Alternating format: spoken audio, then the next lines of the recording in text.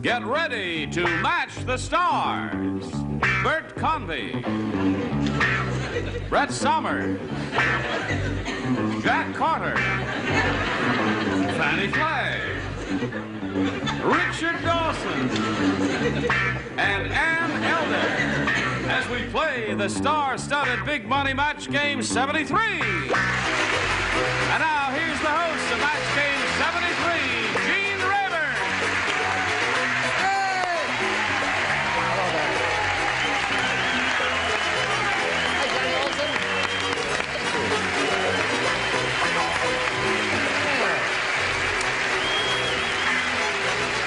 Hello there.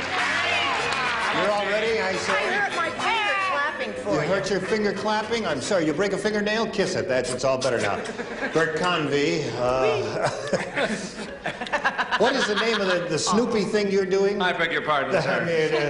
The Snoop Sisters. The Snoop Sisters? Yes. That's going to be on soon, is it? It'll be on about a month from now. As a matter of fact, the first one will be on. Yes. Okay. Thank you very Look forward much. to seeing that. Called the Snoop Sisters Mug Charlie Brown.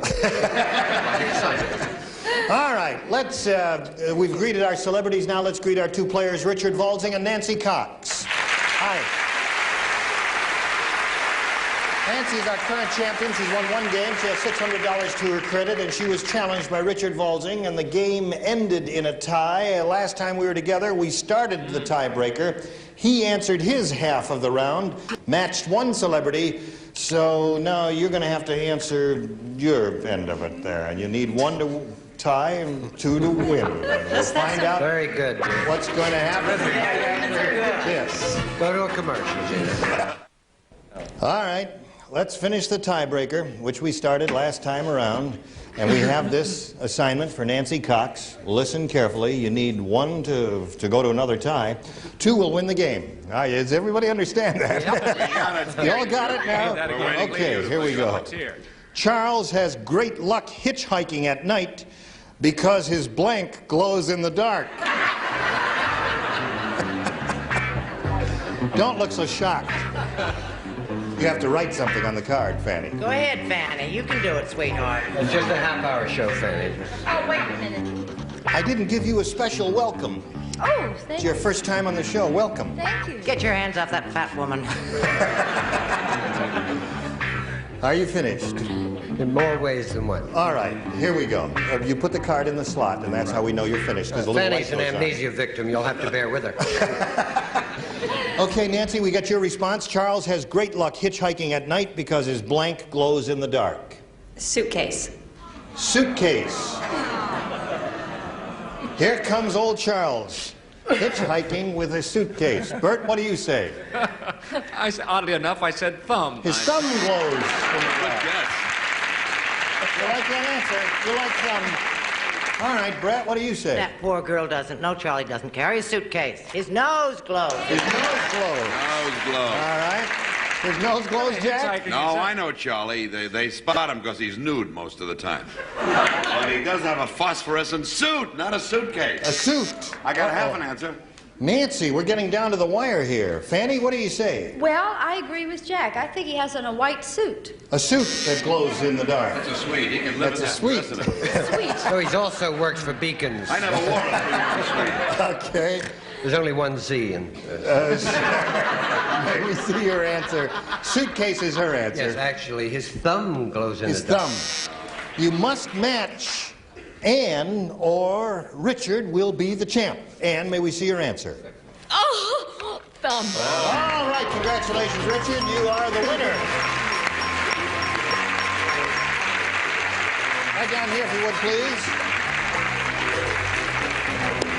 Nancy. It was a real pleasure meeting you, Nancy Cox. Well, We've got $600 for you. Many thanks for being with us on Match Game 73. Nancy Cox. All right.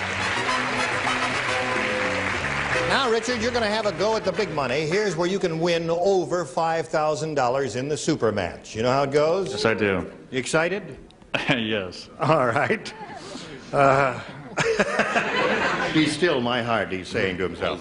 Okay, we polled a recent studio audience, Richard, and we got their best response to this. Box blank. Now, the answer they gave most often is worth $500 to you if you can match it. The second most frequent response, $250. The third, $100. Now, which three celebrities would you like a little help from on this? Richard Dawson. Box lunch. Box lunch, he says. Okay. There's one answer. Just throw sandwiches, folks. Just throw sandwiches, he says. Bert Convy. Thank you. I'll say box car. Box car, C-A-R.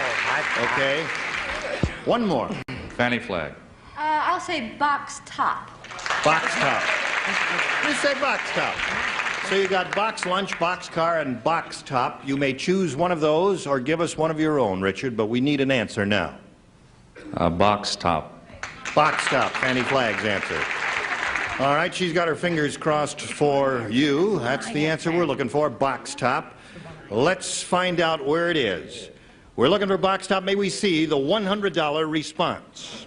Box lunch is a good answer. All right, that was Richard's answer, wasn't it? Okay, that's very good, Richard. You're in there. Well, thank you. Still looking for box top. May we see the $250 response? Box top it is. You've got it. Okay, Richard, you're a winner. Before we go on, let's find out what is under the $500 response. What do you say? Box office. Did you He was so sure he was right. I thought for sure I had it. And He said, I'm hot today. You won $250. That means you're going to play for 10 times that amount now, or $2,500. Now, to collect that amount of money, you must match one celebrity on a head-to-head basis, and we ask you now, which celebrity will it be? Who did I match before? It was Fannie. I'll take Fannie Flagg. You'll take Fannie without even looking. Yes, I'll take Fannie Flagg. I'll take it too, and I'm looking.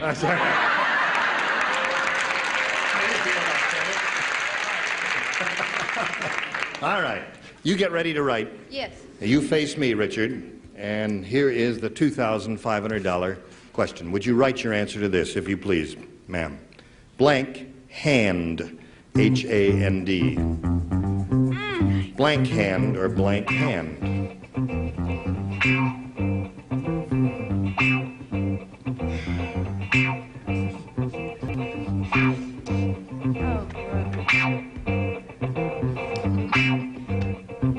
We're running out of music. Put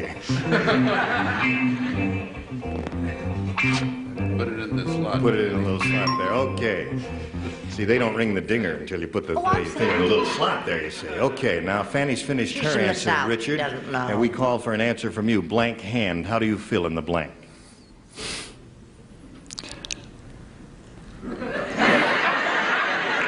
Has he died? No, he's breathing. His heart is beating. That's a hard one. Blank hand. Left. Left hand. Oh. Is that a hard one? That's close. All right, that's his answer. Left hand, Fannie, for $2,500. May we see your answer, please? I'm so disappointed because I'm a Democrat and I put right hand. Right hand there. I'm so sorry. Oh, Well, honey, right-handed, you're both sorry. on the same track there. Well, listen, Richard, you're up to $350. You're still the champ. You're going to meet another player and play another game, and that'll happen right after we hear these messages. Okay, what do you say we say hello to a new player here? Let's welcome Colleen Krantz. Hello, Colleen. You know Richard, don't you? Yes. Okay. You're a very pretty lady, Colleen.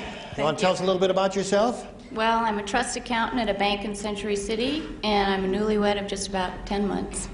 Oh, we welcome you. Wish you the very best of luck. You know that you and Richard will be answering questions trying to match our 6 celebrities, and the one who does that most often at the end of the second round will be the winner and have a chance to go on to the super match where you can win over $5,000. All right, challenger, we ask you to make a selection. A, please. A is what we have for Colleen, and everybody will play, and if you are ready, this is your assignment. Stephanie got blank in her waterbed. Stephanie got blank in her waterbed. Would you stop jiggling the camera when you're laughing over there, please? Stephanie got blank. Is that, there's not an ED on the end of that, is it? Not on my card, no. Of course there's not an ED on the end of it. Well, it was a very important question. I can't think of a thing. Nobody's ready up there yet. They're all ready down here. We're the We best. all have water We're the beds. best here. We're the best. Yeah. We're the fastest. Okay, now they're all ready, so let's go over to Colleen Krantz and see how she fills in the blank. Stephanie got blank in her waterbed. Wet? Wet. That seems like a logical answer to me. Let's see how logical you are. It's a very logical answer. I said sand. She got sand in her waterbed. Yeah. Would you like to tell us how that happened? No, don't bother. Okay. I thought you were going to hit me.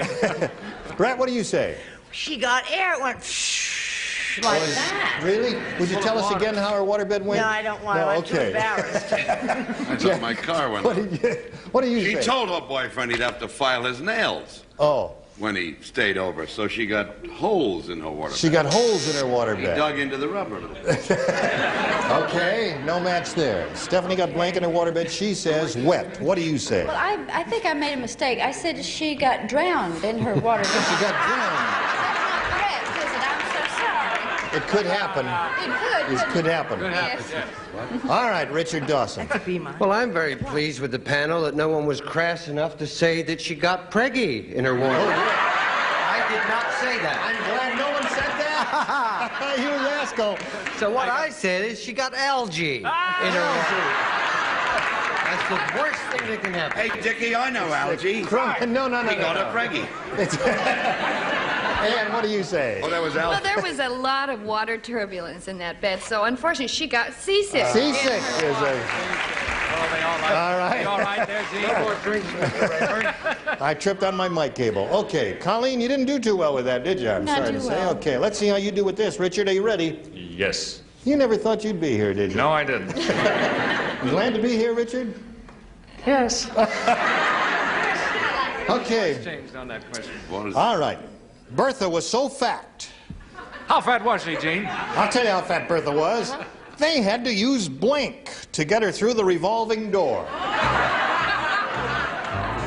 That's how fat Bertha was. Bertha was so fat they had to use blank to get her through the revolving door. I'm glad you're finished. Don't think too hard. He's The been strain finished for may be years. too much, and She was that fat, eh? she was that fat, right? You mean to tell me? And There she is. Ann finally came up with an answer. Let's see what your answer is, Richard. Bertha was so fat they had to use blank to get her through the revolving door. Grease. Grease. Okay. All right, Bert Convey. Well, I'm in the family. I think I said lard. Would Lard. you offer that? That is an answer. All right, Brett. I didn't say lard, and I didn't say oil or grease. I said pushers. Pushers. You know you get covered. I see. Pushers. Okay. All right. Jack, what did you say? You should see what pushers are selling nowadays. Yeah. Well, I know a Bertha's sister. She's so fat she needs a bookmark to find her chins. But I said that they use... That's one of the... It's a Maury Amsterdam saying. She used suction. A lot of suction. They sucked her through the door. That's right. Okay. Aren't you glad you came, Fanny? No. No? Come on now, show us it's show and tell time. This man and I are thinking alike. I said axle grease. Grease. Grease. All right, there's another match. Richard. And we depend upon you for a same answer. Oh, I'm sorry, Richard. No, I'll do something well, I'll else. answer for you then. I said... Grease. Grease. Don't hit my bursitis. What did you say, Ann? Well, I wrote a word that was very near and dear to my heart as I was trying to think of an answer. I said pressure. Pressure. Okay. You did pretty well with that. You picked up 3, and we'll see what happens in round 2 right after we have these happenings happen to you. Here we go to round 2. Colleen, if you're ready, would you please make a selection? I think I'll try A again. You're going to try A again. All right? Since you didn't match anyone last time, everyone plays this time. All right. The Vanderwinkles' guest bathtub is so huge. How huge is it, Gene? They put up a sign that said, "No blanking." That's some big bathtub, isn't it? Their bathtub is so huge. The bathtub is so huge, they put up a sign that said, "No blanking." You lost me. Well, would you like It's to read easy it? to do, Would I it tell help you. if you I've been read it trying to lose her for weeks. You know I can't read without Oh, I'm my sorry. glasses. You do that Would you to give me me, on purpose to make a fool of me. No, the Vanderwinkles' guest bathtub is so huge they put up a sign that said no blanking. That's all there is to it. Very simple answer. Right, Richard? Right. What happened? I just dozed off for a moment. I heard every word. All right, Colleen, we call on you now to give us your response. The bathtub is so huge they put up a sign that said no... Swimming. No swimming. Good answer. All right. Bert, what did you say? She said no swimming. Well, she was so tentative about it. Would be affirmative about it. Swimming. Affirmative. Yes. There's Good one for girl. you, Absolutely. Colleen. Have you got something for Colleen, Brett? You know what? What? I think something's wrong with me. I think I'm think the same senile. thing. Isn't that funny? I don't know. I didn't even think of swimming. I said no vacancies. I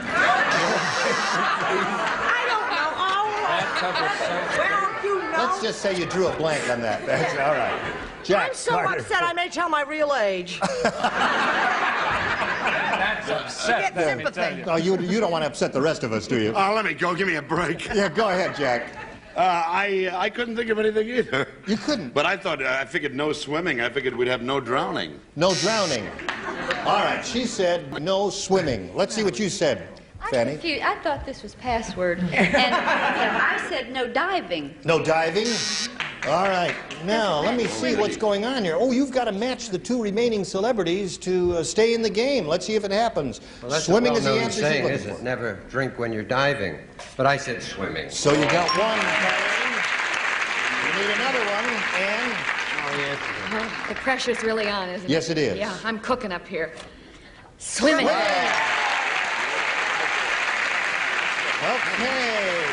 Now, Richard, it's tie at this moment. You've got to complete your end of the round. One match will win the game. Here we go. The farmer said, I can't wait to hear this one. I've got a real problem. And the cow wasn't home either. One of my cows has fallen in love with blank. Mother Goose. I don't know.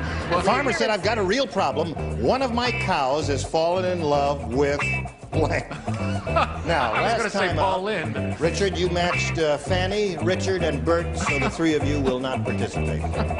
The farmer said this? Farmer said this, I've got a real problem. One of my cows has fallen in love with.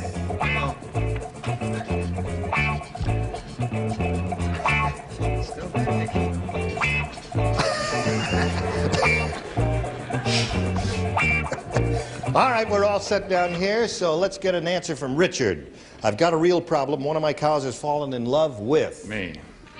With me. The audience thinks you're going to score with that, Richard. All you need is one to win the game. Brett. Well, let's face it, it's not me, sweetheart. My son. The cow has fallen in love with my son.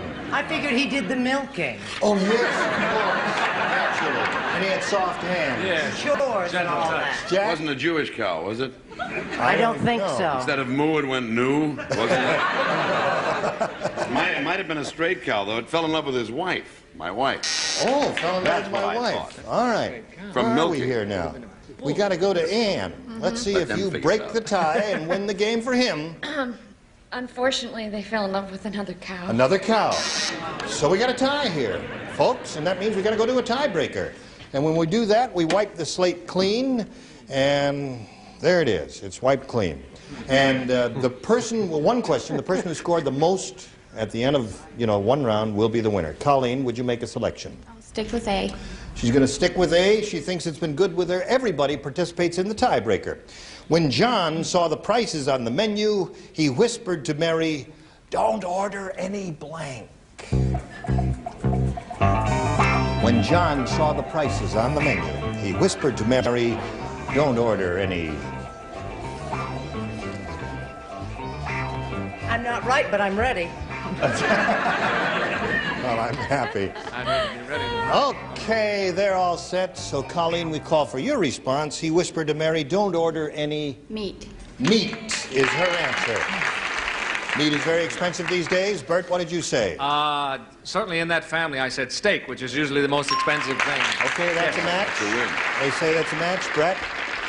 Yes. I'm too embarrassed. I can't go on like this. Why? He said, don't order anything. Anything. Or anything, yeah. I've never tasted thing. Huh? Yeah, I've never tasted Jack? I went to the end of the menu. Don't touch the dessert. No dessert. All right, she's scored one so far. Fannie? Well, I agreed with my idol, Brett, and I said don't order any food.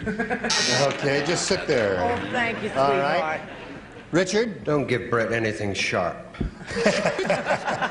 Steak. All right, there's another match. We're up to 2 now. Colleen and Ann. And how about right on meat? There it is. Okay. So you've scored 3 times, and we're going to have to get to you, but first we've got to get to this, and then you come back right after you hear this message. Well, we've run out of time. I'm sorry to have to stop here, but we've got to do it, and we'll see what happens with this tiebreaker next time. Thank you.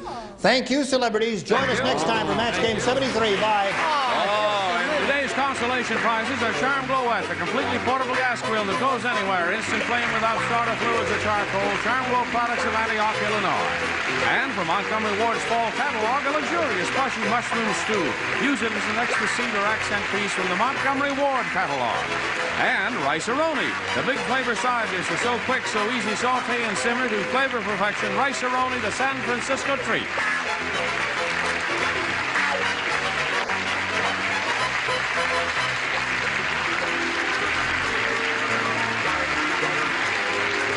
This is Johnny Olson speaking for Match Game 73, a Mark Goodson, Bill Todman production.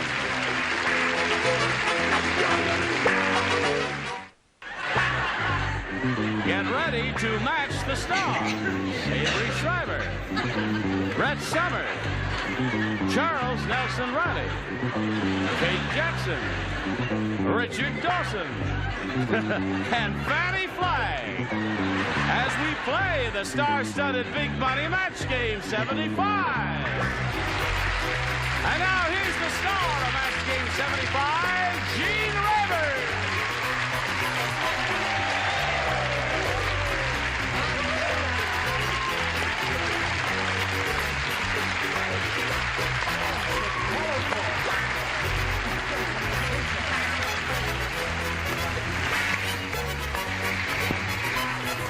Thanks, Johnny Olson and Fred. It's Mr. Babbitt here. How's everybody? Terrific. Fine. You all right? Richard, are you all right? Top of the world, thank you. That's good. Oh, look at what you're wearing. Hey, I want one of those. I want 2 of those. I've got a good job. I change the numbers every year. Oh, terrific. Time just flies away. Yeah. Well, what do you say we greet our 2 players over here, Judy Norton and Warren Weinstock? How are you? Good. You okay, Warren? Fine, thank you.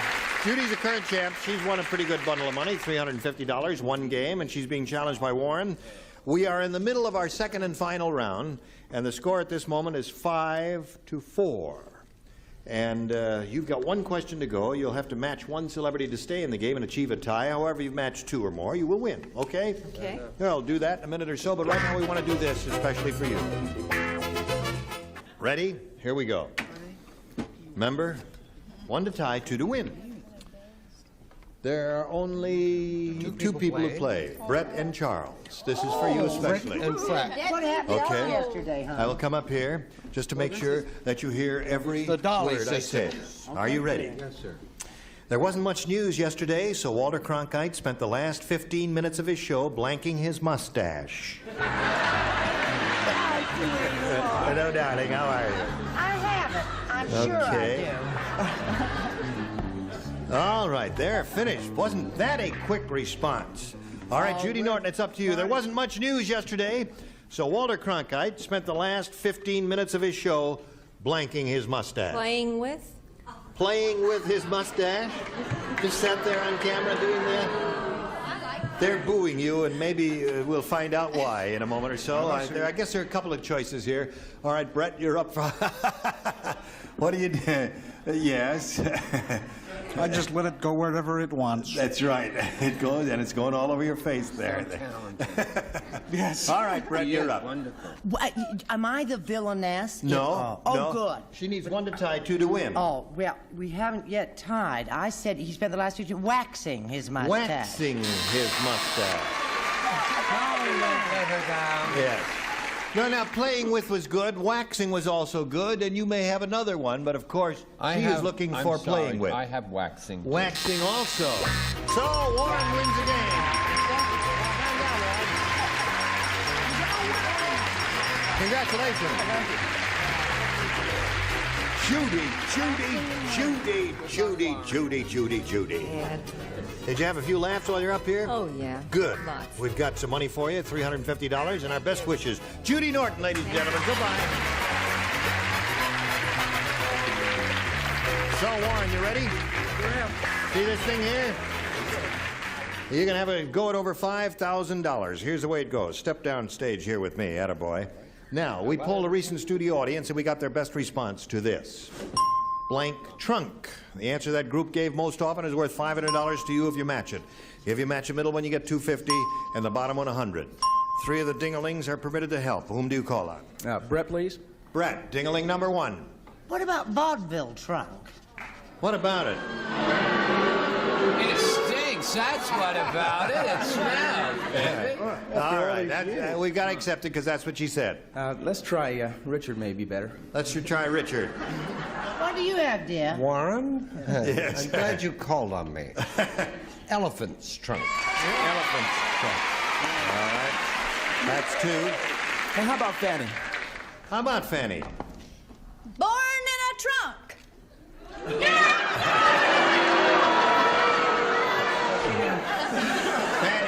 Fannie. You didn't finish we the are line. too showbiz for this group. And Fannie, You're listen gonna to me. feel bad. What? Your enthusiasm is marvelous. It's too bad the answers are so rotten. Are you trying to tell me that I have snatched victory out of the jaws of defeat again? That's what I'm trying to tell you. No, but that's your answer. Born in the trunk. It's a popular show business phrase. I don't know if that audience thought about it. We'll find out. Born in the trunk, elephant's trunk, and vaudeville trunk. Now, do you want to take one of those, or would you like to do your own? Well, it'd be nice to do my own, but I'll take elephants.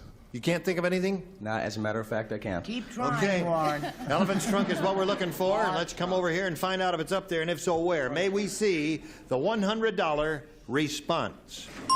Car trunk. From the All film right, Born that's Free. Put the body. This is kind of a difficult one, I think. Let's be kind to them now. Here we go. Looking for elephant's trunk is the $250 response.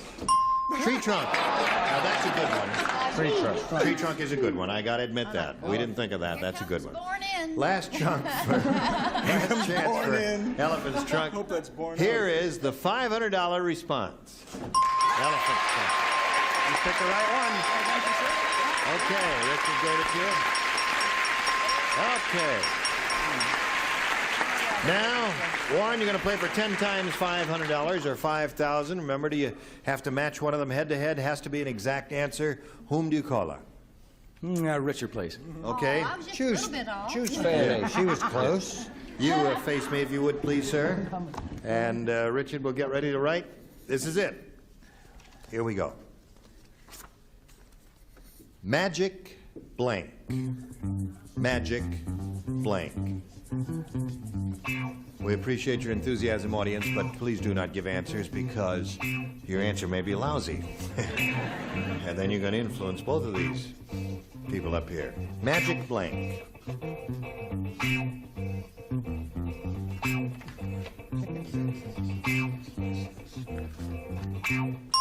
He's finished. Okay, Warren Weinstock. We need an answer from you which you think will match his. Magic blank. Magic wand. Wand.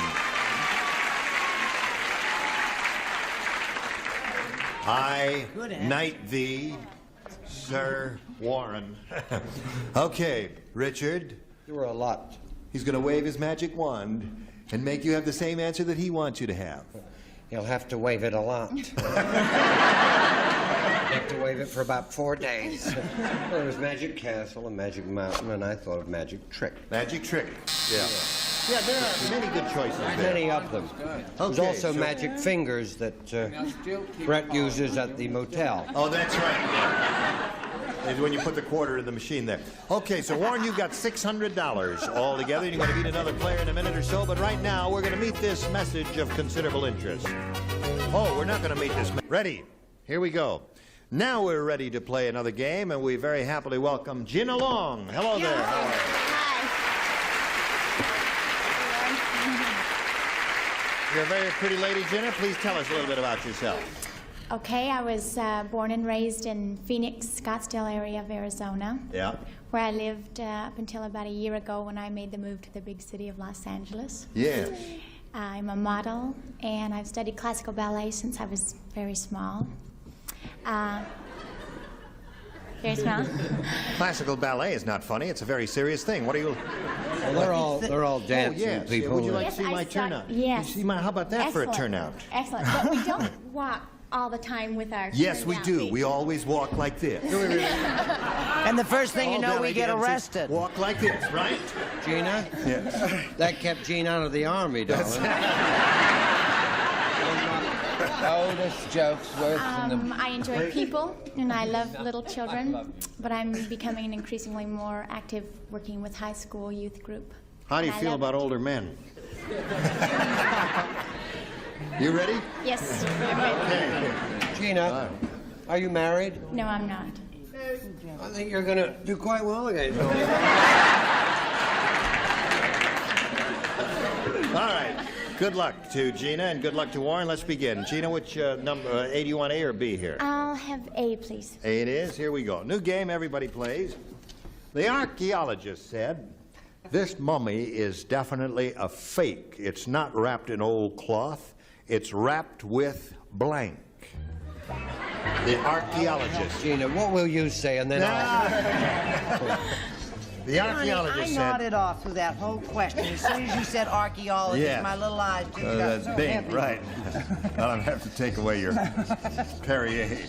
The archaeologist said this mummy is definitely a fake. It's not wrapped in old cloth. It's wrapped with blank. Oh, I understand that. Finally got through to you, eh? Oh, Wrong. you just mind your own business. Remember the other day when we had drowning? And it was a match. After he No whispering. no whispering. My spelling. Can't. It's That my spelling spelling. doesn't count here. We don't Oh, care. what do we have? Another Joanne Flug on her hands down there in the dummy seat? Okay, everybody. Avery, finishing up there. Stand up here in the... Put it in the slot now, Avery. Oh, that one. All That's right, it. there you Bye. go. All right. Now.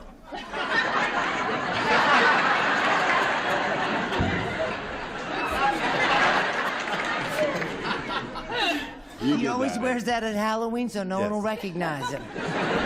Jenna, the archaeologist said, this mummy is definitely a fake. It's not, excuse me, I have to sneeze. Achoo! God bless you. I repressed it. They say you can get a hernia that way. The archaeologist said, this mummy is definitely a fake. It's not wrapped in old cloth. It's wrapped with blank. Oh, I'm going to say wax paper. Wax paper. I'm sorry. Leave her alone. Turn on her! I'll turn her on. All right, she said waxed paper. What do you say, Avery? Close. No, I said sandpaper. So. Sandpaper. So that's two rotten answers in a row, Brett? Whose mummy was she? I don't know. Not my mummy. I said saran wrap. Saran wrap. Yeah, they like that one. Yeah, those are my people out Charles, they go for saran wrap. I go for saran wrap too. Wax paper went out with the last World War, didn't it? Yes. there. The day his hair fell out. What are you saying? I said Scotch tape. This mummy is wrapped in Scotch tape. Got some winners up here, folks. Yes. Little fever. Temperature seems to be racing. Yes, right. Scotch tape? Scotch tape. That went out with sandpaper. Al Serrano. Saran wrap. Very close. All Sorry, right. Gina. Now, Fannie Flagg. Man from Glad, man from Glad. I said saran wrap. Saran wrap. So, well, you were on the, you really on the on right You were track. thinking of the right thing, but wasn't. All right, Warren, you ready for yours? Sure. Hey, you know when Noah Yeah. threw the big cocktail party on the Ark? I was there. You were there. I'll have you know, he used one of the pelicans as a blank. Kids, Had a don't worry big about it. cocktail party aboard the old Ark, and he used one of the pelicans as a blank. I'm finished. I'm finished. Good. All right. Easy. I wasn't this really is a very there. easy one. And Is some it very easy? interesting possibilities, too. And amusing ones. Okay, Warren. When Noah threw the big cocktail party on the Ark, he used one of the pelicans as a Cocktail shaker. cocktail shaker. Come on, you're my friends. You're my friends. It's right up there with wax paper. You know. All right, Avery. Now, I just thought this went over logically. Yeah. And I came up with an ice bucket. Ice bucket is good. Yeah. Very good. That, No. yes. Boy, well, What do pelicans wear? feathers. Snowshoes. Pelicans wear feathers. Tuxedo. Tuxedos pelicans wear. Those are penguins. Those are penguins, dummy. You thought you've been thinking of I say pelican, and in your mind you got a picture of a penguin. So what'd you write? Guess. I wasn't really at Noah's Ark party. You weren't. I wasn't invited. Oh, I said waiter. I see. I thought that was, thank you, sweetheart. Use the pelicans as a waiter, eh? Okay, Charles. You know, I was sailing the other day and I saw a pelican, but I saw a tuxedo this time and I said bartender. A bartender. I'm so glad. You blew it also, eh? I hope you understood it. When Noah threw the big cocktail party on the Ark, he used one of the pelicans as a Punch bowl. punch bowl is good. Yeah. Punch bowl and cocktail shaker, unfortunately, do not match. You're getting close, though. I would like to hear more of that sailing adventure of Charles. Yes. It sounded so exciting. He's on the You know Ark. what a silent butler is, don't Yes, you? of course. Little It's a- thing where right. you take your basic pelican, Right. grab it. Squeeze him by the head. No, by the other end. Oh, by the other end. You go, And then you squeeze. Oh, and then you dump You the use him as an ashtray. I see. It's an excellent idea if you're ever on the Ark. Please feel free to use it. Fannie Flagg, looking for cocktail shaker. I'm happy for you. I said the same thing. Ashtray. Basic That's ashtray. good. Come out and put the ashes So, in it.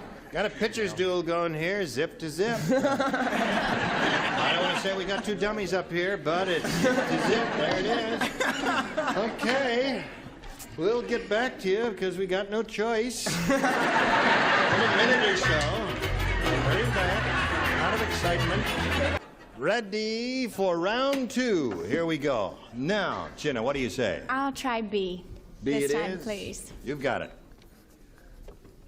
Arthur, everybody plays. Arthur said to the psychiatrist, "Doc, there must be something wrong with me. As soon as I walked into the group therapy session, all the other patients blanked." Said, Doc, there must be something wrong with me. Must be Susan, something wrong with me. As soon as I walked into the group therapy, you're the best. No, I'm the first. You're the first. As soon as I walked into the group therapy session, all the other patients blanked.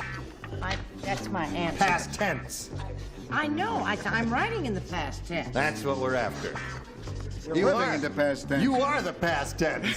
Oh, that's true, isn't it? I No. try not to ever think about it. No, you're a sweet lady. I I've never met a pelican she didn't like. What is All that right, thing Jenna. about the pelican? Arthur said to the psychiatrist, "Doc, there must be something wrong with me. As soon as I walked into the group therapy session, all the other patients blanked." All right. My first response was they left, walked out. They like that. They like that. But then when you said past tense, that threw If me. the audience likes it, Is it's that a good? bad omen. No, I'm only kidding. Smart answer. Yeah, that's a very good answer she gave. Avery? Yeah. This has happened to me. They flipped. They flipped. That doesn't match. That doesn't match? But that's an interesting answer, though. Yeah. Brett, what do you say? That little girl is just a terrific little person, a fine human being. I understand a good kisser, a marvelous dancer, and I said fled. Fled or left, there's a match. That's one for you, Jenna. Charles. No, Gina's pretty enough to be a movie star. Yes, she is. She's a very pretty What's lady. her name? So are you, Charles. Gina Long. Gina Long. Brigida. Brigida. Gina Long of Brigida?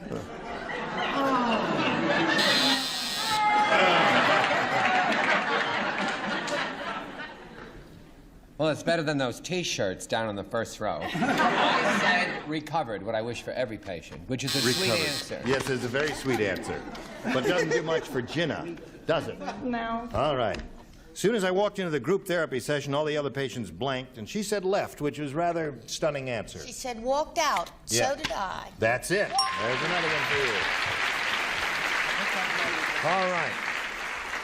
Would you like to help this young lady along, Richard, with a smashing answer? Who said Long of Brigida? Charles. How disgusting. Is it past tense? Yes. All right, then lefted. Lefted. Okay, that's 3 for Jenna. Now we come to Fannie Flagg. I've never been in group therapy, but Brett told me all about it. Really? And the main thing is people discuss their lives. And so I said when he walked in, everybody else shut up. Okay. So you matched half of the celebrities there, and now we go to Warren's question. And no? You want to do a commercial? No. All right. We'll put that right back there, Warren, and you'll stand by for a moment while we do this message of considerable interest to all. Now, time is up. I'm sorry to say we've just got to stop the game right here in the middle of round 2. And you'll have a chance. When we come back next time, you're going to have to match 3 celebrities to stay in the game. 4 will win another game. Look forward to seeing you both next time. And you too. Now, let's see. We got a little time here. Is there anything we can do for you?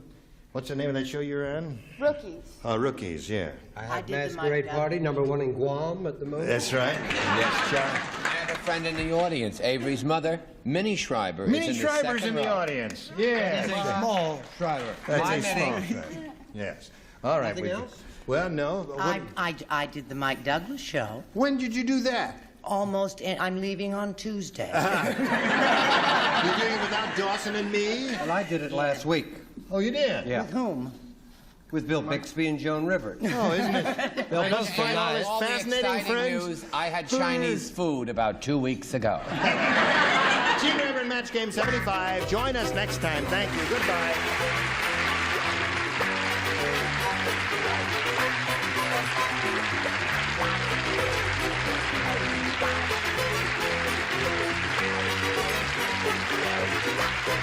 This is Johnny Olson speaking for Match Game 75, a Mark Goodson, Bill Todman production.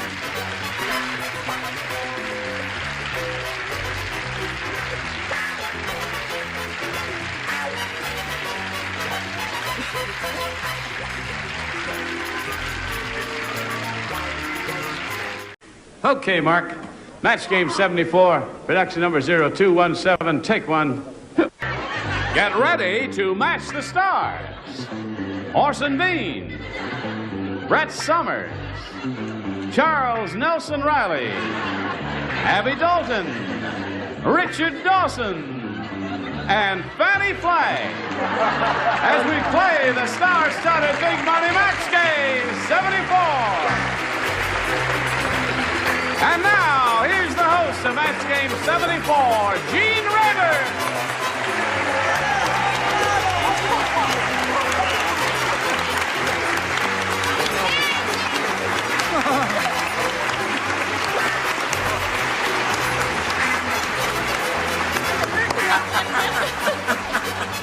Everybody okay over here? No. Oh, I didn't sleep all night. You didn't sleep all I night? didn't sleep a wink. I was What? so excited about this game. You wouldn't listen. You're terrific on it. Isn't she good? Yes. She's funny and she... It's funny, she looks rested to me. Boy, she'll never drown, I'll tell you that. Well, Fanny got so much mileage out of a little cleavage, I thought, why not? Yes, good girl. I'm very happy about the I whole used to write thing. you letters, and Now. dear Abby. Is that you the same That's person? the same person, yes. Shall we greet our 2 players over Yes. here? who keep I wish getting you into would. these ties Hardly. all the time? and Karen O'Day. Hello, ladies. He is the current champion with $950, and she's being challenged by a real good player, Karen O'Day. They went to one tiebreaker, if you weren't with us last time out, and that ended up in a tie. And then we had to go to another tiebreaker, of which we are in the middle of now. And she's had her question and scored 6, and you've got to score 6, and if that happens, we have another tiebreaker. So we'll find out what happens. I'm sorry, I didn't catch that. I was talking. Would you repeat that? Just tune in after the commercial. I'll repeat the whole thing there. All right. Thank you. Now, let's eliminate the suspense and find out if we go to another tiebreaker or if we end this game here and now. Lee, listen carefully. Everybody plays. This is her question on the tiebreaker. Yes. General Custer said to his men, Yes? "Don't worry about this arrow sticking through my neck. It only hurts when I blank."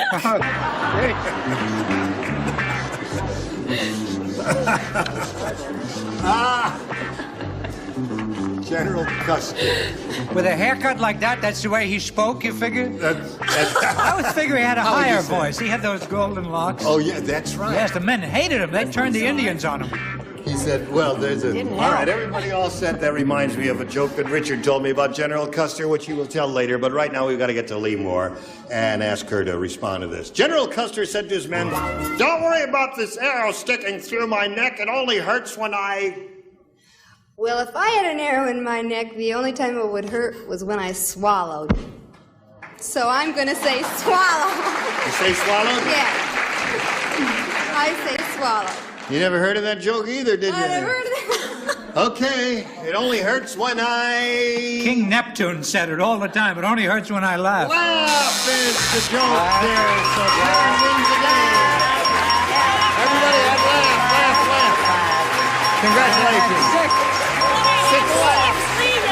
Oh, I'm sorry. I had a ball. Did you have a good time? Oh, I had a wonderful time. And you got some plans for the $950? Yes, we're vacationing in Minnesota in June. How nice. Yes. Thank you for being Thanks here, to Lee you. Moore, and good luck to you.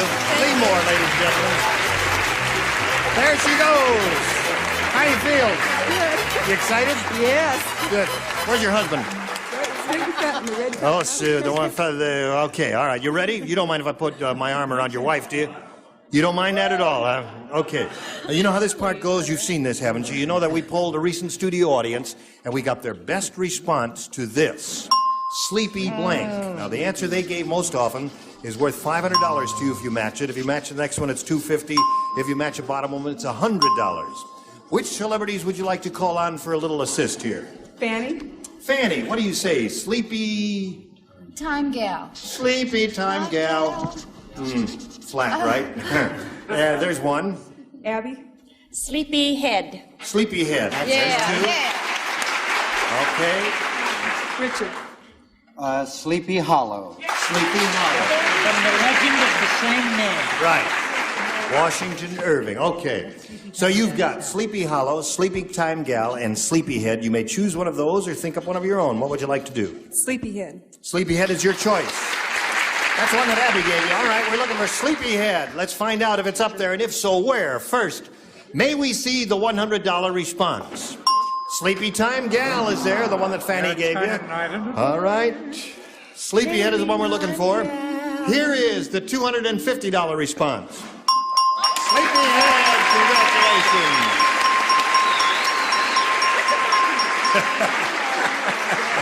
All right, that's the one that Abby gave you. And what do you think is under the big one there?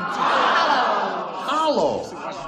That was Richard's answer, right? Sleepy Hollow. We'll find out right now. Here it is. Here it is. Hollow. That's what I had. Okay. Well, Karen, you've won the $250. That means you play for 10 times that amount, or $2,500. To collect, you've got to match one celebrity, and it's time to choose one now. Richard? You are chosen, Richard. You get ready to write. And Karen, you face me, and here is the $2,500 question. Blank deal. D-E-A-L. Blank deal. Or blank deal.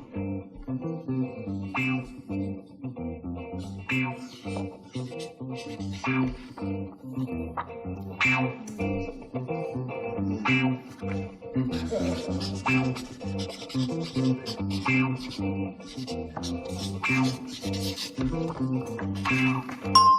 he's finished. Now, Karen, we ask you for your response. What would you say to match him in filling in this blank? Blank deal.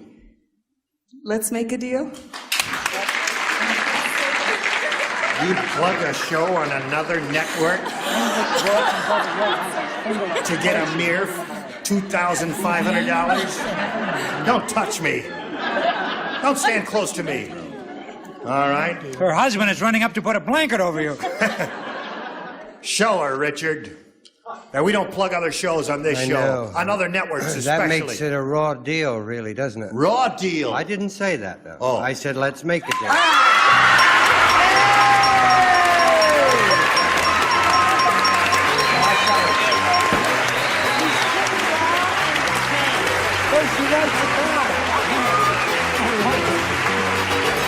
Bad person!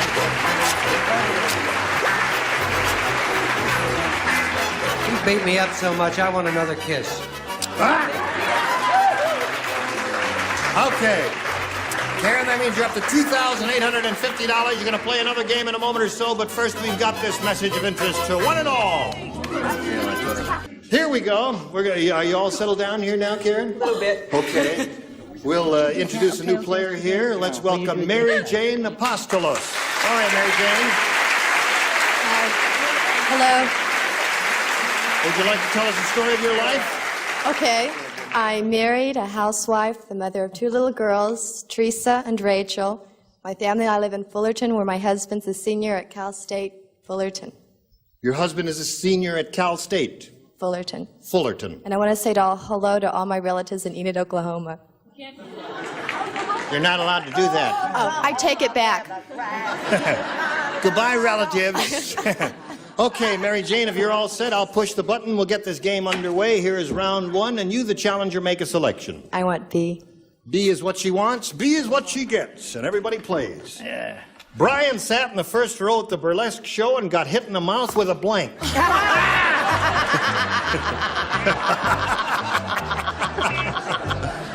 That reminds me Are of you an paying old attention, Mary show. Jane? I'm thinking. Remember, I'm going to ask you a question a little bit later there. Brian sat in the first row at the burlesque show, got hit in the mouth with a blank. Okay. Now, lower tier is ready. Charles is ready. Oh. Enid, Oklahoma. Enid, Oklahoma. Enid, Oklahoma. I have friends there, too. Okay, they're all set? All right, Miss Enid, Oklahoma, what do you say to this? Brian sat in the first row at the burlesque show and got hit in the mouth with a blank. Boob.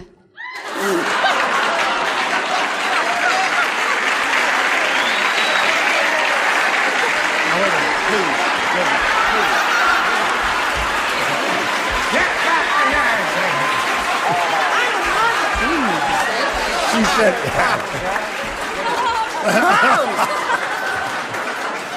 listen, Mary Jane, I know that you're the mother of what, 2 or 3? 2. Of 2, and your husband is still in college. That means you must be fairly young, right? Yes. Have you ever been to a burlesque show? No. No? I've heard about him. They don't come off, honey. Okay. Well, I've never been to one. Gene, but I just, I have. Gene, I just can't imagine that happening. I think someone should tell her they don't come off. No.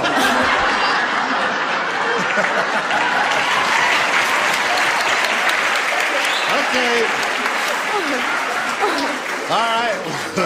We've got her answer, and now we need yours. What do you say, Orson? Sweet, clean-living, fun-loving, clean-minded young Orson Bean. The fact of the matter is, Fanny, they do come off. A falsie. Well, we wouldn't know about that, would we, Brett? All No, right. sir, not Brett- me, and certainly not you, sweetheart. Don't know nothing about falsies, I'll tell you that.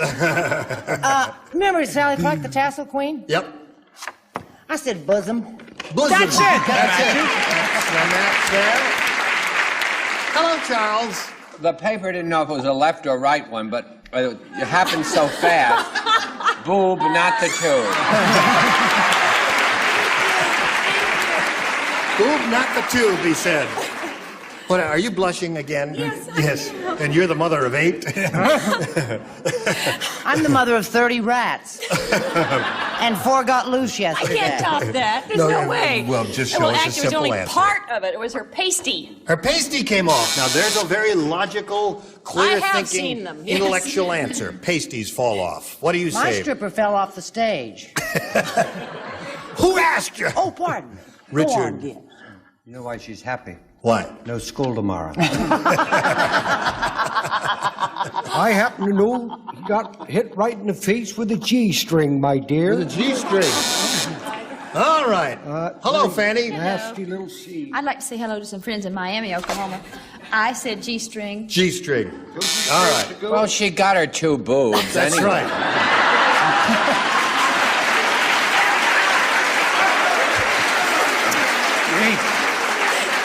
That's right, Charles. Mary Jane ended up with a pair. And you dear friends and gentle hearts, you end up with this commercial message of interest. I can't win them all. Today's consolation prizes are a full line of his and her Vanda makeup, skincare products, and toiletries, all from Vanda Beauty Consular Division of Guard Industries. And an assortment from the Bruce family of quality floor care products, including clean and wax, cleans, waxes, and buffs to that rich, warm glow of paste wax beauty. And a supply of Alpen, a great-tasting natural breakfast cereal made from an old Swiss recipe full of good things from the good earth. More of Match Game 74 in 1 minute. Middle of round 1, score is 2-0. Let's complete this round and see how it ends up. Ready, Karen? Okay. Everybody plays. Joe said, this is really authentic bathtub gin. Every bottle has a little blank in it. You're thrilled with that question, aren't you? Yeah. I don't know, me. I don't write them. I just read them.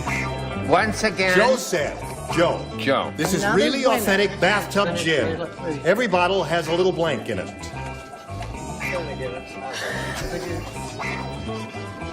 All right. Lower tier is ready. Well, I guess I'll Upper just tier have is still thinking. Orson is ready. Well. What time does speech start? 8:30 and... Okay. Here we go. Karen O'Day. Joe said this is really authentic bathtub gin. Every bottle has a little blank in it. Soap? Soap. You know what bathtub gin is? No. You don't know what bathtub gin is? You're too young to remember. Well, there was a dumb experiment that the people, Congress voted in this country some years ago called the Volstead Act. And it was a prohibition. You couldn't drink booze or make it or sell it or anything. And people were making gin in bathtubs. And Leave that's her really, it was alone. terrible stuff, I remember. All right, Orson. Yes. Every bottle has a little blank in it. Oh, are we back? Yes. Soap. Soap. Okay. Brett, what'd you say? I have 2 seats left, but they're in the first row. Oh, well, we'll go anyway. Well, you know, my father used to make bathtub gin. He did? Because he was a big drinker. Oh. He used to drink it right out of the tub, plug and all. Plug and all. Every bottle has a plug in it, okay? No, a little plug. A little plug. A little bit of the plug. Oh, I see. Oh, honestly, you have Charles. to explain it. It's so... Stopper. Stopper. Every bottle has a little stopper in it. Authentic bathtub gin, every bottle has a little blank in it. What do you say, young lady? Well, I was going to say rubber duck. Yes. But I said soap suds. Soap suds. Is that a match? Yep. Score's tied 2-all. Richard, you can break the tie, or you can be a mean guy. Yes, you could. Why, a woman drove me to drink, and I never did thank her. Soap it in. 3-2 to score. How about you, little lady? I said soap. Soap. Okay. So that means at the end of round 1, the score is 4-2 in favor of our current champ. We'll go right to round 2, and there it is. Mary Jane? I want B, please. B. You want a B? I want a B. Here's a B. Last time you matched Brett and Charles, the 2 of you will not participate. Everyone else will. Match Oh, I remember what that was now. When William Tell's son saw how drunk his father was, he took the apple off his head and put on a blank. I I'm not writing, but would you say it again anyway? When William Tell's son saw how drunk his father was, he took the apple off his head and put on a blank. I Did you never hear get that? to answer the good question. You know who William Tell was? Good. Think about that while they're finishing up here. And they're all finished up. So, Mary Jane, we call on you. When William Tell's son saw how drunk his father was, he took the apple off his head and put on a... Watermelon. Watermelon. Done. That was a pretty good target to aim at. What did you say, Orson? Yeah. Watermelon. There's one. That's good. I would have said pumpkin, but they said Me too, watermelon. that was my answer, Was but that I your didn't answer? get it right. Pumpkins or watermelons? Abby? I beg. Oh, I thought it was the previous question. I said pumpkin. Yes. Pumpkin. Large, All right. large target. All right, and you, sir? Well, I'll tell you, you people are optimists. I mean, if the guy's juiced out of his skull, no matter how big you put on, he could just miss it and go through you. I know that young boy. He put on a bucket. This way down. All right, now you've got to match Fanny to stay in the game. Fanny? Well, I remembered that she was from Oklahoma, and I didn't think she'd say pumpkin, so I put watermelon.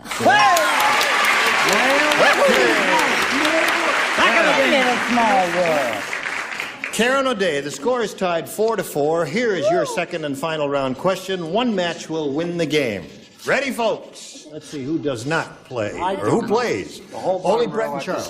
He don't not play, but Brett I and do. Charles, this is only for you. Oh. I play. I don't Brett and have any Charles. light. Brett and on Charles. my- Oh. We are ready. Don't you see us sitting waiting? Yes. We are ready. In Cannibal Country, boom, boom, Mom's apple pie has blank in it. Kiss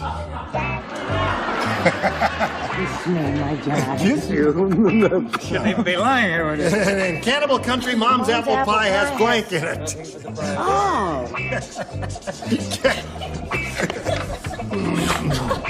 Did you hear that? In Cannibal, don't say it yet. In Cannibal Country, Mom's apple pie has blank in it. Charles, are you ready? Now, Brett, are you mind changing your own your mind? bloody business, Orson B. I told her she had a terrible one, and I was right. Charles is ready. Brett, you change your mind. He made me feel so terrible. Wait. It's worse. Wait a minute. No, wait a minute. Come on now. What's going on? You feel he's losing control? I hate him. I don't want to sit next to him anymore. All right. Finally put the right answer down. You can kiss me if you. Now, Karen O'Day, it's up to you. In Cannibal Country, Mom's apple pie has blank in it. People. People. I don't know how, but I wouldn't have said that. I was in Cannibal Country, Mom's apple pie has mom in it. All right. Oh, isn't That's that cute. Yes, that's cute. I was going to say... People is her answer. I What's was yours? going to say skin because, you know, like you usually peel apples. Yeah. But I didn't say skin because Orson hit me. So I said people. Charles, what do you have? Another people answer. So, come on, Nicky. There's another 100 for you. Here you are back again. Goodbye. Well, Mary Jane, it's been a short and a pleasant It's meeting been a for lot all. of fun. Thank you very much. Thank you, Mary Jane. We've got a gift for you Bye-bye. backstage. Mary Jane Thank you. Apostol, ladies and gentlemen. Goodbye. Okay. Now, you've been through this before. You know how it goes. So here we go with another chance at over $5,000. Don't roll it back a little bit. It went a little too far. Thank you. That's enough. Hold it right there. We polled a recent studio audience, and we got their best response to this. Blank proof. Now, you know it's 500, 250, and 100. Which celebrities you want some help from? Orson? Orson, how do you put? I'd say 90. Is that right? 90 proof? I don't know. Is that what you said? That ain't 90? bad. Is that a lousy I've had answer? It's not bad. It's better than 86 proof. All right, another one? Fanny? Fanny. 100%.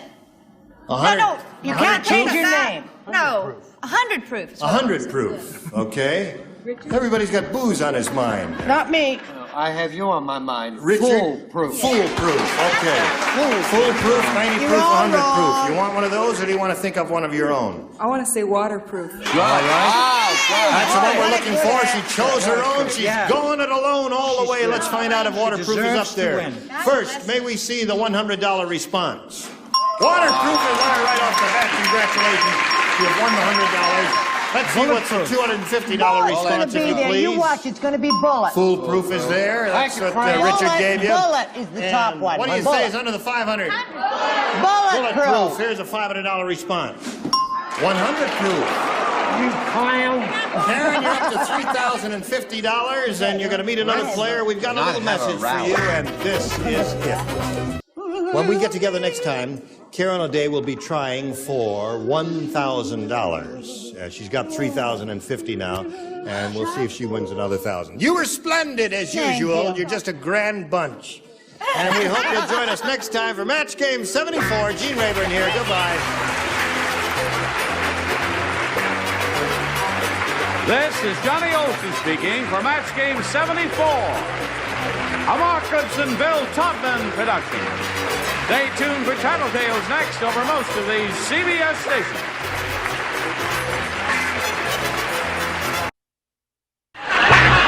Get ready to match the stars. John Forsythe, Brett Summers, Gary Berghoff, Elaine Joyce, Richard Dawson, and Fannie Flagg. Thank you.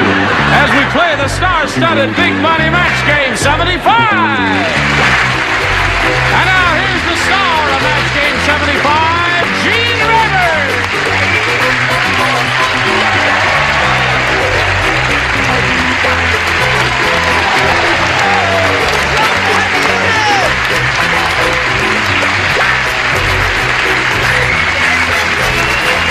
Johnny Olson and friends.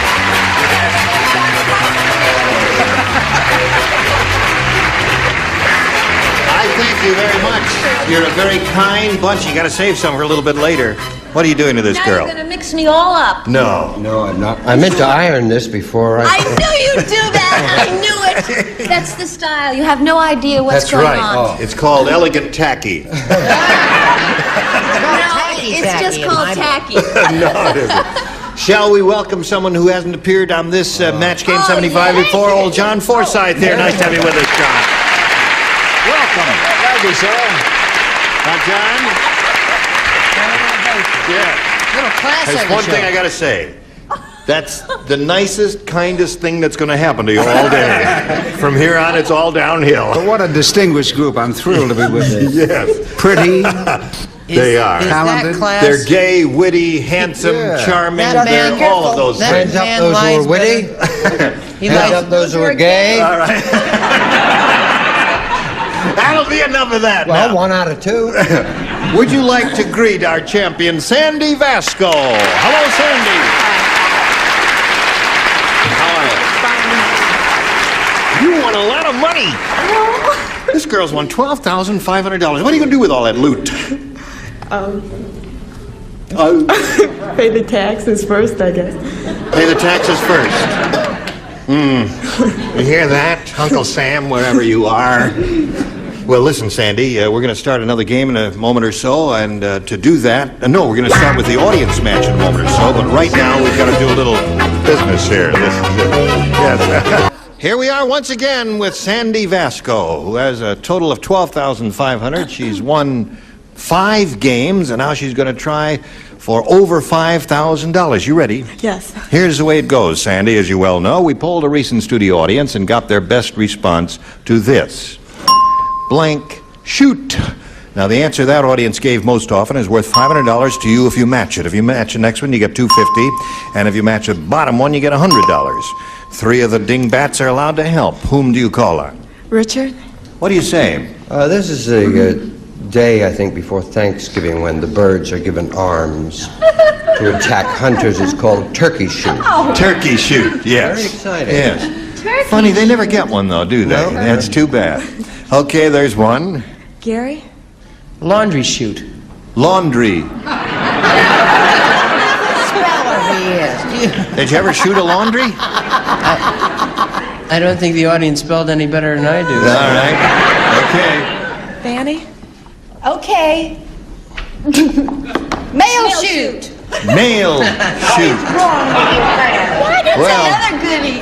When I said call on 3 of the dingbats for answers, you did just that, didn't you? Oh, Okay, so you've got laundry shoot, turkey shoot, and mail shoot. Wait a minute. I didn't see how that was spelled.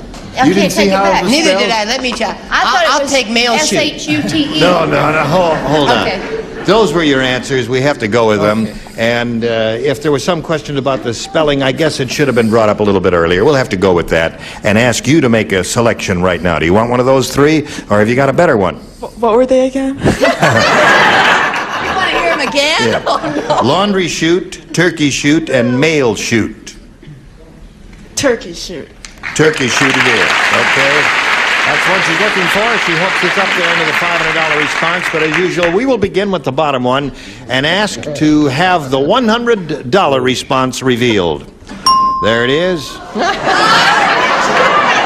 Oh, shoot, it's... Okay. Now that's a misspell, all What a right. country audience, I think. All right, looking for turkey shoot. Here's the $250 response. Skeet shoot. You really did great with this one. Really helping out the little lady here. Mine's not up yet. Skeet shoot. Last chance for turkey shoot. Here's the $500 response. Turkey shoot. Congratulations. So you now have an even $13,000, and that means you're going to try and collect $5,000 now by matching one celebrity head to head exactly. Who will that be? Richard. Okay, Richard, you get ready to write. Oh, shoot. You will face Mail me. shoot. Here we go. This one is worth $5,000. Blank Mason. M-A-S-O-N. Blank Mason. All right, he's finished, Sandy. We ask you to try to match Richard for $5,000. How do you fill in that blank? Blank Mason. Perry Mason. Perry Mason.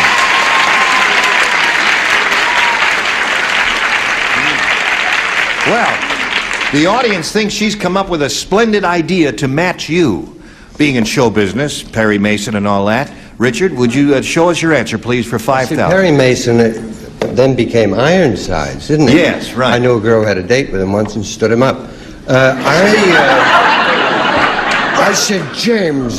You said James Mason. Don't pull a fine actor like James Mason who is not here to defend himself. I'm sorry. I said James They were Mason. both good choices, James and Perry. How about laundry shoot? I said Pamela. Brick Mason. You said Pamela Mason. All right. Oh, we had all kinds of answers there, but Sandy, the fact is you've got your $13,000 and you're going to meet another player right now if you're ready. Let's welcome Ron Wilmuth.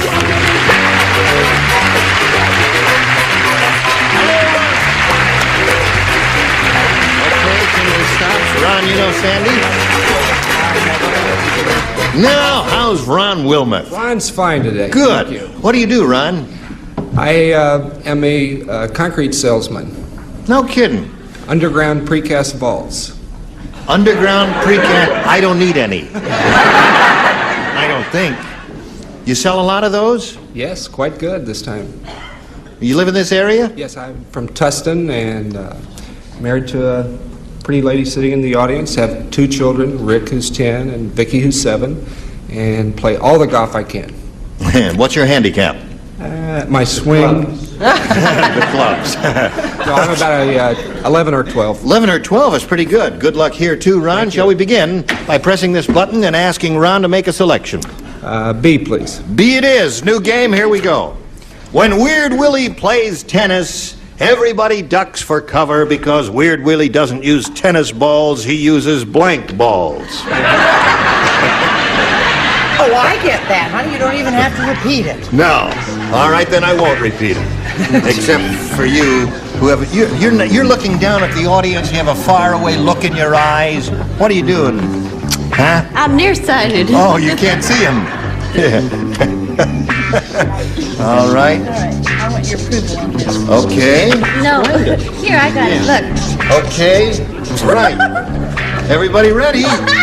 And would you put one answer in the slot there and stop fooling around there? Ron Wilmuth. When Weird Willie plays tennis, everybody ducks for cover because Weird Willie doesn't use tennis balls. He uses blank balls. Snowballs.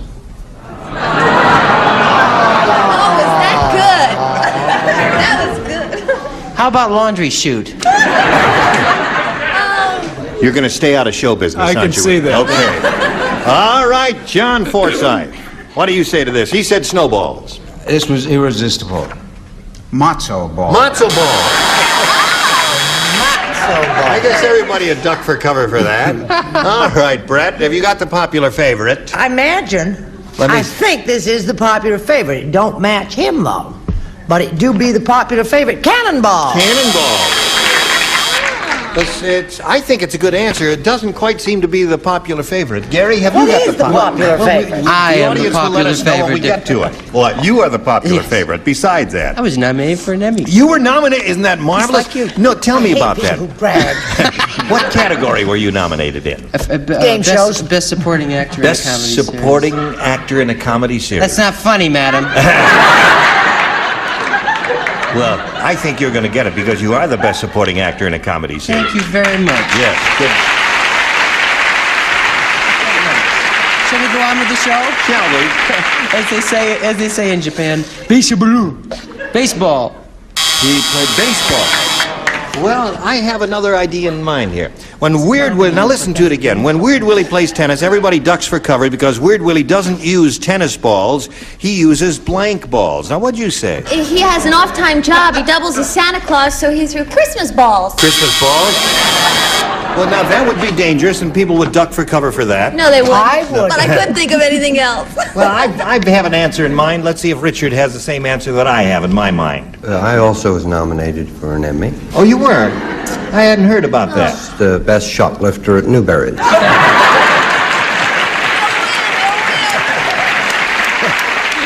You're going to get it. So if you really want to duck for cover when Willie... It's when he serves bowling balls. Bowling balls. Now there's a popular favorite. That's a popular favorite. Not me, Weird Willie. What do you say, Brett? Brett? I mean...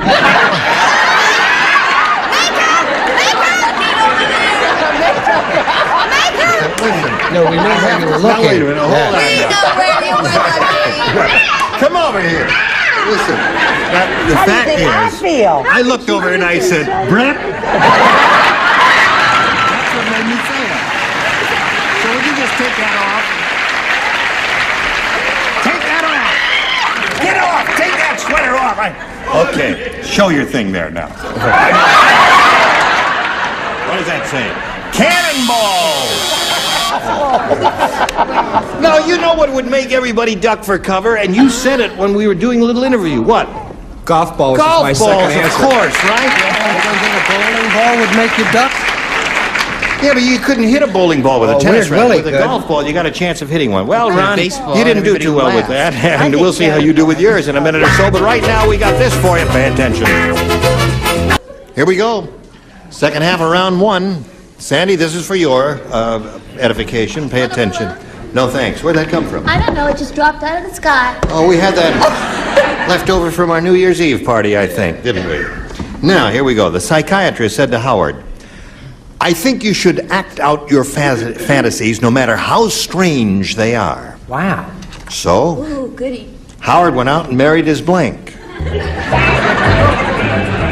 The psychiatrist said to Howard, I think you should act out your fantasies no matter how strange they are. So, Howard went out and married his blank. So, Buried or married? what's that? Buried or married? Married. Oh, married. So Howard went out and married. Married. And Mama gets married and married. You know that whole score, don't you? I certainly do. Not finished? She knows the score already. No, I'm not. I'm not going to come anywhere near you. All right. Somebody sent that shirt to Fannie. Didn't they, Fannie? Yes, they did. Well, hurry up, honey.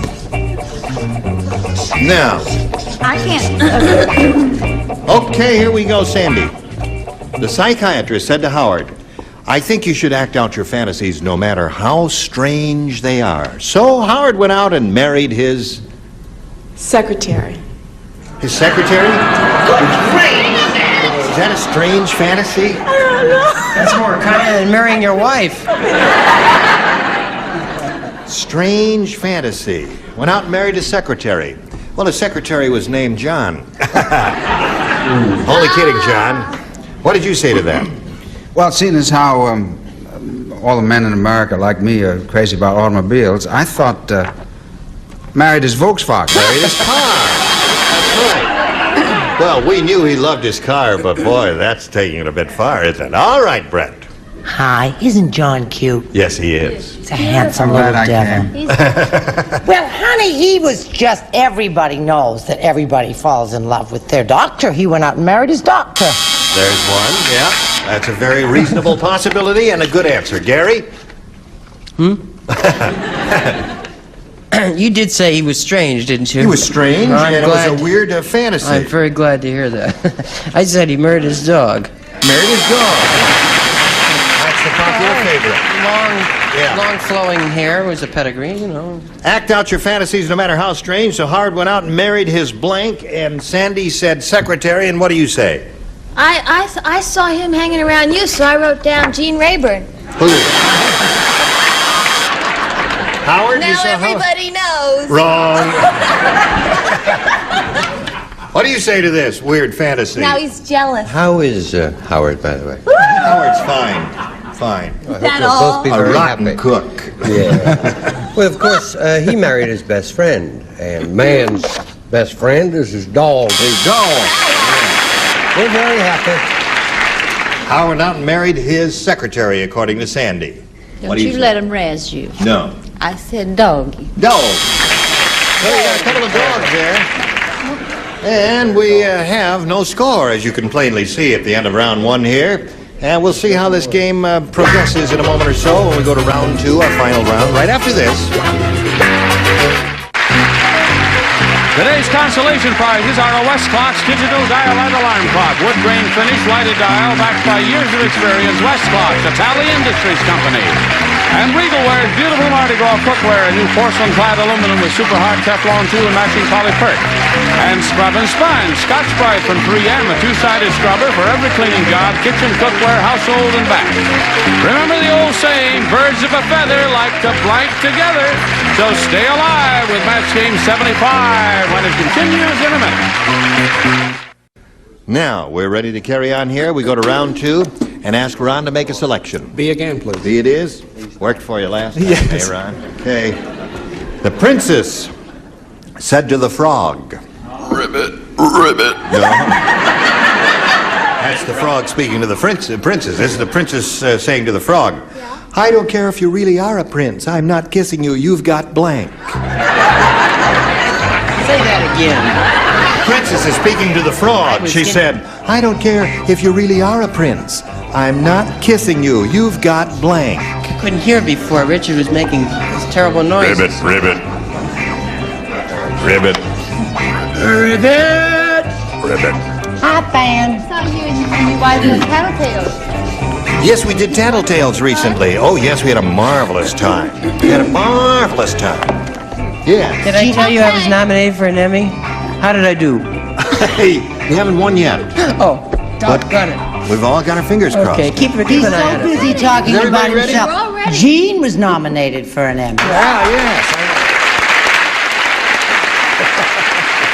How did you do? Thank you. All right, Ron, are you ready? Gene Yes. Stapleton. Gene Stapleton. And she well deserves it, too. The princess said to the frog, I don't care if you really are a prince. I'm not kissing you. You've got Bad breath. bad breath. He said, you got bad breath. What does that mean? Frog breath. What do you say, John? Well, having looked at his feet, I would say that he had frog's legs. Frog's legs. I give you right, Prince. I'm not kissing you. You've got frog's legs. What do you say here? You know, first have those little bumps all over them. Oh, yes. She wouldn't kiss him because he had acne. Okay. Gary, what do you got there? I am not crazy. My turn. Your turn. I said, never mind. I said spots. Or a rash. Yeah, they have spots. Yeah, frogs look goofy. They got spots, and it looks like they got No, some they kind don't. of They disease. look like frogs. And they're rather unattractive. I've never kissed a frog, and I never intend to. What did you put in your card there? If things get tough, I bet you would. No. Ron Howard wouldn't let me. Oh. Now, he says, I'm not kissing. She said, I'm not kissing you. You've got blank. And he said, bad breath. He's gonna be crazy about me. Well, I think he is already. Because I said bad breath. So there's one for you, Ron. Okay. Is he going to be crazy about you, too? Hmm? Why don't you... Well, he may. Of course, I haven't got my nice clothes on, but... Well, you see, you get rid of that. You put the frog in Levoris, and the bad breath is gone instantly. Now, the trouble with kissing, they have warts. Warts. That's it. Wart lovers of America unite. Okay, Fanny. Yes. Would you show us your card, if you please? Yes, I was trying to be logical. The thing that would turn me off is that the little frog had green lips. Green lips. You are crazy. You crazy. Why? Well, I think we ought to take a moment here and stop the whole show. And a moment of revulsion. Now, while you listen to this message.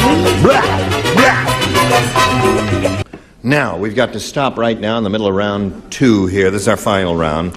He has 1, and when we come back, whatever it is, you'll need 1 to tie and 2 to win. All right? See you next time, whenever that is. Now, one little note I wanted to mention here. Gary, you're doing a benefit. Gary again. Yeah. Gary, That's all we hear. Gary. Gary. Charles is coming back, and I have to get it all summed up here. Yes, what? Tell us about it. I'm going to be doing a benefit for a dear friend of my, Father Tosti, in the Boston area in late May. And I'm asking all people in the Boston area to watch their papers for the time and place. I'll do my nightclub act, and we'll have a celebrity auction. Terrific. Okay, remember that. Gene Rayburn, Match Game 75. Join us next time. Goodbye.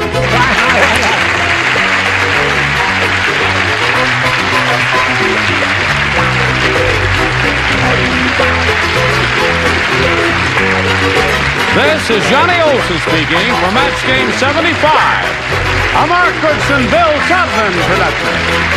This program was edited for broadcast.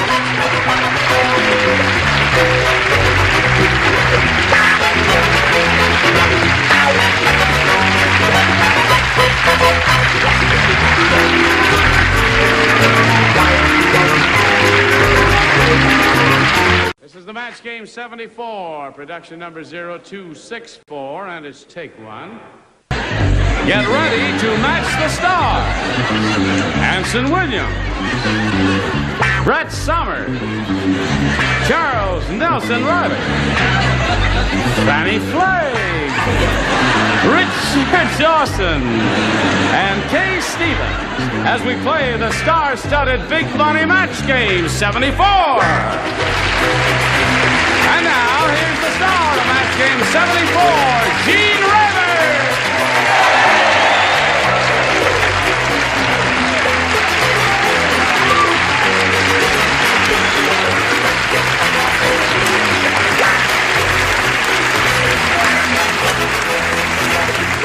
Thank you, Johnny Olson, and thank you, dear friends and gentle hearts, for the warmth of your reception. Aren't they a dandy bunch? Yes. Yeah. Aren't you a dandy bunch? Yes. Adorable. You got your Fanny on your front here. What is that there?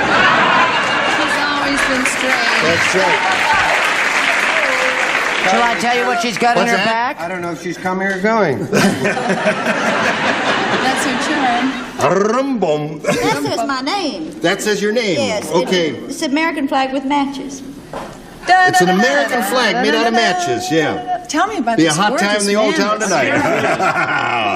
Well, all right. Are you ready to say hello to the people over here? Yeah. Okay, let's say hello to Dorothy Dorn and Tim Stair. Hi, Dorothy. Hi. Dorothy's the current champ. She has won $2,950. That represents 2 games, right? Yes. And she's being challenged by Tim, who's a tall fella. I don't know if you've seen him stand up yet or not. You will sometime during the course of the show, but he's 6'8½". Is that right? Right. Mm-hmm. And That's without his lips. I think That's I'm in without love his with high him. I'm only kidding. We're in the middle of round 1. You didn't score at all, and your question will be coming up in a moment or so, but first we've got this message coming up for you, so pay attention. Here we go now, friends. Push a little button here. Tim's had his question. This one is for Dorothy. You ready, Dorothy? I guess I want big. All right, I will read this with my very own eyes. Anson, you pay attention when the star is talking. Yes, yeah, I'm sorry, sir. He was asking me for information. He asked me if the shows went in order. I'm embarrassed, Press. Nothing goes on. I'm embarrassed. Why did you ask that question? Because he doesn't get out much. Yeah, I see. All right. Now that you all know this young fella, do you watch his show? I watch it all the time. It's a Marty show. Happy Days is the name of it. Yeah. Happy Days. Okay. Here we go. At the picnic, the absent-minded cop ate his... I'm sorry, I didn't hear you. At the picnic, the absent-minded cop ate his gun and shoved a blank into his holster. How about it?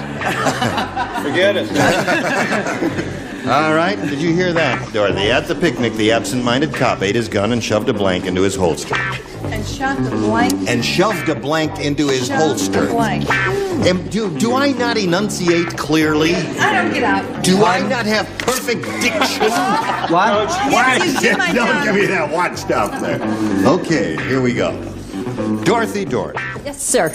At the... Oh, I beg your pardon. I thought I was talking to Brett. At the picnic, the absent-minded cop ate his gun and shoved a blank into his holster. A Frankfurter. What? Ate his gun and shoved a Frankfurter. That's right. You know, you have hot dogs at picnic. Frankfurter.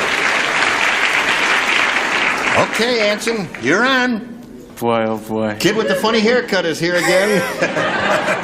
and the terrible answers, I know. Well, no, you've had a couple of good ones. Well, I tell you, now I got 3. You have. There it is. There's one for you, Dorothy. Hot dog. Brett? I think I'm in love. Do you think a boy 24 and a woman 40 blank can find happiness? Only if you're a good cook, Brett. Only if you're a good cook, he said. Oh, honey, for you, I'll do anything. Yes. I said Coke. Goes with a hot dog. All right. Shoved the Coke into his holster. All right. Yes, Charles. I said sandwich. Yes. Sorry to Okay. say. Well, you were on the same track as she, but that's not a match. What do you say? She's looking for a Frankfurter or a hot Trying dog. to think of something that would feel like a gun. Well, she got the hot dog, you see, the long... But it doesn't have a handle on it, darling. Really? Banana. Banana has the handle. Okay. Yeah, a little curve. Okay. What do you say? I never thought of that. Luckily, my sandwich had a handle on it, and that's what he shoved in his mouth. I see. Just mashed it all down in there. It was tuna fish, and toward the end of the day, it was ghastly. All right.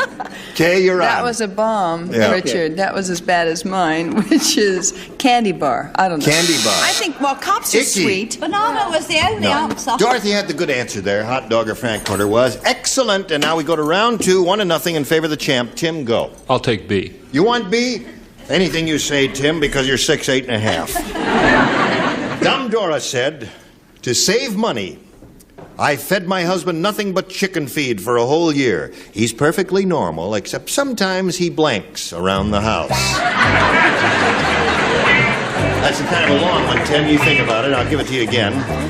I'm getting used to the long questions. You are getting used to... Oh, you're looking out quick. Chicken feed, he what? It doesn't. Dumb Dora said, to save money, I fed my husband nothing but chicken feed for a whole year.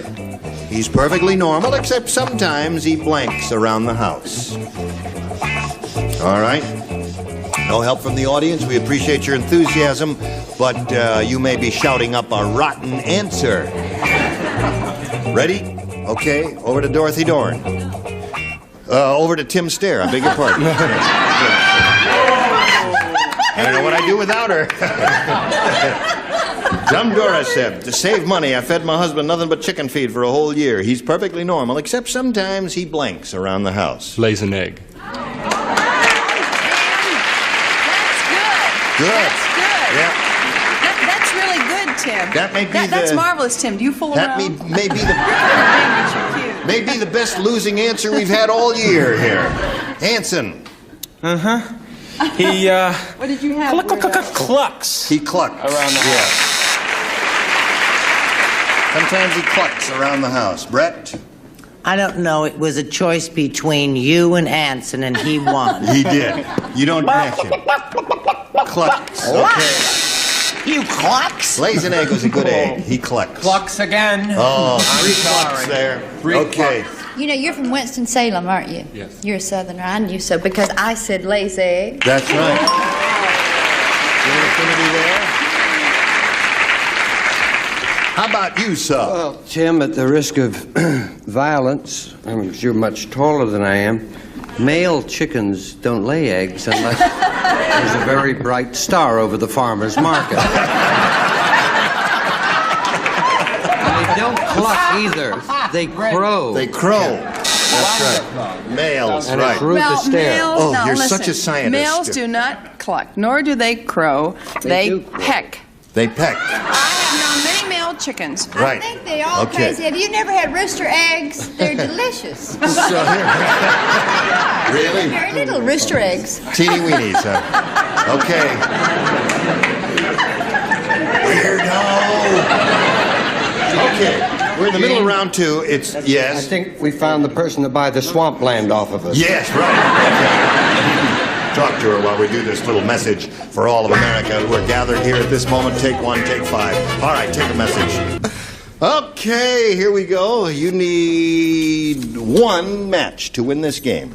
All right, here we go. Anson does not participate because he matched Dorothy in the last only round. one. Right, you're the only one. You're practically the perfect person, Anson. Oh, Tony the hubcap thief has style. He saunters up to a car, slips his hands into his pockets, and pries off the hubcap with his blank. What's his name, Tony? What? Tony the hubcap thief saunters up to a car, slips his hands into his pockets, pries off the hubcap with his blank. I want to meet him.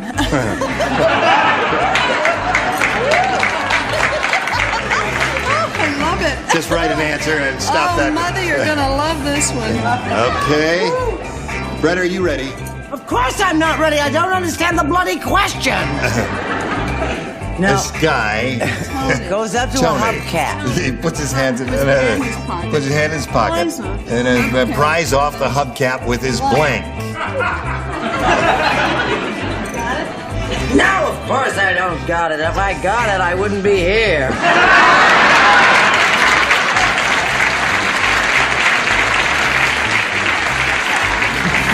You know, there's no controlling an older woman in love with a boy.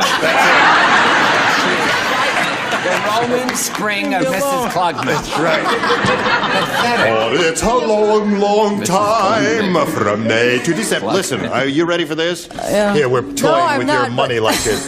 Tony the hubcap thief has style. He saunters up to a car, slips his hands into his pockets, and pries off the hubcap with his... Gun. His what? Gun. With his gun. Gun. Gun? She said gun. I didn't say gun. I'll change it. No, you can't. I heard you say gun, and we have to accept your first answer because those are the rules. All right, Brett, she's looking for gun. I'm looking for one, too, and I want to find the writer, and I'm going to shoot him dead in his tracks. You think it's a rotten question? I don't understand it. I said with his fingers. Wrong. No, You didn't understand it. We agree with you, Brett. You did not understand the question at all. Charles, Did you understand the question? did you understand the question? Of course, I'm not in love with a 12-year-old boy.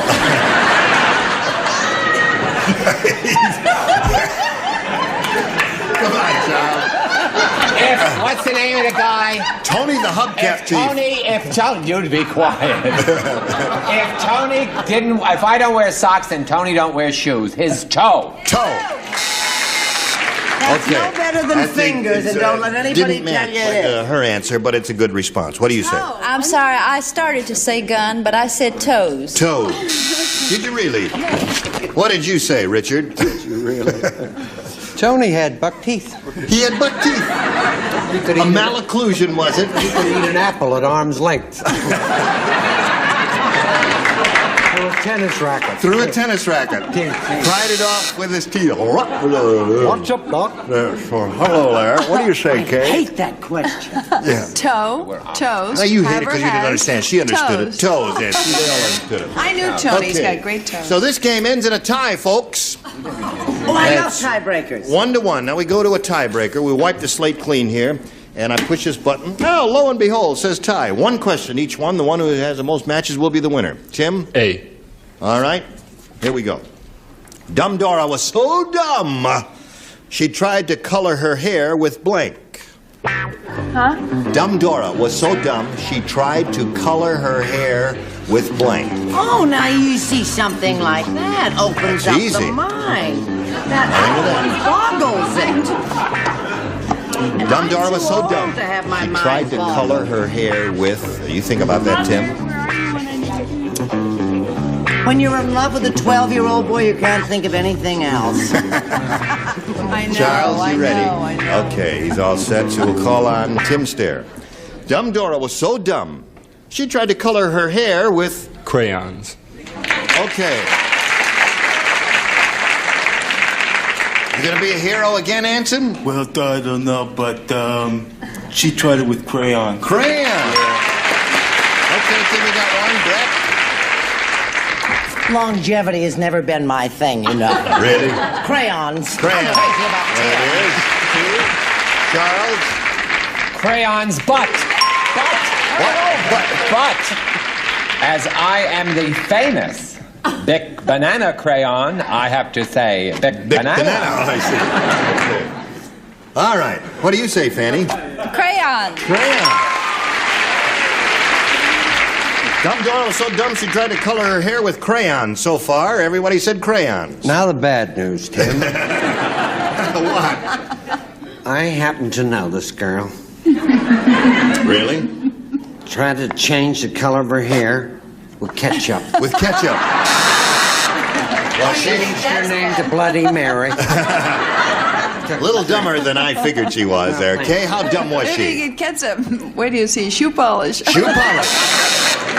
So 4 out of 6 ain't bad, and you're going to have to match 4 to stay in the game. 5, however, will win another game for you, Dorothy, and we'll find out how this game turns out after we find out about these messages. Okay. All right.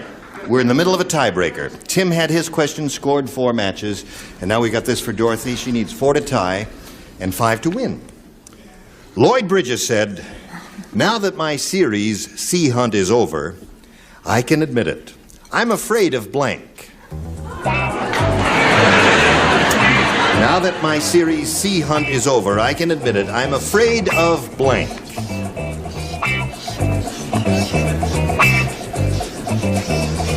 Are you thinking about that, Dorothy? I'm thinking like mad. Okay. Remember Lloyd Bridges? It was, I remember Lloyd Bridges. I remember Lloyd Bridges. Listen, is that part of your act? And his wetsuit turned me Kay on. Stevens is appearing in Atlanta this week, right? Yes, I'm in Atlanta at the Hyatt House. Okay. All you And I people fly in Atlanta? back here every day to do it. This show's very big in Atlanta. All right, Dorothy, it's up to you now. Lloyd Bridges said, "Now that my series Sea Hunt is over, I can admit it. I'm afraid of blank." I hope everybody says water. Water? All right. If 4 people say water, you tie. If 5 say it, you win. Anson? You're on again, Anson. Come on, Adora. Go ahead, honey. Everybody loves a loser. He was scared of water, but he was also scared of fish. Fish. Scared of fish. All right, let's see now. Brett, you're on. You know, I was going to write fish, and I took one look at his answer, and I figured it had to be wrong. So you said... I said water. Water. Okay, Dorothy, you got 1. Charles? 2 waters. 2 waters to go. And what do you got here? Water. 3 waters to go. You need 1 more to tie. And here it is. Sir Richard. Oh, Richard. Does the name Ethel Waters mean anything? How could I let a lady like that down? Jim, this is just a game, remember? Water, is he There it is. looking? All right. Another time. Tie score. No! Okay, here you go. Of course, I said She- sharks.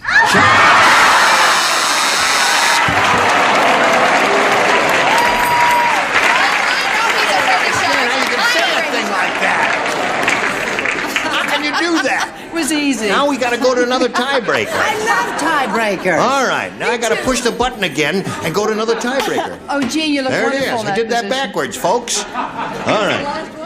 Yeah. Why would your wife get this stuff off there? All right, Tim, here you go again. We'll go A.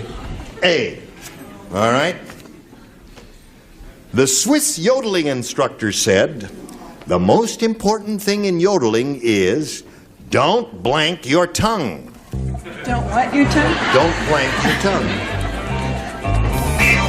Swiss yodeling instructor said the most important thing in yodeling is don't blank your tongue. Oh.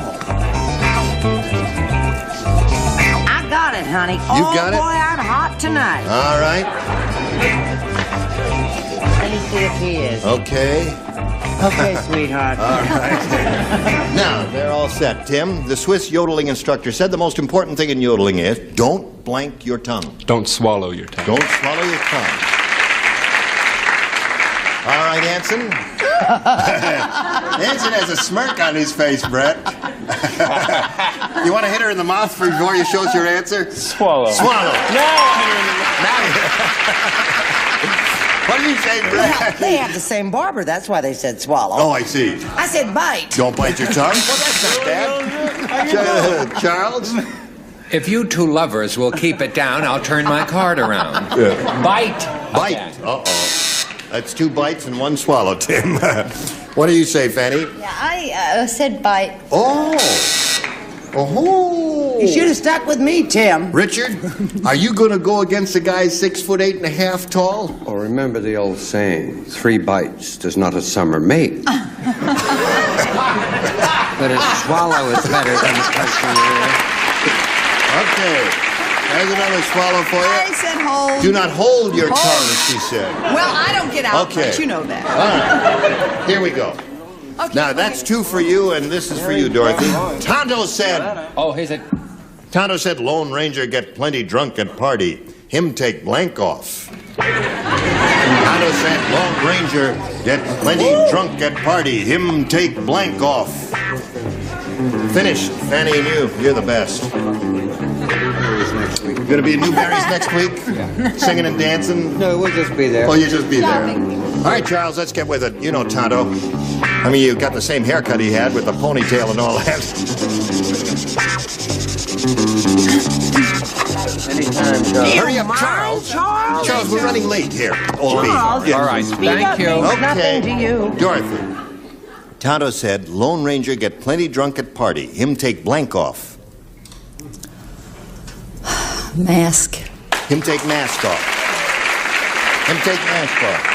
2 masks is what you're looking for. Anson? Oh, boy. What? He took the next day off. He took him take day off. Tom! Brett? It's just simple wish fulfillment on my part. He took his clothes off. Took clothes off. No mask yet. Charles? Mask. Mask. There's 1 mask. You need another mask? There's a mask that ties a score. Now, 1 more mask will win the game. Your wish, my command. Mask. And mask. Congratulations. There's $100 for you. Now you're up to 33,000 and so. And Tim, we got to say goodbye to you, and we got a message for you, and this is it. Well, it was terrific, wasn't it? Say yes. Yeah, okay. See you next time. Gene Rayburn here for Match Game 74. Goodbye.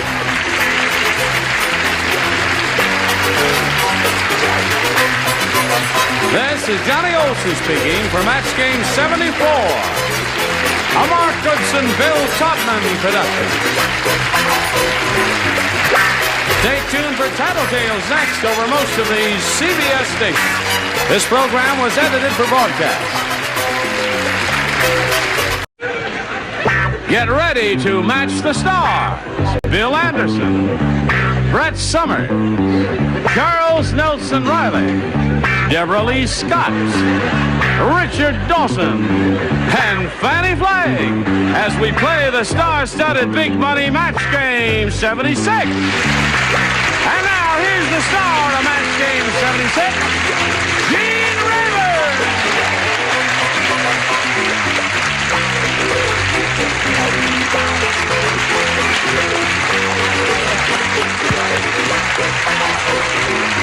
Hello, John. How are you? Good. Thank you for joining us. Are you quite ready, all? Oh, yeah. Everybody... All right. Did you see how Fannie Flagg spelled Minnie Pearl? No, how does she spell Minnie Pearl? P-E-R-L. It's 2 L's. Let's say hello to Maggie Smith and Ed Sullivan. Most unusual.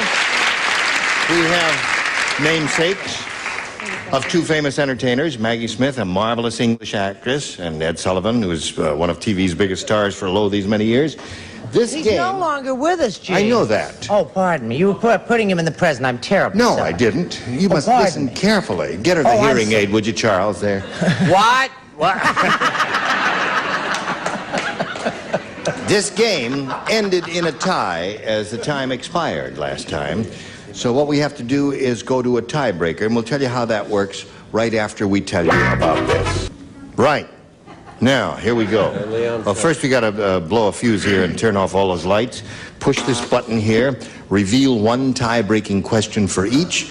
The one who scores the most will be the winner. And Ed, you have a choice. I'll try A. A. Here it is. Tiebreaker. Marshall Dillon said, Miss Kitty's real name isn't Kitty. We call her Kitty because she eats blank. Marshall Dillon said... I heard country western accents, but I can't quite put my finger on that one. Miss Kitty's real name isn't Kitty. We call her Kitty because she eats blank. You understand, boy? Well, there are 2 wonderful answers. Yeah, we can't use either one. What is that? Do not forsake me, old Miss Kitty. Oh, yes. Big song. Oh, good. I'm trying to think of what would be the best answer. Because there are 2 Before my time. Well, that's a good one. But I... Yes, right. Okay. I don't like that anymore. No, they don't. They really don't. Okay. Well, I'm backing away from you, Brett. And I have my card in the slot. All right, Ed. Marshall Dillon said, Miss Kitty's real name isn't Kitty. We call her Kitty because she eats blank. Cat food is all I can take off. Nothing wrong with that? He said cat food. Well, I don't know what would make him say a thing like that. Cat food. There's one for him. One for Ed Sullivan. Brett?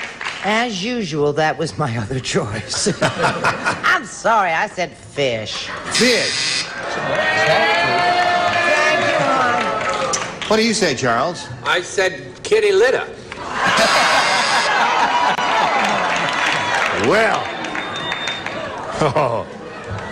I bet she drank a lot of water after that. Miss Deborah Lee, honey, what do you say? They call her Kitty because she eats. Well, I have an ocelot, and it eats chicken and salmon, and so I put salmon. What does that have to do with this? Will you get with it? That's the only cat I know that's what it eats. You are a weirdo. Weird. Hello there, Richard. Hi. I knew Miss Kitty intimately, and she used to eat mice. Really? Why did she eat mice? Just lucky, I guess. Not to make Miss Brett feel badly, I put fish. Fish? It is a cat food, you know. That's true. Okay. Salmon is too. What does Miss Fannie say? I find this interesting. Oh, I guess it was 72, 73 maybe. It was about 4:30. I went over to Amanda Blake's house. She has a lot of cats. I could tell you a lot more. But I put cat food. She has ocelots. You what? She has lions. Amanda Blake has She lions. does. Yeah, she does. Yes. Lions, Maybe Amanda and I all should get kinds of together. felines Yeah. over there. So, Ed, you got 2 out of that. Now let's see how you do, Maggie. 2 to tie, 3 to win. Ready? 102-year-old Mr. Periwinkle said...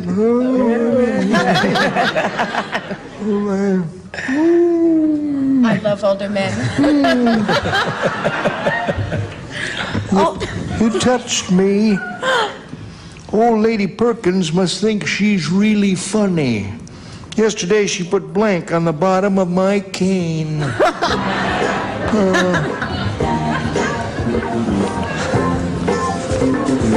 Da, da, da, da, dee, dee. So you say you're a singer, eh, son? Of sorts. Fannie has a cat called Bruce. No. Yes, don't you? Yeah. She loves Really? Yeah. Bruce with all I love cats. Maggie, are you ready? Think about it carefully now. 2 to tie, 3 to win. 102-year-old Mr. Periwinkle said, "Oh, old Lady Perkins must think she's really funny. Yesterday, she put blank on the bottom of my cane." Glue? Glue. Glue is what she said. What do you say? Well, she wanted him to stick to the floor. I thought she was really, you know, she put butter She on the wanted him to bottom. slide She wanted to see around him there. slide. Well, that would make him slip and slide there. It's an old country song, Slippin' and Slidin'. Slip and slide. Rather hostile of her, wasn't it, Brett? Well, she didn't like him. Oh. So she put a little grease. I'm sorry, Maggie. Grease. All right. It's the same idea, Maggie. They're chewing gum. Chewing gum. Chewing gum is a good response. Glue is good, too. Now we're looking for a little glue for Maggie. Oh, I'm so glad you said glue is a good response. Glue is a good response. Score is now 2 to 1. One more pot of glue will tie the score. I say grease. Grease. Uh-oh. We need glue to tie the score and keep her in the game. What do you say to that? Well, I have to appeal to the judges, and I don't want to, bring up the fact that my nerves haven't been well, and you wouldn't want that to happen. But you see, at the old folks' home, the only glue that they could get a hold of is Polygrip. Oh, that's a deal. Polygrip is not a glue. Ed Sullivan wins the game. Come on down there.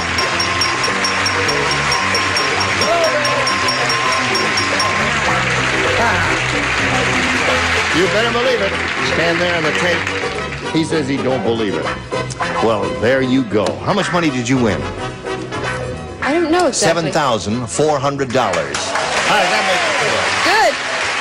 Thank you very much, Maggie Smith. While we're spinning her off, we're going to spin these messages just for you. Hurry back.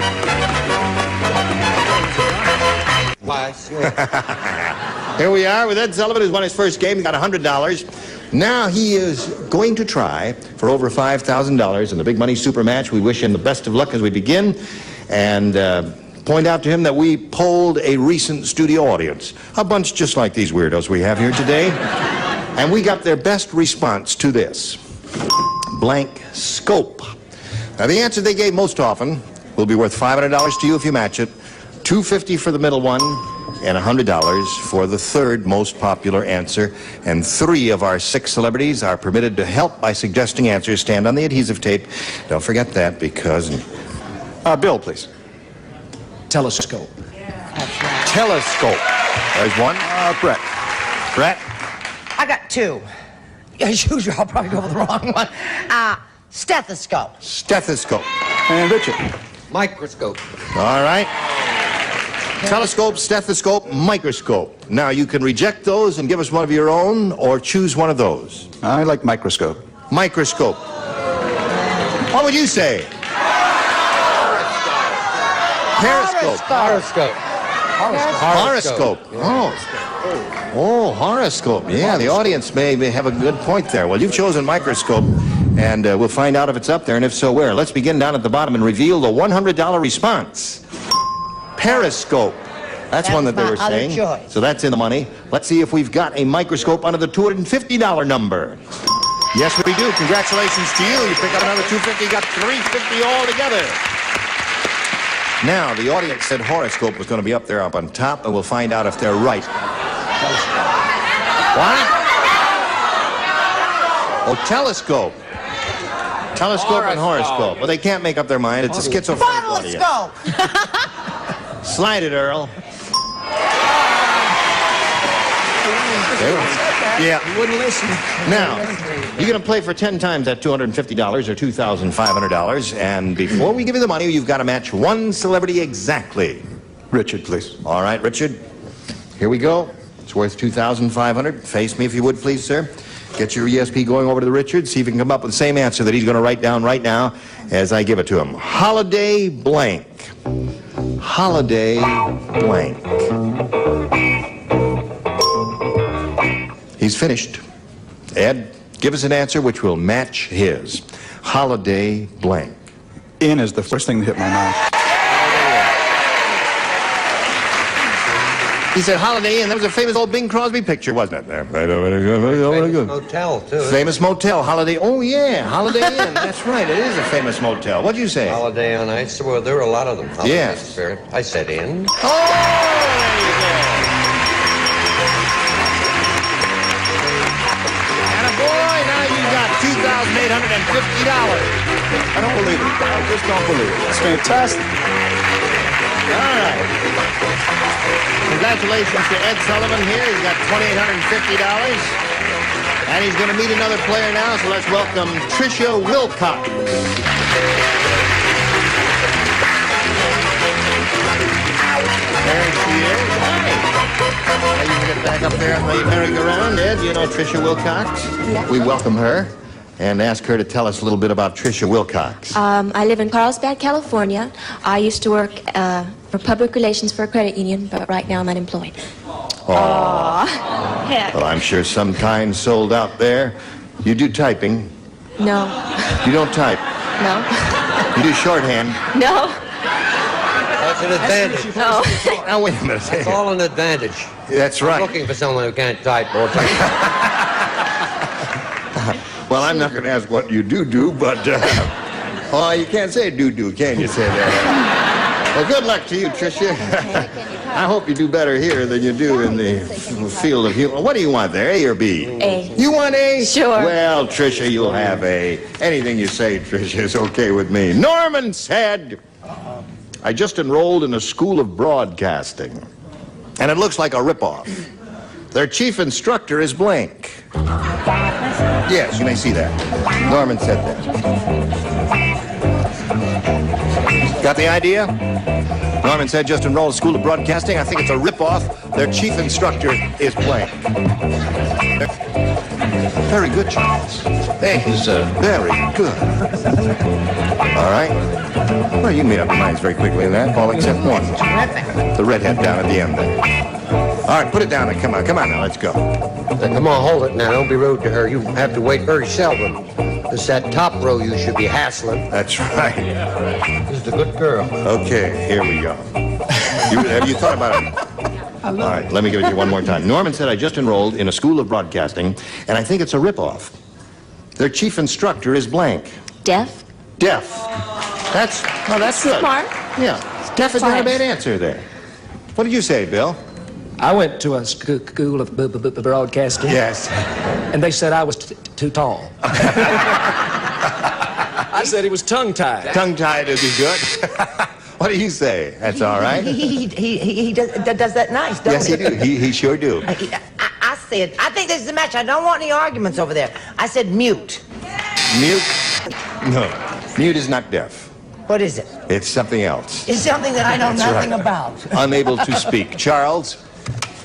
What did I tell you yesterday? What did you tell me yesterday? I said next to singing one of my songs. What? What? You said next to singing one of my songs. Next to singing one of my songs. Yes, next to singing one of my songs. I forgot what you told me yesterday. I'll see you in the corral later. Deaf. Deaf. That's very good. Correct answer. Next. Oh, yes, of course. Thank you. Now, that's one for Tricia, and we come to Deborah Lee. Now, you sure about Greg's answer that it doesn't match? Because I said mute.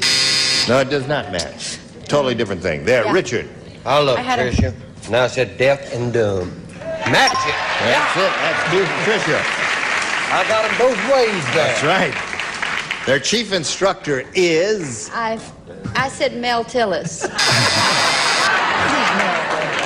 I didn't mean to. It's something I'm thinking.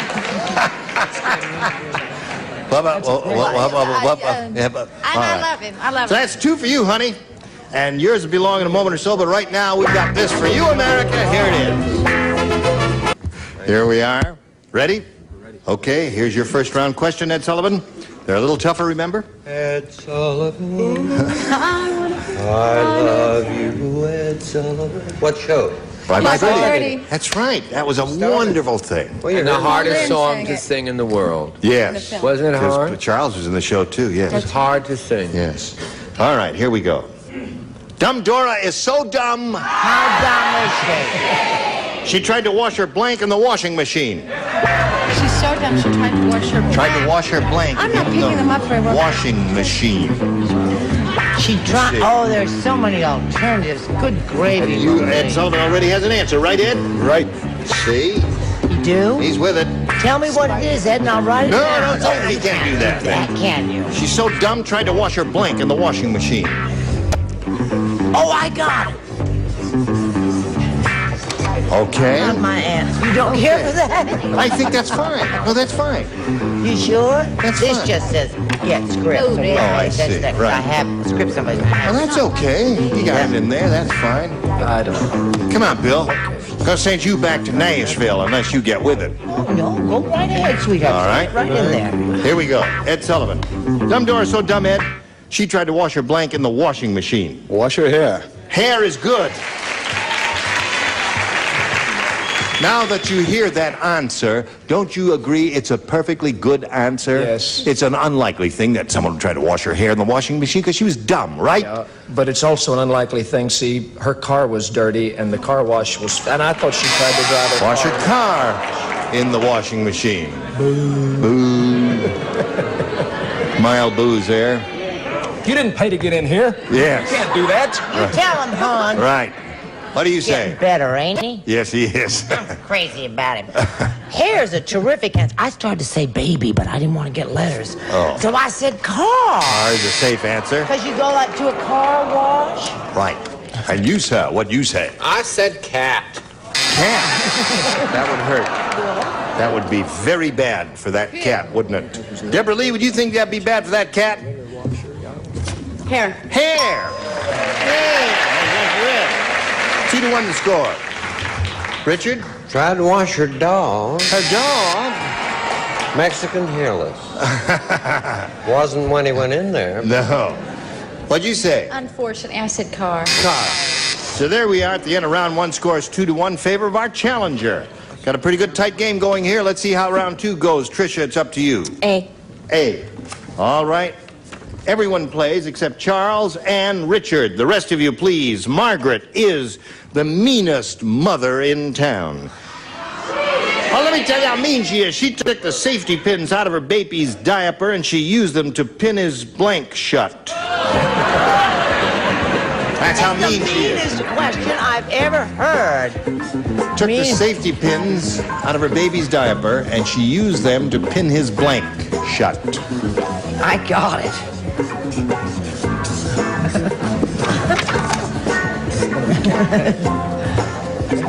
Same thing. All right. Oh, she's the meanest little mother in the You got it there? Okay. Everybody ready in the upper tier? And here we go with Richard. Okay, Tricia. Margaret is the meanest mother in town. She took the safety pins out of her baby's diaper and she used them to pin his blank shut. Mouth shut. Mouth is good. Okay.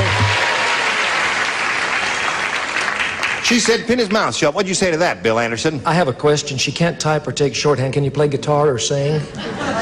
No. No, she can't do that either. All she can do is give the right answers. I said mouth. There's one for her, Brett. Looking for a mouth here. Sure, I've got one too. Listen, there have been days when you want to pin their little mouth shut. I guess that's true. What'd you say, Miss Deborah Lee? Pin your mouth shut. Well, she's going along good. 5. All she needs is a match to Fannie to have a perfect score. Yes, I brought an artist with me. We're going to do this together. Yes. Yours is upside down there. See, there you go. Okay. Now here's is upside down. Okay. So there she is. She's matched everybody, and that means you've got a lot of work cut out for you. In the meantime, let's take a look at this. Stars, you were grand. Ah, thanks. Well, Grand, just grand, and I can hardly wait till tomorrow for Match Game 76, because I'm going to watch it, every minute of it. I'm Gene Rayburn. Goodbye.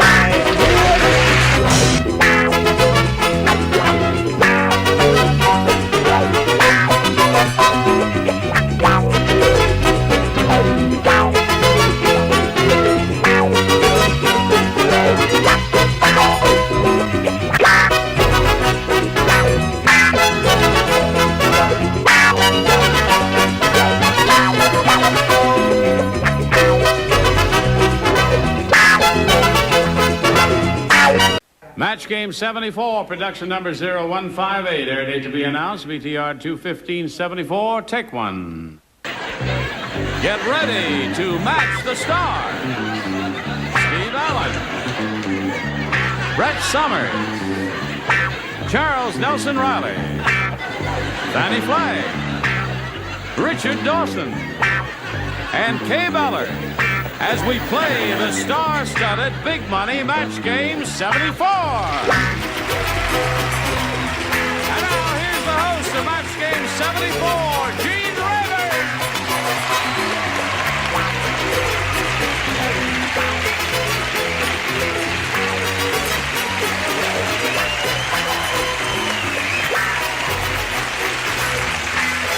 Thank you.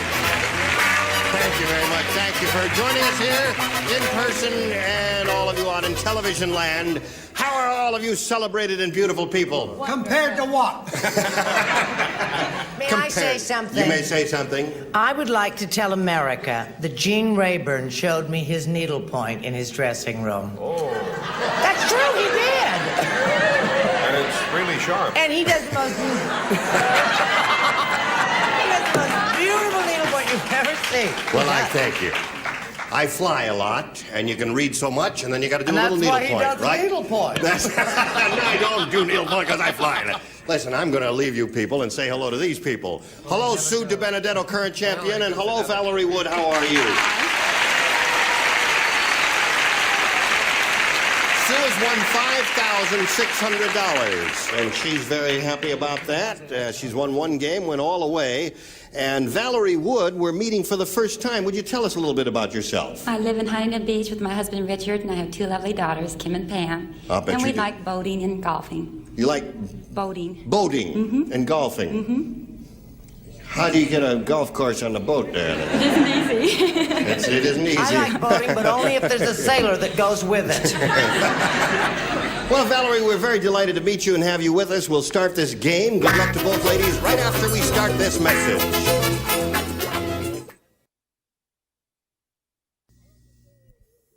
Okay, here we go with a brand new game. A push a button, reveal two questions.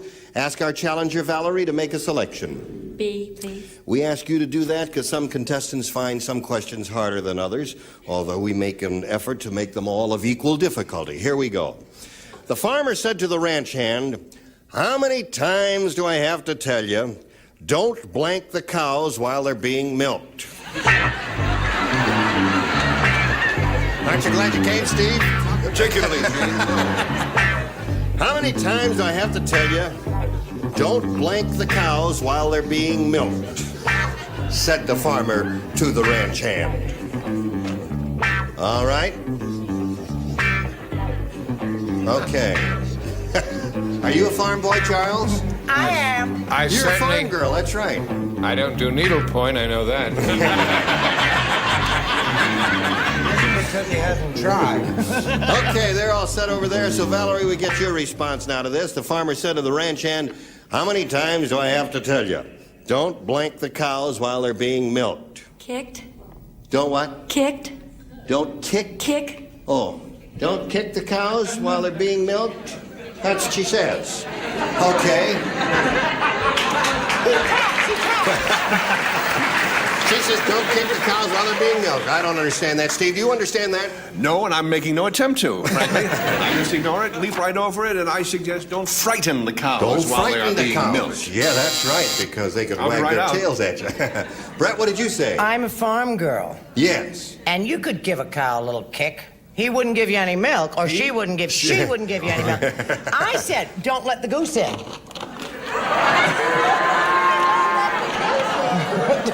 It says here, don't let the goose in while the cows are being milked. Right. Give her a good long buzz on that, would you please? A long buzz.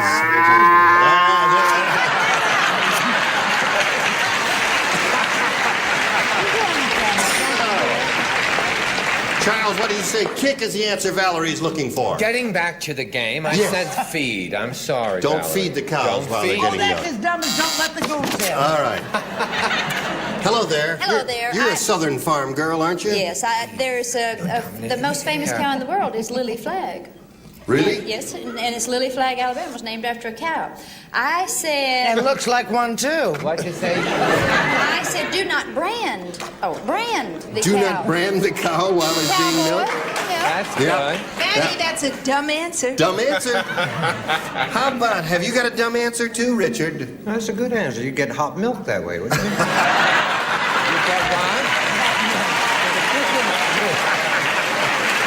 I might add to the kitchen. So I said, don't bother the old moo cow. Don't bother the cow. What did you say, dear girl? I said, don't scare, which Don't- is the same as frighten. And nobody has said it, and I don't care. Okay. The don't kick didn't work for you. Let's see how this works for Sue. Everybody plays. At the hospital, Steve passed out when the nurse showed him his blank. That's what it says right there. Would you like to... At the hospital? At the hospital, Steve passed out when the nurse showed him his blank. Now, you've all been in hospitals, haven't you? I have. Do you want me to tell you about my Not with operation? Steve. Kay, you can think of something. Oh, yes, yes. Let's see what you got. All right. Charles is finishing up. Well, I don't understand. And we'll get a response from Sue. At the hospital, Steve passed out when the nurse showed him his Tonsils. tonsils. Really? Is that all you can think of? Tonsils, huh? That's all she could think of, Steve. What did you think of? I know I got a big mouth, but nobody can show me my tonsils. I think I would pass out under some circumstances, perhaps if the nurse showed me my x-rays. X-rays. But what do I know? Your x-rays are upside down. How can you read your x-rays upside down? That's why I passed out. All right, Brett. I feel now is as good a time as any to tell you the bad news, Steve. Medical report. Medical report. Tonsils are the answer. Oh, you're going to get it one of these days. I think you just got it. Charles? I said baby. Baby. That's the answer. See, if the audience were playing, that's the answer they would have best given. applause I've had in 9 years. That's right. They think you're very smart. What about you? Baby. Baby. I didn't get a big applause. This audience is a baby freak audience. They like babies. How about you? Ah, they eat their old young. Oh, I've seen Steve's babies, and you wouldn't pass out. They're handsome. Yeah, right. Debonair. Sure. They're wealthy. Anyway, I said he passed out when he saw his appendix. Appendix. That could be a frightening sight. Well, if you people are going to owe appendixes... Tonsils is what she's looking for. How many appendixes do you owe? I don't know any. Oh, all right. Well, let them owe for you, then. I was saying that I went to a very cheap school, Yes. and the only thing I could come up with was like needle, a shot. You know what I Oh, mean? that needle. When he showed him the needle, he hit the shot. Okay. So the score at the end of round one is 0-0, and we'll go to round two right after we do a little business with you, and this is it. All right, we're set to carry on now with round two. Valerie, which one do you want, A or B? B again. B. She didn't match anyone in the first round, so that means everybody plays in the second round. The Big Bad Wolf said, I just came from a house where this old lady had the biggest blank I ever saw. I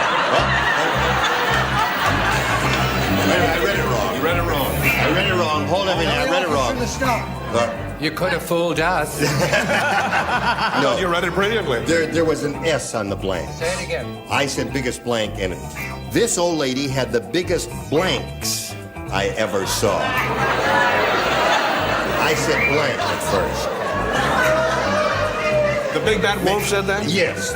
Big Bad Wolf said, I just came from a house where this old lady had the biggest blanks I ever saw. Hello, darling. How are you? Would you write something on the card? Enjoying the fun. Oh, you did? You did it already. Good for you. This one came to me like... Just like that. You're familiar with the Big Bad Wolf, are you? All right. Okay. All right. Come on, Charles. Finish. Stop the music. Valerie, the Big Bad Wolf said, I just came from a house where this old lady had the biggest blanks I ever saw. Boobs.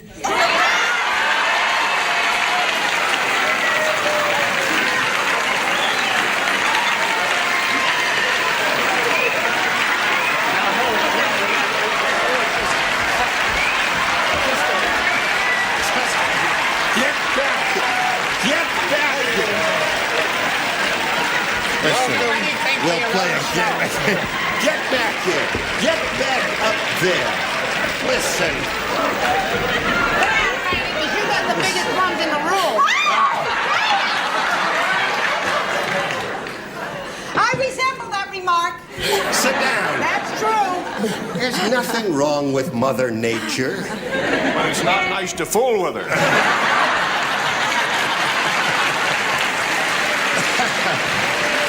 All right. Harper Sears says Goodyear. I just came from a house where this old lady had the biggest blanks I ever saw. To get back to the question, what did you say, Steve? I keep trying to convert this whole unsavory scheme here to something more savory. So, old grandmother was in bed when the big bed, well, I'd say the biggest pillows. Yeah, there is. No. I've known you too many years, Steve. No. It's a rotten answer there. What do you say, Brett?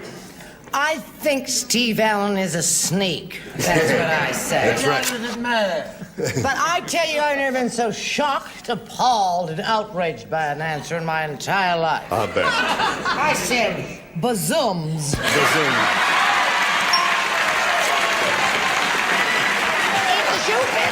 it on. Sit down now.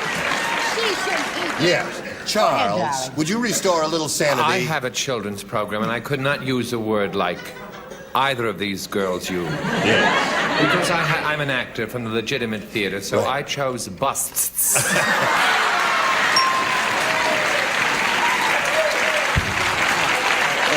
Oh, dear me. Yes.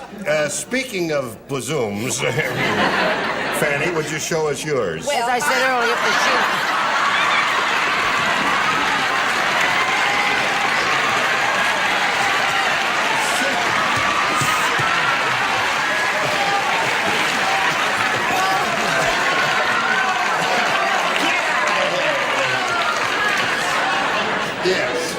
Just so Fannie won't be embarrassed. Oh, yes, okay. I'll That's write enough. you next week, Mother, and tell you all that. My mother says if you have them, show them. I said berries. She said berries. Berries. Steve, that she have said anything to do berries. with Would you bazooms? believe that? That's what it says there. Yeah. Berries. What'd she say? Well, I will. I have a comment, but I think I better skip on and just go on to Richard Dawson's answer here. Well, I do hope that the producer and the director and you will remember I was the only one who didn't walk out. You'll do anything for your own show. Should there be any extra close-ups over? Yeah. Also, I couldn't walk out because I wrote bazooms. That's 3, right? All right, what about it there, I'll Molly? tell you the truth. I'm embarrassed to show mine because I said feet. Because I don't think that feet sounds like Feet.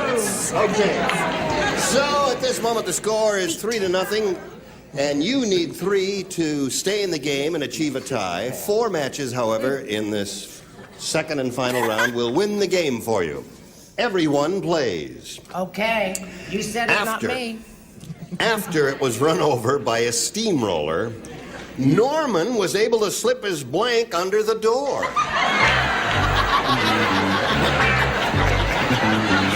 Yes, after it was run over by a steamroller, Norman was able to slip his blank under the door.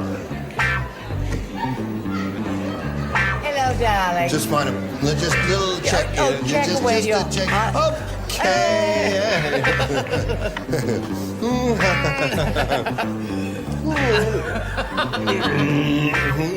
You sure Jackie Gleason started that way? All right, everybody ready? The upper tier and the lower tier. So we call on Sue. After it was run over by a steamroller, Norman was able to slip his blank under the door. What do you put in that blank? Head. Head. His head? Wait a minute. She said head. Did I misunderstand the question? No, after it was run over by a steamroller, Norman was able to slip his blank under. After it. Oh, it. Thank you. Maybe she misunderstood the question. We'll find out right now. Head is the answer she's looking for, Steve. Well, I hate to tell you what the question is. Be that as it may, I would say Volkswagen. His Volkswagen? Yeah. All right, Slippers Volkswagen. I didn't say Volkswagen. No, you didn't. And I didn't say Haid. You didn't say Haid. I said Baldy. Body. All right, no match there. What have you got, Charles? Fannie. I said hand, I'm sorry. His hand. Now, you must match the remaining 3 celebrities to stay in the game. Fannie, let's see what you've got there. I'm with Steve. I said Volkswagen. Volkswagen. So, Valerie Wood is the winner. Congratulations. Come on down. There's $100 for you.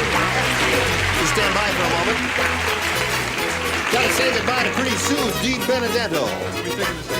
Can you put that money to good use? Sure can. Well, you got rooters there. That one especially there in the first row, your husband. We're very happy for you, Sue, that you won the money. Many thanks for being with us on Match Game 74. $5,600. There's your husband rooting for her.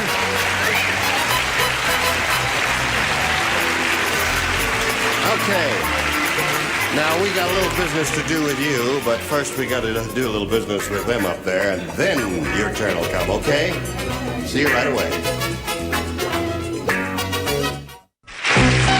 Today's consolation prizes are the Weekender by American Tourister, designed to go everywhere by Lion Steel Air, fiberglass reinforced instructions, strong, lightweight luggage by American Tourister.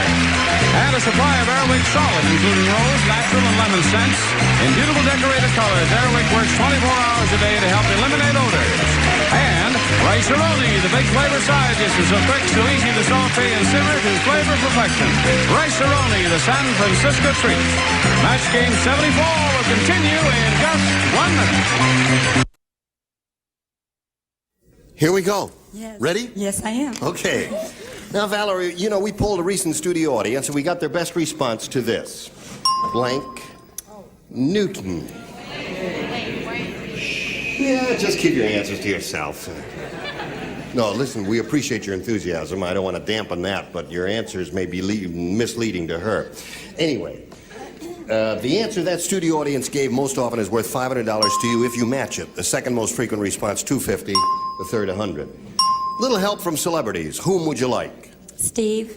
Steve, how would you fill that blank in? With some flowers, perhaps a little bottle of wine. Something tasteful or nicely arranged. Well, I can think of 3 things, and I think maybe most people in the audience might have said Wayne. Wayne Newton. Okay. All right. Another? Charles. Charles Nelson Riley. Well, having a lot of caps, stay away from a Fig Newton. Fig Newton. Okay. Richard. And Richard Dawson. You, sir. You come to me after you've used Wayne Fig, eh? That's right. What have you got? Well, I shall say old Long John Silver himself, Robert Newton. Robert Newton, a marvelous actor. So you've got Robert Newton, Fig Newton, and Wayne Newton. Now, you can choose one of those or give us one of your own if you'd like. What would you like to do? Okay. Wrong? You think she's wrong? Well, we're going to find out right now if Wayne Newton is up there, and if so, where. First, may we see the $100 response? Sir Isaac Newton is a good answer. That's Robert. That's right, Robert Newton. Still looking for Wayne Newton. May we see the $250 response? There is Wayne Newton. Okay. Biggest 500. What do you think is under the 500? Fig. Robert. I bet you a nickel it's not Fig Newton then. All right, here's a $500 response.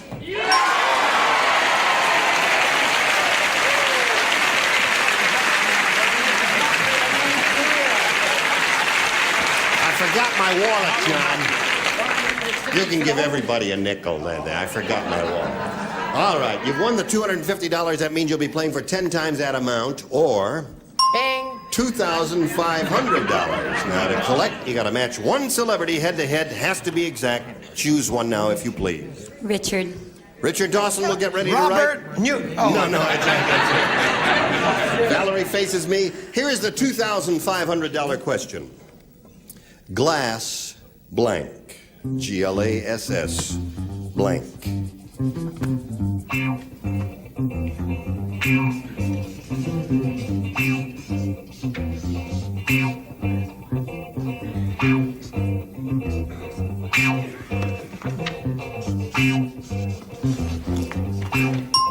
right, he's finished. Now, would you fill in that blank in a way you think will match, Richard? Glass? The only thing I could think of, menagerie. That funny long thing I could think of, too. Glass Menagerie. A marvelous play. Richard, for $2,500, may we see your answer? You son, you don't have to pay that much. Robert! You, oh. I couldn't, all I could think of, I swear, was glass jug. Glass jug? Glassware, I'm sorry. Yeah. So you drew a blank. That happens once in a while. It's happened to me. It's happened to her. Okay. But I gave you Robert Newton. That's right. Okay, so you're up to $350, and we'll come back to you in a moment or so. But first, we've got to pass along this message for our audience. Just time to say goodbye. I hope you'll join us next time for Match Game 74. Gene Rayburn here. Bye.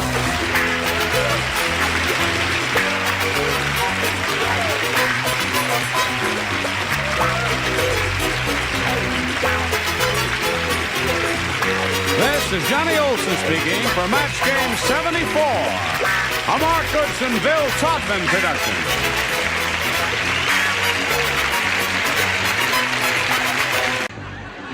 Get ready to match the stars. Greg Morris, Brett Summers, Gary Berghoff, Joyce Bulefonte, Richard Dawson, and Fannie Flagg as we play the star-studded Big Money Match Game 75. And now here's the star of Match Game 75, Gene Rayburn.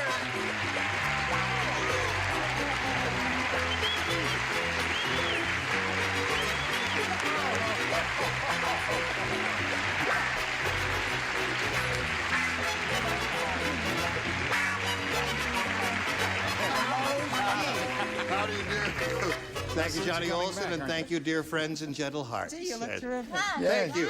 You all look grand, too. Thank you. What are you I supposed love to be? you in blue. What am I supposed to be? I'm the host of Match Game 75, television's #1 daytime game show. Another question. You have another question. What is your other question, The question sir? is, what do you want to be when you grow up? I want to go nighttime when I grow up.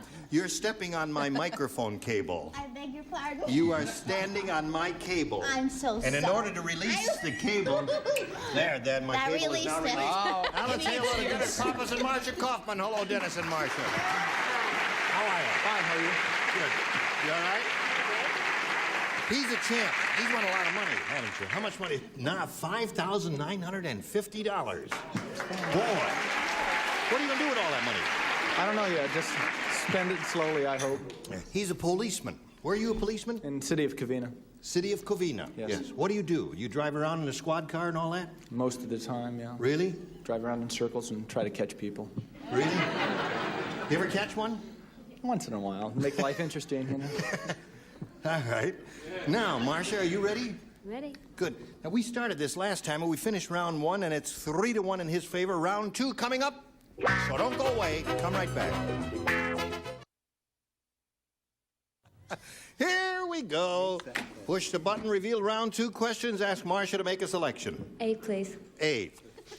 You matched. I don't write. You do not write. I noticed. Because Sitting next to you yesterday, Doesn't spell Marcia either. matched you. So here we go. Everybody else, you pay attention to me when I'm talking to you, little girl. Yes, sir. Leave that All little right? lady alone. No, I'm not going to leave her alone. I'm bigger than you. No, I I'm love it closer when to you her. cross with us. Marcia said, "It's positively abnormal how serious my husband is about scuba diving." Scared you there for a second. serious is he? I'll tell you how serious he is. How abnormally serious. How abnormally serious is he about scuba diving? Yeah. He even wore his mask and flippers to a blank. That's how abnormally serious he is about scuba diving. Oh, I have that answer. He even wore his mask and flippers to a blank. Do you want to dance? Would you please, Okay. Coach? All right. Well, you know. All right. Okay, these people are ready. Are you ready? Yes. All right, put it in the slot, and we'll call on Marcia Kaufman. Marcia said, it's possible. She just got that bit about you being the host there. Oh, I see. She's a little slow, isn't she? Marcia said, it's positively abnormal how serious my husband is about scuba diving. He even wore his mask and flippers to a... Party? To a party. She said to a party. We're having a party, and the people are nice. Hello, Greg. It's the same. You like that? Do you approve the answer? All right. If she I'm approves. asking her. I'm not asking you. Well, that's my show. I'm asking you. A formal dance. A formal dance. Is that a party? That's a party. That's a party that matches. Listen, when you hold it up there, let us look at it because it looks like you're cheating if you throw it in there so fast. Now, I got to go in there and get that thing out of the wastebasket. Now, wait a minute. It's rejects. On my Boy Scout honor, it says formal dance. Where did that go? Oh, yeah, there's a box in there. We can't even get it out of there, can we? How come yours I has thought a it was box? just a wastebasket. There's not. It's all right. Okay. I don't have a box. She doesn't write, and she There it is! says formal dance. Okay, is everybody happy? Give me about back that? my Thank you. All right. Now, Gary, we're up to you. I didn't say it. My turn. My turn. I said steam bath. Steam bath. I guess that could be a party if you were with the right group. Yeah, I suppose so. It's positively abnormal how serious my husband is about scuba diving. He even wore his mask and flippers to a da-da-da. Ball. To a ball. That's a party. That's a big party. So, that's 3 for her. Are you offering this lady a party? Well, I certainly am, yes. My place, 7 o'clock. Wear a snorkel and flippers. So this guy is a little abnormal. Yes. He even How wore... abnormal is he, Richard? I'm glad you asked. He even wore his scuba crail, whatever that is, to a funeral. To a funeral. Now, he got laughs. Depending on where you're at. But no match. Time just flew away. Now, are you going to help this lady along? I beg your pardon. Help this lady along and give her a match. She's asking for a party. What's in it for me? I said party. Good. Party. Good girl. Good for you. Now, 1 to tie, 2 to win. All right? Who does not play? Greg does not. I do. I don't. You don't and you don't. All right, the rest of you do. Here it is. George fell asleep and dreamed he was a mighty lumberjack. How mighty was he? When he woke up, he discovered he had chopped down his blank. Okay. I'm glad I don't have... Thank you for helping me out. Go ahead, honey. George fell asleep and dreamed he was a mighty lumberjack, and when he woke up, he discovered he had chopped down his blank. You finished, right? Good. You're a good girl, Fannie. I'm Sorry to say that. I like so folks can understand me, and Okay, I now, always she's all hold it set, up and we'll come properly over and here put it in and the call slot and all that stuff. Dennis Pappas. George fell asleep and dreamed he was a mighty lumberjack. When he woke up, he discovered he had chopped down his... Tree. His tree. Wrong? I thought that was Dennis. Wait a minute now. Oh, I get it. He's the one who won the $5,950. You're hissing a winner. And in a moment, if he doesn't match, he may be an ex-winner. Brett, what do you say? I say for those who've just joined us, this is an engagement ring from Charles Nelson Riley. Really? That was yesterday's show. It's a little frail Well, it's looking. ostentatious, but Yes, of course. it's smart. It's pink diamonds. Yeah. I said house. House. That's not a Now, match? don't buzz so buzzy. She says don't buzz. So what do you say? Did you say it was George? His name is George fell asleep, dreamed he was a mighty lumberjack. Cherry tree. I'm sorry, I said George Washington slept here. Oh, he chopped down the bed. Well, this is honestly, a strange turn of events. When he woke up, he discovered he had chopped down his blank, and Dennis says tree. Now he needs 1 to tie, and he's depending on you. Go ahead, Fannie. A gumball machine exploded on my chest. I said bed. I'm sorry. Bad. So Marcia Kaufman wins the game.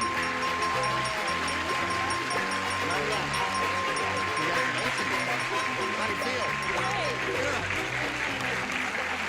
All right. Now you stand by for a moment, Marcia. Gotta say goodbye to old Dennis here. But he's not unhappy about saying goodbye. He's not crying, is he? Nice lot of money. How much money you got? You don't know? $5,950. Dennis Pappas. So long, Dennis. All right, now we're going to do a little commercial business here, and then we'll come right back and see how you're going to do at the Big Money Super Match, okay? All right, hurry back. Here is Marcia Kaufman, who's won her first game. She's got her $100. Now she's going to have a go at over $5,000 in the Big Money Super Match. Let's see how she does. You ready? Ready? We polled a recent studio audience, Marcia, and we got their best response to this. To this. To this. It wasn't a very responsive Sam, audience, actually. Are you in there? Oh, yeah. Would you just slide the top one across, please? Attaboy. We've got to.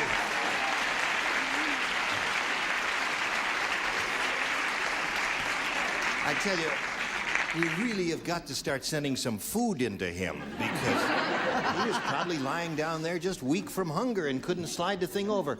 Are you all right now? Good. All right, he says he's fine. So there it is, Fannie Blank. Now, the answer that audience gave most often is worth $500 if you match it. If you match the next one, you get $250 and $100 for the bottom. Which three celebrities would you like some help from? Joyce. Oh, I've got it. I know what it is. What? Fannie Flagg!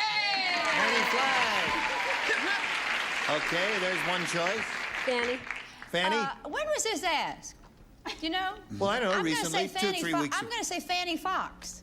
Fannie Fox. The stripper. The Fannie stripper. Fox, the stripper. Yeah. Oh, yes. Oh, right. The that's... Washington Tidal Basin lady. That's right. Yes, okay. One more. Richard. Present. Yes. Have you got a Fannie? The lady I went with for many years, Fannie Hill. Fannie Hill. His old amour. Yes. So we have three Fannies. We got a Flag, a Hill, and a Fox. And you can choose one of those or give us one of your own Fannies. Fannie Flagg. You want a Fannie Flagg? Okay, that's the one she's looking for. Let's find out if it's up there. You want it now or should No, later. I wrap her up? Wrap her up. Let's find out if it's there, and if so, where. Here is the $100 response. Fannie Bryce. I didn't even think of Fannie Bryce. No, not Well, Fannie she Flagg. doesn't think of you, so it all works out. Looking for Fannie Flagg, here's the $250 response. Fannie Hill, that's the She's one worth that every penny of it, folks. Every penny, I swear. Wonderful little dancer. Last chance for Fannie Flagg. Here is the $500 response. There it is.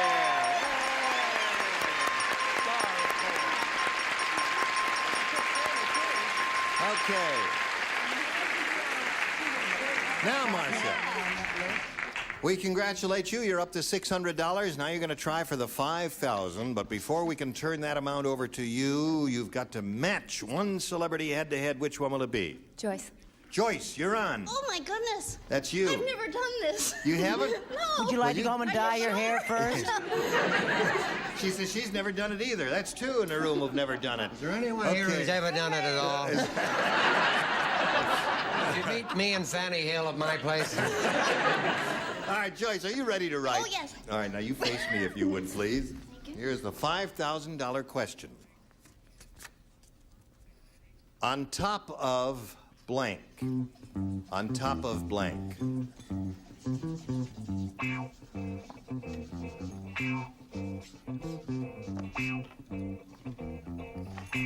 Now, Joyce is finished, Marcia. We need an answer from you which you think will match hers. What do you say to that? On top of... Old Smoky. Old Smoky? That's an old song. Everybody in the room knows that song. Everybody in the room knows that song, and she thinks you know that song too, Joyce. It's up to you for $5,000 at show and tell time. I feel sick Why? because I don't know that song. You don't know that song? No. Does Well, it go like this? On top of Old Smoke.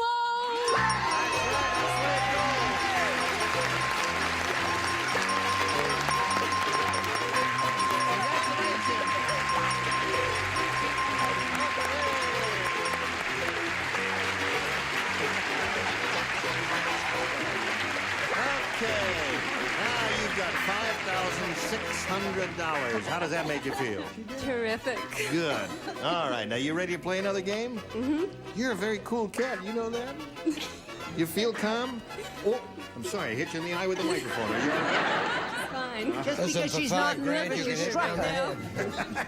Listen, let's meet another player right now and start another game. Here comes Judy Adams. Hello there. Ready to get on board? All right. Judy, you know Marcia, the big money winner who now has $5,600. Fantastic. How are you, Judy? I'm fine. Where are you from and all that? My gorgeous husband. Where is he? Gene, in the fourth row. In the fourth row. Oh, I see him there with a mustache. Yeah. Our two children and I are from Mission Viejo. And I'd like to say hi to the King family from Illinois. That's my family. Oh, was that your maiden name? Oh, yes. Judy King. Mm-hmm. All right. Good luck to you, Judy. Thank you. You ready? Sisters. Okay. Yes. Love the way they sing. Here we go. Please make a selection. B, please. B. New game, celebrities. Okay. Anything I'd like to say hi to the Hoover family. And It's not allowed. Direct communication is not allowed. well, all right. Would the King family please say hi to the Hoover family? And say hello to my uncle, the Carpenters, will you? Here is your first assignment. Thank you. The Eskimo said, He did. "Never, never again will I rub noses with a blank." He said, "Never, never again, never will I rub noses with a blank." I never heard an Eskimo talk like that. Oh, Eskimo talk like that. It's so Richard, cold up give him a hanky, will you? You understand that? I certainly do. I'm trying to think. Hi, honey. Never, never again will I ever rub noses with a blank. Would you write, please? Do something. What do you have in mind? Thank you very much. You're a very thoughtful fellow. Same to you. Don't talk to me anymore until you do it, will you? When you hurry up, Brett, we're waiting for you. Are you all waiting for me? Good gravy, Marie. He's got the right answer. She doesn't know what to call I it. have the right answer, and I can't think what you call it. I may talk, honey, but you get dumber every day.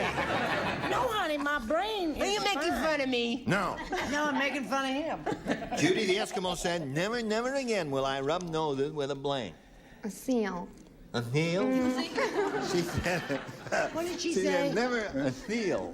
A deal? A heel, she said. What do you say? And then like a meal. A heel. I'm in a walrus. A walrus. Okay. Now that it's all... What do you say? I say, let's go somewhere and dance. Okay, after the show. All right? What are those things that have the beak and then they have the big thing underneath? Oh, that's no, that's a, what is that? Pelican. No, that's a walrus or a sea lion or one of the big mammals up They there. have a beak. Mammals don't have beak. No, she's talking about that walrus. Well, it ain't what that is. Don't What make is no it? difference. Why? I didn't say didn't have that in mind. None of you kids know what I had in mind. And I can't remember myself, but I said penguin. Penguin. Boy, you are dumb. Don't they bite? No, they don't. No, they don't bite. They never one I ever had a bit penguin me. who bit one. What do you say? Well, I've gone out with lots of penguins. They're the ones with a funny time. What do you say? Let Gary have his chance here. The poor little fella has been trying to get a word in all Penguins, night. they always dress formal. Oh, shut up. She says, I know seal. what she says. Mr. Taste. I said a polar bear. Polar bear. All right. The answer she's looking for is seal. What do you say? Those little penguins are always dressed ready to go out with you, aren't That's they? right, yes. I said rub noses with, I thought it was an Eskimo lady who don't like that. Oh, Rub noses with an explorer. really? You didn't understand it either, did you? No, Okay. I wouldn't rub noses with an animal. You wouldn't? No. Explorer Depends. sinuses. All right, what do you say, Richard? I say I give up. What's the real answer? Never again will I rub noses with a blank. Fannie and I worked with one recently, and they do bite you. Penguins. Really? Yeah. Yeah, Well, well. that, One Fannie, attack us. tell them what they did to it. They really do. No kidding. Sweetheart, I'm sorry. You know, I thought a polar bear would bite. A polar bear. Polar bear. We don't get any seals, but we got a lot of polar bears. So I we're hated that question. going to come to your question. Oh, wait a minute. Where are we? Oh, yes. We're going to come to your question, aren't we? All right. But right now we've got to do a little business, and this is it. All right, here we go. Are you ready, Marcia? Now, Judy didn't score with her first round question. The machine went on the blink temporarily, and there was a 3 showing there, but you have no score at all, Judy. Hard to score if your machine goes on the That's right. You can't score if your machine is not working. You can't Now- score if you're what? Now hear this. I guess you all know that Joyce Bulifant is the chicken of the sea mermaid. You all know that? This. I didn't You all- That she's the chicken of the sea mermaid. You know that. Show us your tail, Well, honey. Joyce said, I've been under the sea so long, I'm beginning to get blank. That's what she said. Yes. Write down what Joyce said. Okay. I've been under the sea so long, I'm beginning to get blank. Contract here. You have a contract? Yes. Who are you going to kill? I'm not killing him. It says part to be played. Self. How do you Look, do that? I've got the contestants how to get on the match game, and I filled it in. Yeah. Because I'd like to get on and win some money. All right, here we go. Everybody ready? Now, Marcia. Joyce Bulifant, you know, is the chicken of the sea mermaid, and she said, I've been under the sea so long, I'm beginning to get... Fins. Fins? Fins is her answer. Greg, what's yours? Don't know her. Fins may show up. You never know. I didn't say that. I said waterlogged. Waterlogged. Yes. And you, Brett? I spoke the truth. What? She's beginning to get withered. Withered. What did you say, Gary? I happen to know she makes excellent driftwood. I said waterlogged. Why, she got 2 waterlogs and 1 withered, and so far no fins. I've been under the sea so long, I'm beginning to get, ta-da-da, Wrinkle. Yay! Wrinkle. That's a good answer.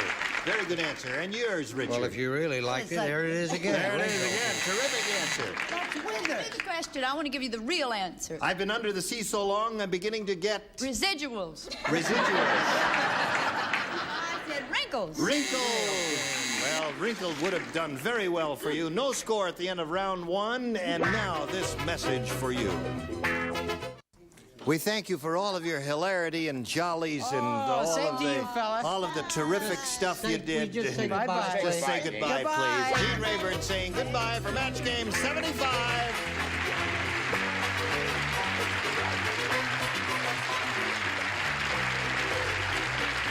This is Johnny Olson speaking for Match Game 75, a Mark Kurtz and Bill Todman production.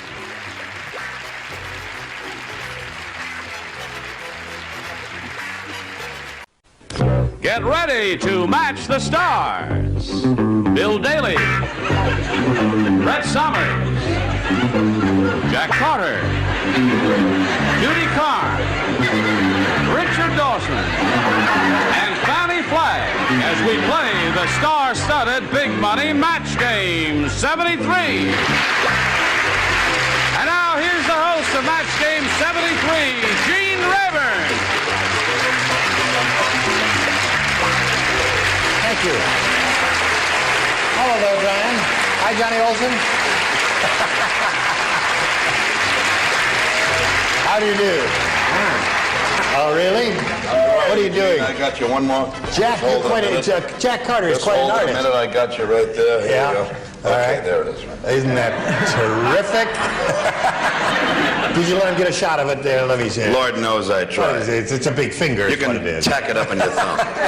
Who lives there? Are you with us? Certainly. Yes. Sure. What, you and Richard did a radio show recently. Oh, yeah. Hollywood Radio Theater. Yes. Fabulous thing. Drama? Yes. Has it been on? Has it been on? Yes, it will be on by the time that we're on. Oh, I'm sorry. Yeah. Well, it's all right. But it's a fun thing they've started. It's Good. it's I'm nice all thing. for that. I think it's a yeah. marvelous idea. Back to plays on Yes, radio. yes. All right, let's get on with this play. Should it ever come on again, though, I'll tell you. But And say hello to our current champion, Mr. Brian Bradford. Hello, Brian. Brian's won 3 games. He's got $1,150 to his credit, and he's doing okay, right? So, yeah, great. That's great. What are you going to do next? I don't know. If I can just remain alive here. All right, we'll tell you what happens next right after we pass along these messages to you. Okay, here's Brian Bradford, who did very well in the first part of the super match and the audience match. He won the $500. Now that means, Brian, you're going to play for 10 times that amount, or $5,000. To collect the $5,000, you must match one celebrity on a head-to-head basis. It has to be an exact match, and it's time to choose that person now. Fannie. Oh, Lord. Fannie, you are chosen. Fannie. All right, are you ready, Fannie? Get ready to write, and Brian, you will face me. I'll get the $5,000 question. Please write your answer to this, Fannie. Pot blank.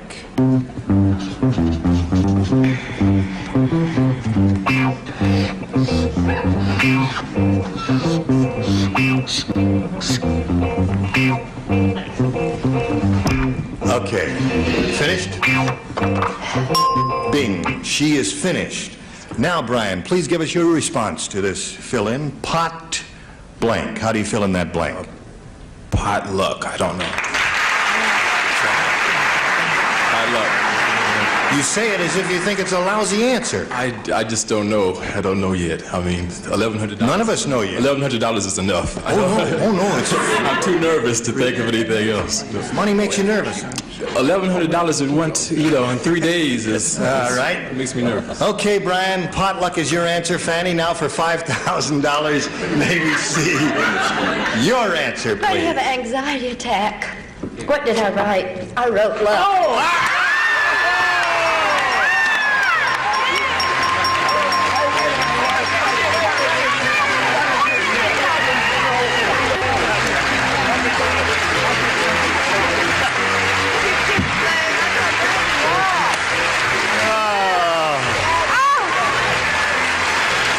Terrific. Put her there, Brian. Well done. Okay. Listen, he picked your pockets while you're up there being congratulated. I figured you can afford it now, right? You are a lot richer. You got any plans for that money, Brian? I do, yeah. Well, I have to get another car, and my mom needs a little money. It sounds like a soap opera, but she needs a little money, and so... Well, I'm... What about me, sweetheart? You Southerners always want to move in. Listen, we're all very happy for you, Brian. You're going to play another game. You got $6,150, and let's meet your challenger now, Claudia Ace. Hello there, Claudia. Brian's kind of excited, Claudia. I am too. And we're all very happy for him. Do you want to tell us a little bit about yourself? I'm from San Diego, and I'm a housewife and a mother. All right. That's a lot. Yeah, well, yeah. Okay. Good luck to you here. Thank you. You ready to have a go at it? There we go. You as a challenger will make the selection if you would, please. A. Claudia wants A. If you're ready to play, we'll have a go at this. George Washington said, "My false teeth are made of wood. The only trouble is that they're always getting blank."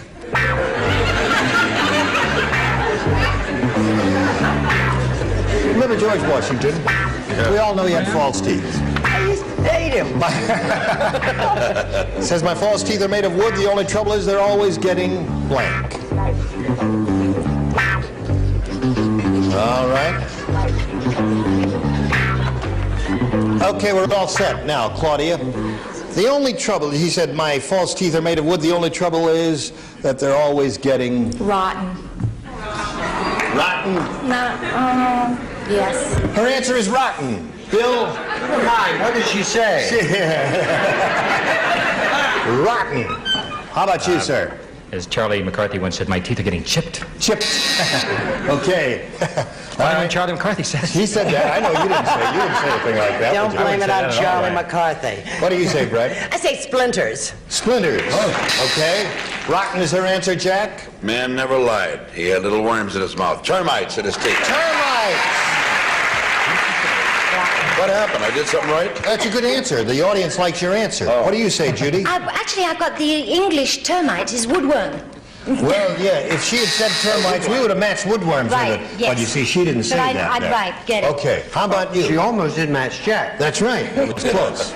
Oh, yeah, I said chipped. Chipped. Now let's hear it for chip teeth, folks. All Your answer's rotten, too. That's right.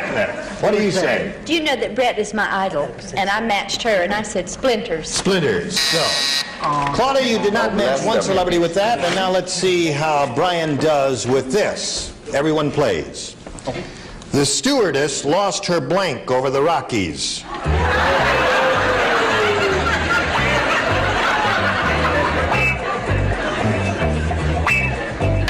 Stewardess lost her blank over the Rockies. Brian is thinking about that. I thought about it a lot of times going on. Study and thought here. Looks like Rodin sculpture. I give up. You give up? I give up. I don't know. Bill? Come along, dear. Just put your second choice down and you'll be all right. I don't have a second choice or a third, all right. Just put something down. Okay. Anything. But airline. All right. You all ready? Would you put your card in the slot, Bill, and sit up and eat your Okay. With the child. Brian, what do you say? The stewardess lost her blank over the Rockies. I can't think anymore, but I will say dinner tray. I don't know. Dinner tray? Yeah, that's the only thing I can think that the stewardess would be busy with. She was walking along with this dinner tray, and she lost her dinner tray over the Rockies. Bill, I was so rushed. I was so rushed I couldn't think of anything. And nose worked before, so I put nose. I don't know. She lost her nose over the I won't even tear that up. I won on that before. Brett, what did you say? Well, I had to change my answer because I thought you said steward and I said jockey shorts. But when you said stewardess, then I realized it was a girl and I said innocence. Her innocence. There they were at 38,000 feet. There they were. Okay, playing Jack. airport. Yes. I happen to know she went into the John, and she got dragged out through the opening, and she lost her plane. Her entire aircraft is missing. Okay. All right, pressing on down here Yes, to Judy Carr. mine lost her sense of humor. Lost her sense of humor. Okay. I got a feeling that Rod Serling wrote this evening. I happen to know she lost her virginity over the Rockies. Let's hear it for the Rockies. What do you say, Fannie? Well, I think I'm wrong because I said she lost her seat numbers. What the heck does that mean? What's a stewardess? Well, Oh, yes. don't people sit in assigned seats? That's right. Hey, Gene, can we buy this question back? Yeah, no. So, Brian, you didn't score with that, so at the end of round one, we have no score at all. We'll get to round two right after we get to this message for you.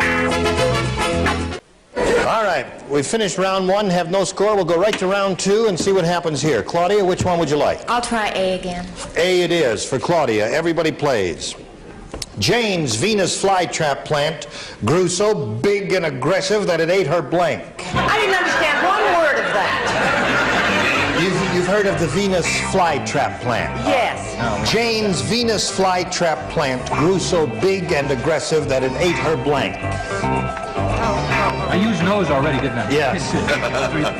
Would you turn your hearing aid up, please, there? Oh, wait, that's what I hear. That's what. Kind of senior citizen shit. Okay. I live in leisure world, you know. You do? I thought you were working very hard. Well, you are working hard, aren't you? Under New Perry Mason, and you did an odd couple recently. Okay. Here we go, Claudia. Jane's Venus flytrap plant grew so big and aggressive that it ate her... Husband. It ate her husband. Husband is her answer. Okay, Bill, what do you say? I say it grew so big it ate her, the whole greenhouse, that's what It ate her greenhouse. The whole thing, wow. Yeah, okay. Hungry Well, plant. One glop there. What do you say, Brett? It ate her body. She was left with only her head. Okay. All right, Jane's Venus flytrap plant. That's a show right there, you know. That's it, It was yeah. so big, it tried to reach her fly, but it missed. And it ate her cat. It ate her cat. Okay. It was laying there trapped. Judy, what did this big carnivorous plant eat? He'd ate her up. Ate her up. Okay. Husband is her answer. What's yours, Richard? This can go on no longer, this madness. Husband! Okay, Fannie. Well, I said it ate her dog. It ate her dog. It's a dog, but it's not going to matter. Don't tell Betty White. We do love our dogs and cats. All right, Brian. 1 to tie, 2 to win is all you need. Here we go. Oh, I have to play. Every time Tex, the singing cowboy, starts to sing, his horse starts to blank. Every time Tex, the singing cowboy, starts to sing, his horse starts to blank.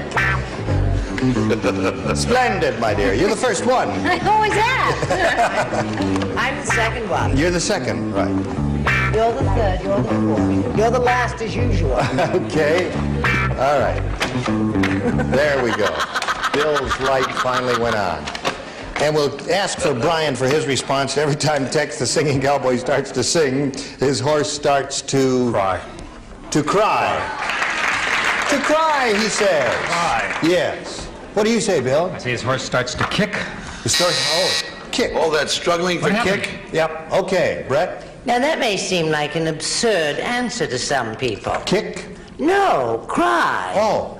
But not to me. Cry. Oh, score. One more crying horse and you win the game. Well, I didn't know how to spell it. So I wrote it. Winnie. Winnie. And then he pooed. All right. Judy? Okay, his horse started to yawn. Very bored. I see. Okay. Moving hurriedly along, I say buck. Starts to buck. Okay, and there's no match What I'd like to do is run. Run. So this game ends in a tie. We'll wipe the board clean, push the button, and reveal the tiebreaker. Got one question for each of you. The one who scored the most matches will be the winner. Claudia, make your choice. A. She's going to stick with A. Everybody will play. Barbara said, Frank. Frank, for goodness sake, stop plucking that blank. Frank, for goodness sake, stop plucking that blank. I don't know who's getting dumb, me or the questions. This is a very good question. Pluck? Yes. Right. Stop plucking? Yes. Stop plucking that blank. Plucking that blank. Right. A blank plucker. Okay, they're all ready. Claudia, what do you say? Frank, for goodness sake, stop plucking that... Chicken. Chicken. That's one of the good answers. There are a number of good ones here. Let's see what you have. I'll go along with that. Chicken. Okay. There's one match. Brett? I started to say guitar, but I said chicken. Okay, I'll give you 2. Jack Carter. I got an Uncle Frank, and he's a chicken plucker in the Bronx, so I put a chicken. All right. So there's 3 for you, Claudia. Let's see what you get from Judy. I went with Brett's guitar. The guitar. All right. Are you a chicken plucker? No, thank you. I already gave. I put guitar. Okay. Fanny, what do you say? Oh, I'm totally confused. He was a hairdresser, so I put eyebrow. Frank? Don't you pluck an eyebrow? Good thought, baby. Frank, stop plucking your eyebrows? What kind of an answer is that? Okay, so that's 3 for you, and as for you, you've got one question to go there, and we'll get to that anon. But right now, we've got to get to this. Now, we're in a tiebreaker. Claudia has matched 3 celebrities with her question, and the one who's achieved the most matches will be the winner. Brian, we've got this for you. Listen carefully. Ethel said to her roommate, I don't get many dates. I guess I'm too blank. Ethel said to her roommate, I don't get many dates. I guess I'm too blank.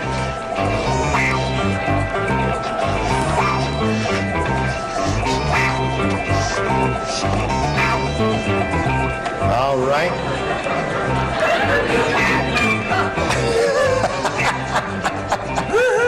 All right. Now, Brian, how do you finish this? Ethel said to her roommate, I don't get many dates. I guess I'm too... Ugly. Ugly. She said ugly. What did you say, Bill? Well, it's close to mine. I said too shy. Too shy. All right. No match there. You need 3 to tie and 4 to win. Brett? Not only did he say shy, he asked me how to spell it.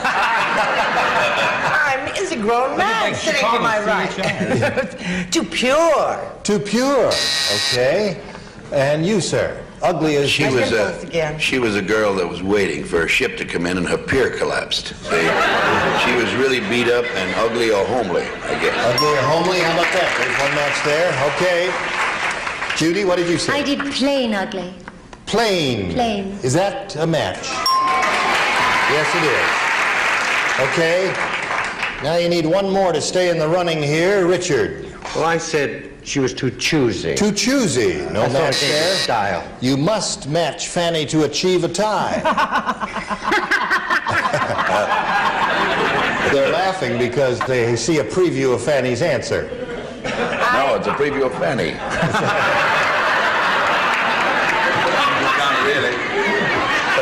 Heavens, I said she was too fat. Too fat. All right, so the winner is Claudia. Congratulations. Come on down, Claudia. Congratulations to you. You got $100. You'll stand by a moment. We'll have a word with Brian, who's calmed down by now and who realizes that he's a big winner here. $6,150. I had a great time. Good. Thank you all. Okay, Brian. So long. Bye-bye. Nice to meet you. Thank you for being with us.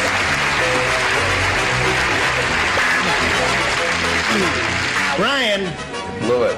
On the shelf back there, Brian, is a picture that Jack Carter drew of you, and it's a very good caricature. He wanted you to have it as a souvenir, Brian, wherever you are. Going around and around.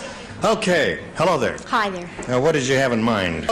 Oh, you want to play this game? Okay. The super.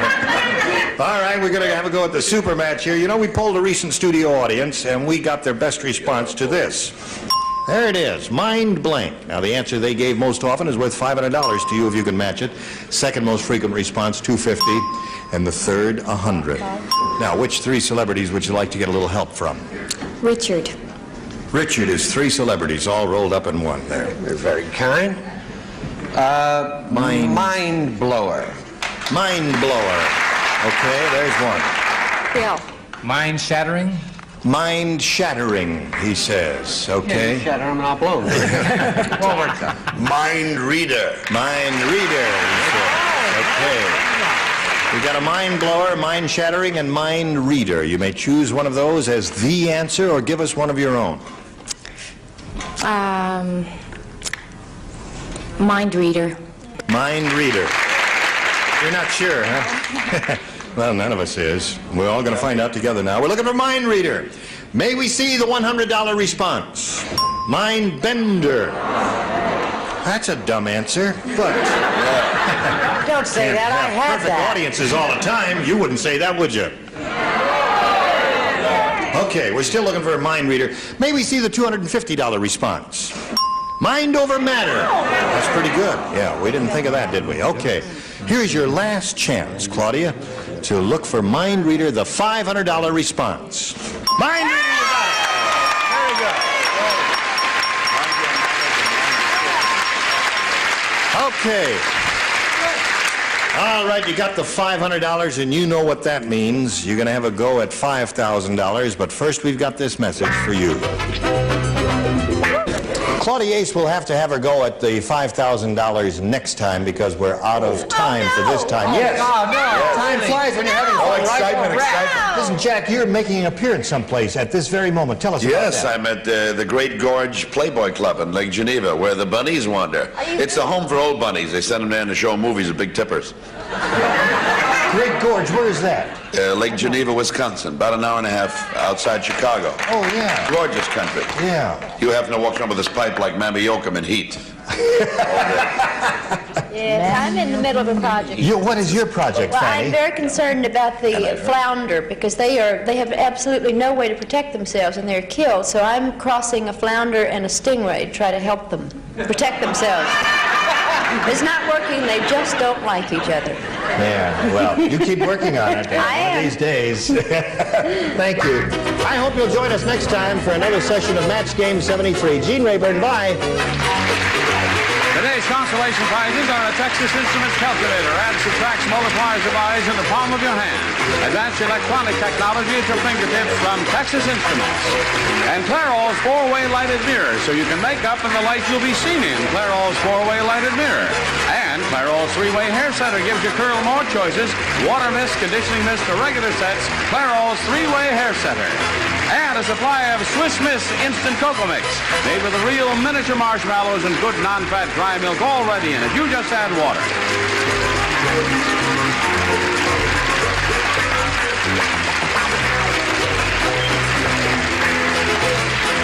This is Johnny Olson speaking for Match Game 73, a Mark Goodson, Bill Todman production.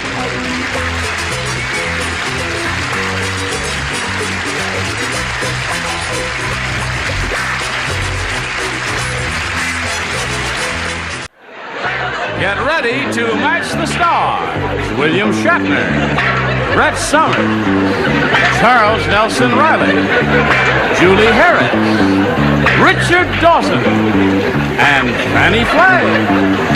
As we play the star-studded Big Money Match Game 75. And now here's the star of Match Game 75, Gene Raymer.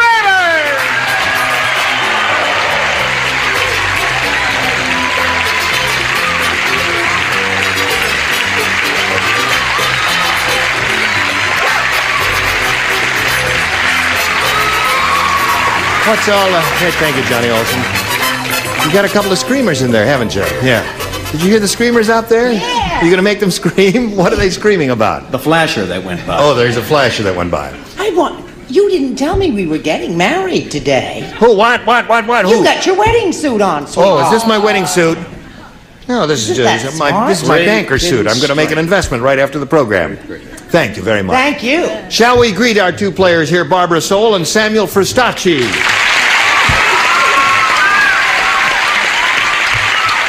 Barbara, the current champ, you won one game, right? And you have $600. Right. Okay. Do you have any plans for your money? A case of tennis balls. A case of tennis balls? Yes, please. Well, that's right. You're a tennis player. Yes. You play almost every day? Just about, but I try not to play on the weekends because I think the men who work during the week should be allowed to use the courts on the weekends. Oh, isn't that very thoughtful of you? Well, my husband won't let me out. Oh, your husband won't let you out. Oh, all right. Here in the middle of round two, she's being challenged by Samuel. Is it Fristacci or Fristacci? Correct, Fristacci. Fristacci. Right. What kind of name is that, Sam? That's Italian. Is that Italian? Are you Italian? Half Italian, right. Yes. Half Jewish. Kosher pizza, they call me.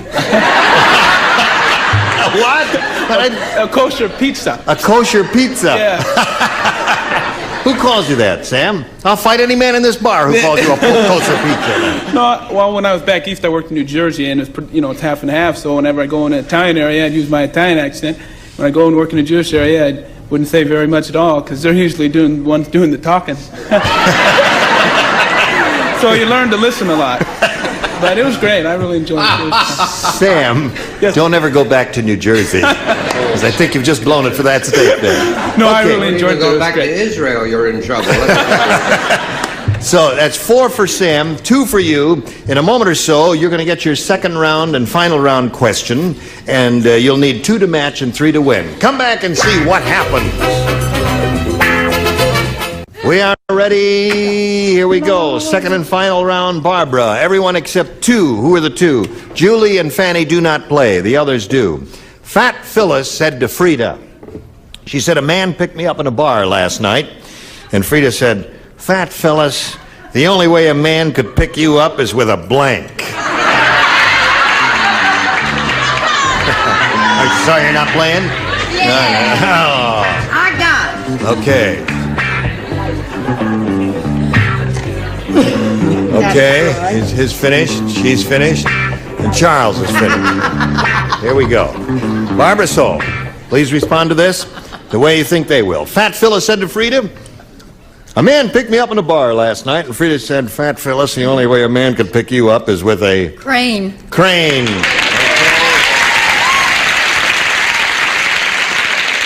That's what she said. She said a crane? Yes, she said a crane. It's a put-down answer.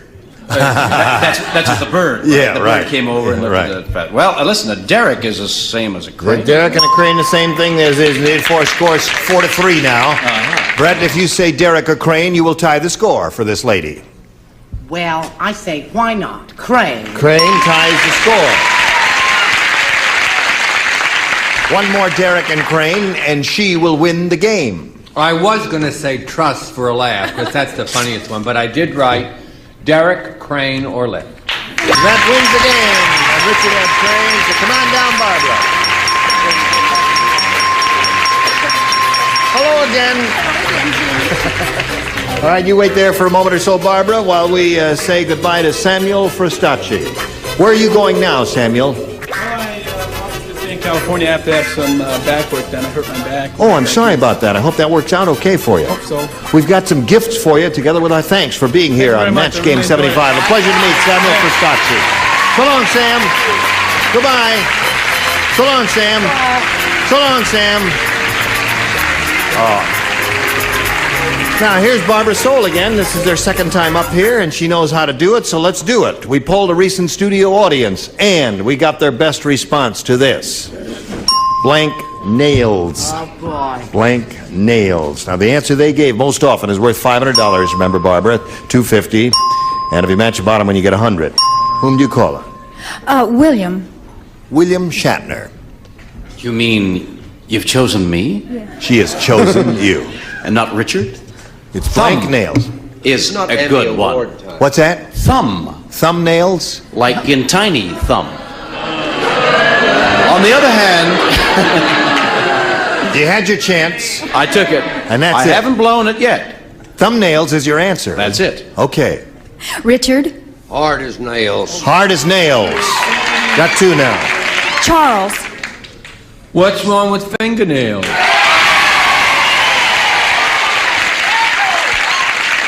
Why would they boo Thumb and cheer Finger? They didn't do that. They gave it a whole hand. They have thumbnails, fingernails, and hard as nails. Any of those sound good to you? I think fingernails is the answer. Fingernails is the answer.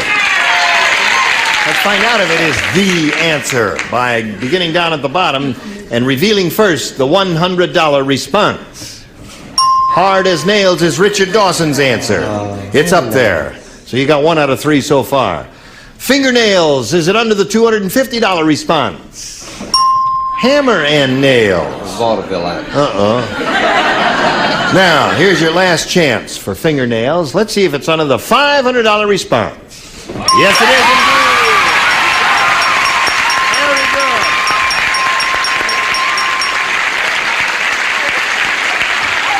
Good. Now, Barbara, you're up to $1,200. And you're going to play for $5,000. If you win that, you'll have a total of $6,200. Whom do you want to match head-to-head exactly to collect that amount of money? Richard, please. Okay, Richard, please. Now, there we go. Here it is, worth $5,000. It reads as follows. Hopefully. Middle of the blank. Middle of the blank. He's finished, Barbara. We ask you for your answer. One you think will match his. What do you say to that? Middle of the blank. Middle of the road. Road. Okay, Barbara. If you do indeed match Richard, that means you'll have a total of $6,200. Let's find out what he has written right now. When I don't match these is what happens to me in the middle of the night. However.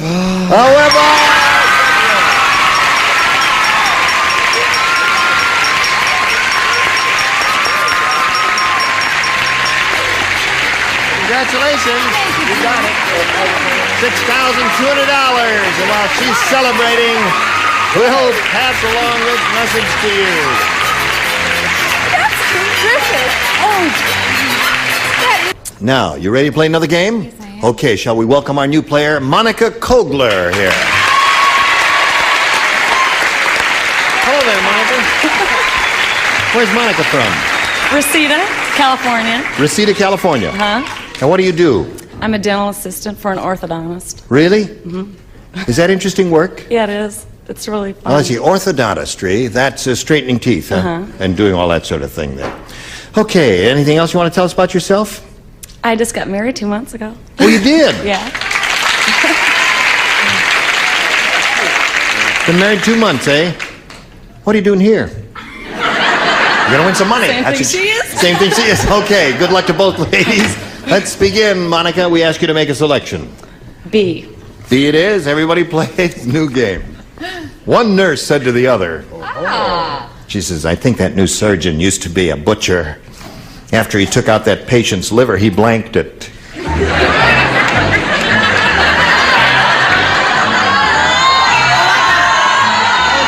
I think that new surgeon used to be a butcher. After he took out that patient's liver, he blanked it. Let me just see what you're going to do here.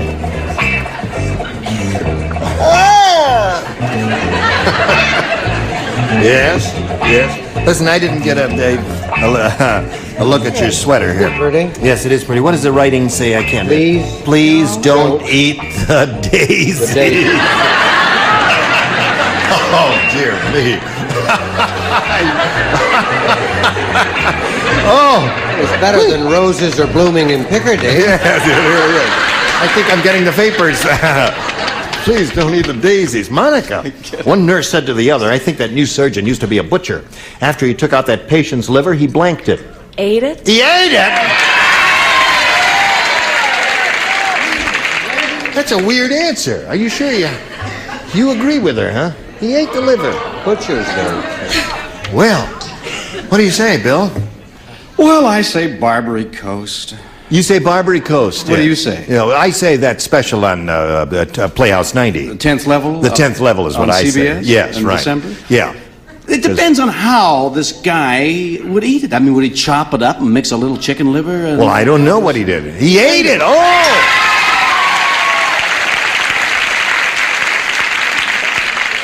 Absolutely bizarre. Turns my stomach. Me too. I say, good gravy, Marie. Only chop it. Chop it. Thank you, darling. Didn't eat it, he just chopped it there. Charles? Ate is a good answer, but a butcher wouldn't eat his profits. I mean, so he weighed it. He weighed it. That's a good one. I like that answer. Now, hold on. Now, weighed is not a bad answer. Just think about it. One nurse said the other, I think that new surgeon used to be a butcher. Now, when a butcher cuts off a slice of liver, doesn't he weigh it? So weigh it isn't bad either. Thank After you, he took out that patient's liver, he blanked it, and Monica said 8. What do you say? I say he chopped it. He chopped it, you see? Chopped and weighed and all that sort of thing. And Richard? Son of chopped. Chopped. So that's 2 chops in a row there. Do you chop liver, Fanny? No, I'd like to appeal to the audience. I'd like to appeal for mercy here. Now, the question was the butcher. Now, let's be honest. The butcher would sell it. He sold the liver. Okay. One for you, Monica. Now, let's see how Barbara does with her first round question. 8 is Phil a terrible said, answer. Phil said Judy wouldn't even go near my waterbed until I gave her a blank. She wouldn't go near my waterbed until I gave her a blank. I bet until I gave her blank. It's not a blank. What's that? You want to leave the A in? So everybody leave the A in. Judy wouldn't even go near my waterbed until I gave her a blank. No, don't show me. Surprise me, Bill. Surprise me. You're going to love my answer. I'm going to love your answer. Talk me into it. Perfect answer. It is. You are the perfect person. Thank you. I've always thought so. Okay, good. What? Splendid. Right. Now, we'll come over here to Barbara. Ready over there. Phil said Judy wouldn't even go near my waterbed until I gave her a blank. A lifesaver. A lifesaver, isn't that interesting? Yeah, life jacket, lifesaver. That's a rather amusing answer. The lady has shown a great deal of imagination. I noticed 3 people smiled in the audience. Right.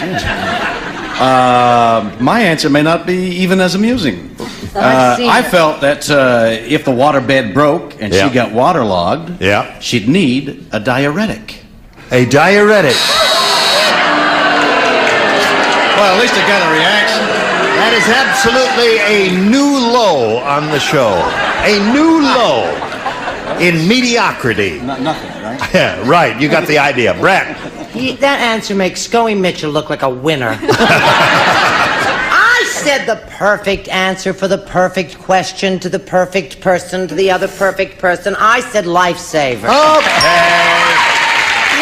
So at this moment, the score is tied 1-1. Charles? What a perfectly boring story that was. First of all, a life jacket's too cumbersome if you're on the way to a waterbed. Not necessarily. Whereas a Dramamine would not get in the way. That's the answer. Dramamine seems to be a very good response. Now, Julie Harris, what do you say to that? Well, I thought if the waterbed broke, she would need a boat. You need a boat? Run for your lives! Do not boo this lady. Distinguished First Lady of the theater. You're not supposed to boo her, even though she gives rotten answers. What do you say, Richard? Boo Lynn Fontaine. All right, boo Lynn Fontaine. Anything else you want, Dan? Show us. Thank you. Yes, Phil said Judy wouldn't even go near my waterbed until I gave her a blank. I said Dramamine. A Dramamine. Dramamine. You say Dramamine, I say Dramamine. Let's call the whole thing off. Depends who's in You know how you get people out of a waterbed? How do you get people out of a waterbed? Say shark!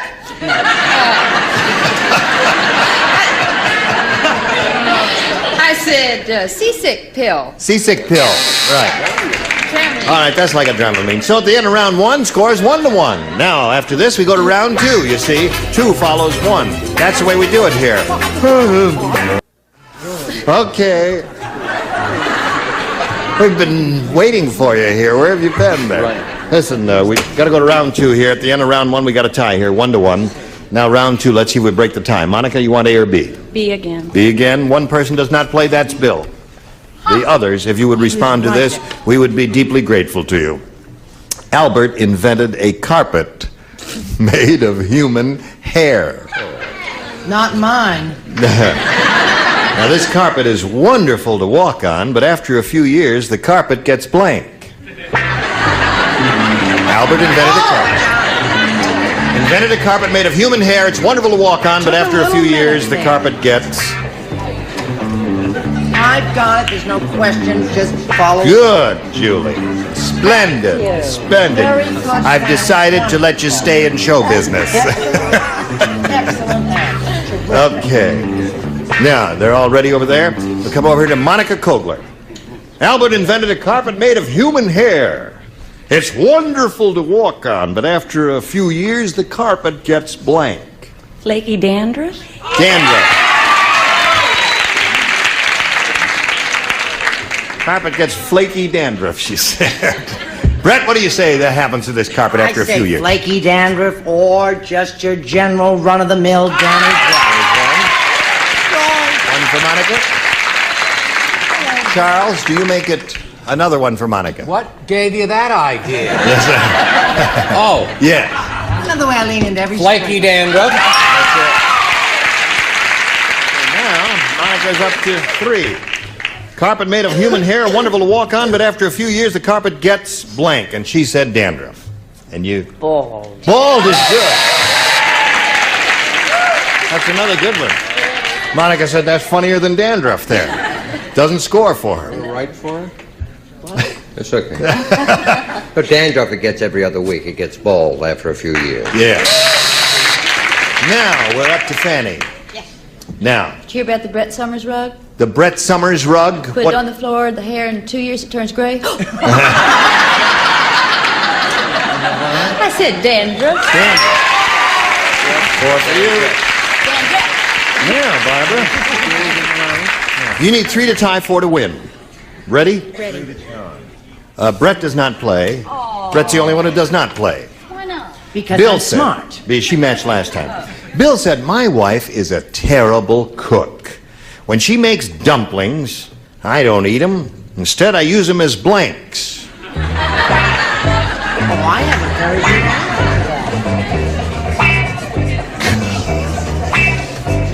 All right. Oh, that's nice. There you go. Yes, when you put it in the slot, that's right. It lights up that light out there, and I know that. Now we're ready for Charles, and we'll be ready to take off in a moment here. Okay. Barbara, Bill said my wife is a terrible cook. When she makes dumplings, I don't eat them. Instead, I use them as blanks. Tennis balls. Tennis balls. Oh, yes, you've been talking about that all along here. Okay, William, what do you say? Yeah. Balls, of course, knowing the lady, I should have guessed that, but it's weights. Weights. Okay. Charles, what do you say? Sorry, I said golf balls because they're heavier than tennis. Got to match the remaining ones to stay in the game. Barbara, let's see what happens. Julie Harris. Golf ball. Golf balls. Yeah, balls and tennis balls. Come on down, Monica.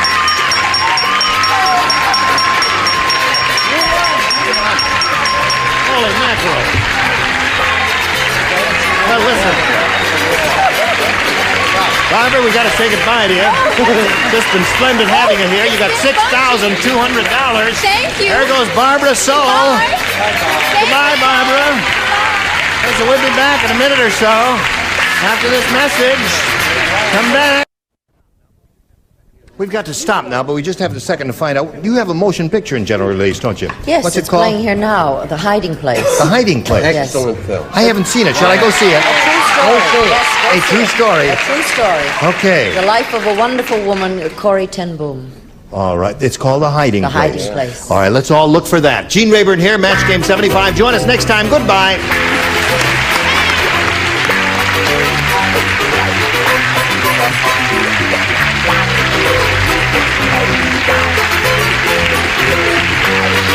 This is Johnny Olson speaking for Match Game 75, a Mark Goodson, Bill Todman production.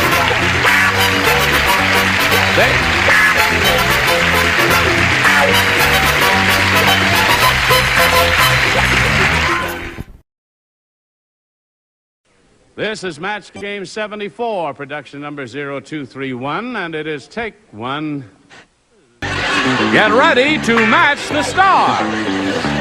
Jack Narr, Brett Summers, Charles Nelson Riley, Elaine Joyce, Richard Dawson, and Fannie Flagg as we play the star-studded Big Money Match Game 74. And now here's the host of Match Game 74, Gene Rayburn.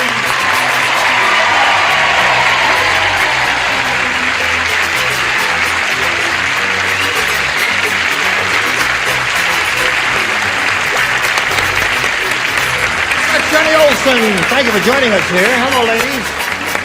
How's everybody okay? There's 2 eggs you ordered. They're here. Now They're here. listen, Fanny. Yes? What? Well, would you stand up so everybody can see it? Let us see. Fanny, let's see.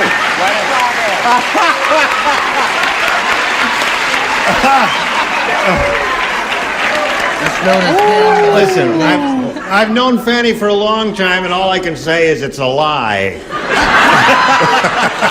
But, Gene, I ordered scrambled. Oh, I see. Well, I think we ought to welcome the new kid on the block. Yeah, let's Jack check it out. Narr. Thank you, kid.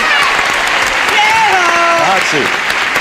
So you've been Jack. Great show. Yeah, he has a marvelous show. Yeah. You ever see his show? I say it. now Every you morning. see it. Every Now you morning. see it. Now you see it. Yeah. Right on. See, you're still stealing glasses off the airplane, huh, Gene? No, this is a little hangover from From a bottle of vodka. No. Well, listen, shall we say hello to our 2 players? Oh, yeah. Why? All right, they are Teresa Negretti and Rolanda Lallier. Hello, ladies. Are you ready? Teresa's the current champ with $600 to her credit. She's won 1 game, and we're in the middle of round 1. Is that right, ladies? Now, you've had your question, and you didn't score, did you? No. And we're about to have your question. Is that right? Yes. Okay, we'll get to that right after we do this for you, especially.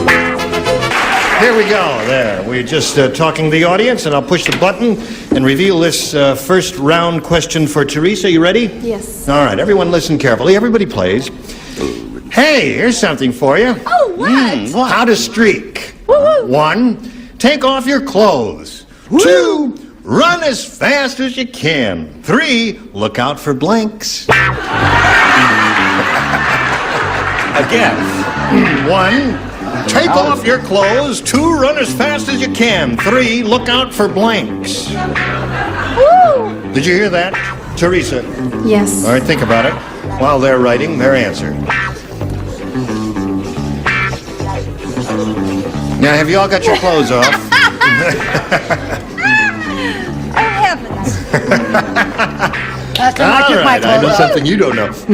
Okay, Teresa, how to streak. 1, take off your clothes. 2, run as fast as you can. 3, look out for blanks. What do you put in the blank? Dogs. What? Dogs. Dogs. Dogs. Look out for dogs. Bow wow. Yeah, bow wows is what she said. Right. Jack, what did you say? Well, I based mine on personal experience because I streaked once and I was arrested for littering. So I said, watch out for the law. The law.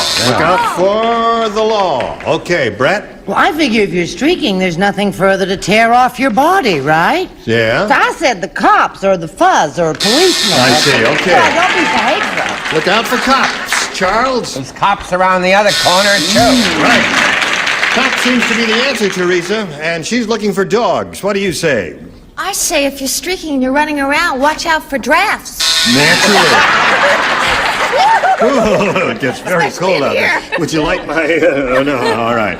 What would you do there? Well, I did streak, and like Jack, I also was arrested. I was released because of insufficient evidence. Cops.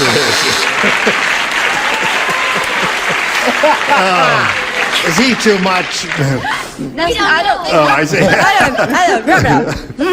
I put stairs. Look out for stairs. Honey, have you ever tried to run up stairs? Well, Yes, okay.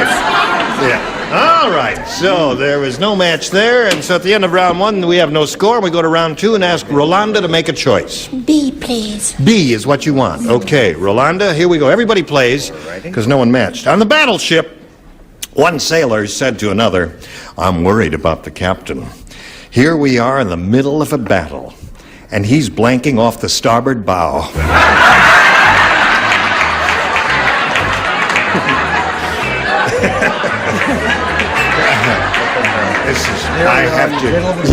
I have to do it for Rolanda, because her command of the English language is a little incomplete, and I want to make sure she has every opportunity to hear it. On the battleship, one sailor said to another, "I'm worried about the captain. Here we are in the middle of a battle, and he's blanking off the starboard bow." What is that? She doesn't understand a darn word I said. She's not alone. You know what the starboard... You know what the bow of a ship is? That's the front of a ship. You know what a ship is? Yes. Yeah, it's a thing that goes on the water. I came on a ship. Yeah, and so you came on a ship. Oh, really? And you know what starboard is? It's, well, starboard is right and port is left. That's sailors talk that way. Well, what do they know? They never talk that way to me. Starboard means the captain was standing... Well, it's time for give us an answer, Rolanda. I'll give it to you one more time. On the battleship, one sailor said to another, "I'm worried about the captain. Here we are in the middle of a battle, and he's blanking off the starboard bow." Kissing. Kissing? Yeah. Well, I guess she understands sailors better than I thought she did.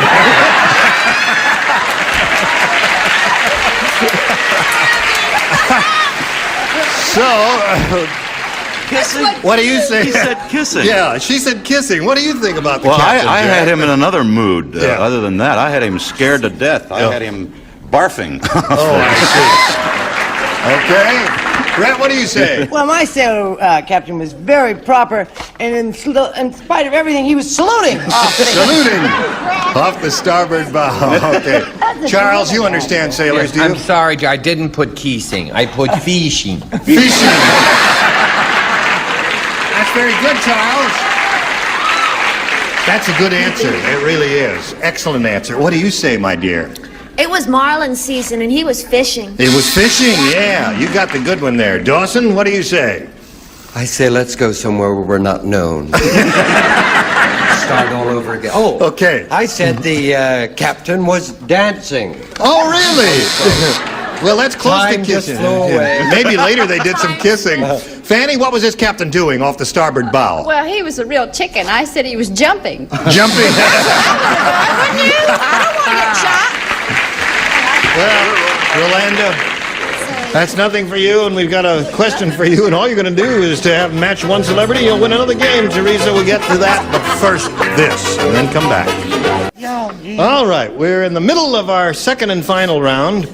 Rolanda did not score in that last round. She had a little bit of tough luck there, and we'll see how Teresa does. Teresa, all you need is one match to win your second game. This is it, folks.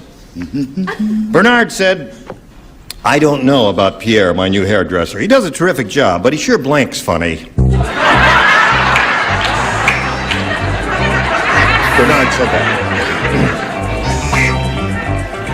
Did you hear that? Bernard said, "I don't know about Pierre, my new hairdresser. He does a terrific job, but he sure blanks funny." I love the way Charles always nods off between the time you finish the question and the time he does his answer. He takes these little cat naps. And he's not wearing any socks. Again. Again.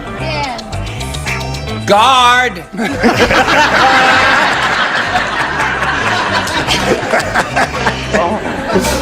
All right. We're all set. Teresa? Bernard said, I don't know about Pierre, my new hairdresser. He does a terrific job, but he sure blanks funny. Kiss is funny. He kisses funny. Kiss, kiss, You don't like that answer?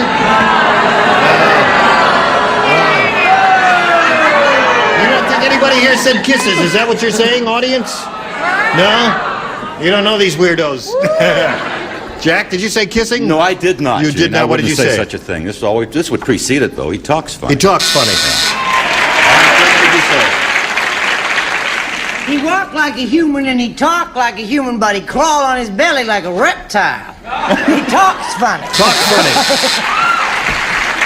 One kiss wins the game. One kiss, da-da-da-da-da-da. Charles? No. I said walks funny. He walks funny. What do you say, cutie pie? I said exactly what Charles said. I said he walks funny. He walks funny. He walks funny. You know, we may have our first scoreless tie. I don't want to say we got a couple of dummies for contestants, but I don't want to say that, and I'm not going to say that. What do you say? Well, I wrote what Charles does. Talks funny. Guard! Give him your deep voice, Charles. I'm on the Bachelor of the World special. That's right. I am. That's right. I agree. Fanny, Yes. are you participating? No. Yes. Yes, you are. Oh, She hasn't yes. eaten her eggs yet.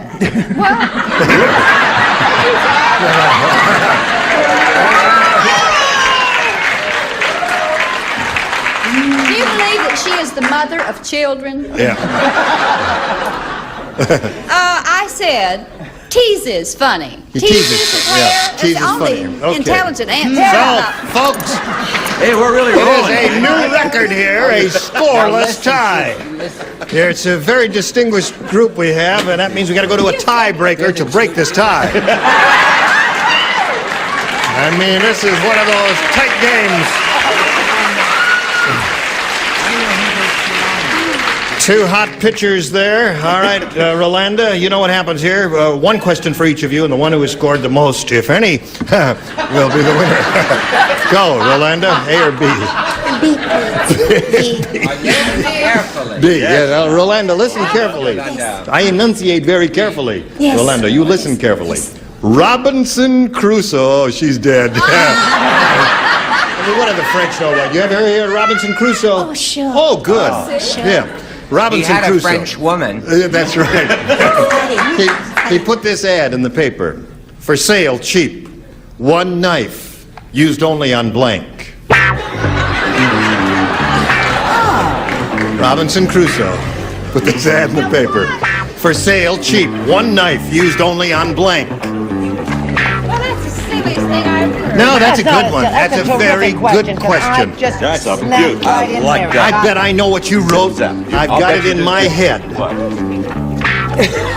That's exactly what I thought you would write. Right. We finished down here? No. Come on, Elaine. There she is. Okay. I don't know what he did. All right. Now, Rolanda. Robinson Crusoe put this ad in the paper. For sale, cheap. One knife. Used only on blank. Friday. Friday.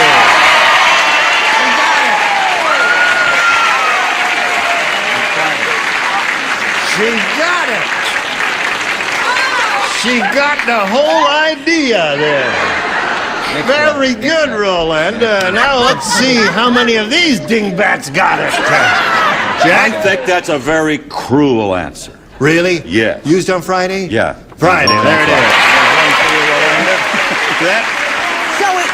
So it would tense properly. I put Fridays, but actually Fridays. it's Fridays Fridays. it is. There's two for you, Rolanda.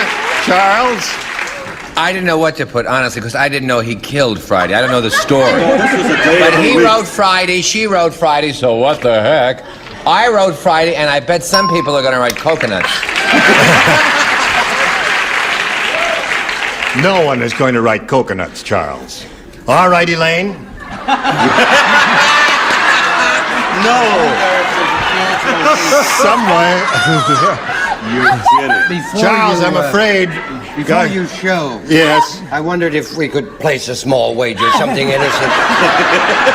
I'll give you 1,000 to 1, and you bet me $100. No. That means I'll owe you $1 million if Coconuts doesn't show up. Yeah. Could you make it 100 to 1, a penny for $1? Because I think. Go ahead, Elaine. Show it to him. Show and tell time. There should be drums on it. Oh, yes, There should be a drum.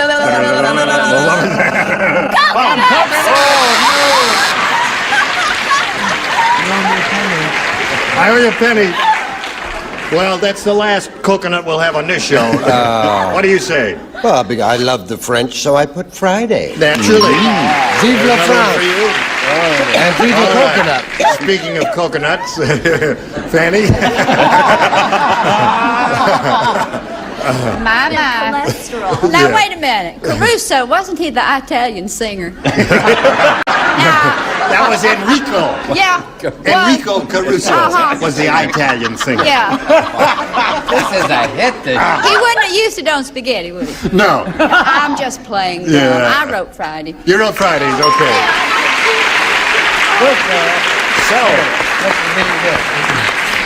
Except for a pair of coconuts, you did pretty well with that, Rolanda. And we'll get to your question right after we do a little business with America here and there. We are in the middle of a tiebreaker. Rolanda's had her question. She scored 5 matches, and now we come to Teresa. You must score 5 to stay in the game. If you have a perfect round, you will win your second game, Teresa. Here we go. The post office worker said, "Hey, here's a package marked glass. Let's blank it." Post office worker said, "Hey, here's a package marked glass. Let's blank it. Let's blank it." All right, she's thinking. And I guess she's got an answer formulated in her head. I have to make up for the last time. Break coconuts, honey, and you'll be safe that way. I'm writing kumquats. All right. Fanny is... What are you doing there? Fanny? Okay. All right. Now she's all set. Now, Teresa, the post office worker said, "Hey, here's a package marked glass. Let's blank it." Break it. What's that? Break it. Break it. She's given an answer that's popular with the audience. She said, "Let's break it." What do you say, Jack Nars? I say they said one to the other, let's handle it in our usual fashion. Let's smash it or smash, break it. Break. Okay, there's one match. Break. Well, as they say in automobile talk, let's break it. Let's break it. Okay, Charles. I said also break it. We need 2 more to tie. Let's see if we do get a tie, or you could win if you go all the way here. What do you say? I say what they always do. What? When you get it, it's broken. We may never get another piece of mail through the U.S. Postal Service again. So what's new? Well, who wants a good piece of mail? Yeah. No letters at all. What do you got there? What they always do. They said, "Let's drop it." Uh-oh, drop it. You got to match Fanny to stay in the game. Teresa, now we need to roll of drums. Be like 2 fried eggs, stand right on your legs, keep your sunny side up. Okay. Yes. Fanny, what do you say there? Well, listen, anyhow, I want to tell you about this. I used to go with the poor little old mailman, and they don't do ugly things like that. They would mark it fragile so it won't break. Mark it fragile so it won't break. There's a vote for the post office, and the winner is Rolanda. Come on down. Congratulations. That's $100 for you. All right, you stand by for a moment here while we say goodbye to Teresa. You'll be leaving here with $600 and our good wishes, Teresa. Thank you very much. Nice to have you with us. Teresa Negretti. Hey. Are you ready? Yes, I am. Thank you. Good. Now, you know how this goes? Yes. Good. You know, we polled a recent studio audience, and we got their best response to this. Bird blank. Now, the answer they gave most often is worth $500 if you match it. If you match the next one, you get $250. And if, let's have the lights going on here, $500. Bing, bing, that's it, $250, bing, and $100, bing. Okay, thank you. Got to do my own sound effects here then. Now, you're allowed a little help from celebrities. Which ones do you choose? Richard, please. You choose Richard. Bird Brain. Bird Brain. Okay. Nothing personal, Rolando? I hope not. Charles. Charles. Oh, Charles! Merci, mon Dieu. I said I have a whole list here. I said birdhouse. Birdhouse. Birdhouse, he say. Yes. She say birdhouse. What do you say? He say. Do I have another choice? Well, you have one more. Fanny, please. Oh, okay. I think it would be bird bath. Bird bath. So you have birdhouse, bird brain, and bird bath. Or Bird Reynolds. Hey, you copied him wrong up on the card there. You got bird. Nobody said that. Nobody said bird. He said bird. Bird Brain. Bird brain. Where do they find those people who make It's all up right. those It's in my cards? head anyway. Don't worry about it. Birdhouse is the Beautiful, same as Rod. a nest, isn't it? Birdhouse would not match bird nest, I don't think. What do you want to choose one of those? Birdhouse, bird brain, or bird bath, or give us one of your own? Bird nest. You want to choose bird nest? All right, you're going to ban the celebrities and go out on your own and choose bird nest. And that's the one she's looking for. May we see the $100 response. Birdman, there's one answer. Still looking for bird nest. Here's the $250 response. Bird of paradise. So far, nothing has come up that any of us have thought about. Here's your last chance for bird nest. Here's the $500 response. Bird brain.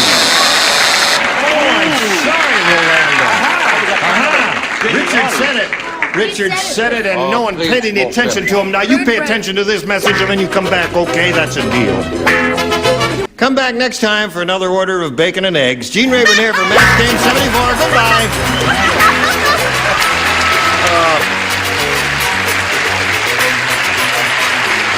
This is Johnny Olson speaking for Match Game 74.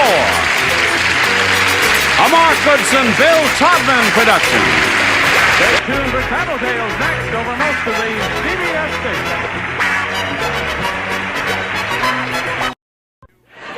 Get ready to match the stars. Dick Martin, Brett Summers, Charles Nelson Riley, Jody Donovan, Richard Dawson, and Fannie Flagg as we play the star-studded Big Money Match Game 75. And now here's the star of Match Game 75, Gene Rayburn.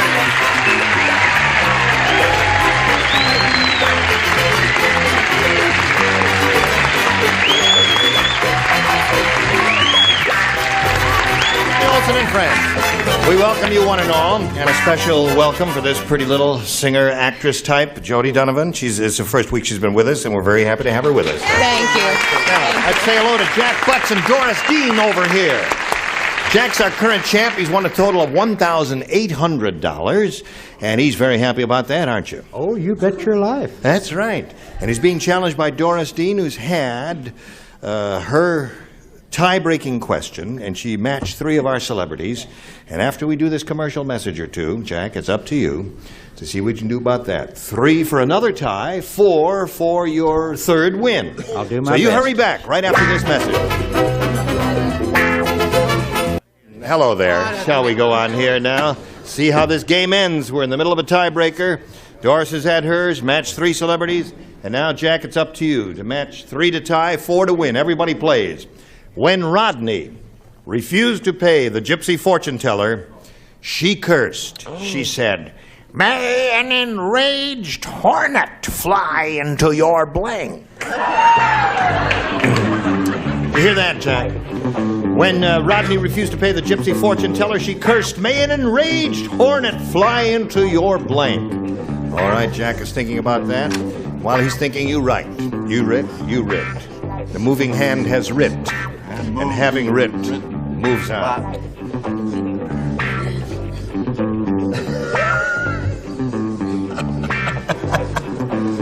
just came down from above. Oh, look, the two regulars are taking... What? Come on. Oh, okay. Ready? Let's finish up there, Brett. I haven't got all day to wait for you now. Okay, huh? Okay, Jack Butts. Tiebreaker. When Rodney refused to pay the gypsy fortune teller, she put a curse on him. She said, "May an enraged hornet fly into your... Nest. Nest?" That's all I can think of. Really? Yeah. Now, she's talking to Rodney. I mean, that's your answer. It has to stand, but I'm just wondering if you really understood the question there. Evidently, I didn't. From what the audience said, no.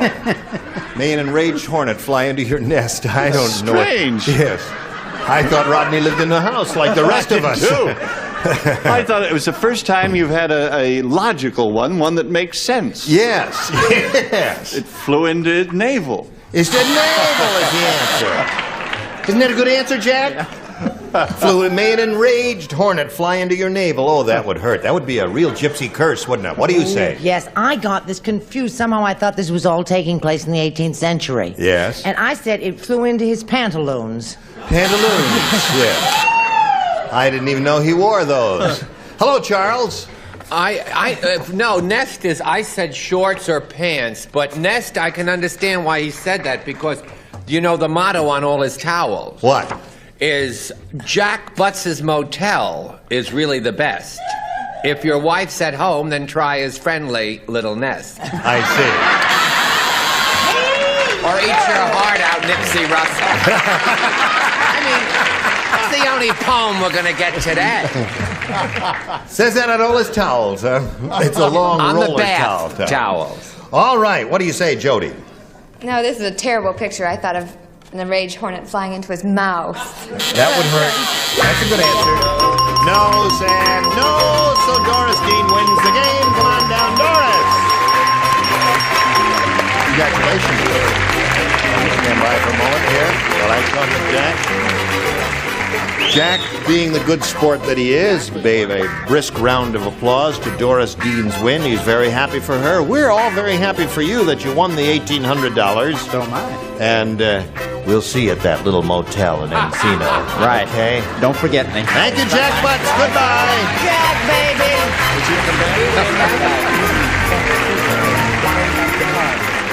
Now, shall we just step up here a little bit? Are you ready for this? Yes, I am. Now, you've done very well in matching our celebrities. We're going to see now how you do in trying to second-guess a whole big studio audience that was here recently when we polled them, and we got their best response to this.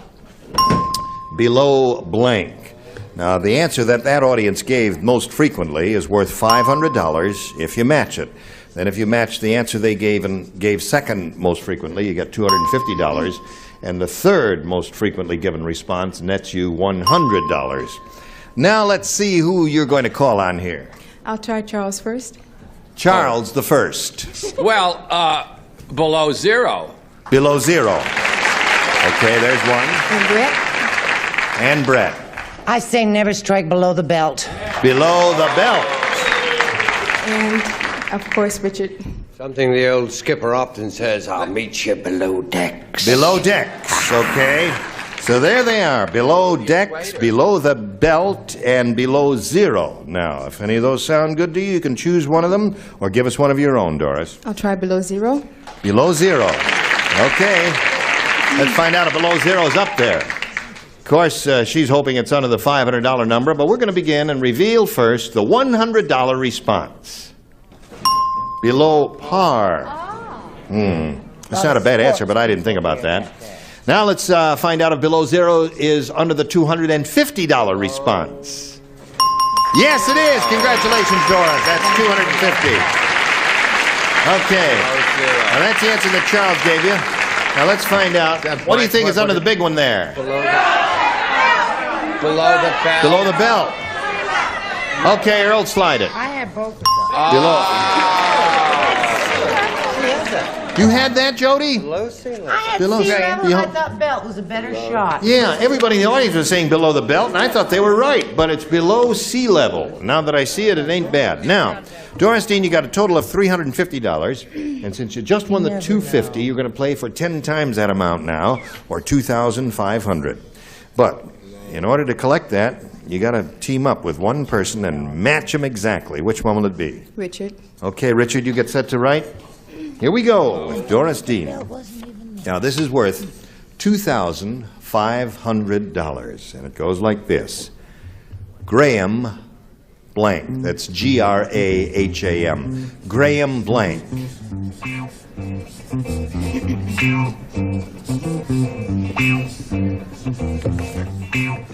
Now, he's finished, Doris. What answer do you want to give us?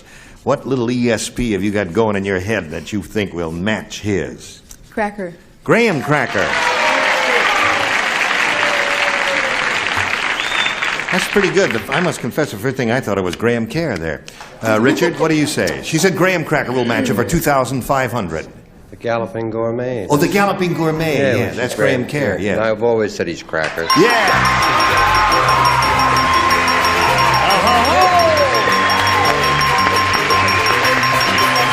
Congratulations.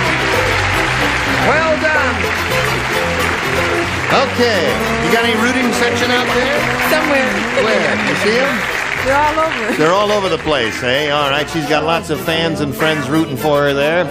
So Doris Dean now has $2,850. She's going to meet another player. No, she's not going to meet another player right now.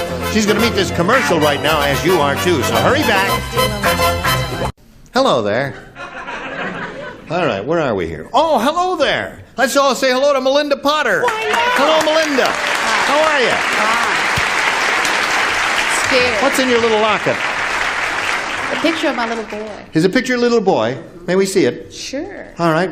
While you're doing... I'm shaking today. You're shaking? Tell us where you live and all that. Oh, what a darling little boy. How old is he? 5. What's his name? Chad. I wanted Chad. to say hi, boo. Oh, you can't say hi, Chad. It's against the FCC rules. You can't say, hi, Chad. You're a darling little boy, wherever you are, Chad. Now, where do you live? Ruidoso, New Mexico, and I'm married.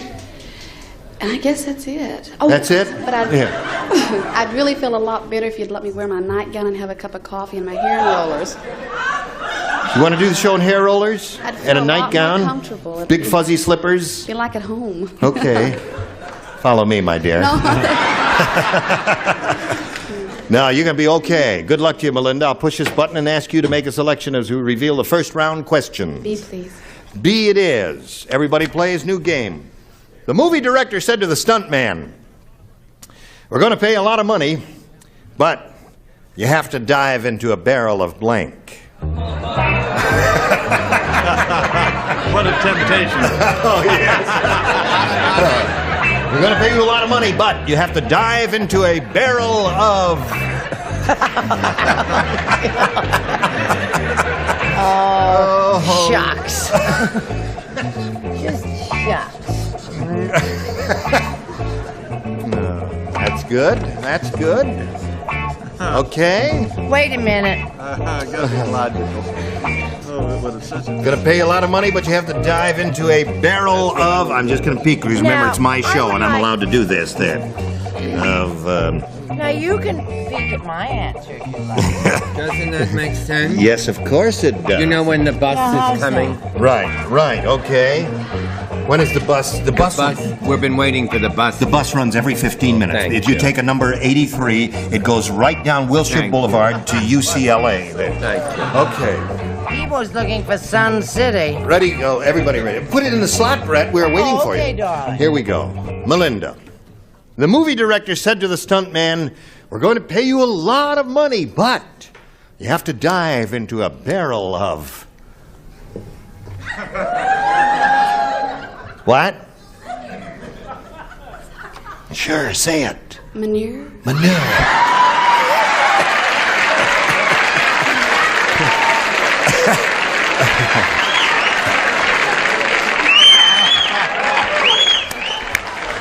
She said manure. Gadzook, sir. What did you say? I said water. Oh. I agree. I agree. What do you say? That was my third choice. What do you say? I'm shocked that that little girl would say something like that. Really? I said horse manure. Oh, yes.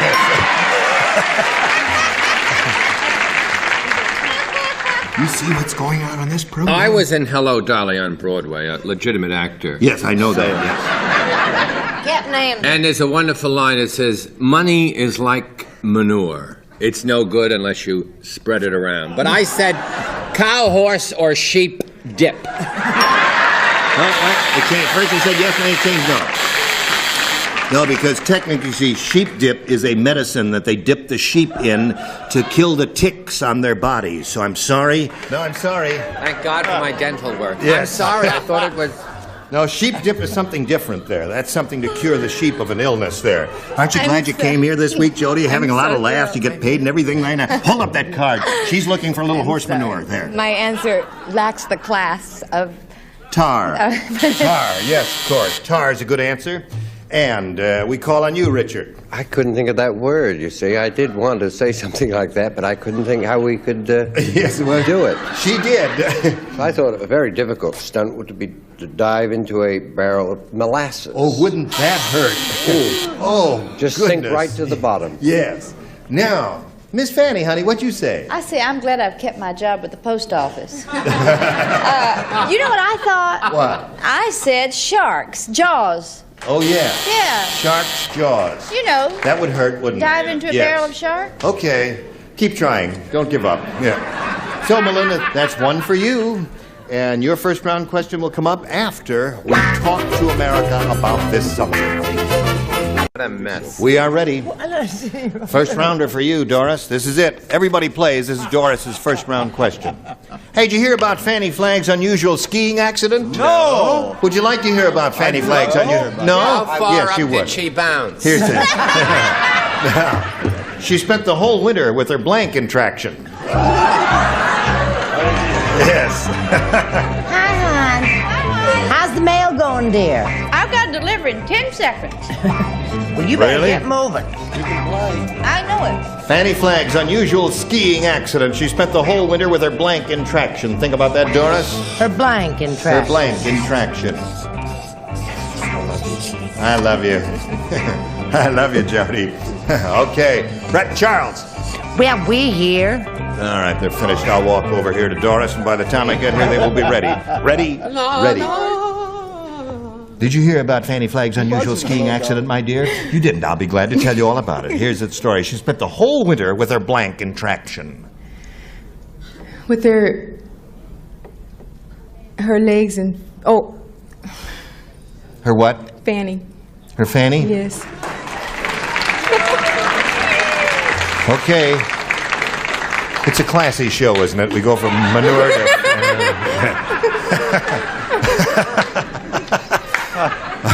What did you say? I didn't think they would stoop to that. Yeah, they did. I said her neck Her contraction. neck contraction, yes. Yeah. Not rowdy enough, I don't think. You're really getting very straight in your old age, aren't you?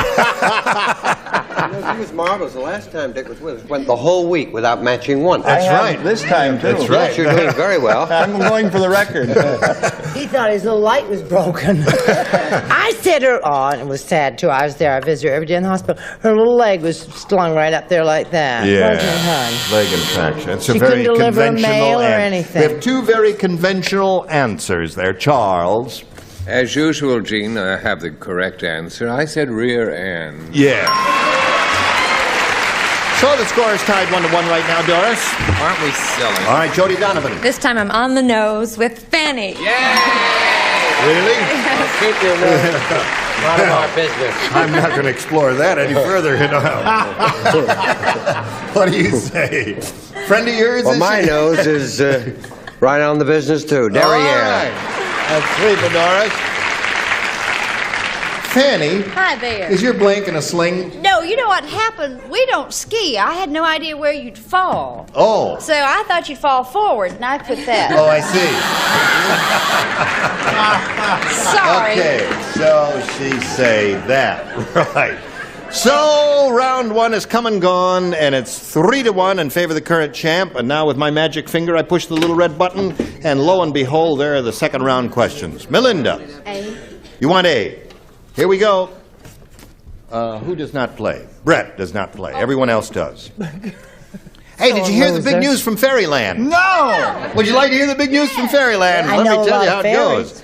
They arrested Wink and Blink and a Nod for blanking Mother Goose.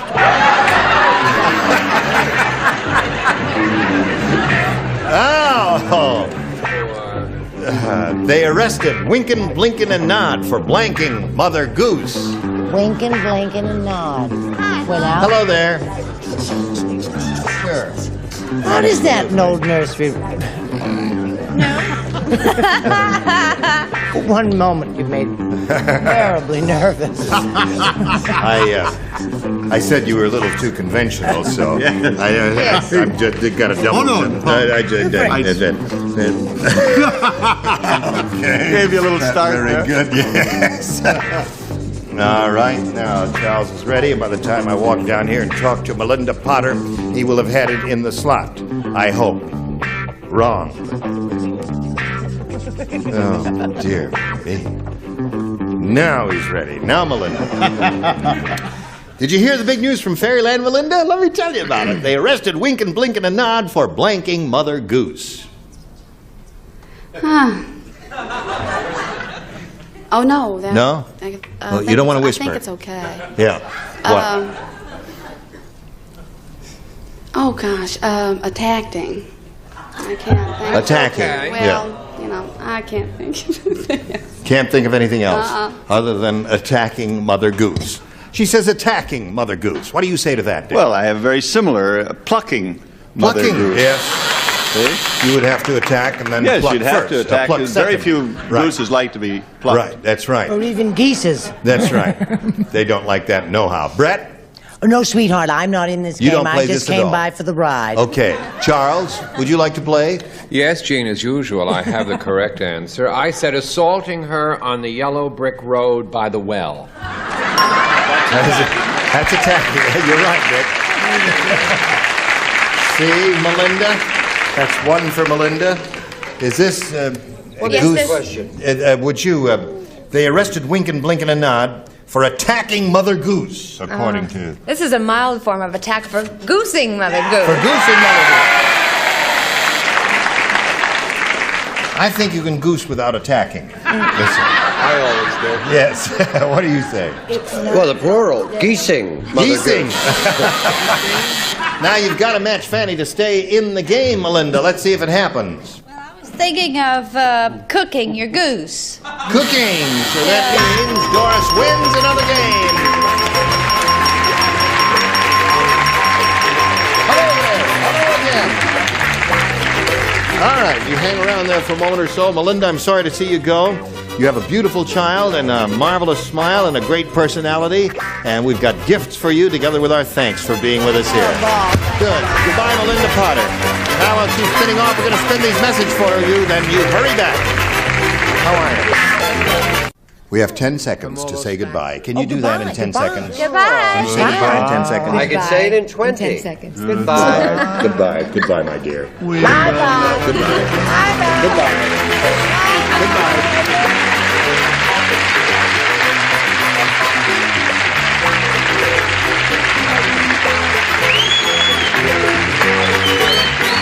This is Johnny Olson speaking for Match Game 75. A Mark Goodson, Bill Todman production. This program was edited for broadcast. Stay tuned for Title Tales next over most of the CBS stations.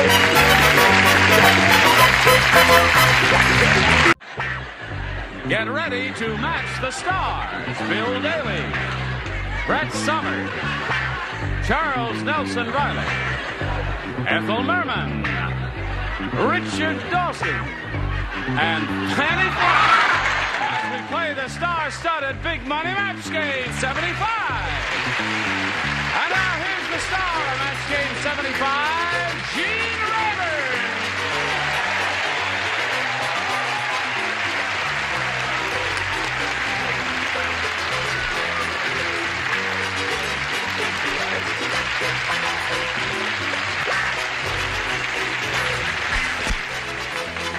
thank you one and all for showing up here tonight and for tuning us in too. How are you, Johnny Olson? Great. Good. I saw what you did, Fannie. You're a shameless woman. All right, now what we're going to do for the rest of us, the big finish. Everything's coming up roses for you and for me, all right? As Mark Breslow gets a tight shot of Fannie standing there. Good night. All right. Yes, just stand up. We'll let him get the shot now. We'll all say everything's coming up. Open microphones for everyone except... Yes. All right, are you ready? Everything's coming up roses for you and for me.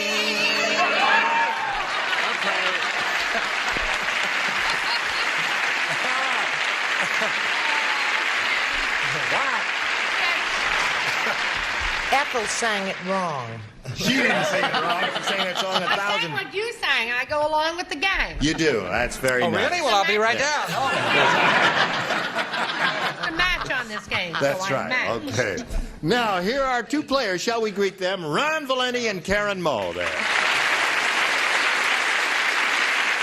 Ron's our current champion. He got $5,600. And Ron works in a high school as an athletic director, right? No. No. Wrong. I'm wrong. Ron, no, and don't tell me, Ron. Ron works, what?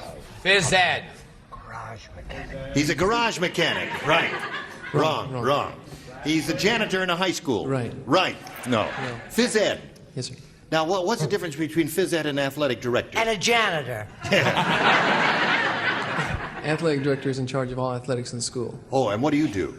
I just instruct PE. Oh, I see. Physical, you do all that stuff in baseball and that. Okay. Now, let's see. Karen, you had your first round question, didn't you? Yes. And you struck out with it, didn't you? I sure did. Anything about Karen, though? No, we didn't learn too much. What Oh, about that's right. Let's find out about Didn't Karen. have time. Where are you Well, from, I don't like Karen? olives. You don't like olives? Oh, that's right. That was a question that had to do with your appearance yesterday or whenever it was. Yes. I'm from Boise, Idaho. Boise, Idaho. Yes. Yes, from Boise, Idaho, Oh, potato gee. country. No, she's not a garage mechanic. Are you married, Karen? Yes, I'm married. I have 3 children, and I'm a house person. You're a house person? I'm a house person. Really? Good. You're a liberated lady there. Okay. Are you booing a house person? What the heck's wrong with you? Johnny, you got a bunch of weirdos in here again. I'm not going to stand for that, John. It's your last chance. All right, listen, you get your first round question in 1 minute and 3/5 seconds. Go to black. Fade. Get out. Come on. Do what I... Are we ready? Yes, we are ready. Here we go. Push a button, reveal Ron's question. Listen carefully, Ron. This is for you. I have a TV guide listing. Ron. It says, Thursday night, CBS, The Waltons. The Walton family kicks John Boy out when they discover that he has spent the entire summer trying to milk a blank. That's what they done to John Boy. You ever seen The Waltons? Yes, I watch it very often. They kicked out John Boy when they found out he spent the entire summer trying to milk a blank. What do you think? Don't tell me. Write your answer down there. I'm just fast at this show. Aren't you clever? I did these all backstage before I came on. I just naturally. That's it. Thanks for giving me all the answers. Can I say something? No, you cannot say anything. Well, he does have no reference. You two people look very chic and elegant are up we there. really? Yeah, can we stand up? Added a lot of class. Do Barbie dolls. Added a lot of class to the upper tier there. And I have Ethel's pearls on. No, Yours is from you don't Ethel. have Ethel's pearls on at all. Yes. Her pearls are both have the lustrous. same pearls Yours on. are dull. We both have the same pearls on. Oh, that's right, you Yeah, do. and she has them too, but she absent mine and left them home. All right. We have a cold. All right, here we go. This is Ron's. TV guide listing, Ron. Thursday night, CBS, The Waltons. The Walton family kicks John Boy out when they discover that he spent the entire summer trying to milk a blank. A bull. A bull? A bull. Yeah.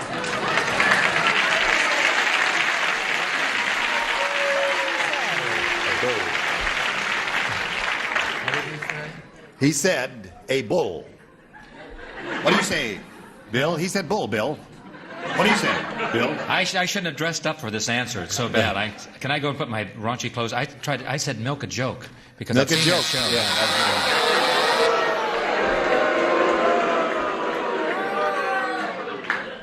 Bob Newhart will get Turn you for on you that. real fast, don't They're they? right, Bob Newhart. Can we turn him into Bob Newhart? He'll get him for that, won't he? Why? All right, he'll give him all. What do you say? Don't pick on him. We're engaged. He's the best I could find. Well, I said he tried to milk a chick. A chick. Okay.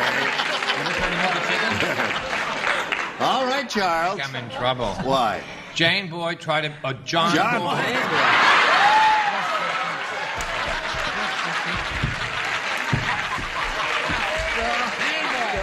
Honey, you were right the first time. I'm only upset because I blew my joke. Try to milk a Jane girl.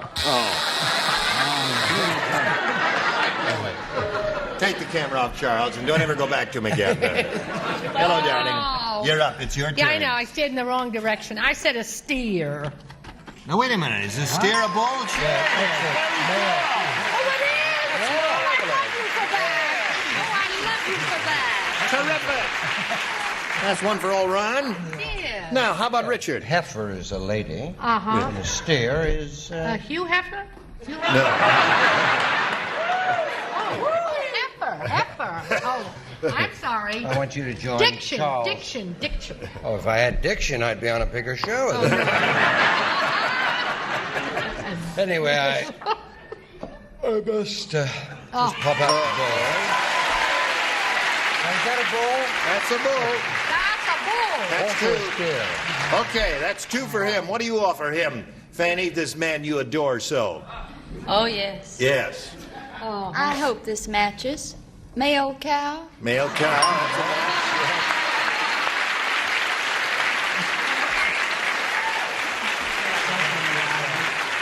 Okay, round two coming up. Karen, would you make your selection? For my older daughter, A. A. Yeah. All right, Karen, anything you say.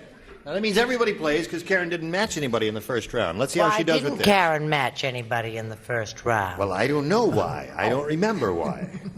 Johnny Olson takes good care of himself. How good care of himself does he take? I'll tell you. First thing every morning, Johnny brushes his teeth, and then he blanks his tongue. That's brushes his toofies and First thing blanks every his morning, tongue. Johnny brushes his teeth, and then he blanks his tongue. Don't give him any clues, John. Your lips are sealed, right, John? Okay.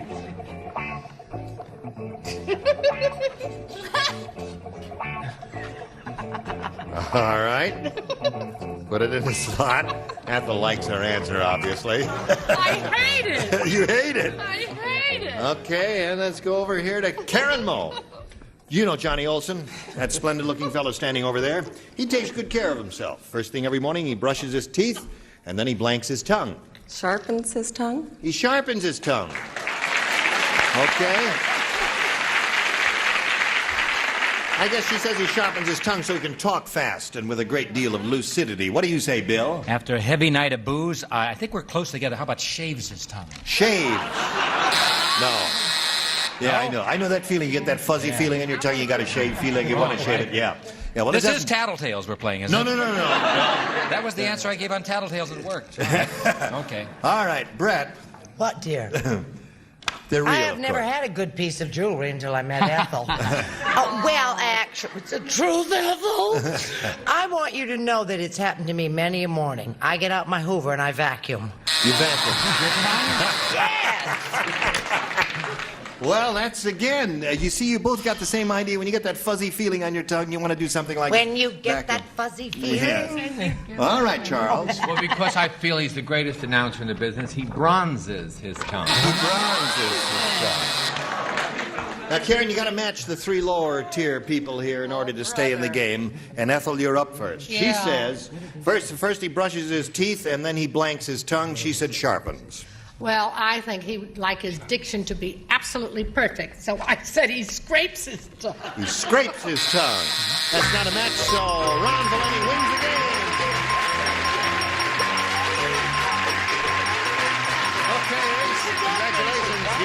again. Karen, it was a pleasure meeting you. I've really enjoyed my visit, and it's been a pleasure being in the Los Angeles. Thank you very much. You're a sweet lady. We've got a gift for you. Karen Moe, ladies and gentlemen. Goodbye. Now, while she's spinning off, we'll spin this commercial for you, and then you hurry right back and see if he's going to win more money. All right, here we are waiting for you patiently. Just sitting. Hello there, Ron. Hello there. Ready? Yeah. Okay. Where are you from again? Bakersfield. Bakersfield. That's up the line a ways, isn't it? Up the line a ways. Yeah. What's the name of your school? Highland High School. Highland High School. All right, they're going to be proud of you now because I got a feeling in my bones you're going to win some money. We polled a recent studio audience. They gave us their best response to this.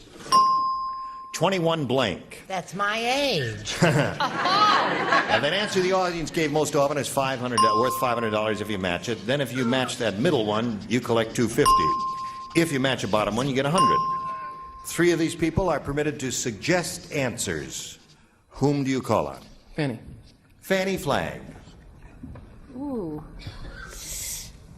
21 blank. Ooh. Okay, now wait a minute.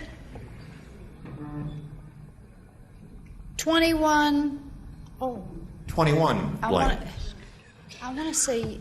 What do you want to say? Wait a minute. I want to say years old.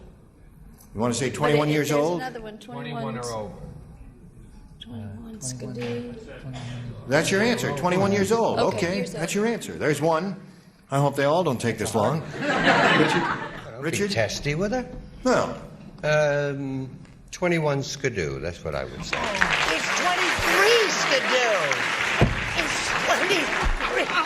Well, I lie about my age. 23 Skidoo, not 21 Skidoo, you dingbat. Well, that's what I'm going to say. Tune, dear. I don't want him kissing me. I'm going to say 21 Skidoo.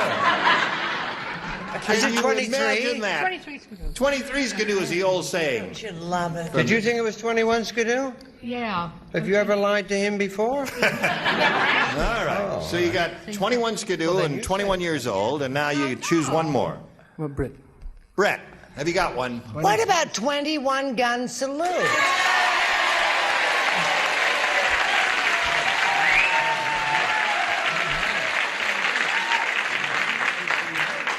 Guess which one he's going to choose. All right, make up your mind now, Ron. That's tough. 21 Gun Salute. Okay. All right. So when Skidoo comes up there, pal. If you're wrong, remember, he's a phys ed teacher. You haven't been shaking hands with him like I have. Every time he wins a game, we have to shake hands. Holy mackerel. Okay, 21 Gun Salute is what we're looking for. We're going to find out if it's up there, and if so, where. May we see the $100 response? Skidoo. Skidoo. 21 Club. How come nobody thought of that? I guess I just said that. you just said that. That's the 23 Club. I've been there. I said that. Didn't I say 21? Yep. Pete Crindler will be very angry with all of you. He's not around anymore. Yes, he is. He is? One of them is left? Yeah. I thought they we're all not here left to us. debate That's whether he's not around. about that. We're looking Let's for get the 21 Gun Skidoo. Salute. Here is the $250 response. Skidoo. 21 years old. That's Fannie's answer. See, that wasn't a bad answer at all. Last chance for 21 Gun Salute. Here's a $500 response. Go!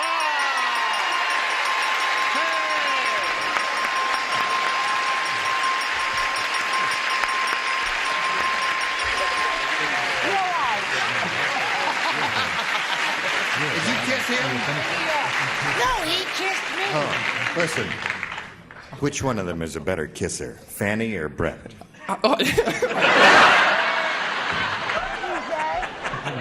Okay, you don't have to answer that question. Now listen, you won the $500. That means you're going to play for 10 times that amount, or $5,000. You have an actual total now of what? $6,200? $6,200. Okay. Whom do you call on here? Richard. I'm not surprised. Now wait a What minute. does 23 Skidoo mean? 23 skidoo is a saying that was popular in the 20s. What does it mean? That's what I get lost. Get out. Oh, well, you see, 21 skidoo means stay here. Come on, I've got to concentrate. All right. You're kissing Brett and kissing Fannie, but you're choosing him, eh? Okay. That it's all right. certainly says something about Ron, which I'm not at liberty to divulge. Us. Ron, you face me. Here we go. For $5,000. Blank language. Blank language. Language. Language.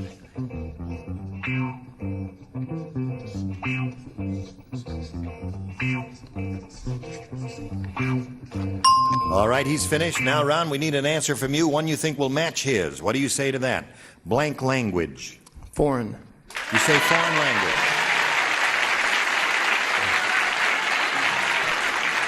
I guess there are two ways to go on that. There's foreign language and English language. The first thing that came to my mind was English language, but I hope you're right and that you do match him, because that means you will have $11,200 if you are right. Okay, Richard, for the 5 G's, may we see it?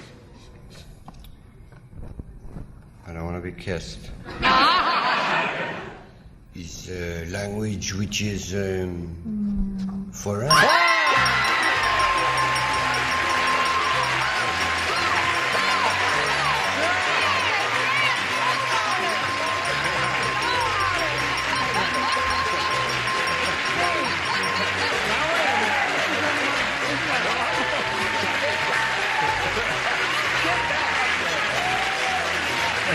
You get back up there. Get back there.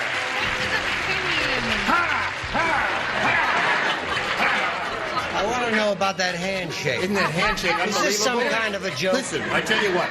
His handshake is so bad, if he wins anymore, ask him to kiss you instead. Here's a little message for you. You come right back after we get it all together here, okay?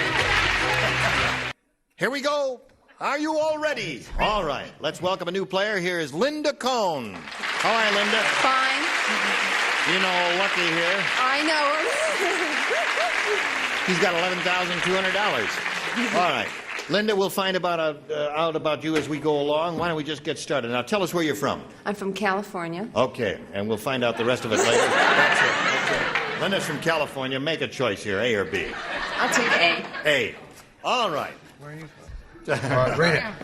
Ethel Merman at one time said, she made this statement, and I can attest to it. She said, when I sing, I work very closely with my conductor. Now, just before I have to hit a really high note, my conductor tickles my blank with his baton. She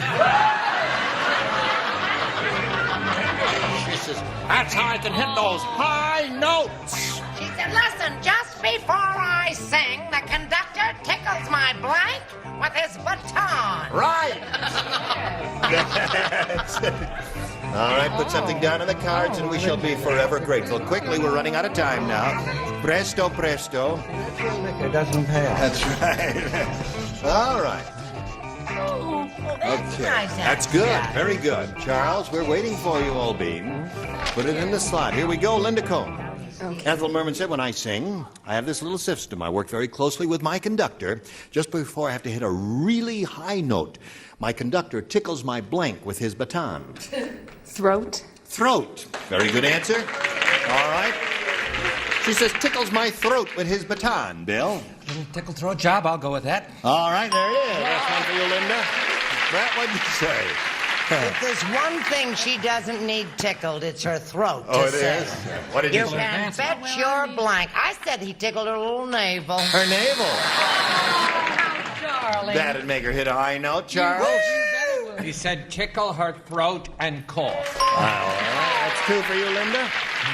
Now, you were there. Yes. And what happened? Well, my conductor always tickles my tonsils. Tonsils and throat. There's a match. There's another one. You're doing very well, Linda.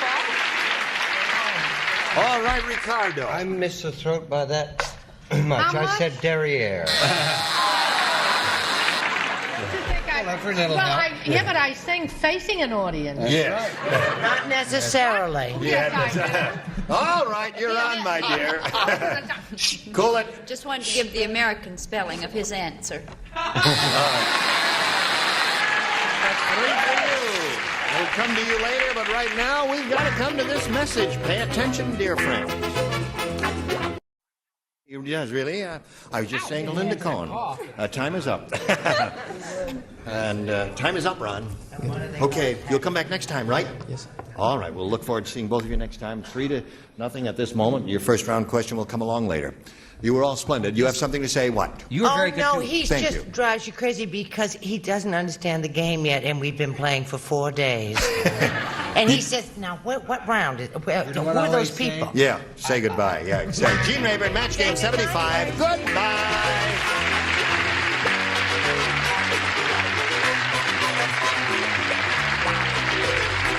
This is Johnny Olson speaking for Match Game 75.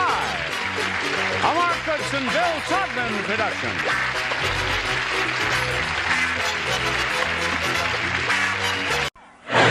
Get ready to match the stars. Dick Martin, Brett Summer, Charles Nelson Riley, Juliet Ferris, Richard Dawson, and Fannie Flagg as we play the star-studded big money match game 76. And now here's the star of match game 76, Gene Rayburn.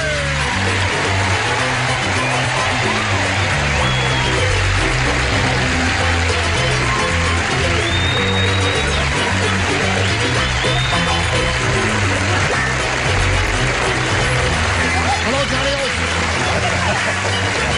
Thank you. Oh, you're a lively bunch. Welcome back. What a handsome devil you are. Now, oh, my goodness. You're not allowed to touch me. Oh. Not till after, like Just usual. keep your hands off of me, because she's got dibs on me. That's true.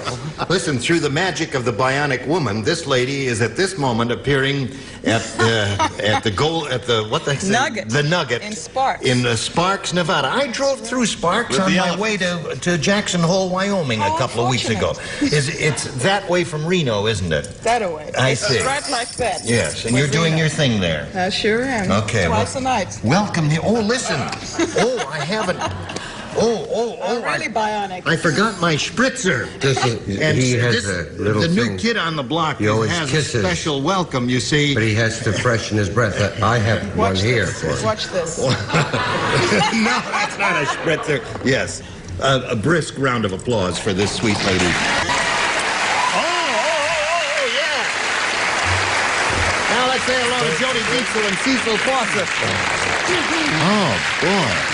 What do you say we welcome her one more time? How are you? Fine, thank you. Good. Have you won any money? Yes, just How a little much? bit, $100. $100. Okay. Where are we? In the middle of round 1. That means you've had your first round question, and it was a Zippo, huh? No, I think I had one, didn't I? You think you had one? Put one up I there. missed Mary Did you Ann have Mobley. one? That's what worried me. Yes. Now, wait a minute. Let's get the score straight now before anything else happens, because it's very important. Did he have one? Yes, there it is. And it was the person who was sitting in Juliet's position last time. I know it may be Wednesday in your life, friends, but here it's Monday to us. What does that mean? Well, it's Tuesday. That's right. Whatever it means, here's the message.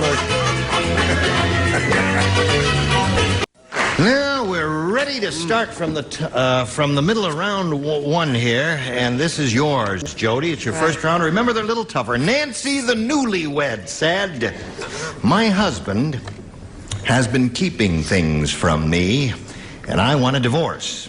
On our honeymoon, I discovered he was blank." That. Well, put it down. If it's a wonderful answer, just write it on the card. Trust your first instinct. My husband has been keeping things from me, and I want a divorce. On our honeymoon, I discovered he was blank. Think about that, Jody.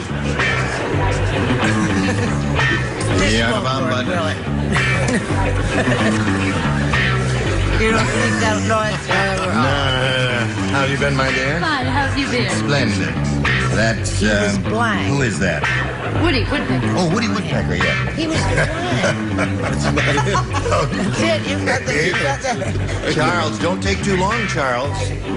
Charles composed. He's been difficult. He's directed a Broadway hit called The Belle of Amherst, and we just can't live with him since then. It's terrible. All right, now we're all set over there. We come to Jody Dietzel. Nancy, the newlywed, said, "My husband has been keeping things from me, and I want a divorce. On our honeymoon, I discovered he was blank." Married? Married. That's not bad. I think that's such a bad answer at all. There are 2 or 3 really good possibilities here. That was one of them. Yeah. Maybe Dick will show us another one. It's totally different than married. It's sterile. Oh, yeah.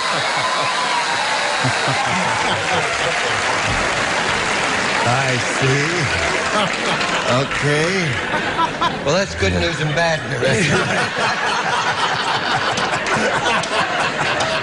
What do you say to this? I say I'll never forget the shock I discovered on my wedding night with Jack Clyde when I found out he was a girl. That's why he and Tony had such a long run together. Years and years, I see. Charles? Hello there, Charles. Now that the big boff laughs are over with, Yeah. let's get back to the plot. Married, isn't it? For Jody. So, Jody, you have got one.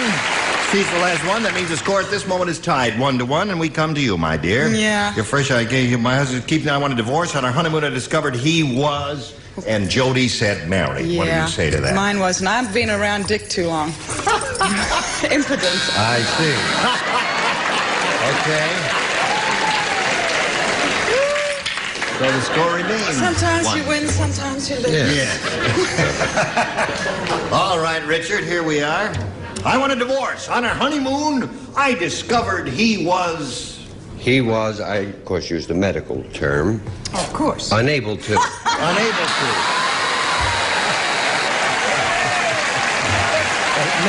Yeah, of course. He was also unable 3. But I don't want to go into that. Thank you, doctor.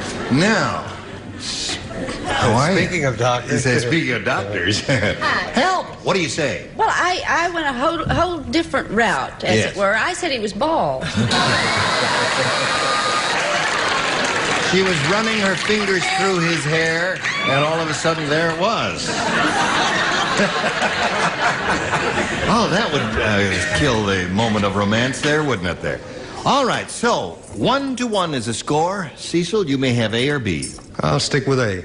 A it is. For you, one person does not play, and that is you, my dear, because the person who was here last time matched him, and that's the way it is. Oh. When Dumb Donald plays football, he doesn't want to fumble. So he blanks the ball to his fingers. When Dumb Donald plays football, I know he doesn't want to fumble, which means drop the ball. Drop the ball accidentally. So he blanks the ball to his fingers. So he blanks the ball. Blanks the ball to his fingers. Okay, hon, I got it. I think. I guess there's only one. Yes. They're usually 2. Okay, we come over here now to Cecil. When Dumb Donald plays football, Cecil, he doesn't want to fumble. So he blanks the ball to his fingers. I say glues. You say glues. Say Cecil.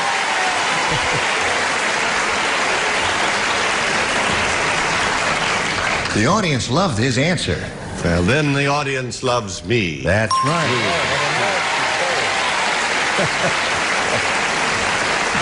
Rather presumptuous, isn't he? What do you say? I say Dick's gotten smarter since his last trip. Yeah, what's gotten into you, Dick? I don't understand. It's only the second round. It's He's 2 in a already row got for him. Just can't believe it. You're on a character. Get back in character. What do you got? I said glue. Glue. That's 3 for you, Cecil. What do you say, Charles? Well, Cecil is in the construction business. Cecil. We say Cecil in the theater. Cecil Beaton. Cecil B. DeMille. Not in Cecil my beat- neighborhood. We beat up kids that do that. We were called Cecil. Now that my joke is completely ruined. Yes, I'm sorry. It's all right, it wasn't that good. Wait, Charles. I will walk over there and pretend, that I'm just Okay. starting all over. Okay. I'll buy it. Okay, thank you very much, Brett. You're welcome. Oh, Charles, what do you say? Well, since Cecil, or better known as Cy, is in the construction business, I hope he doesn't use glue on the building.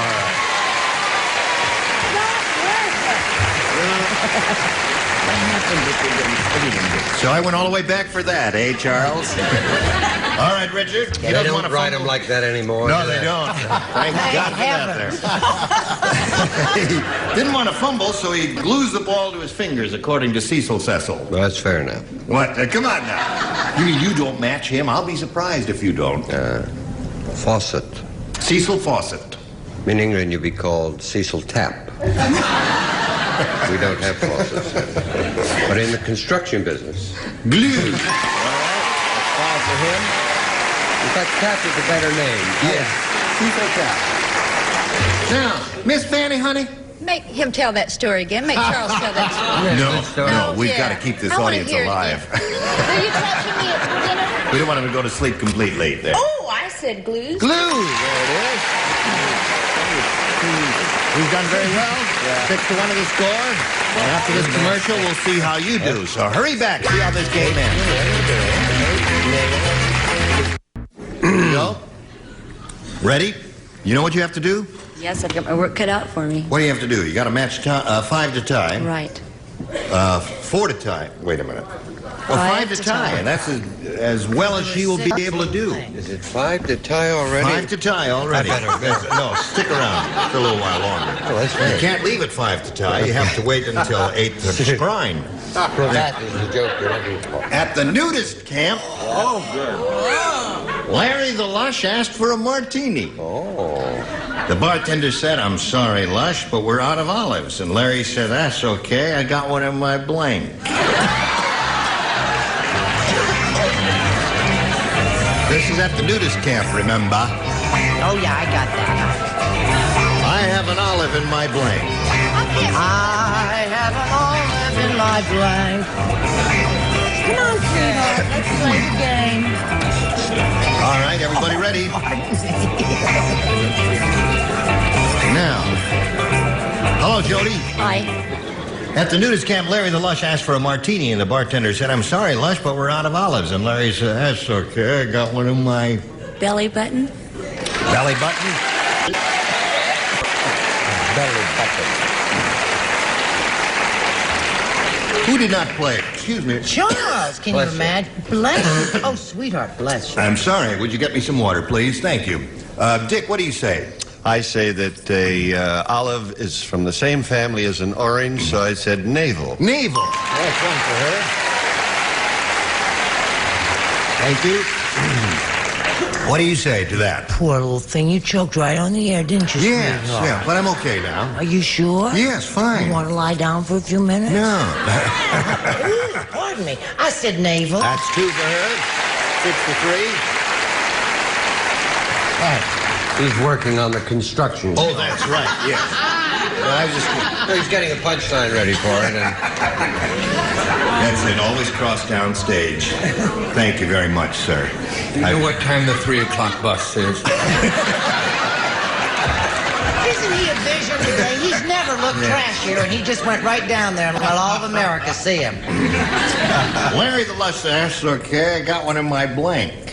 What do you say to that? Oh, I didn't. Where'd he hide that olive? I didn't say belly button. I said navel. Navel. That's 4 for her. The score is 6 to 4. Got to match the 2 remaining ones, Jody, to stay in the game. She's creeping up there. Richard, she's looking for a belly button or navel. She's found one. She's found one. 6 to 5 the score. She needs one more, Fannie. I know, and I want to say what? One more what? One more, not one more Fannie, one more navel. Oh, excuse me. Thank you for clarifying that. I want to say, a lot of people don't realize that I am an expert on nudist camps. I wrote a book entitled Table Manners for Nudists. However, I wrote navel. There it is. We got a tie score. Okay. So that means you end up in a 6 to 6 tie, and we've got to go to a tiebreaker. So let's just get right to that by eliminating all of these numbers and lights here. Push the button, reveal one tiebreaker for each of you. The one who scores the most will be the winner. Cecil, again, you have a choice. I'll stick with A. A it is. He's gone with it all the way, and this is his tiebreaker. Frank ate so much fish, all over his body he got blanks. He ate so much fish all over his body, he got blanks. What kind of sentence construction is that? That is All awkward over his sentence body, he construction. got He ate so much fish that all over his body, he ate so much fish all over his body, he got blanks. It should be he got blank all over his body. He got blanks. Or There's blanks. an X on it. Blanks all over his body. Right? Right. Hello, Cecil. Frank ate so much fish, Cecil, that all over his body he got blanks. Scales? Scales. Very good.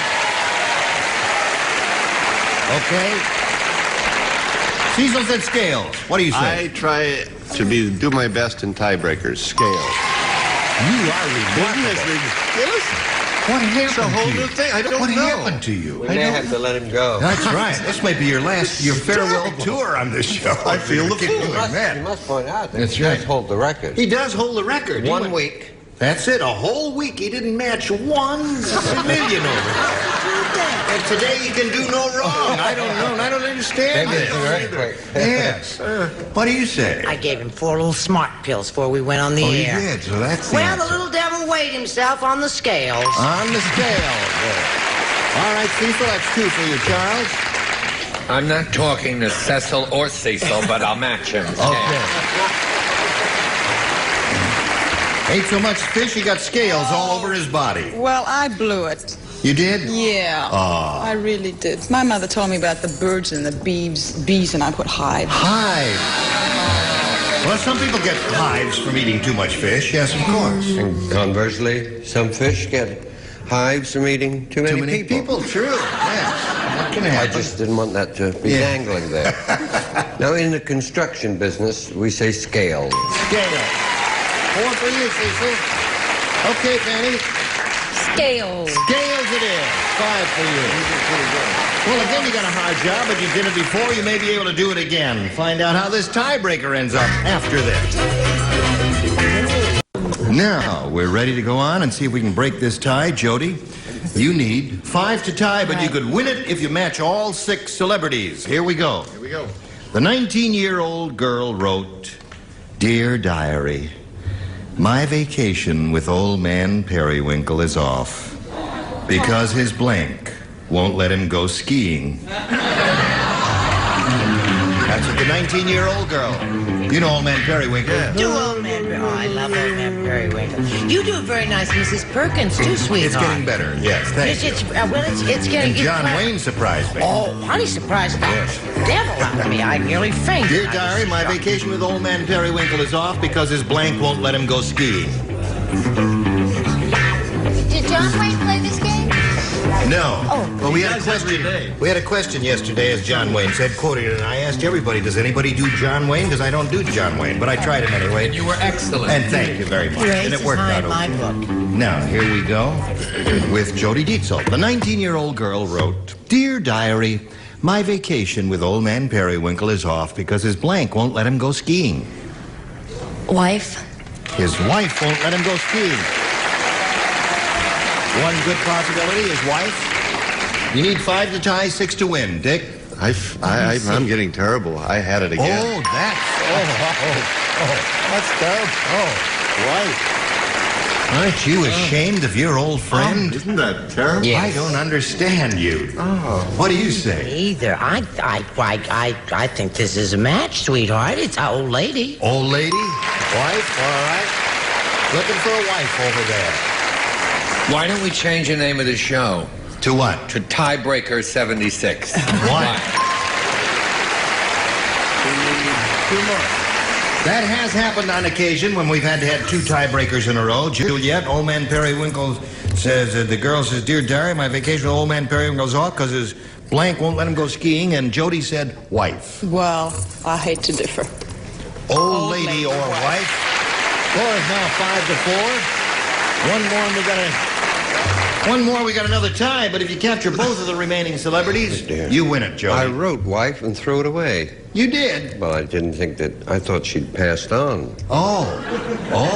The last time you did, Mrs. Periwinkle, she sounded terrible. Sounded pretty bad, So I thought it was his doctor. His doc. Aha. And Fanny says... I thought it was his doctor. Doctor! So Cecil Foster wins the game.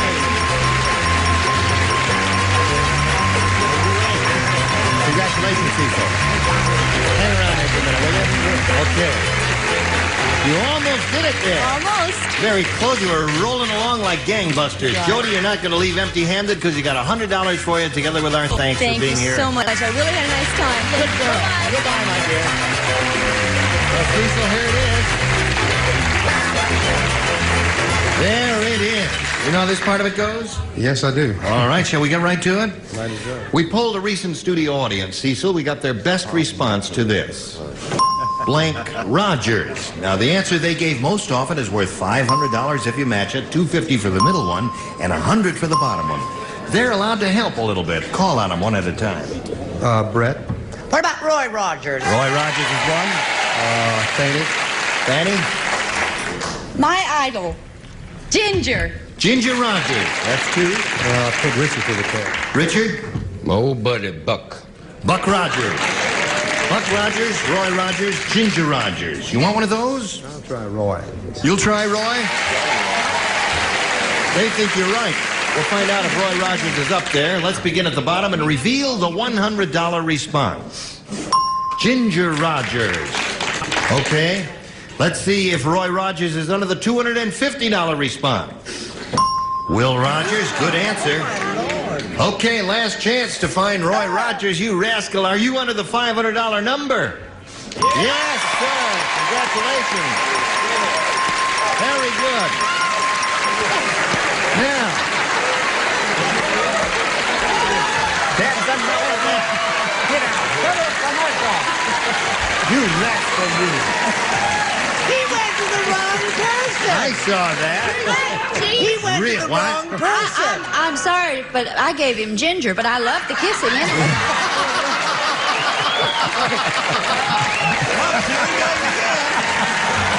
He's loose again.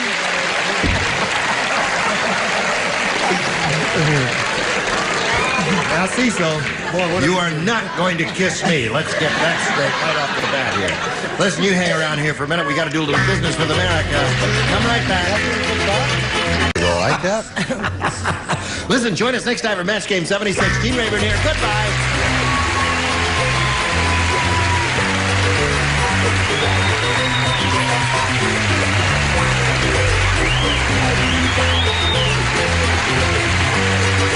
This is Johnny Olson speaking for Match Game 76. A Mark Goodson, Bill Todman production. Stay tuned for Tattletales next over most of these CBS stations. Get ready to match the stars. Sheldon Leonard, Brett Summers, Charles Nelson Riley, Dr. Joyce Brothers, Richard Dawson, and Fannie Flagg as we play the star-studded Big Money Match Game PM. And now here's the star of Match Game PM, Gene Rayburn.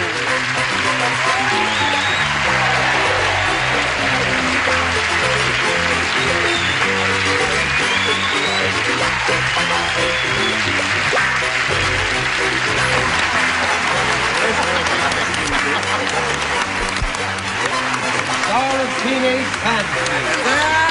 Thank you, Johnny Olson and dear friend. We welcome you one and all. Thank you for joining us here. And I must point out that we couldn't do it without all of you lovely people. And I guess we ought to say hello to the one new kid on the block, right? A brisk round of applause for Sheldon Leonard.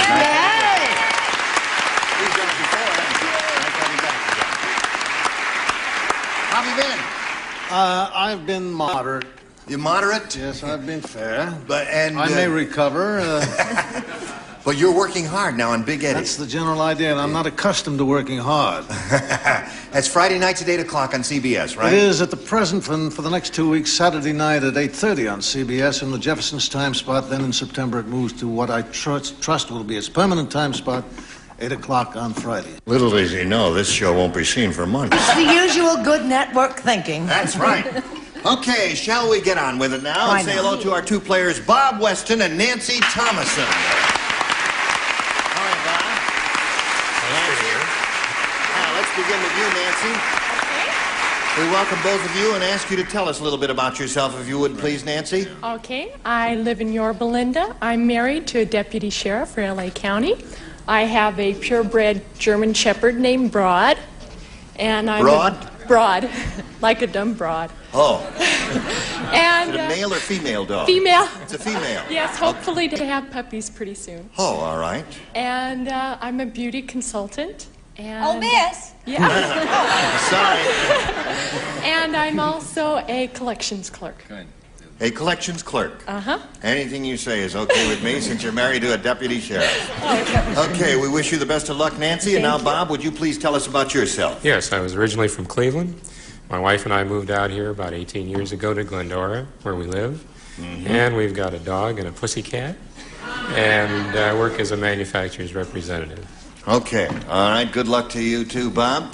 Now, I remind both of you that you're trying to match as many of our celebrities as you can, and the winner goes on to play the Big Money Super Match, which can pay off over $10,000. All right, Nancy, shall we begin? I ask you to make the selection here. Do you want A or B? A. A it is, and off we go. Hey, did you hear about the 102-year-old man doll? Let me tell you about it. You wind it up and it blinks.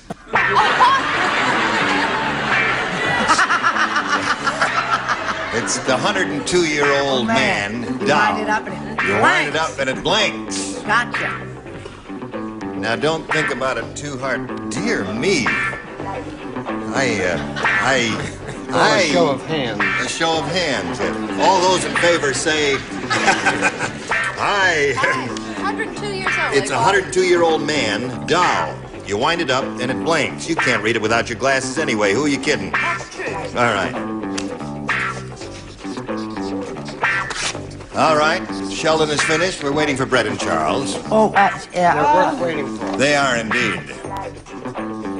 Waiting week. All righty. Here now. I can't think of an answer. You are ready now. I am ready. Just, Yes, just I'm put them right in ready. the I have slot my little there. things in That's the the way it slot goes. Oh, no, she's not finished here.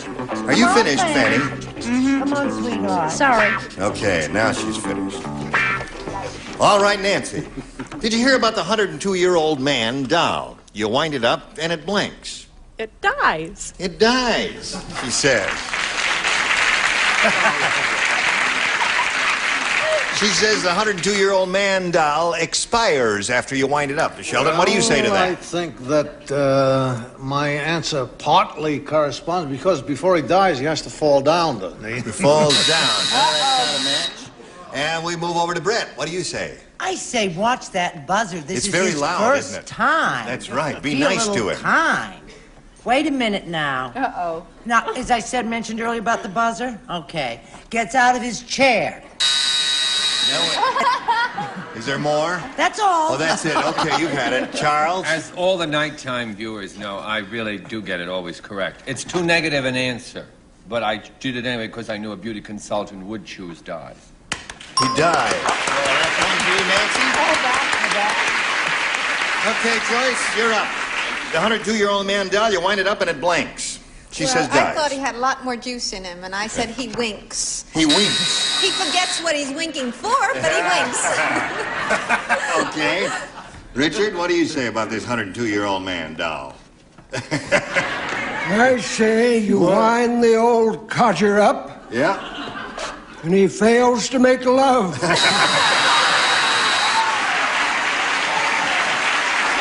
Well. You wound him up a little too tight there, I think. What do you say, Fanny? Well, I say Charles and this lady are unusually preoccupied with death. Doctor, what does that mean? However, I wish I had said it. However, I said that the man kicks the bucket.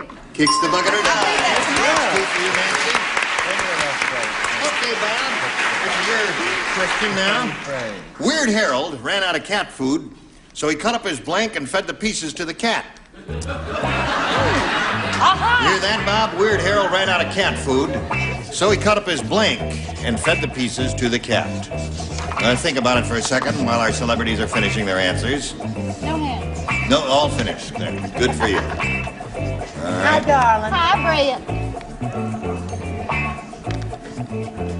He's The, drawing a little picture. the artwork is really unnecessary, Charles. Just a simple Yes, but answer. it could lead to a book. Oh, I see. All right. Now we come over to Bob Weston. Weird Harold ran out of cat food, so he cut up his blank and fed the pieces to the cat. Goldfish. His goldfish. Now wait, hold it. Now wait. Now wait. Now, if you want to give him a groan, give him a groan all together, aren't you? That's enough. Oh, my heart. That's all the grown-ups say. What do you say? He said goldfish, Sheldon. Yeah, well, what I was thinking, Bob, is they probably had a goldfish sandwich. A sandwich. He cut up his sandwich and fed the pieces to the cat. And that's one rotten answer. Moving right along. Do you know what I say? What? One rotten answer deserves another. Don't tell Betty White. Cover your eyes, Betty. I said dog. Cut up his dog and fed it to the cat. Brad. That's two rotten answers. Charles? I said kill a bird. Canary. Oh, boy. We have a hostile bunch on this stage, I tell you that. What do you say, Joyce? Everybody boo all at once now. All together. Dog. Okay. And Richard, Weird Hill ran out of cat food. He cut up his blanket and fed the pieces to the cat. And Bob said goldfish. Well, I wouldn't really do that. I would actually cut Weird Harold up. Yes. But I wrote goldfish. You wrote goldfish. You wrote goldfish. By Jove. What does Miss Hands of 1975 say? I say that Dr. Joyce Brothers is a professionally trained person and she would kill a little dog. I Yes. would wonder. I say goldfish. Goldfish. Okay, there's the end of round one. Score is 2-2, and you hurry back and see how this game progresses right after these messages. Shall we carry on? Round two coming up. Now, the score is tied. You went first last time, Nancy, so Bob, why don't you go first this time, make a selection. B, please. B it is. Here we go. Martha, the mail-order bride, was so ugly... How ugly was she? Thought you'd never ask. She was so ugly, the postmaster blanked her. She was... You don't play. Fannie and Richard do not play because they matched Nancy in the first round. Everybody else is. Yes, you did. Martha, the mail-order bride, was so ugly that the postmaster blanked her. Okay. All right. You make up your mind very quickly. Oh, he doesn't. You're a quick thinker. All right. Good. Come on, Charles. That's okay, Joyce. Now we come over here to Nancy Thomason. Nancy, Martha. They're not Nancy. Oh, I beg your pardon. It's Bob. It's Bob. You're like a homing pigeon. I'd rather talk to Nancy. I don't care about it. You do That's your the show, I'll truth. do That's the mine. truth. You're like a pretty face. You're like a homing pigeon. Nothing personal, Bob. It's all right. Martha, the mail-order bride, was so ugly that the postmaster blanked her. Canceled her. Canceled her. Okay. Bob said cancel. Sheldon, what do you say? Well, it just shows you that I'm tuned in on Bob. Canceled her. That's one for you, Bob. All right, Brett. Now, He there said isn't cancel. going to be a lot of ugliness about my answer, is there? No, I will defend you to the end. Now, just be careful with the buzzer, kids, because I think we're going to have to call a meeting. I said returned her. Returned her. Yeah. Well, what's the difference? One of the shortest meetings on record. What's the difference between returning No, and returning is not canceling. Canceling is different from returning. A totally different operation. Charles? I said stamped her. Stamped. And are you sure that stamped? No, now wait a minute. Isn't that canceling? When they stamp the thing, it cancels the stamp? You sure about that? Yeah, all right. Okay. What do you say, Joyce? I finally got it. Cancel. Cancel. Okay, Bob, that's 4 for you. All right, Nancy, this is for you. The score is 4-2 at this moment. You must score 2 to tie, 3 to win. Sally had a terrible accident at the olive factory. How terrible was it? Wait a minute now. I want you to listen to this, because it could happen to you someday. She fell into the stuffing machine, and before they could shut it off, Sally had a pimento stuffed into her blank.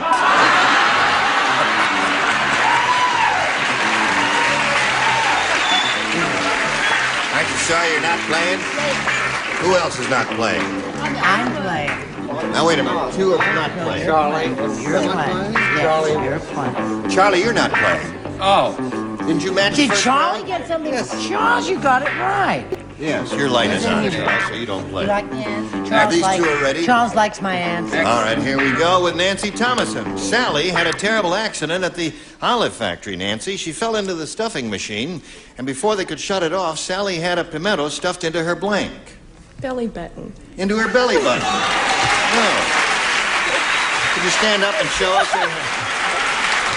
Okay. She has it stuffed right in the belly button there. Well, I'll drink to that. I'll drink. What do you say, Sheldon? Well, I had a couple of choices as to what had been done with that. Yes, we pimento, understand that. but, Give us your second choice. I chose the less controversial of the several. The navel. All right, Nancy. See how quickly he picked up? Yes. Good. Now, Brett, you're up. Isn't he smart? He's smart as a whip. I didn't ask you. Well, I'm getting smarter, too, because I said navel. Navel. Now we got a tie score. Charles, you do not play. And here you are. The whole thing is on your shoulders at this moment. But don't get anxiety-ridden, Doctor. No, I don't want you to get anxiety-laden or anything like that. It's a tie score. Now, if you don't match her, the tie will continue, and then it'll be on his shoulders. You're looking at you. Chicken psychologist. Yes, chicken psychologist. What do you say? I said mouse. Mouse. Okay. Well, Doctor, if you don't mind me saying so, that really laid an egg.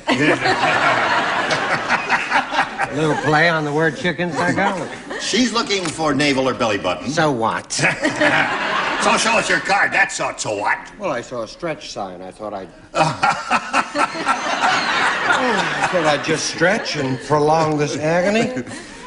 Well, gang, I have good news and bad news for you. The good news is one of you is going to become a winner, and the bad news... One will become a loser. Navel.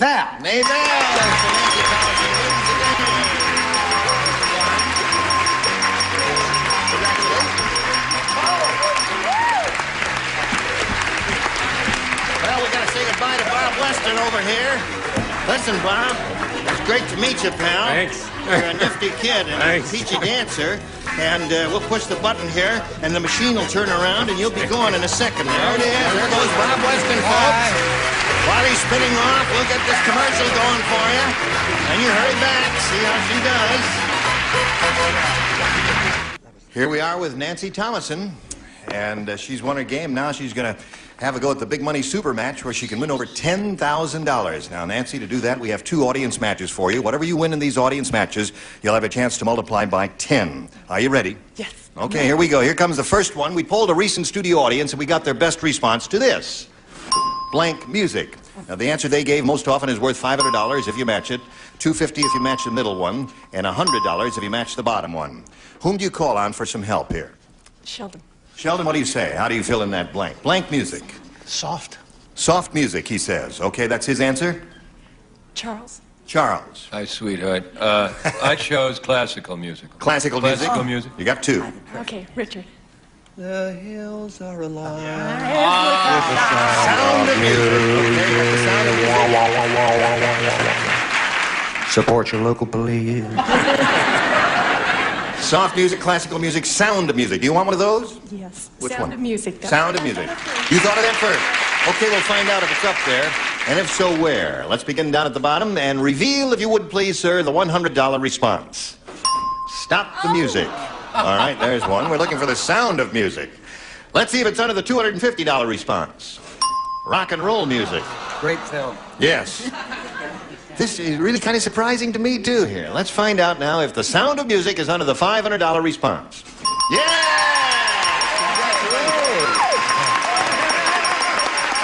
Is your husband here? Oh, well, come back. Stay here now. Wait a minute.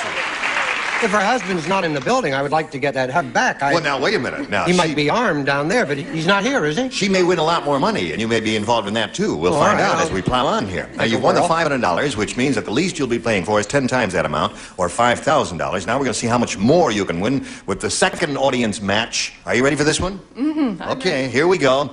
Slide it, Earl. Blank cube.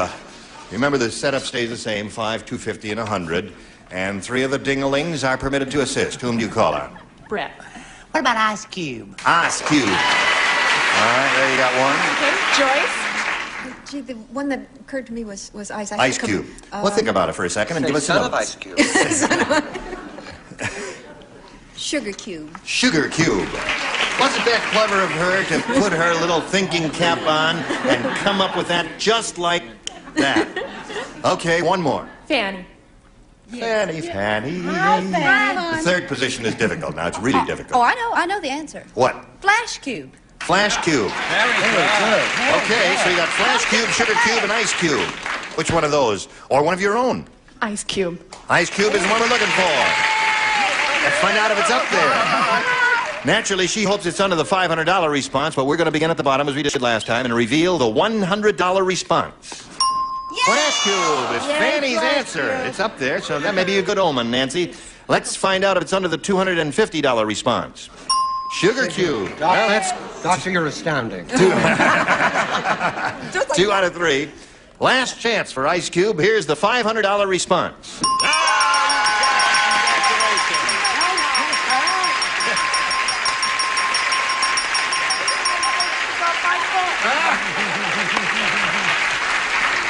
Okay. That was a great idea of yours, Gene. Great, sure. Win some more and get another hug. Now go over and give him a hug because after all I he thought did. your husband was here. Yes. Cut. I love you. Okay, now Nancy, you've won another $500. We multiply that by 10, which makes $5,000. Add that to the previous $5,000, gives you a pot of $10,000 to shoot for here. Are you ready to collect that $10,000? You've got to match one celebrity head-to-head exactly. Which one will it be? I'll take Richard. I'm sorry. He's already Could taken. mean a wedding. Okay, Richard, you get ready to write, and you face me if you would, please. And here we go with the $10,000 question. Blank meter. M-E-T-E-R.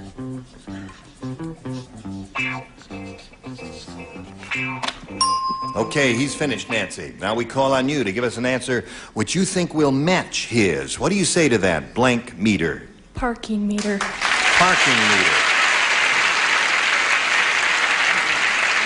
You know, I didn't think of that. The first thing that came to my mind was gas meter, but you say parking meter will match Richard, and it's up to you. Richard, may we see yours, please? I'm sorry to tell you, that's the first thing that came to mind. What? Parking. Oh.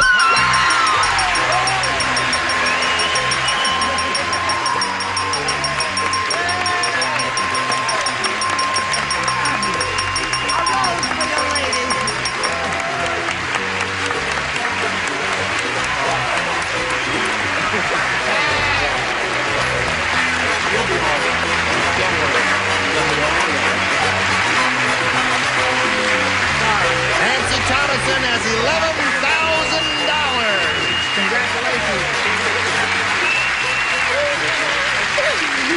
She's a little bit excited at this Gene, her moment. husband isn't here, but her dog is jealous. Yeah, that German Shepherd. You didn't bring that with you. No, I didn't bring see. her. How do Just you my feel? mom and dad. Your mom and dad are Yeah, here. they're out there. Hello there.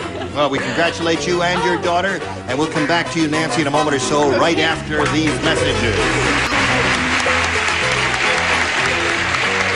This little lady has just won $11,000, and she's very excited, and we're very happy for her. Are you going to watch Big Eddie on CBS? Is this going to be a memorable occasion for you? Yes. Okay, Yes. that's a promise now. I watched it last night. It was hilarious. Good for you, Nancy. We congratulate you. Join us next week. More contestants, more exciting celebrities on Match Game PM. Gene Rayburn here. Goodbye.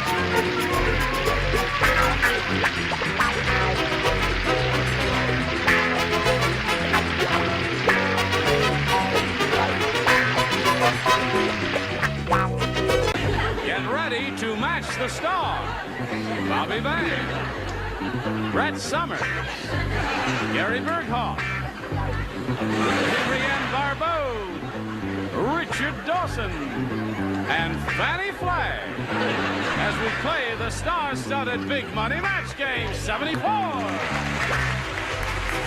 And now here's the star of Match Game 74, Gene Rivers.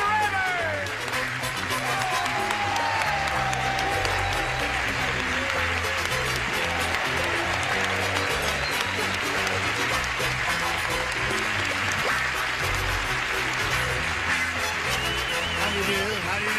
Happy St. Patrick's Day. What's that? Happy St. Patrick's Day. No, it's not. It's Can I not? have that What's parsley? I just ate onions. What is that cleavage in your fur? Shall I eat my boutonniere? Yes. All right. If it'll clean It's up good. your mouth. A lot of onion. A lot of iron in parsley. I'm so healthy. Terrific. And he shared it with me. I think I'm going to... Oh, wait, no, I'm wait. not going to. From Match Game to the Galloping Gourmet. Yep. I'll take your picture. Okay. Here we are.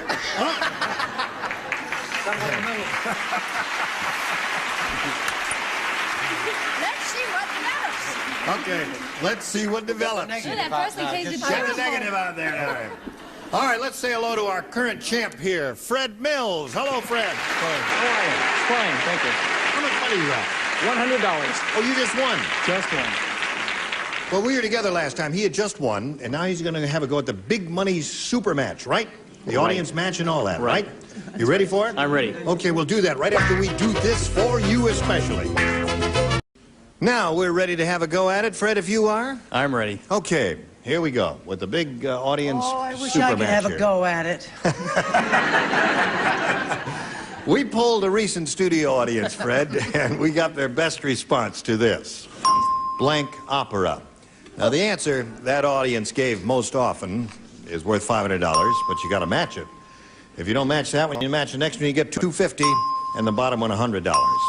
3 celebrities are allowed to help you with suggested answers here. Which ones do you want to call on? Richard. Soap opera. Soap opera. Adrian? A night at. I don't know. I can't. Will that work? A night at the opera? A Night at the Opera, Yeah. the old Marx Brothers Yeah. movie? A Night at the Opera? I'm blank. I'll have to say. Okay, that's Leave her alone. Yeah. You come up and do it. it. Okay. And Bobby, please. Metropolitan Opera. Metropolitan Opera. You got those 3. Now, you don't have to take any of those if you don't want to. You got Metropolitan Opera, Night at the Opera, and you got soap opera. Do you want one of those, or do you want to give us one of your own? Gene, I'll take soap opera. You want soap opera? Okay. Soap opera is what he wants. That's what he's going to get. And we'll find out if it's up there, and if so, where. First, may we see the $100 response? Grand Opera. Grand Opera is up there. Looking for soap opera. And here we go with a $250 response. Phantom Opera. We forgot that. That's right. So that's 0 out of 2 so far, That was celebrities. close to mine. That was close. Close to yours. Last chance for soap opera. Here is the $500 response. You got it, Fred. Congratulations. Well done. Okay. Attaboy, Fred, you're up to $600 now. Now you're going to play for 10 times $500 or $5,000. Which celebrity do you want to play with?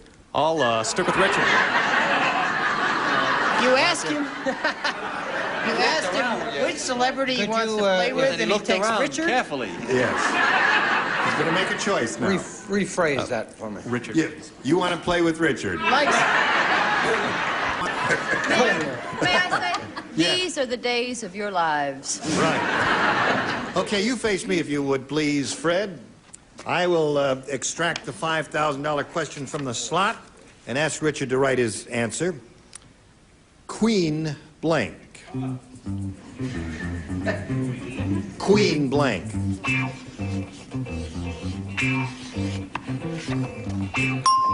He's finished. Now, Fred, we need an answer from you which you think will match his answer. What do you say to that? Queen? Queen Elizabeth. Queen Elizabeth.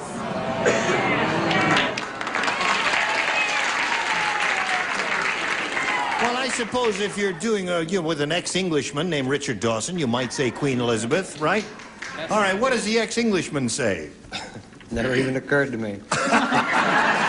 It didn't? Nope. Queen Bee. Queen Bee. All right. How quickly you forget. How quickly they forget, Well, right. she doesn't write to me, and I don't write to her. That's the way it's going to be. Seems to work out that way. I'm sorry, Chief. Okay, so, well, no, Queen Bee was a good answer. Queen Elizabeth was also good. Fred, you've still got your 600. You're going to meet another player right now. So let's bring on Bev Walters. Hello there. How are you? Fine, thank you. I want to climb aboard. Bev, you know Fred? How's Bev Walters? Fine. Good. What else you want to tell us about you? Oh, I'm a housewife. Yeah? I'm originally from Decatur, Illinois, and now I live in Sun Valley, California. I have 2 little girls, Katie and Jenny, and I go to school part-time. Really? What are you studying? Nursing, which I feel like I need a doctor right now. Is there a... Is there a Hi, yes. Is Oh, there a... you know how to play doctor. Oh, yes. Those days are gone forever. Okay. Bev, you're going to be just dandy here. Good luck to you. I'll push this button and we'll get into it, and you make a selection and we'll have a go at it. A, please. A, all right. Listen carefully now, Bev. Brett said. She said, I just saw Fannie Flagg's IQ score. She says, I just saw Fannie Flagg's IQ score, and I want to tell you, her IQ is the same as her blank.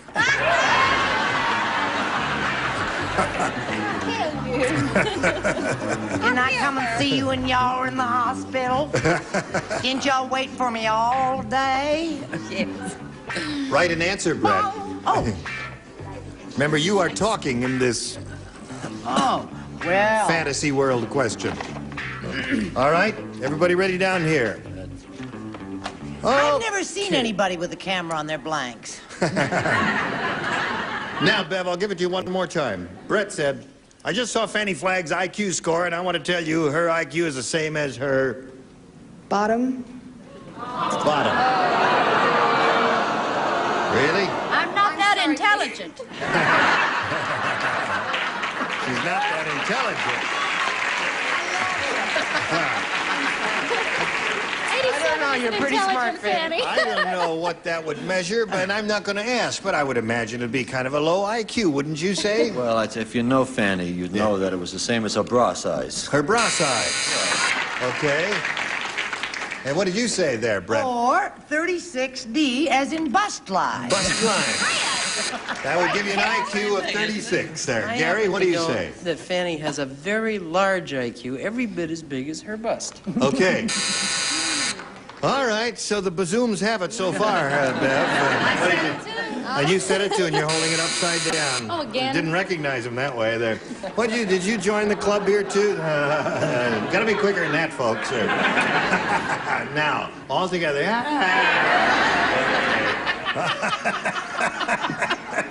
What did you say, Richard? Are you waiting for it? There now, Richard. Now you're on. If you don't believe my answer and you happen to live in Birmingham, Alabama, you can go backstage and see Fanny tonight and check out her bazoom measurement. Her bazoom measurement. I just got a little plug-in for Fanny's play, Happy Birthday. Oh, happy birthday. She opens tonight in Alabama. It opens Happy tonight birthday, in Alabama, Fanny. right. Yes, I'm very That's nervous. terrific. I'm 43 today. Now, Wait a minute, that's her bust measurement.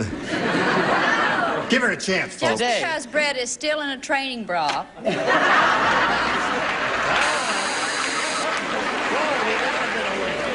Well, got a question for you in a minute or so, Fred, but first we've got to do a little business here, dear. All right, here we go. Ready, Fred? I'm ready. This one's yours. Let's see how you do with your first round question. Mildred said, my husband's really nuts. How nuts is it? I'll tell you how nuts he is. When our sheepdog started shedding, he tried to make a blank out of the hair. That's what Mildred said. My husband's really nuts. When our sheepdog started shedding, he tried to make a blank out of the hair.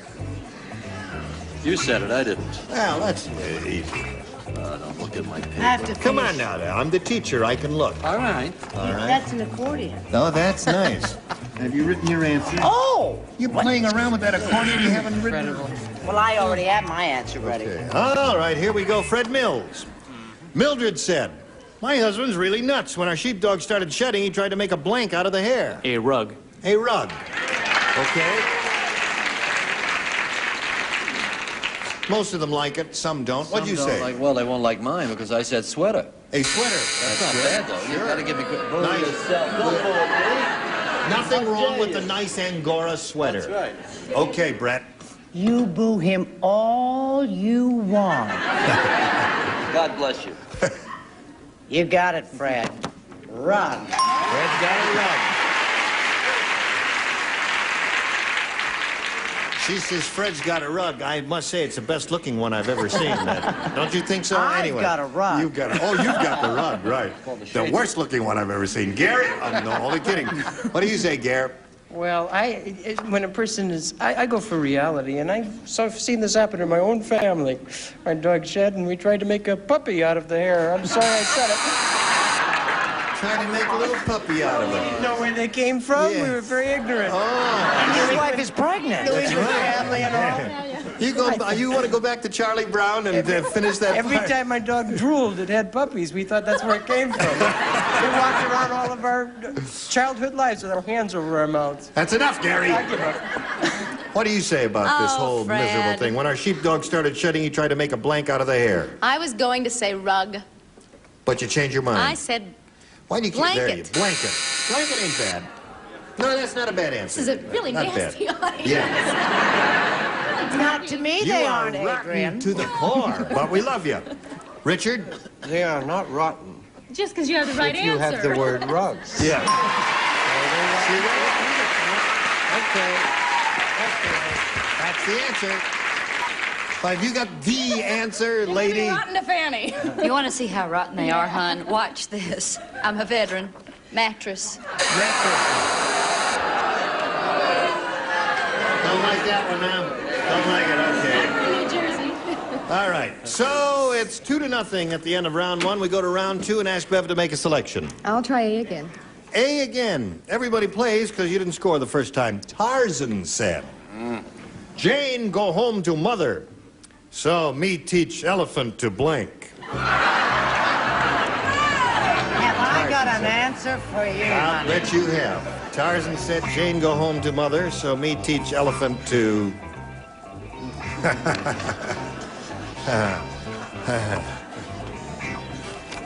Okay. Wait a minute. Right. Finish there. Let's see now. Do you get a prize if you finish first? No, we haven't worked that out yet.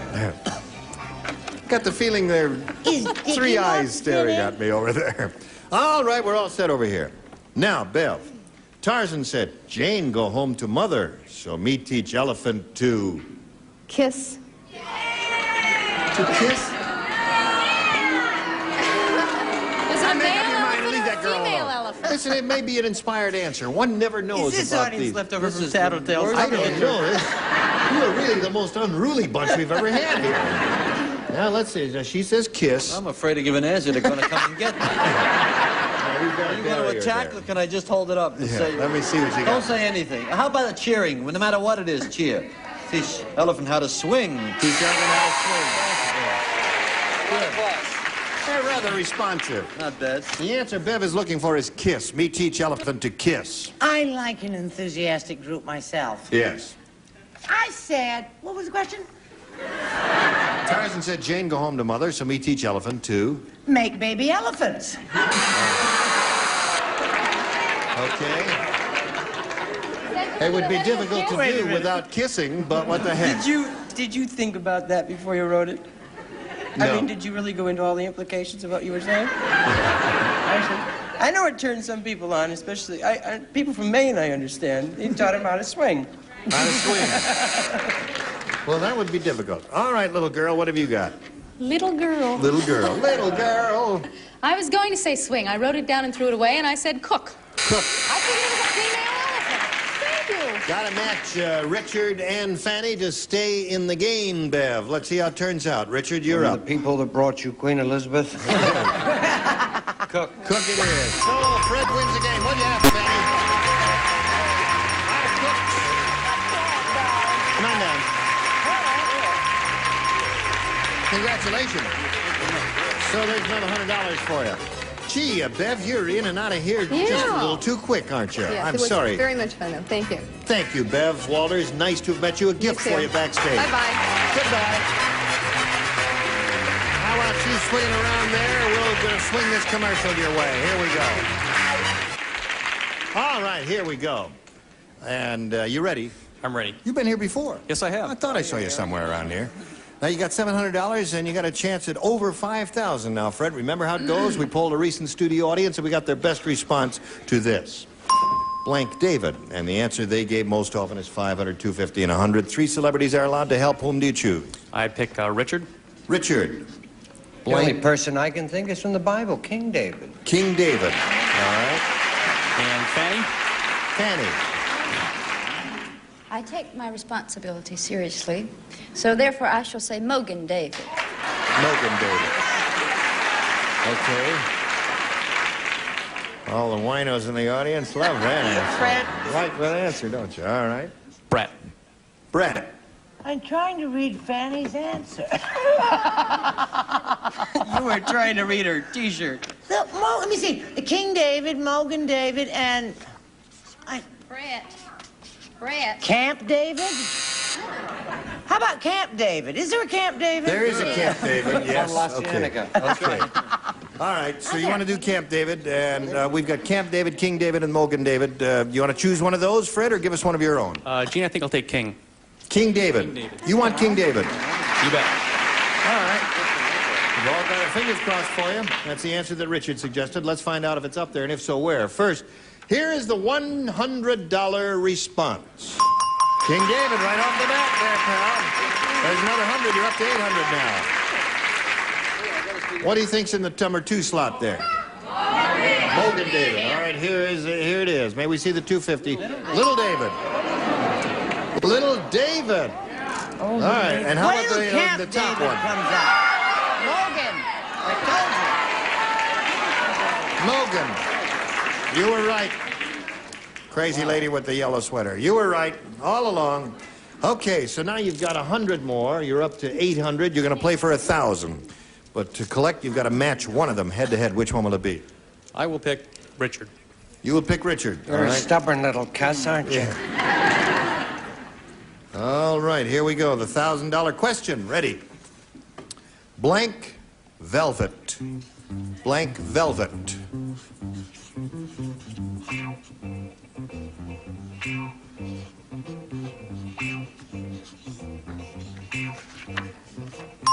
Now, he's finished, and we need an answer from you which you think will match his. How do you match him? Blank velvet. National. National Velvet?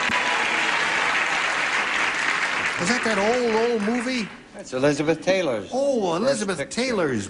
Yes, I remember that old picture. It was a great old picture. All right.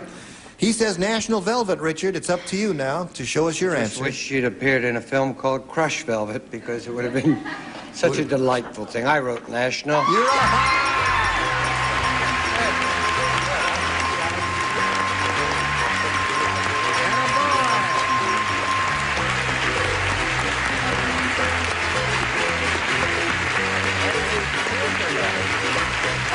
Well. Is that your friend down there? That's my friend and wife. Oh, that's your friend and wife. Oh, I don't know that was your wife. She's very happy, isn't she? Are you happy? Good. Okay, you have a total of $1,800, and now it's time to meet your next challenger. Here comes Ledley Chamberlain. Hello there. Hello. Want to step back up? Ledley, you know Fred Mills? Yes. He's got a lot of money. He's got $1,800. And he's very happy about that. And we're happy about that. Would you tell us where you're from and all that sort of thing? I'm from Penland, Pennsylvania, but now I live in Los Angeles. Yes. I'm married. I have a husband, a little boy, 3 sisters, 6 sister-in-laws, 11 nieces and nephews, 2 brother-in-laws. And they're all in the audience. A terrific memory. And 1 great niece. Boy, And a lot of hormones going loose in that family. Well, you're a terrific lady, and how old is your boy? How old is he? 19 months. 19 months, and what's his name? Omar. Does he watch television?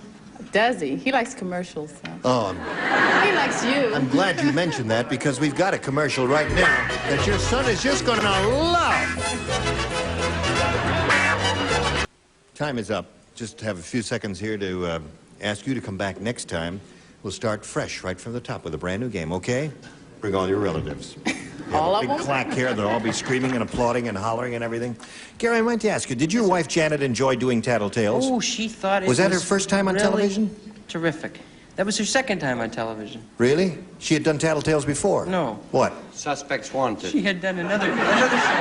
She had. Similar, but not nearly as good. Yeah, well, we're Gary and a whole bunch of assorted people, including myself and my wife Helen, are doing it this week, and we had a good time. It was really terrific. Yeah, and we had a good time here, and we'll look forward to seeing you next time, whenever that is. Join us, Gene Rayburn. Goodbye.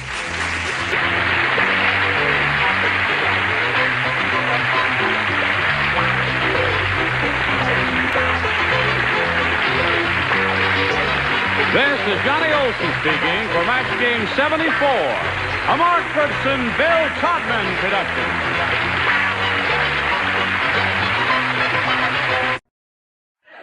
Get ready to match the stars. Bill Daly, Brett Summers, Charles Nelson Riley, Lee Merriweather, Richard Dawson, and Fannie Flagg as we play the star-studded Big Money Match Game 76.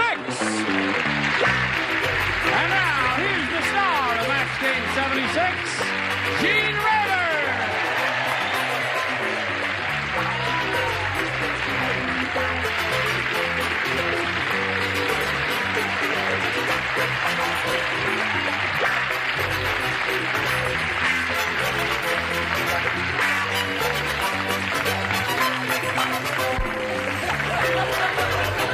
I love Southern girls. Just love Southern girls with long hair. Your photo came back. Thank you. I would like to make a public announcement. Yes. Fannie Flagg's mommy and daddy are in the audience this very day. And look how she came out here I looking think like she a looks hussy. adorable. Don't you think she looks adorable? Yes, she looks adorable. She looks adorable. Here's your mom and dad. Oh, there's Mom and Dad right down there in the first row. Hello there. Welcome. Gene, Yeah. that was a sweet couple, but that's not them. She's just a joshing you. Well, we greet you all, and now let's greet our two players over here, Gary Armstrong and Kathy Steck. Howdy, Gary. Good. Gary's the current champ. He's up to $950. And he's being challenged by Kathy, who's had her well, you've both had your first round questions. We'll start with round two as soon as we come back from this commercial message of considerable interest and importance. Hello there. I will push a button with my magic finger. We will start round two right from the top. Kathy, it's up to you. B, please. B it is. Everyone except Lee Merriweather plays. Hey, did you hear about the new dance? Let me tell you about it. It's called the Army Physical. And here's the way it goes. First, you line up in the ballroom, then everybody blanks. That's new. Now, come over here, sweetheart.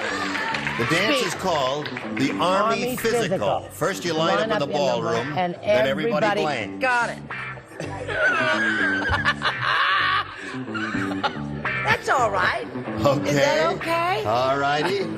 Finish. That's finish. a good answer. All right. Oh, that was very quick. Our celebrities are getting real quick here. Kathy, you hear about this new dance called the Army Physical? Sure did. Here's the way it goes. You did hear about it, right? Would you like to do a few steps for us? No. You line up in the ballroom, then everybody blanks. Strips. Strips.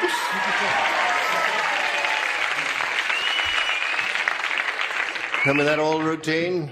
You don't. You don't remember that old routine. No, What do you say? I feel kind of silly because we used to. I used to dance with a lot of guys in the Army, and we used to wind up marching, so I feel kind of silly. Line up in the ball and then everybody marches. I got a boo and not a laugh and dumb and all of those things together. At least right. I get the bad ones all out of my system. Good. I hope so. Good. You've been saying that all week, Bill.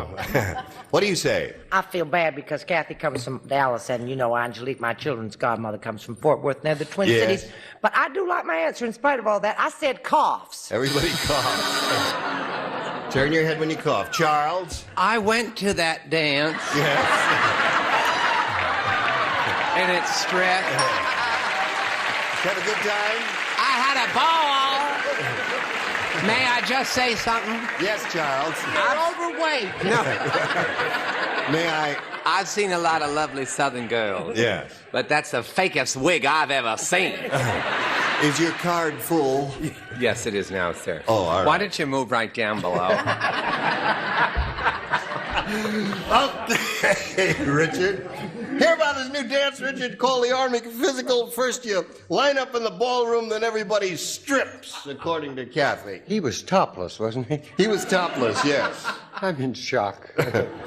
I'm also in shock because I matched Brett. I said cough. Everybody coughed. Now, you were never in the Army, or you wouldn't be booing. You'd be screaming at that answer. And I It's a can't explain any wonderful more than that. What do you say? Well, Mr. Rayburn, Yes. I had many friends that were in the Army. Yeah. And they get in a line and everyone gets naked. Okay. So that's 3 for Kathy. You ready, Gary? Yeah. Match 3 to tie, 4 to win. The Tidy Bowl Man was the hit of the party when he stuck his finger in the punch bowl. Listen now, Bill, you get these answers better if you'd listen. No, he doesn't say to me. Who? What? Who? What? Did she say? What? Are you listening, Where? Bill? I'm sorry, no. The Tidy Bowl Man was the hit of the party when he stuck his finger in the punch bowl and the punch started to blank. Gee, What? I feel terrible. I heard it and I don't understand. I was so busy paying attention to whether or not he heard, I didn't hear it. The Tidy Bowl Man was the hit of the party. You never watch television either, do you? No, I know what the Tidy Bowl Man does a commercial on television. I can't tell you any more than That's that. I didn't get that. Oh, I see. Tidy Bowl Man was the hit of the party when he stuck his finger in the punch bowl and the punch started to blank. Oh, I got it. That's Gary, you're home. All Great. right. I got it. All right, finished. That's all there is to it. Charles, you ready? Took a minute. All right, just put it in the slot, Charles, briskly. Now, Gary, the Tidy Bowl Man was the hit of the party when he stuck his finger in the punch bowl and the punch started to... Turn blue. Turn blue. He did it again.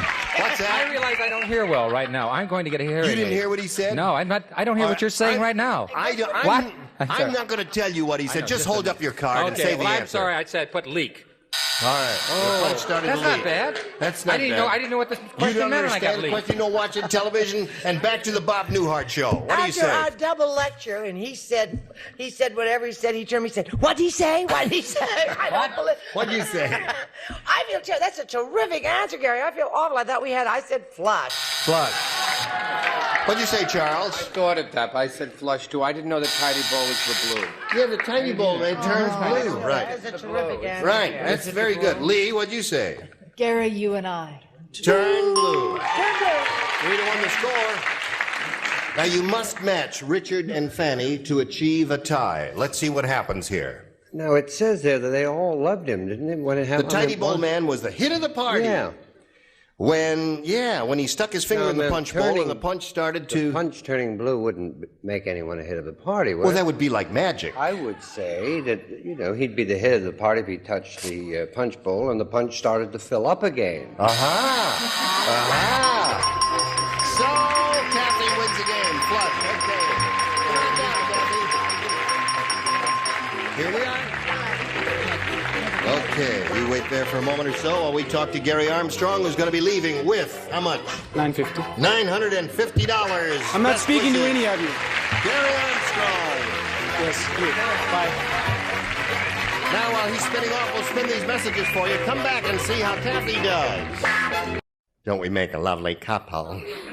This is Kathy Steck, who's just won $100. This is her first game, and now she's going to try to win over $5,000. Are you ready for that? Yes. Okay, Kathy, here we go. We polled a recent studio audience, and we got their best response to this. Rod blank. Now, the answer they gave most often is worth $500 to you if you match it. If you match the answer they gave second most frequently, you get $250, and the bottom one gets you $100. Whom do you call on for a little help here? Lee, please. Oh, Rod McEwen. Rod McEwen. There's one. Yeah. Okay. Richard. Rod Steiger. Rod Steiger. Brett. What about Rod Serling? What about Rod Serling? Okay. So those are the three, Rod Serling, Rod McEwen, and Rod Steiger. You may choose one of those. Or if you have a better idea, let's hear that. I think Rod Serling. You think Rod Serling is a one? Okay. Let's find out about that right now. Let's find out if Rod Serling is under the $100 response. Rod Steiger. Okay, that's the one that Richard gave you. Let's see if Rod Serling is under the $250 response. Rod and Reel. That never occurred to me. Now that I see it, it's not too bad. Okay, last chance for Rod Serling. Here is the... Serling. What's that? It's Rod Serling. I said Rod Serling. You don't hear any better than Bill Daly does it. What?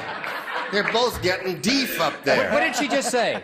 What did she just say? She said it's Rod Serling. Oh, go on, I'm having said a heart Rod attack. Serling. All right, here we go. Earl, slide it. There it is. Congratulations.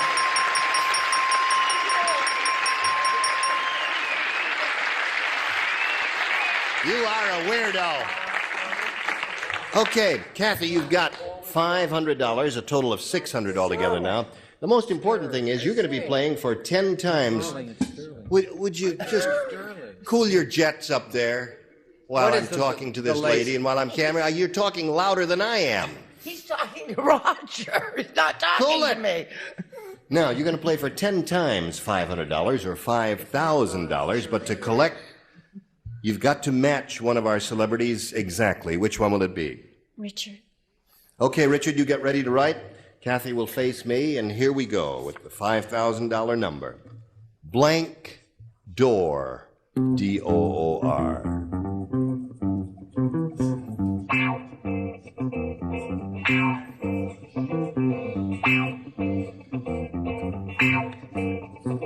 Okay, Kathy, he is finished. Now it's up to you to get your ESP going and try to figure out what he wrote on that card and give us an answer which will match his answer. Blank door. Back door? Back door, she says. Okay. Back door, she says, will match you. What do you say? The total opposite.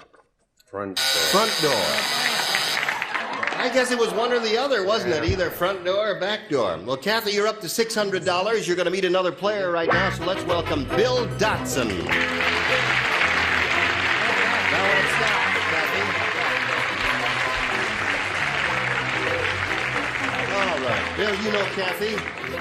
We welcome you, sir, and ask you to tell us a little bit about yourself. I'm a construction engineer from Boone, North Carolina, and I'm headed to Saudi Arabia, and I have two beautiful daughters and intelligent daughters, Dawn Nicole, 12, and Daphne Noel, 5. I see. And are you taking your family with you? No, they can't go on with me over there. How long will you be gone? About 18 months. Is it dangerous? This depends. I'll have to find out when I get over there. All right. You will come back, won't you, Hopefully. if it turns out to be a little hairy. Okay, good luck to you there, and good luck here, Bill. I'll ask you to make a selection as a challenger. A. A it is. Everybody plays, and this is it. Now, you all know Jacques Cousteau, the famous undersea explorer. You know Jacques Cousteau? Well, Jacques said this. He said, I think the TV censors have gone overboard. On my last special, they made me put a bathing suit on a blank.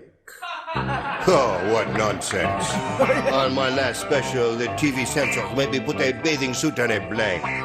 What kind of foolishness was that? Are you ready? Geez, I find this very hard. I find this game very difficult. It's very easy. Right. All right. Jacques who said that I think the TV censors have gone overboard. On my last special, they made me put a bathing suit on a blank. Oh, okay. Ready? Okay, I'm ready. All right. Bill Dotson. You all know Jacques Cousteau? You know Jacques Cousteau well. He said, I think the TV censors have gone overboard. On my last special, they made me put a bathing suit on a... Whale. On a whale. All right. Put a bathing suit on a whale. Bill, what do you say? That did a very large bathing suit for a whale. No, I'm sorry, I said shark. Yeah. Shark would be good. That would be my good answer. bathing What was suits, your okay? answer? I think that little Bill Dotson is smart as a whip, cute as a button, all that stuff. And what Charles was talking about was he said, all these years I thought it was Sterling, not Serling. That's what he was going so crazy about. On Whale. your own time. Whale is the match there. Okay. Charles, what do you say? I was misled by the French and the excitement, so I said a mermaid. A mermaid. Well, that's not a bad answer.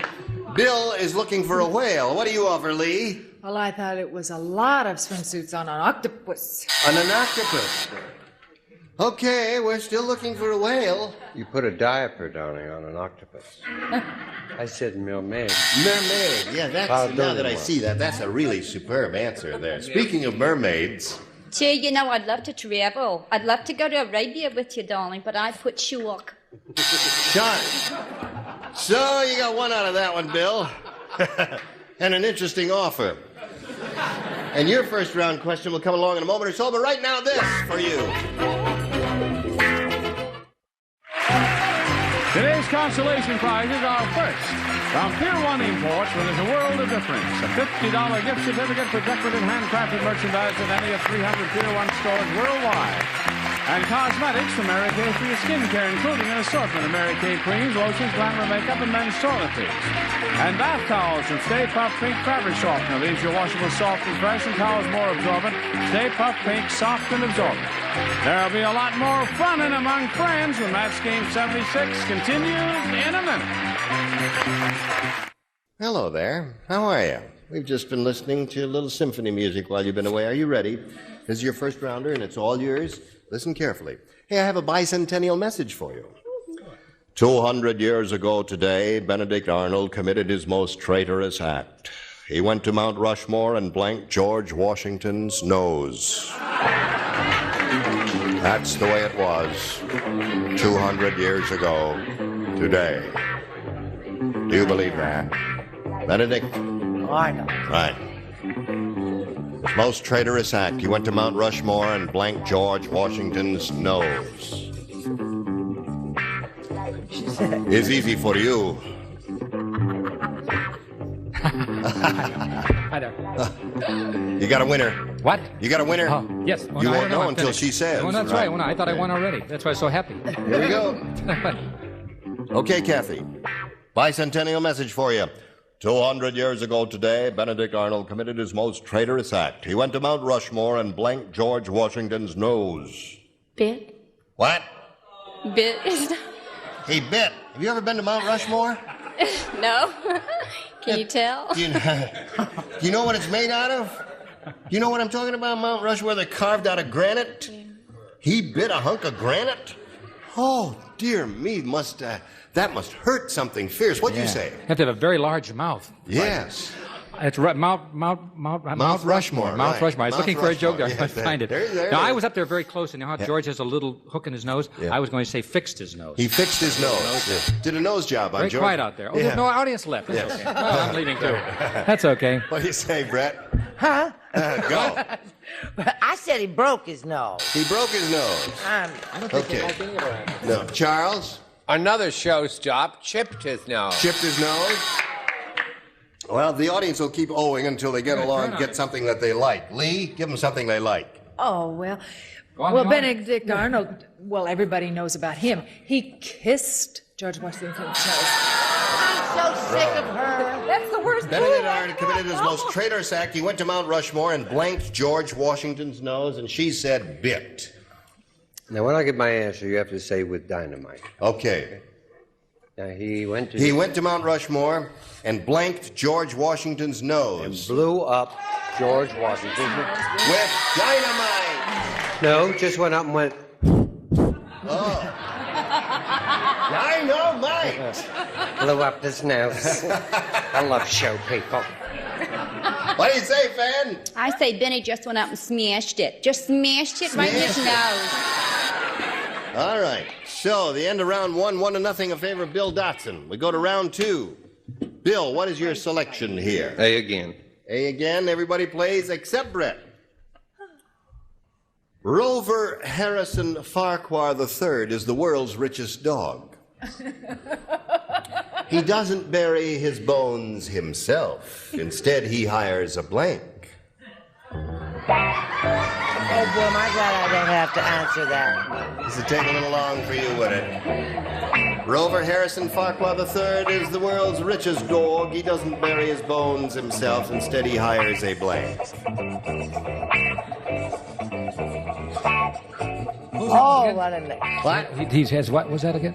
Rover I'll read Harrison it. Farquhar III is the world's richest dog. He doesn't bury his bones himself. Instead, he hires That's a good answer, Bill. Instead, he hires a... Isn't that good? Quickly. I'm sorry. Gene. There's a... We're all finished. Everybody's finished, Bill. Okay, are you finished? Very happy. He hires a... You don't have time. I'm gonna have to go with this one. I don't have time. All right, put it in there. Here we go. Okay, Bill. Rover Harrison Farquhar III is the world's richest dog. He doesn't bury his bones himself. Instead, he hires a... Backhoe or steam shovel. A steam shovel. Steam shovel. What'd you say, Bill? Well, mine isn't bad after all. No, I said he hires a he's a dog, seeing eye dog. He hires a seeing eye person. Seeing eye person. It's a blind dog. Yes, all right. Okay. All right, Brett, gotcha. Go. No, darling, I don't play. Oh, you don't. Charles. I said he hires a bloodhound. And what'd you say, Lee? Believe it or not, I said steam shovel. All right, that's one for you, Bill. And Richard said? He hires a gardener. He hires a gardener. And Fannie said? Gravedigger. A gravedigger. Okay, that's 2 for you, and you got a match 2 to tie, and we'll see how this turns out after this. Listen, you were all splendid. Thank you all, one and all. And this is Gene Rayburn asking you to join us next week when these will be the celebrities you'll see. Scully Mitchell, Brett Summers, Charles Nelson Riley, Bonnie Franklin, Richard Dawson, and Patty Dawson. How about them apples, huh? Thank you, bye.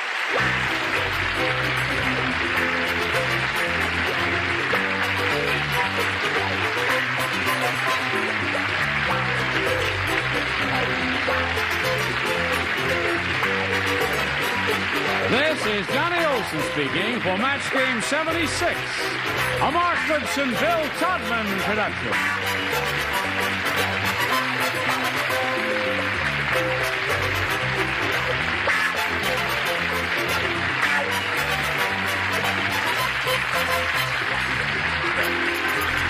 Stay tuned for Tattletales next over most of the CBS stations.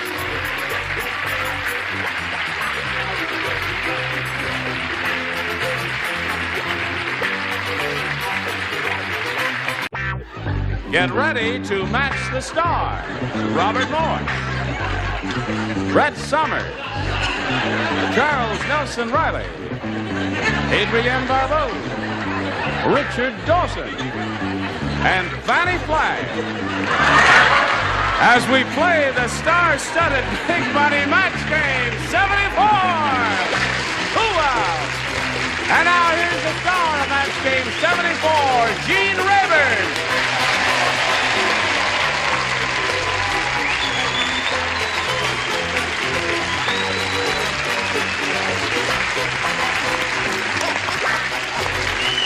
What's going on here? Holy mackerel. That's what's going on. Good news. I would like to Roses are blooming in Piccadilly. I think she should go home and change it. Because You stole that. it is September and the leaves could fall.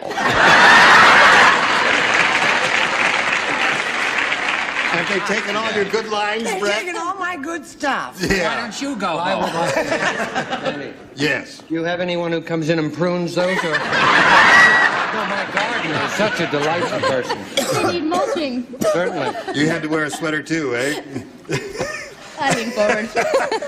Okay, folks. Yes, if All you right, can't Bob. bring the Aren't you- mountain to... I'm wearing pants. Okay. Aren't you sorry you're sitting up there? All right, let's say hello to our two players. Shall we do that now? Phil Okay. Perrell and Carol Rakestraw. Hello there. How are you? All right. Fine, how are you? Okay, Carol? Good. Now, Phil is a current champ. He's won $3,450. We started this game yesterday. We got to the middle of round one. You had your question. Your question is about to come up. Are you ready for it? I'm ready. Okay, we'll give it to you in a moment or so, but first we've got to give you this. Okay, here we go. I'll push this button and reveal this question which we have for you, Phil. Listen carefully. This is it. Everybody plays. Jane said, Tarzan finally got rid of my sister last Saturday night. He sent her on a blind date with a blank. That's how he got rid of my sister. Tarzan said that. Jane said, Tarzan finally got rid of my sister last Saturday night. He sent her on a blind date with a blank. Put your glasses on so you can hear me better. You're finished? Everybody finished? Okay, here we go.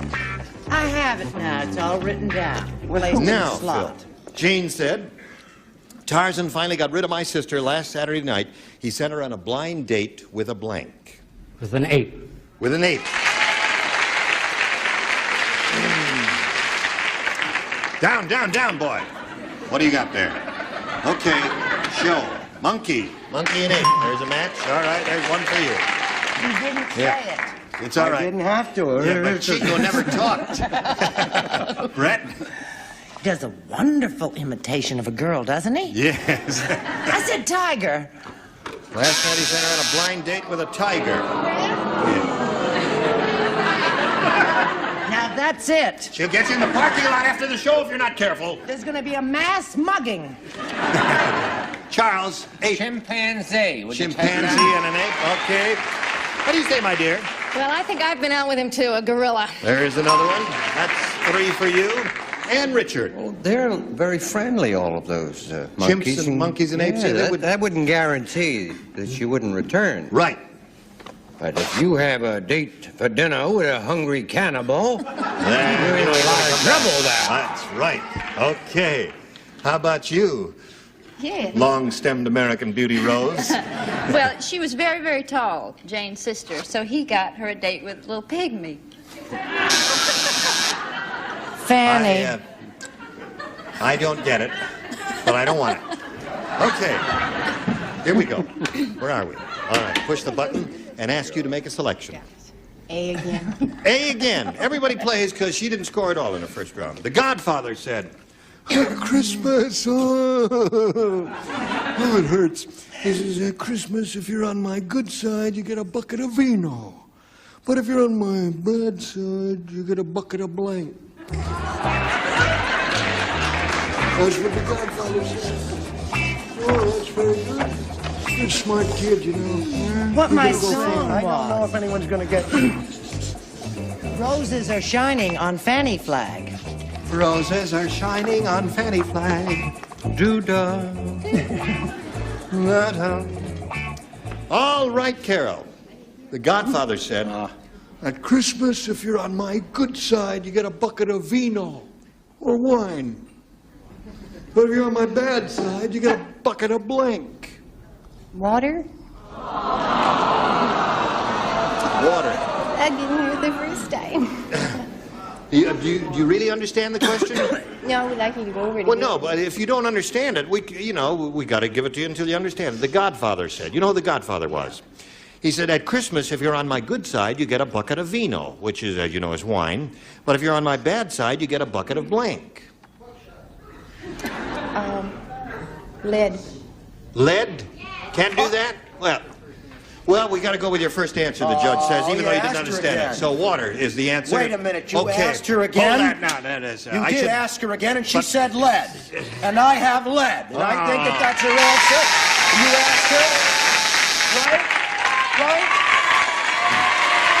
You did ask her. Sit down, I'm going to get the Godfather after you. Well, the thing is, I should not have asked her, but you know, did. I did ask her. I broke the rule, you see. Okay, Brett. I hate that little troublemaker from the East. I said blood. Blood. Okay. Water is her answer. Blood. We got blood. You got to match the 3 remaining ones to stay in the game, and here we go. I said blood. All right, so that means Phil Perrell is the winner. Come on down, Phil. Okay, there's another $100 for you. You all had blood over there. Okay. Well, lead wouldn't have really helped you that much anyway, would it, Carol? Sorry to see you go. We've got a gift for you, Carol Rakestraw, together with our thanks for being here with us on Match Game 74. Goodbye, Carol. Now, Phil, you hang on there for a minute or so while this thing turns around. We'll do a little business, and then we'll come back, okay? All right. Okay. Are you ready, Phil? I'm ready. All right. Now we're going to have a go at the big money super match here, where you can win over $5,000. You got $35.50. You're doing okay. We polled a recent studio audience, got their best response to this. Blank bones. Now, you know the $500 answer is $250 and a half. Well, you know all that, don't you? All right. Let's find out who's going to help you here. Charles? Charles, how do you feel on that blank? Blank bones. Blank bones. Mr. Mr. Bones? Okay. You're going to get lynched too. Mrs. I got it. Mrs. Right after they get her, they're going to get you. Go. Robert? Robert. Chicken. Chicken bones. Chicken bones. All right, there's a couple of great ones for you, Phil. Richard? That's not an easy one. The only thing, No, it's what's not. that song? Them bones, dry bones. I have a perfect one. What's the title of that song? Aching. The title of that song, Can you ask questions? it's my show. Get your own show if you want to holler at it. The title of the song you're trying to think I of love is... it when you're firm with them. The title of the song you're thinking of is Dry Bones. Okay, that's what I'll say. Is that what you're saying? Yes. Okay. So you've got Dry Bones, Mr. Bones, and Chicken Bones, Phil. You may choose one of those or give us one of your own. I'm going to give you one of my own, Lazy Bones. Lazy Bones. Another great song. Why did he bother to ask? Wow. Why don't you get your own show too, Phil? You're thinking of it? Right. All right. Lazy Bones, the one you're looking for. Let's find out if it's up there. You're on your own here. Is it under the $100 response? No, it is not. Broken Bones is indeed under there. Still looking for Lazy Bones. Here we go with the $250 response.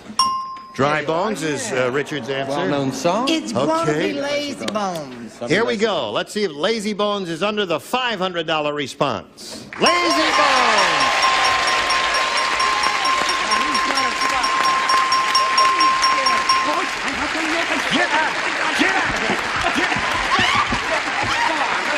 Get back there. Stand right there now. You know, I think that's the format for his new show. ever since he's gotten money, he's become unbearable. He was a little meek and mild fellow when he arrived. Money really arouses you, doesn't it? It does, it does, it does. Your libido is 10 times as strong now as it was a week ago, Phil. Okay, so you've got the 500 now, Phil. You're going to play for 10 times that amount, or $5,000. If you win another 5,000, you'll have $9,050. Wow! Are you ready to select one celebrity? I think I am. Charles? Charles, you're elected. You Good get ready luck, to write. Phil. Phil will face me. Here is Oh, the $5,000 question. All right, kids. Okay. House blank. House blank.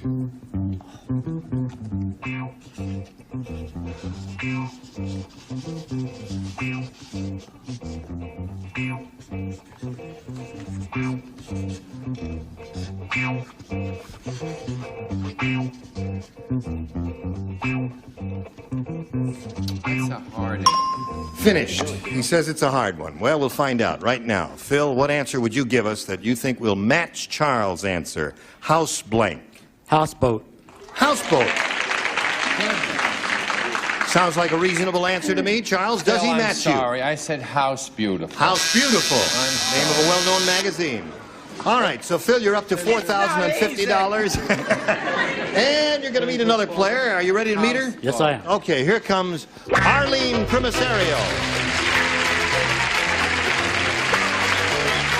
Hello, Arlene. How are you? Arlene, you know Phil? This is our week, isn't it? Yeah. Arlene, would you like to tell us a little bit about yourself, please? Wait a minute, Arlene. What have you got there? I brought you a bear. You brought me a bear? Yeah, they wouldn't let me get a live one, so here's a little caged one. Here's a bear. I was up in Sequoia with the bees. Oh, isn't that nice? National Parks, California, a bear. A little bear in the cage there. Can you see that? Yes, there he is. It's trained. He has green eyes. He has green eyes? Green eyes. How can you tell? I looked. Oh, you looked. Arlene, he I does should point have out green eyes. his weakness is money, but thank you anyway. Well, I'll just leave him right there. Oh, Okay, yeah. thank you very much. Now, where are you from and all that, Arlene? Huntington Beach. And I'm married to a very wonderful husband and father. He's a husband and father? Yeah, little girl 2.5, and I have That's a son nice. 11, and I'm nervous. Are you really? There's no reason to be nervous. We're a friendly bunch, aren't we friendly? Give her. Yeah, like 6 barracudas. It's weird. Would you like to hold this bear for good luck? No, he might bite me. Oh, all right. What'd you say is weird? I watch you at home in the kitchen, every day. Yes? And now here I am. It's like Twilight Zone. Oh, yes. Oh, Well, we're not weird, are we? Are we a friendly bunch? We're just like old you'll shoes be around you'll be here. fine, really. All right, good luck to you, Arlene. I'll push the button and we'll get started. And Well, don't make her lie on the air. shall we begin, folks? Okay. As she brought you a present, give her both A and B. All right. It'll be a little obvious. Please make a selection. Oh, I don't believe this. Hey. A. All right, here we go. Everybody plays. Okay. Hey, I got a little limerick for you. Oh, good. A newlywed lady named Glunk said marriage is really the bunk. The wedding was splendid, but the honeymoon ended when I found I had married a blank. Oh, it's my own story A newlywed lady named Glunk said marriage is really the bunk. The wedding was splendid, but the honeymoon ended when I found I had married a blank. He bold as a hawk, she's soft as a doe. All right. You understand the rhyming scheme there, Arlene? I should say something that rhymes with that. With a newlywed lady named Glunk. You ready? Said marriage is really the bunk. The wedding was splendid, but the honeymoon ended when I found I had married a... Bum. Pumpkin. You flunked poetry in high school, huh? Yeah. Okay, you said bum. Found I had married a bum. That's her answer. Well, your husband is now at home, probably listening to that answer, and he's going to get very drunk. Found I had married a drunk. Okay, Brett. I came a little closer to the bone, as it were. I said skunk. Skunk.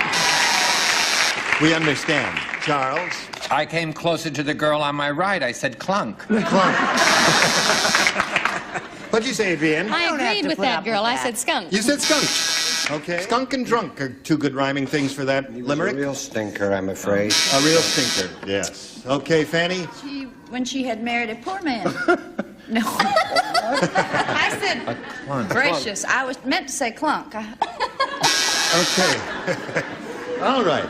Arlene, so you didn't get a rhyme there with the word bum, and that's your first round question. Now, yours will come up a little bit later, but right now, friends, we got to stop and pay attention to this. Okay. Are you ready, Phil? Okay. Phil's first round question reads as follows. Superman said, "Before I leap a tall building in a single bound, for good luck, I always kiss my blank." He said, Superman said, "Before I leap a tall building in a single bound, I always kiss my blank." Kiss my blank. For good luck. Okay.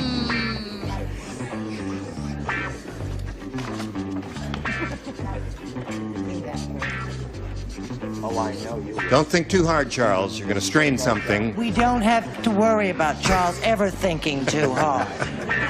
All right. Oh, dear. Put it in the slot. That's the way, Charles, like we taught you to do. Now, Phil. Superman said, "Before I leap a tall building in a single bound, for good luck, I always kiss my blank." Cape. Cape. He said, kiss my cape. Robert? That's right. He wears a big cape with an S on it. Right. Cape. That's it. There it is.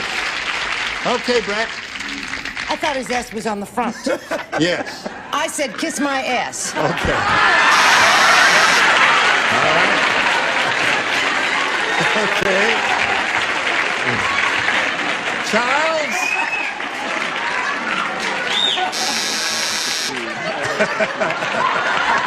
Kiss my ass! I'm glad you used your deep voice. What did you say, my dear? Well, I know Superman isn't married, but I couldn't think of anything clean, and I couldn't figure out how to say it like that, so I said wife. Kiss my wife. He is not married. No, I know he's not. Did but he, I was did he stuck. marry Lola? Lois Lane. Lois Lane. Lois. No. See how much I... She is. She left him for Wonder Boy. I thought it was... Now, Richard, would you like to... Yes, he does kiss an S. It's his secretary, Lois Lane. Lois Lane! It's right here. Right there, yes. Then she gets turned on enough to go and see that little copy boy. They have a great time. Or he does. What do you say, Fanny? Well, I knew that he didn't marry Lois Lane, and I said his mother. Always kiss my mother before I leap over a tall building. You should. You should. Okay. Good luck. All right, so... That was one for you. One, is that all? Yeah, that's all. Okay. Well, I mean, look at it compared to Arlene. One out So of it's 6. 1-0 at the end of round 1. We go to round 2 and ask Arlene to make a selection. A. A. Is that what you had last time? Well, I live in apartment A. My daughter's Alicia, and that's A. And my name's Arlene, and that's A. And I'll So you've got to stick with A. So with your luck, when you go back, your apartment will have been cleaned out. Yeah. By a person named A. All right, here we go. Tim said, I keep having this terrible dream that my boss is a dog and I'm a blank. Tim said, I keep having this terrible dream that my boss is a dog and I'm a blank. Think about that while they're finishing their answers up here. No cheating. Double each other. My boss is a dog. Yes, I know there's something there. I just can't figure it out. I don't And I'm a blank. Joe? Yeah. No. You're cheating. Yeah. Can't cheat My in this boss show. is a dog. Tim said, I keep having this terrible dream that my boss is a dog and I'm a... Oh! What's frightening? She's Quickly. raising 2 children. Yes. All right, now, Arlene. Tim said, I keep having this terrible dream that my boss is a dog and I'm a... I don't... Cat. Oh. A cat. All right, she said cat. That's not bad. What do you say, Robert? Well, I think the worst... Well, maybe... Hydrant. Hydrant. Okay. Hydrant. Yeah, that's it. Hydrant. What'd you say? But my mind doesn't run along those channels at all. I said dog catcher. Dog catcher. Okay, cat's the Don't answer, be vicious Charles. with the bell. Just ring it. Hydrant. Hydrant. That seems to be the answer, Adrienne. What'd you say? That was mine, too. Fire hydrant. Okay. And Richard. Well, it may seem to be the answer, but it isn't. The answer is cat. Cat. There's one. All right.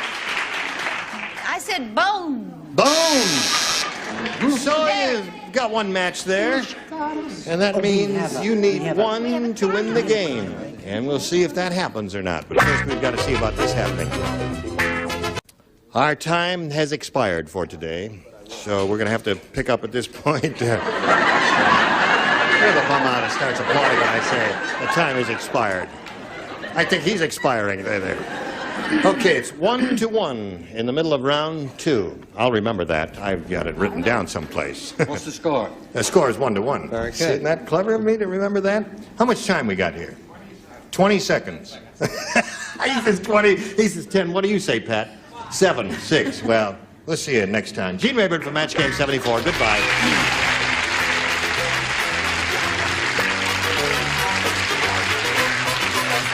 This is Johnny Olson speaking for Match Game 74, a Mark Goodson, Bill Todman production. Stay tuned for Tattletales next over most of the CBS stations.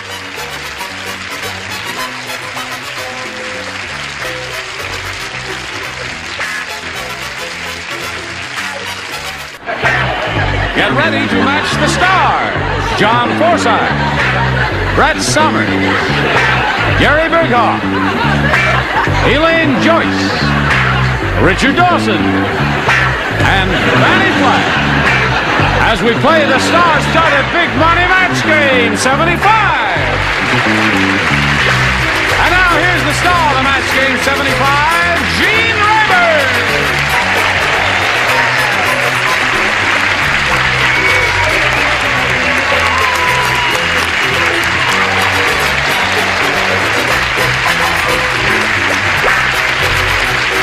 Thank you. You're welcome. That's a marvelous color combination. Isn't that a great color combination? It's Yes. very pretty, yeah. Very pretty. Called Jailbird Blue and Red. Yes. Marble Pole Green. Little suit. Yes. Isn't that adorable? Isn't that terrific? I've waited all month. Richard and I have a date, and I'm taking him out. We're going to the Palomino Club. In the valley? That's a Dressed like a horse? What? They call that a depression tuxedo. Oh, because really? It's all... Yeah, that's what they call it. Not when it's on her, it isn't.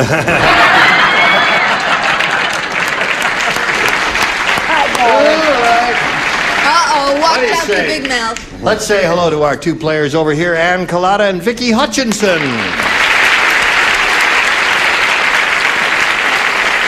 Okay. Ann's the current champ. She's won $600.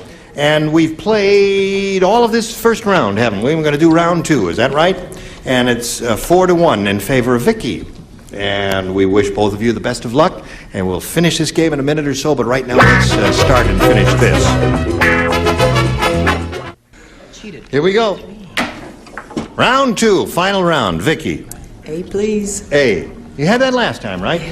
You matched 4 celebrities, only 2 play now. John and Gary are the only ones Well, I guess who are I'll doing put my this. pen back in my slot. Yeah, John and Gary, this is for you only. The comedy team All of right, John here and it Gary. is. Now, Veronica wants to attract muscle men. Oh, you got the right guys. So, she bought a new perfume that smells like a blank.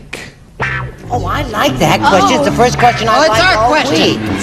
Just for Gary and John.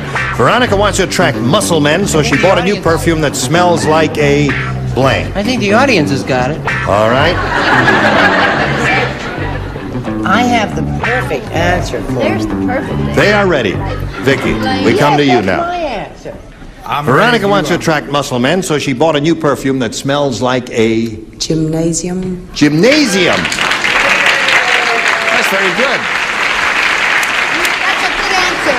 John? My mother told me about those girls from Atlanta. Yeah. Bought a perfume that smells like a gymnasium. Gymnasium. That's the answer. Give the little lady a cigar. Yes, a gymnasium. All the way. Oh, boy, oh, boy. Aren't you glad you've won your $600? You got to match 5 celebrities just to stay alive here. Let's see if it happens. Here it is. Everybody listen carefully now. Zeke the hillbilly got rid of his wife when he caught her making blank in the still.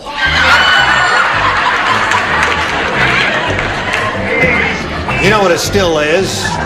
It's someplace to be quiet in. No, a still is the hillbilly device that is used to make moonshine.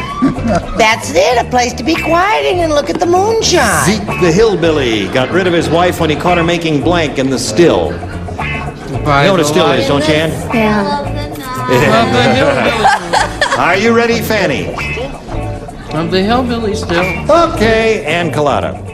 Zeke the hillbilly got rid of his wife when he caught her making blank in the still. Perfume. I can't think of anything. Can't think of anything? No. Can't think of anything. He said perfume, eh? Say that, eh? He said that. That little girl said perfume. Now, let's see. Who plays? Everybody except... No. Oh, I don't play. Gary doesn't. Gary does not play. Well, then why John, did I what write do you say? something? Well, where I come from, they make hay in the still. Hey, so that means Vicki wins again. What the rest do we have? Whoopies. Wow, whoopies. Come on down, Vicki. Congratulations. Are you standing by for a moment or so? I'm going to to say goodbye to Ann. It was a pleasure meeting you, Ann. Fun, thank you. I'm glad you had a good time. You got $600 to your credit, and that ain't bad. Goodbye, Ann. Ann Colada, there she goes. Are you ready? I hope so. You know how this part of it goes. We polled a recent studio audience, Vicki, and we got their best response to this. Blank society. Let's just step down here so we can see that, okay? Now, the answer that audience gave most often is worth $500 if you match it. You match the next one, you get $250, and the third, $100. Whom do you call on for a little help here? Richard? Well, people who refuse to keep off the grass. High society. High society. Okay, there's one. Fannie? Pardon? Fannie. Oh, me. Human society. Human society. He always says it like it's a winner. Brett? How about secret society? Secret society. Now you have secret society, human society, and what's that? I meant humane. Humane Yeah, where the society. animals are. Oh, In all the right. South, they say humane society. Humane. He just talks funny. So But you got they mean humane humane. society, high society, and secret society. Honey, you want one of those, or you got a better one? Humane Society? Humane society. See, she understood me. So it's humane society that she is looking for. yeah. You don't agree with that, huh? Okay, we'll find out if you're right or wrong as we begin right now, looking for humane society by revealing the $100 response. The Great Society. Who are they? Me. That was the late Lyndon Just Brett and Johnson's me, that's all. Great Society program I never for liked social progress. You never. He wasn't too crazy about you either, believe Brett. me. I got to level He says with that you. with a heavy heart. All right, we're looking for the Humane Society. May we see the $250 response? Humane Society it is. Bravo, bravo. Congratulations. Now you got another $250, you're up to $350. And what do you think is under the big one? Hi. Okay, here it is. Rolling arrow, there it is. High Society. So now you're going to play for $2,500 to collect. You got to match one of them exactly. Which one will it be? Fannie. Fannie. All right, you get ready to write. You swing around here and face me if you would, please, ma'am. Here is the $2,500 question. Kit blank. That's K-I-T blank. Kit blank.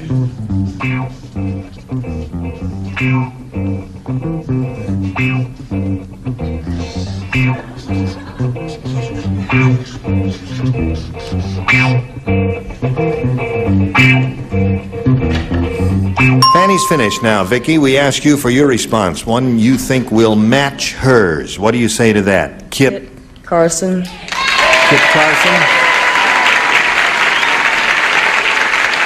I hope she thought of that because I couldn't think of anything other than Kit Carson, although I suppose her other answers are usually are. Even I couldn't Kit think Kat? of anything. Well, I don't know. Fanny, she says Kit Carson will match her for $2,500. I don't believe it. I matched her. I said Kit Carson.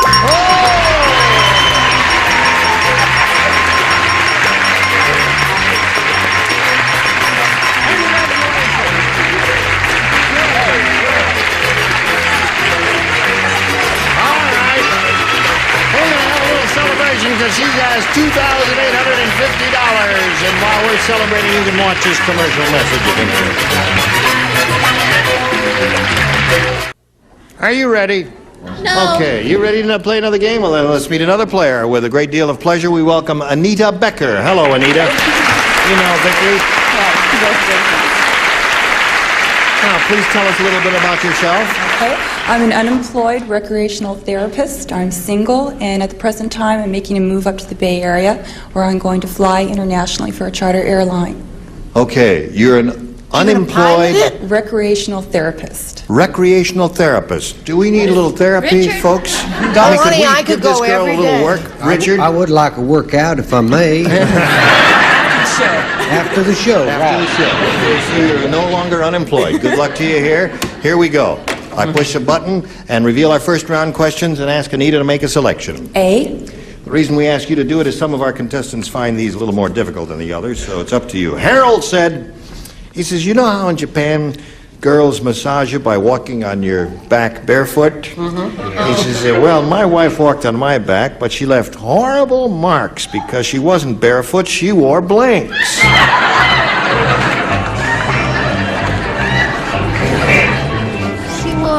wore blinks. That's for you. Oh, thanks. She wore blanks. That She sounds wore like a good blanks. answer right there, blanks. I'm all through. My wife walked on my back, but she left horrible marks because she wasn't barefoot. She wore blinks. Fanny's finished. Okay. Ready, Gare? Almost. All right, here we go. Now, Anita. Harold said, you know how in Japan girls massage your back by walking on your back barefoot? He says, well, my wife walked on my back, but she left horrible marks because she wasn't barefoot. She wore blinks. Spiked heels. Spiked heels.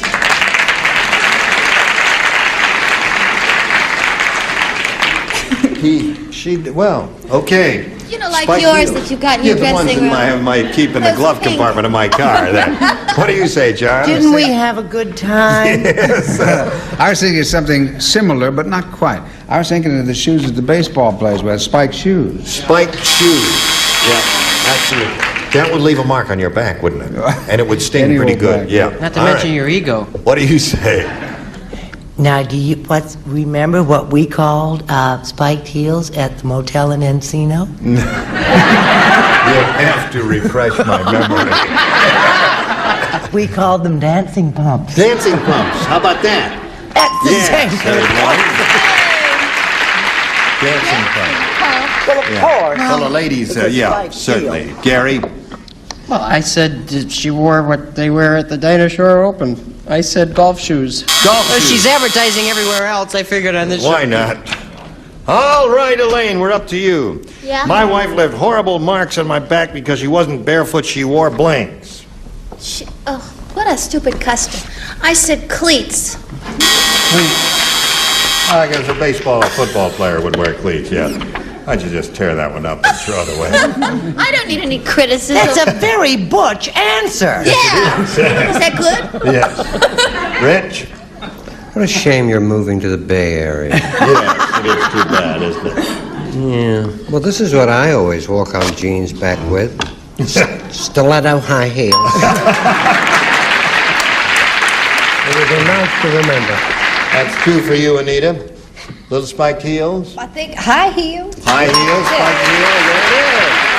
That's not bad for first round, is it? You had an experience like that. Three questions on your first round. Vicki, you're not here. The nurse said to the eye doctor, he said, I don't think you gave that patient the right pair of glasses. He just walked into the blank. Did you say that again? The nurse said to the eye doctor. doctor, I don't think you gave that patient the right pair of glasses. He just walked into the blank. Did you hear all of that, Vicki? All right. These aren't easy. Let me see, Shirley. All right, here we go. Vicki. The nurse said to the eye doctor, I don't think you gave that patient the right pair of glasses, doctor. He just walked into the blank. He just walked into the ladies' room. Yeah. That little old lady came up with a darn good answer there. Yeah, I was frightened. I was going to say that, but I was frightened. I said he walked into the wall. Ladies' rooms frighten you, John? On this show, they do. What do you say? My dear, Fanny and I spend our lives walking into walls when we don't have our glasses on. I'm sorry. Walking into walls there. Well, I thought you had a good answer there, Vicki. Gary? What? What? What? I'm just stalling. Oh, I said ladies' room. What You the? said ladies' room. There you go, Vicki. You got one. I don't think he gave that patient the right pair of glasses. He just walked into the ladies' room, according to Vicki. I was going to say the massage parlor, but I didn't think she'd say that, so it was right around the corner from the eye chart. The eye chart. Just walked right at A-F-B-B-Z-Z. He thought it said I'm exit. so glad you acted it out. What do you say? That's a strange kind of answer, Don, because I don't wear glasses, and I go into the ladies' room all the time. met some of the nicest people. Sure you do. But this hamburger walked into the closet. Into the closet. Thought it was the egress, as they say. Oh, thank you. Yes. Huh? I would like to say I don't need these glasses. I wear them just for light reading. Where's my answer? I said wall. So it's 3-1 at the end of round 1, and round 2 coming up, but right now this is coming up for you.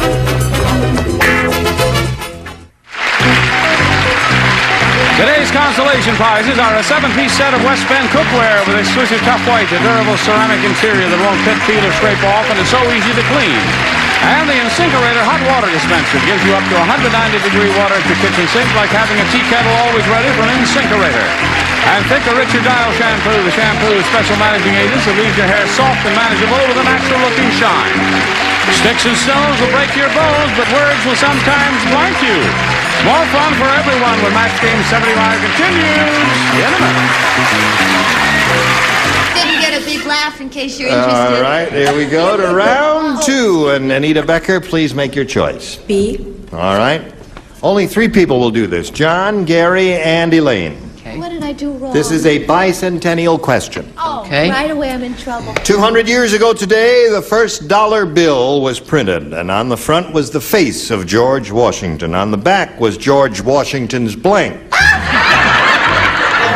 like that question. Well, you don't participate. Just John, Gary, and Elaine are the only 3. Did you hear all of that then? You think about that while they're finishing up here? You asked. All right. Gary's ready? I know that lady in the audience has the answer. Who is that cute lady in the audience? I don't know, but record her and play her back every week. Okay, everybody ready over there? Now, Anita Becker. This bicentennial question, 200 years ago today, the first dollar bill was printed. George Washington's face was on the front. On the back was George Washington's blank. Rear end.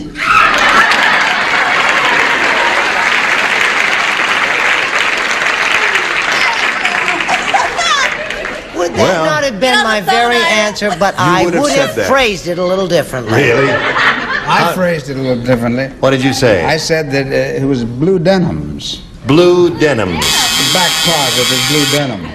Blue denims. Well, what do you mean by that? The back part of his blue, you know where the pant. Forget it. Oh. Go on.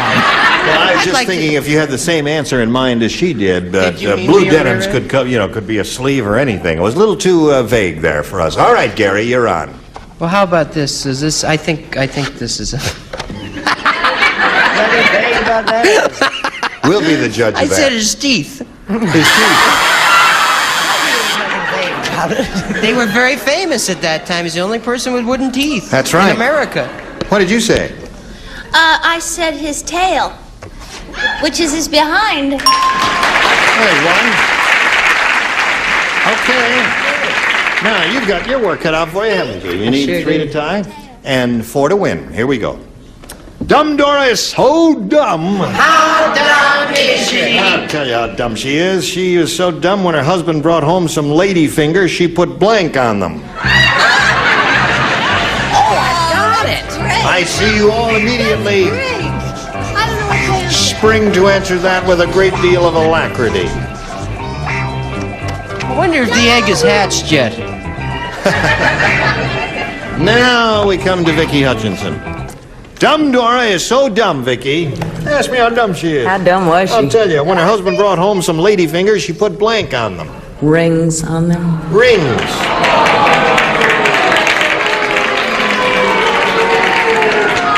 Half are booing and half are applauding, so I don't know. It's a schizoid audience, I guess.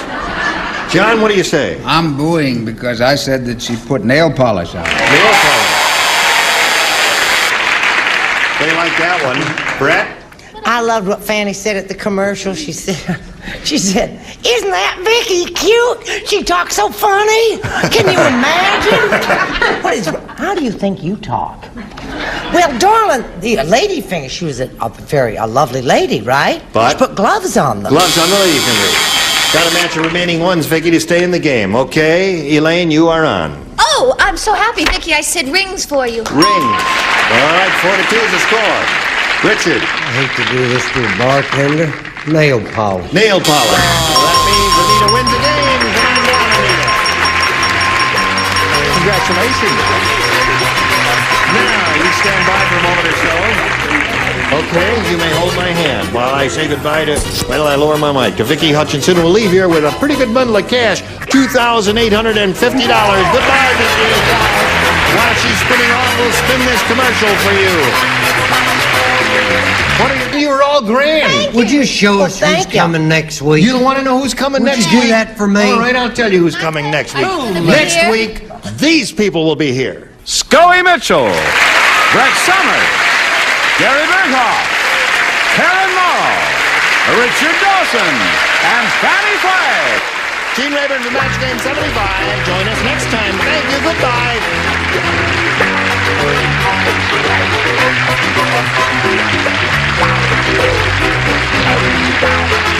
This is Johnny Olson speaking for Match Game 75, a Mark Goodson, Bill Todman production.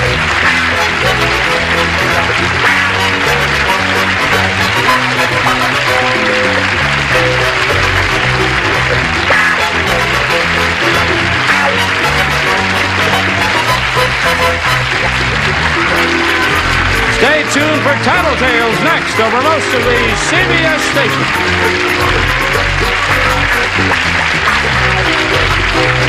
This is Match Game 74, production number 0175. Air date to be announced, VTR 3274, take one. Get ready to match the stars. At Harrington, Brett Summers, Nipsey Russell, Fannie Flagg, Richard Dawson, and Joanne Worley as we play the star-studded Big Money Match Game 74. And now, here's the host of Match Game 74, Gene Rayburn.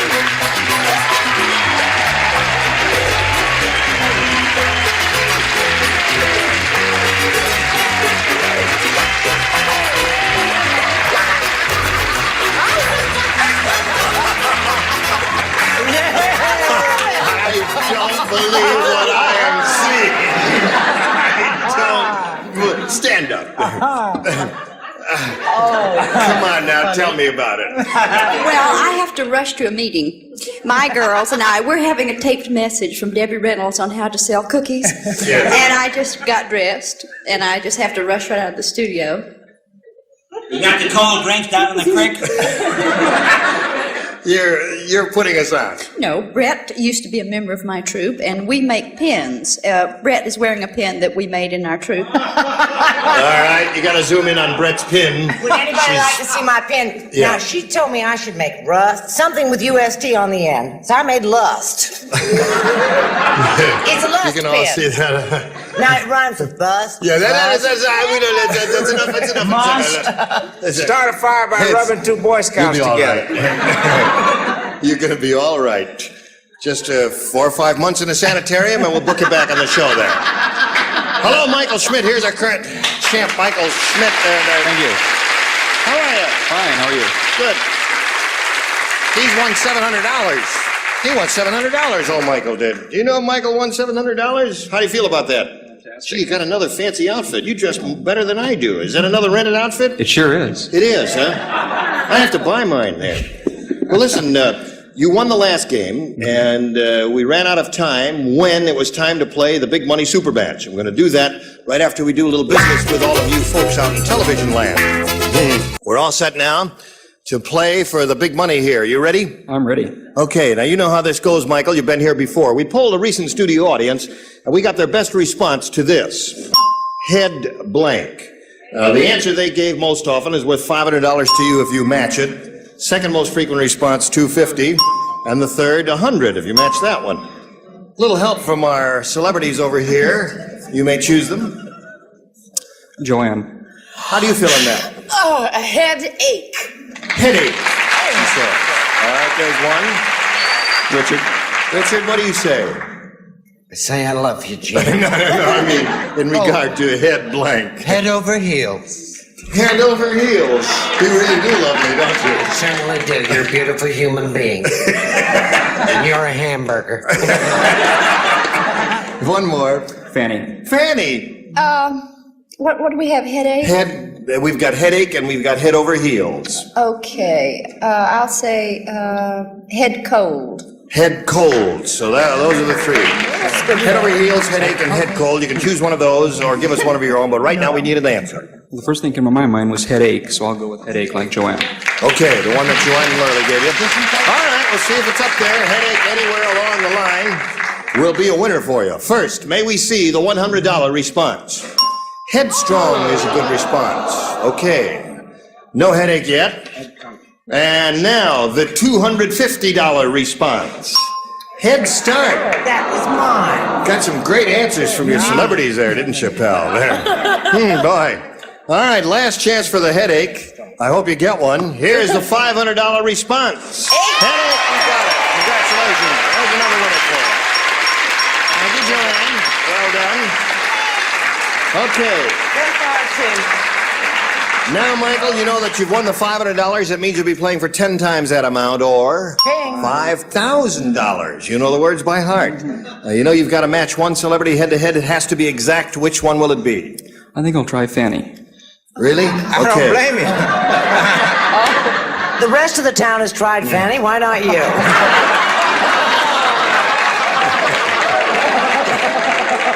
All right, sit down now. So you're going for the hamburger, eh? Okay. Fanny, you get ready to write. You face me if you would, please, Michael. Here is the $5,000 question. Gypsy blank.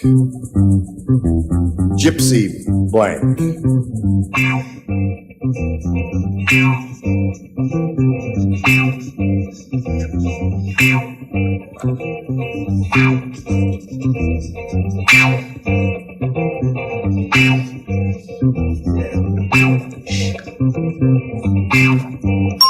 Okay, she's finished. Now, Michael, we need a response from you. How do you fill in that blank? Gypsy Rose Lee. Gypsy Rose Lee.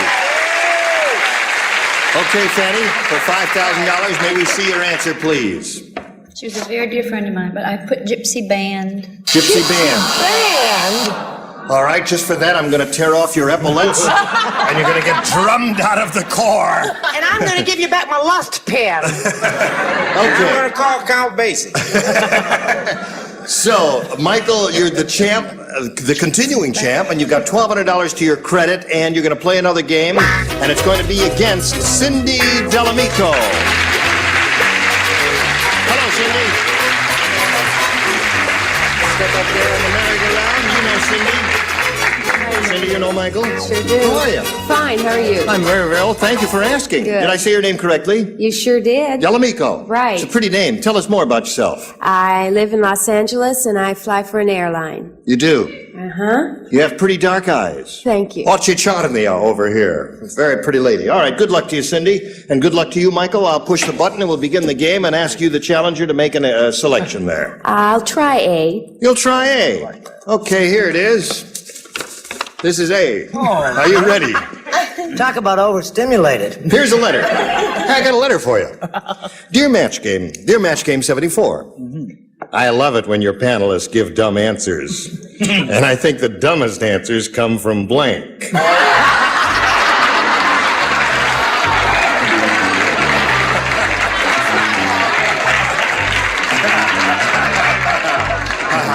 I shall refrain from making any comment or giving any sign or looking in any direction. All right.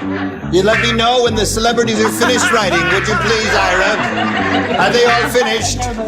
Have they finished? They are finished now. Okay, Cindy. Here's a letter. Dear Match Game 74, I love it when your panelists give dumb answers, and I think the dumbest answers come from... Oh, I hope I don't make an enemy. Brett.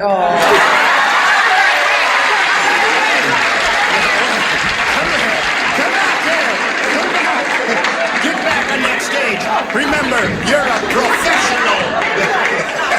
You're a professional. You can't. I don't know, but it was a little too quick for my taste there. What do you say, Cindy? Brett was your answer there. Yes, Brett is the answer she's looking for. What'd you say? You can't believe how wrong a guy can be. Brett. Brett. He didn't even spell my name right. That's right, but Well, they know who I mean. Yeah, they got the idea.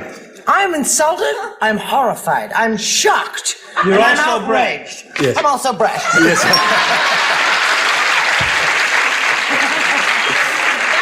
All right.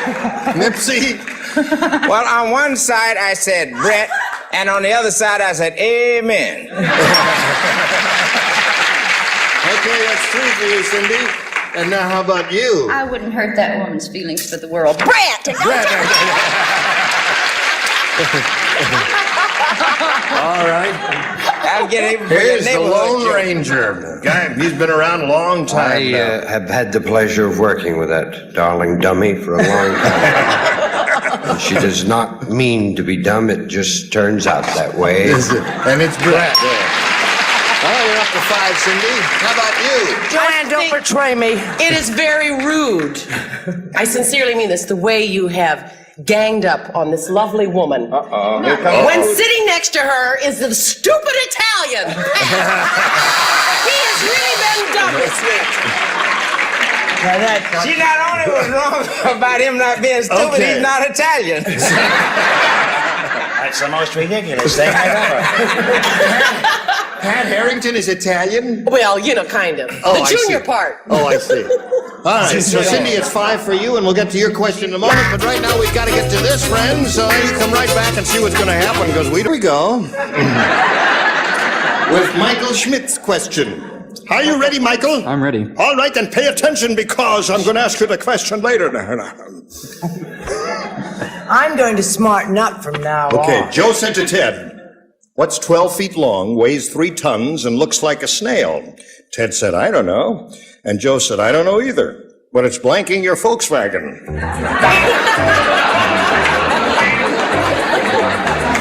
Oh, dear.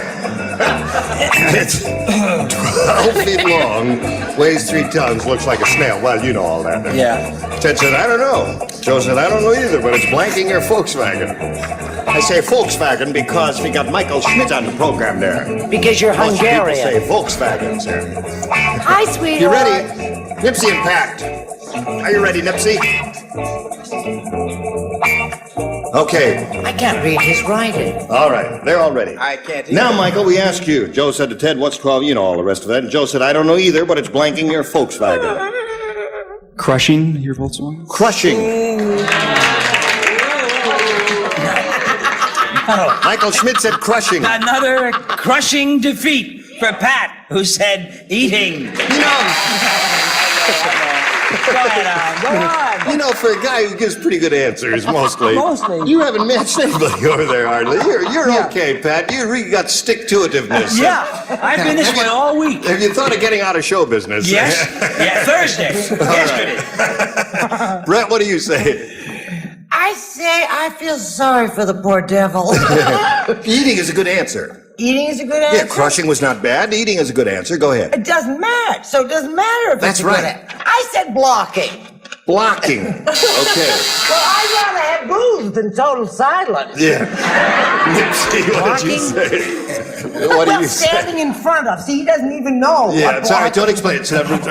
Go ahead, This Nips. man with a master's degree can say what he did. I can say drag in your wagon.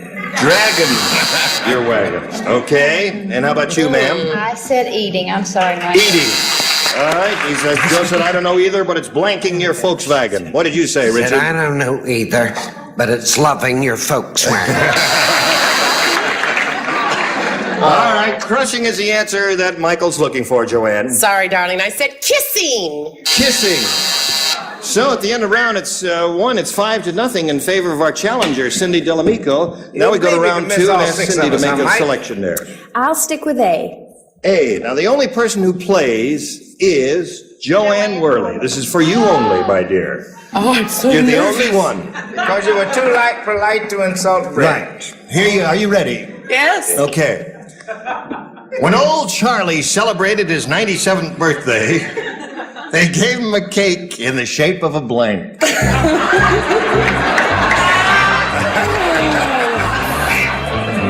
There it is, is, my dear? 90th birthday in the shape of... They gave him a cake in the shape of a... How you doing? Okay, now leave her alone. It's up to her now. Who's guessing? The man is guessing? This is important. No, Lady. Cindy. Cindy, don't be influenced by anybody. Just trust your own instinct and judgment. Here's my card if you're ever in the valley. Thank you very much. Oh, I didn't know you had all those degrees. You ready? I'm afraid so. Okay, Cindy. When old Charlie celebrated his 97th birthday, they gave him a cake in the shape of a... Lady. A lady. All right, Joanne. Well, does part of a lady, a boob, count? The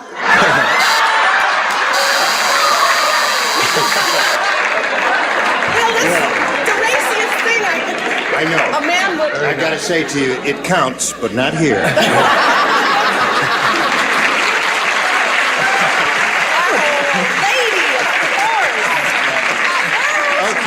No, they both gave good answers. They just didn't happen to be on the same wavelength. And we'll get to your question, Michael, right after we get to you. Take a break. Today's consolation prizes are The Weekender by American Tourister, designed to go everywhere by land, sea, or air. Fiberglass reinforced construction, strong, lightweight luggage by American Tourister. And Profile with its own great flavor from a special formula, cracked wheat and wheat germ just right for toast. Profile, it's a matter of taste. And Purina Variety Menu, 20 varieties with 95% of whatever the label says, plus 5% vitamins and nutrients. No fillers added, Purina Variety Menu. We'll be serving more choice flanks on Match Game 74 in just a minute. Okay, here we go with the second and final round, the second half of it. Michael, it's up to you. You've got a tough job ahead for you here. You've got to score 5 matches to stay in the game. If you have a perfect round and match every celebrity, you will win the game. This is it. I'm going to ask you, Richard, if you'll read this, which a voice I love to hear you do, a la Robert Newton. You know, the fellow who played. Yeah, you remember. As Long John Silver was addressing the crew, his parrot blanked into his ear. Thank you. Well done. Bravo. Just in case. As Long John Silver was addressing the crew, his parrot blanked into his ear. Okay? You got it. Discard the first thought.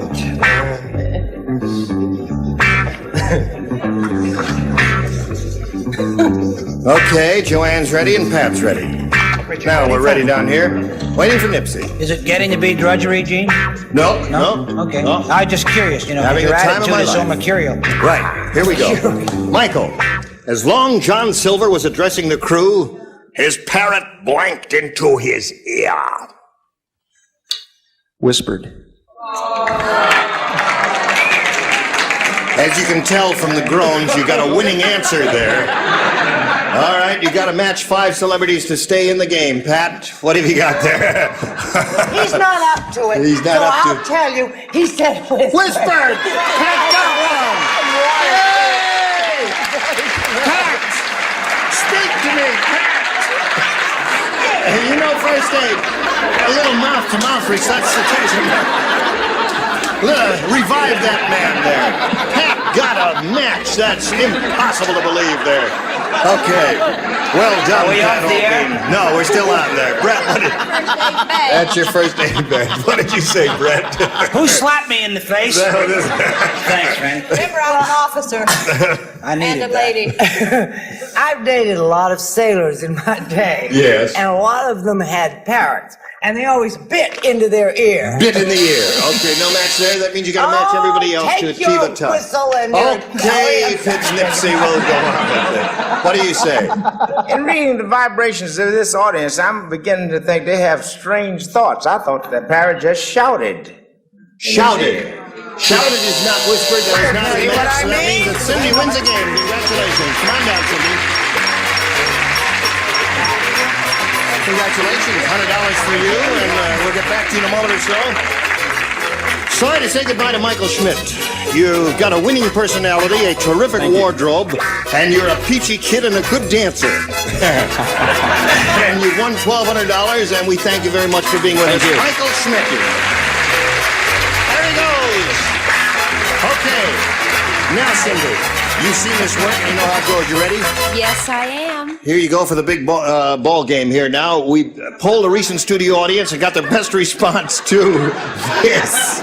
Blank luck. The answer, you know how it goes, $500, $250 and $100. A little help from celebrities. Which ones do you want? I'll try Fannie. Fannie, how do you fill that blank in? Blank luck. Pot luck. Pot luck is one. I have to try Brett. Oh, And is Brett? she cute? How about Lady Luck? Lady luck. Nipsey. Nipsey? Yes. How do you fill in that blank? Blank luck. Whisper. Oh, let me see. How about lots of luck? Lots of luck. So now, Cindy, you've got pot luck, lots of luck, and lady luck. You may choose one of those or think up one of your own. What would you like to do? I'm going to have to use my own. I'm going to stay with good luck. Yeah. Good luck is the answer. All right, you're on your own. No help from the celebrities. Good luck is the answer she wants. Let's find out if it's up there. May we see the $100 response? Pot luck is up there, the one that Fannie gave you. We still don't have good luck, and I hope you do get it. Let's see the $250 response. Lady luck is up there, the one that Brent gave you. Third and last chance for good luck. Here is the $500 response. Good luck it is! You did it! And you did it on your own. You got the $500. Now you're going to play for 10 times that amount, or $5,000. And you've got to match one celebrity on a head-to-head basis. Which one will it be? Richard. All right, you get ready to write, and you face me if you would, please. And here is the $5,000 question. Richard, write your answer to this. Midnight blank. Midnight blank.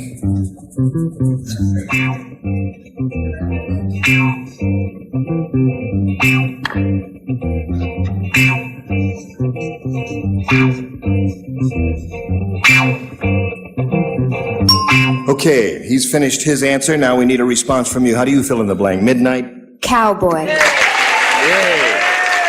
Audience thinks you've got a winner there. Richard, for $5,000, may we see your answer? Oh, that it were cowboy. Snack. Sorry, Cindy. Well, listen, you're still a champ. You're up to $600. You'll be playing another game, but first we've got to go along and do this message for you. Listen, you were just grand. Yes. But, folks, next week we will have this assortment of funny farm characters. Bill Cullen, Brett Summers, Charles Nelson Raleigh, Patty Deutsch, Richard Dawson, and Betty White. Gene Rayburn for Match Game 74. Join us next time.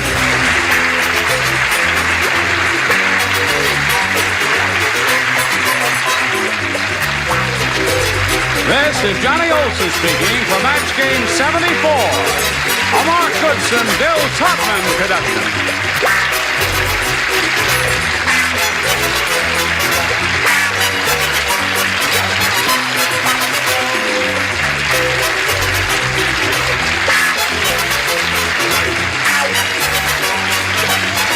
Stay tuned for Tattletales next over most of the CBS stations.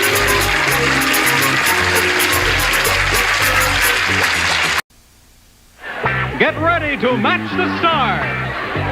Joe Silver, Brett Summers, Charles Nelson Raleigh, Esther Rowe, Richard Dawson, Fannie Flagg, as we play the star-studded big money Match Game PM. And now, here's the star of Match Game PM, Gene Rayburn.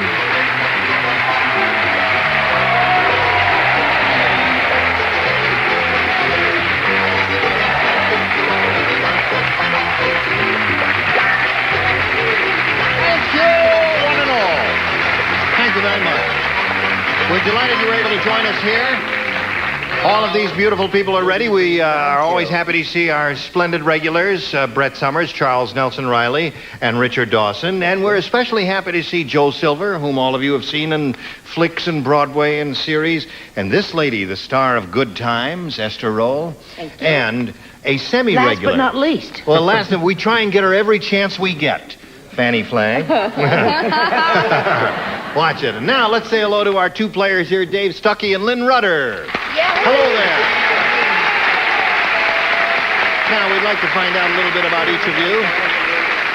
Let's find out about Lynn. Tell us where you're from and all that. I'm a commercial artist from New Jersey. Yep. And I'm visiting California. Yay, New Jersey. And I'm staying in Santa Monica. At the where? In Santa Monica. Oh, in Santa Monica. Oh. Yes. Anything you say. What room? No, I'm only kidding. Can't tell that. Okay, good luck to Lynn, and now let's find out about Dave here. I'm from Corona, California. I'm a fireman with the city of Corona, and I'm married. My lovely wife, Rita, the redhead there in the front row. And I have two daughters, Shailene and Carlene, 7 and 11. Right. So that should be a lucky number. 7-11, yeah. 7-11. Mm-hmm. And I enjoy golf and fishing. All right, good luck to both of you. I'll remind you that you'll be trying to match as many of our celebrities as you can. And the winner goes on to play the big money super match, which can pay off over $10,000. All right, with my magic finger. Oh, I will push the button and reveal our first round questions and ask Lynn to make a selection. I'll take A, please. A it is. Here we go. Ellen is a really liberated woman. How liberated is I'll tell you how liberated she is. At the Women's Lib Rally, when the other women were burning their bras, Ellen threw her blank into the fire. What do you think of that?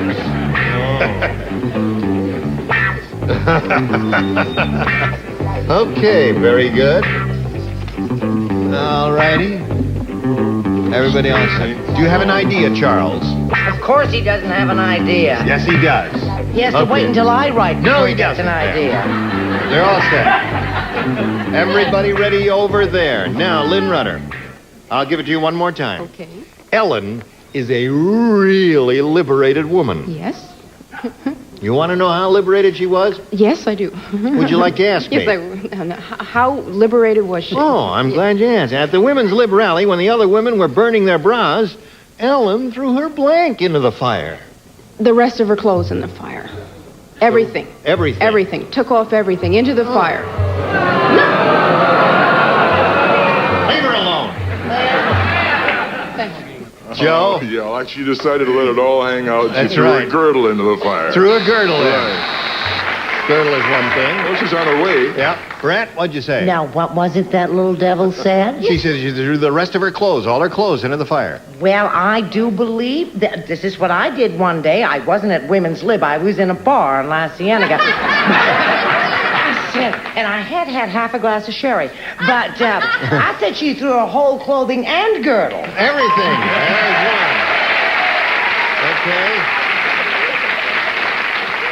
This audience, would you believe, is applauding nudity.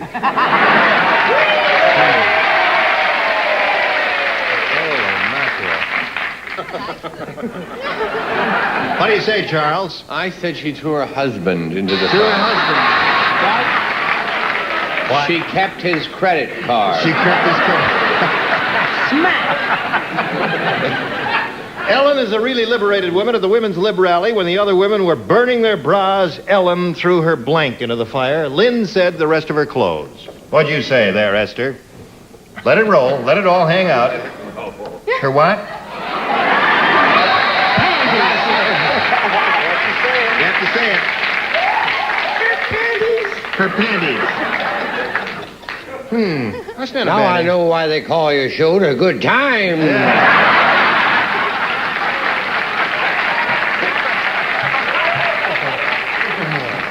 All right, Richard. The rest of her, she's this naked lady is running around here then at the Women's Lynn, Lib you're Rally. so lovely. Yes. I live so near Santa Monica. But I'm like a ship without a rudder. I said husband, unfortunately. Her husband. Okay. Now, what do you offer this lady? Do you know that Richard is a feminist? Is he a feminist? Yes. Why do you say that? Because he marched with me in Alice Doesn't Do Doesn't, Anything Anymore. March. And where did you march? We Alice Doesn't Day, right? Yes, darling. Alice Doesn't Day. That's well, right. that was the day that the women who, they can't get credit and they don't get paid equal money for jobs, and they protested that day. We marched. And men that think that their cause is right were allowed to march with That them. was very nice. And I went, I've been in town, I would have done it. Stan, the march went through Westwood. He and you marched me into Encino. It's Well, in I a can motel. exhibit I was confused. I'm trying to get another march going. Yes. You said that was the rally point. Yes. I said husband. Husband. Okay. So, Lynn, that's one for you, and now let's see how Dave does with his. Sally said, she says, I'll never go out with Pinocchio again. Last night, I got a splinter in my blank. That's what Sally said. I'll never go out with Pinocchio again. Last night, I got a splinter in my blank. Aren't you glad you came? Now that's a tricky one. All right. No, it's easy. Is that easy? It's for me, it's easy. For you, it's Easy for you, hard for me. You finish? How about if I copy from you for a change? It's easy one, right? Difficult for me. Easy for me. Difficult for me. Easy. Sarai? Sorry. Well, It was Sally who got the splinter, right? Right. yeah. Sally said, I'll never go out with Pinocchio again. Last night I got a splinter in my blank. I just wrote an answer I hate. Sally said that. She dated Pinocchio. Okay, Charles, thank My you. mind's gone blank, but I'm writing anyway. All right. Yes, it's Everybody in ready there. up here? And down here. Okay, Dave. Sally said, I'll never go out with Pinocchio again. Last night, I got a splinter in my blank. Mouth. Mouth? Now, wait a minute. He could have been showing her how to do mouth-to-mouth resuscitation. And she got a splinter in her mouth. What? Didn't he have a wooden nose? He had a wooden nose. Well, that's mouth to nose resuscitation. Mouth to nose. Yeah, that'd be difficult. Was that Sally? That was Sally who said Maybe that. Dave knows something about Sally we don't know. What'd you But say? is this close enough? Lip, that's a match. So we got a tie score at this moment. Brett?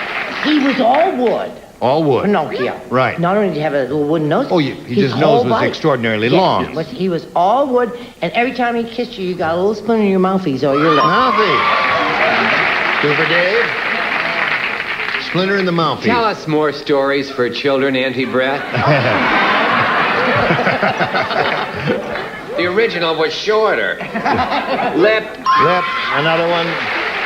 Okay, Esther, we're up to you. What have you got there? I would never go out with Pinocchio again. Last night I got a splinter in my Cheek. cheek. No match there. Which cheek? Yes.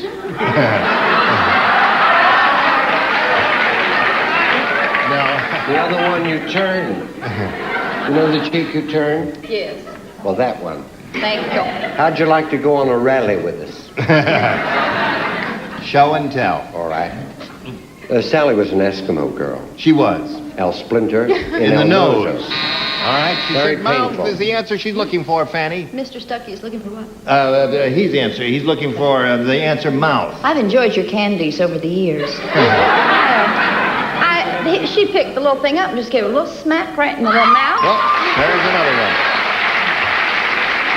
So there we are at the end of round one. Scores 4-1 in Dave's favor. And then round two is coming up in a moment or so. But right now, this is coming your way. Here we are. Ready? Round two coming up. Okay. Bing. All right.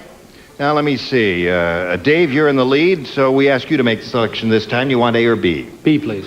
B it is. All right. This is for Dave Stuckey. Well, only two of us are going to play. Who's going to play? Well, I'm going to play for one. And she's going to And play my for fiancée is you. gonna Match play 4 for in the the- first round. You ready? Right.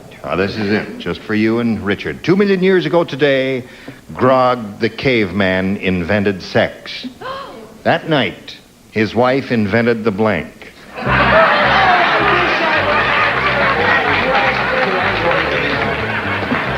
Well, listen, if you really love the question. Good. Oh, they're finished. They like the question so much, I was going to go up and just look at their answers there. All right. I've got it. All right. Oh, I love Ready? my answers so much. I wish I were playing. 2 million years ago today, Grog the caveman invented sex. And that night, his wife invented the... Excuse. Excuse? Così cosa. He said excuse, Esther. What'd you say? Well, she invented the pill. All right. Now, Richard, it's up to you. She was smart. Smart for you, difficult for me. Not tonight, Dave. I had a headache. She invented the headache. Headache is a perfectly splendid answer. So, you got to... Just going by, well... Right away, excuse come right into my head. Well, the headache is kind of an excuse. Well, right I now. thought it was, yeah. Lynn, 3 to tie, 4 to win. Okay. Shall we? Yes. Okay. Susan said to Sharon, "Why are you wearing green lipstick?" And Sharon said, "I'm not wearing green lipstick. I just kissed a blank." Brett does not play. You match her in the first round. Explain why I do not. Because you were so smart, you matched her in the first round. That's why. Exactly. Why are you wearing green lipstick? And Sharon said, "I'm not wearing green lipstick. I just kissed a blank."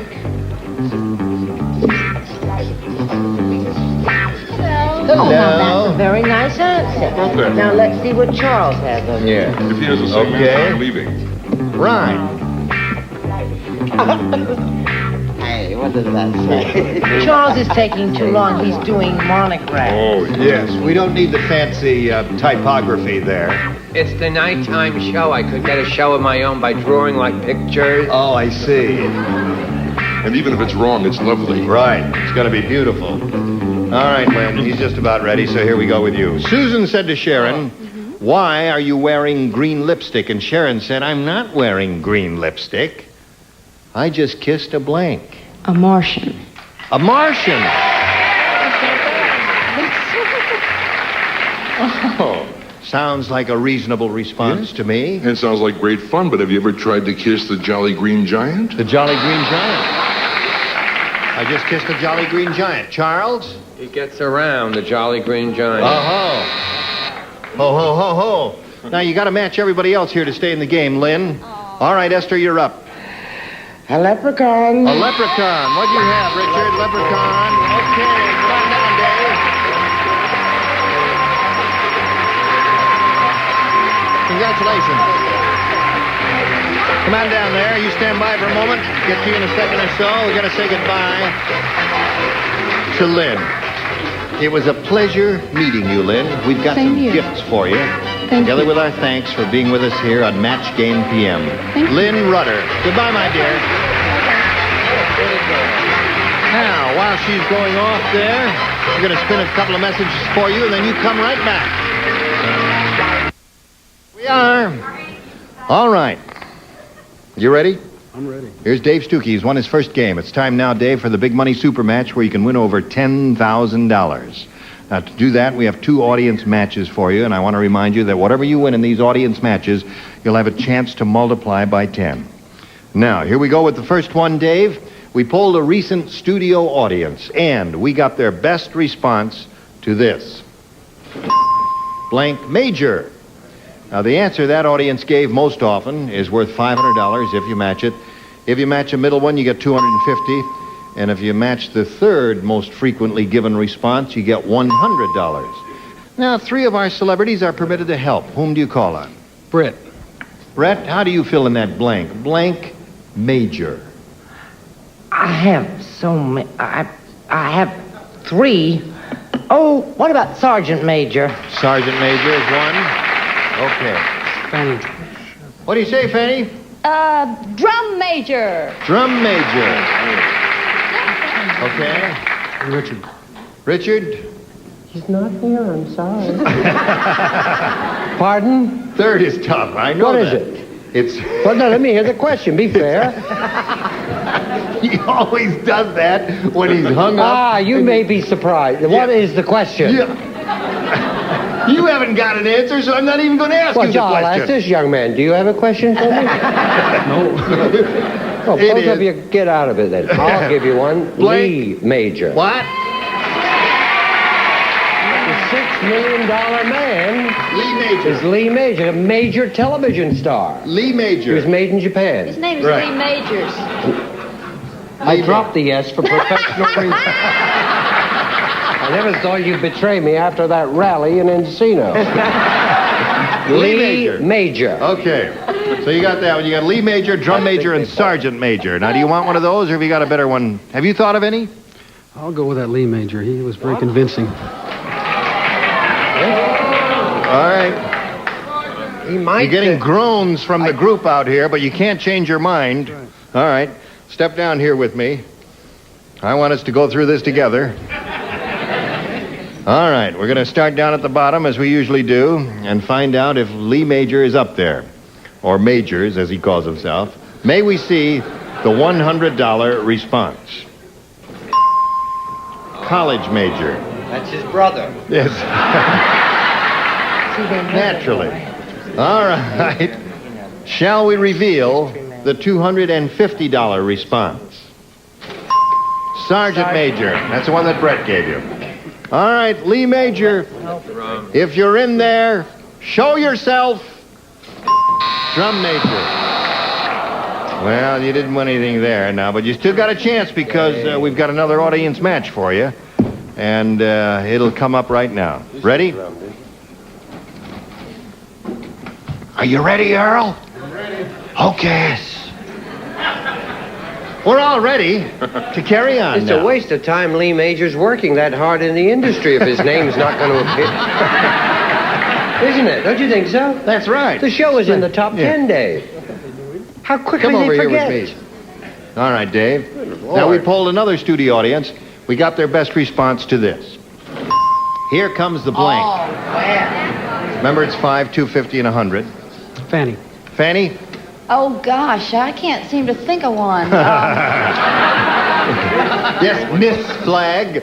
Here comes the... Oh, gosh, something starts with B. A bride. Bride. You got it. Okay. Richard. Richard? Comes the major. No. No, here come a judge. Here comes the judge. Brett. Brett, have you got one? I could surely think of one if... What, dear? I think that's a terrible... You don't like this one? No, I don't like that one either. You could read it. You could tell it. What does it say? Anyone. Brett, Oh, okay. You Oh, must... they all are terrible. This is dreadful, and that's obscene. Here Give comes it your the... own decision. Right, I'm gonna... never mind my friends. Who needs them? They're never around when I need them. We're going to help you. Here comes... The blank. Here said that. comes the groom. Groom. Okay. Here comes the groom, here comes the bride, and here comes the judge. You want one of those? Did you think of any? I thought of bride. I'll go with bride. Bride. Okay. Now we're going to find out if it's up there. May we see the $100 number?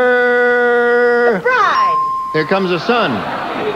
Here comes the sun. That was kind of a dumb audience that day, wasn't it? All right. We are looking for, here comes the bride. May we see the $250 Bride has to come before response? the sun does. Here comes the judge. There's Richard's answer. Okay. Here's the last chance for this bride to make her entrance. May we see the $500 response?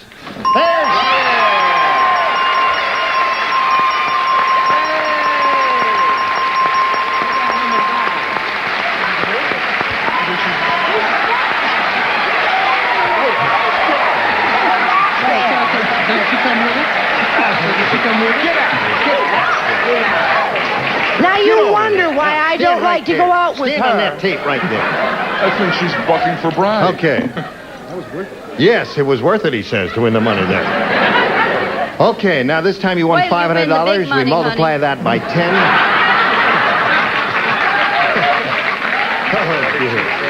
And that gives you about a $5,000 to shoot for. Now to collect, you got to match one of our celebrities exactly, and it's time to choose one. Oh, I got to go with Fannie. All right, Fannie, you get ready to write. You face me, if you would, please, sir. Dave, here it is. It is worth $5,000. Carl Blank. That's K-A-R-L blank. Carl Blank.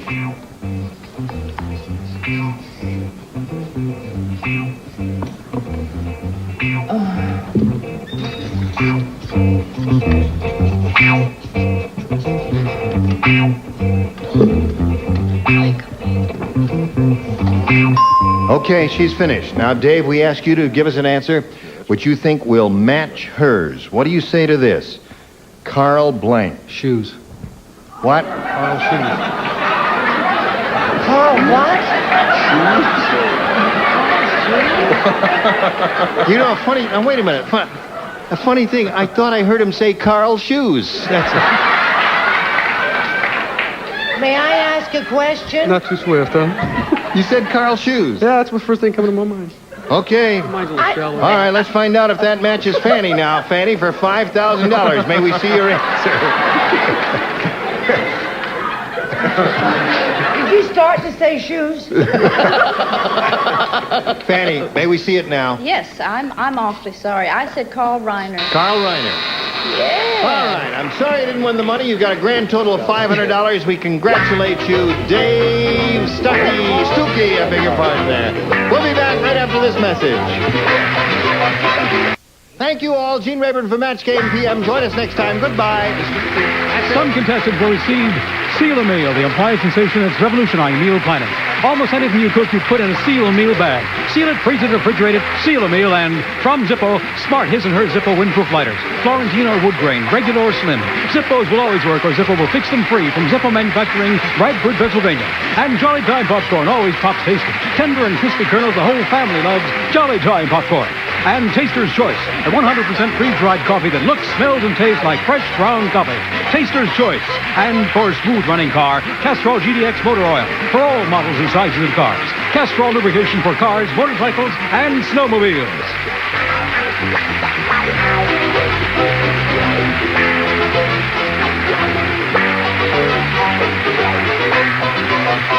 This is Vern Bennett speaking for Match Game PM.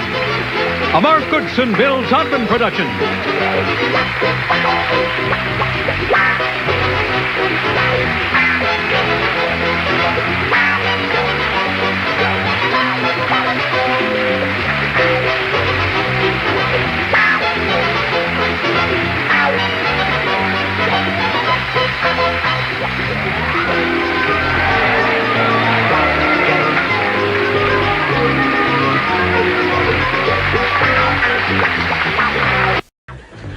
Get ready to match the stars.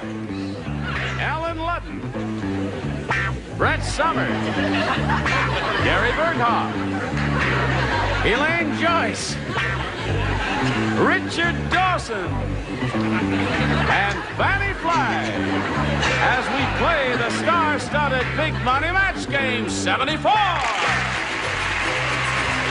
And now here's the star of Match Game 74, Gene Rayburn.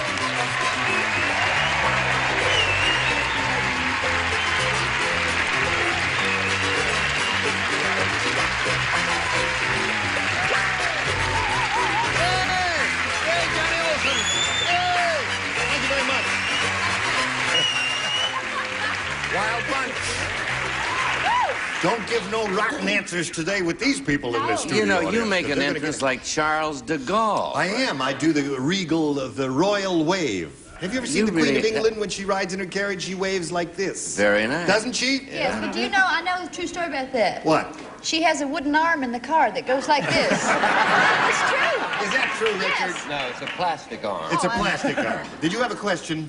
No, I just wanted to tell you that this young lady... Oh, isn't that something? Get a nice close-up of It's that? a lot better than a couple of fried eggs. What are you talking about? I think this is terrific. Who did that? A gentleman named Jim Lapidus does I mean, this. he does it all by hand? Yes, and this comes off, and it will say 75, 76, 77. All right. Who's... Are we going to That's change just your head. Are we No, going I to change do that? I do that. You on do New that Year's work Eve. on New Year's Eve? Yep. I just go over and put a 5 there. Really? That's my beaver. And I the see. time just flies away. All right, Richard. I got something to say to you, Richard. Yeah. What I'd like to say to you, Richard, is you're fired. Oh, and they say Hollywood wind is dead. Yes. Now, listen, one more thing I'd like to say is that we're all happy about his new career. He's got a whole new thing going with... gardening? No. I mean, you know, Alan has been associated with a marvelous classic game show for many years, and the format is revived. What's it called now? Password All-Stars. Password All-Stars. Password All-Stars. Yeah.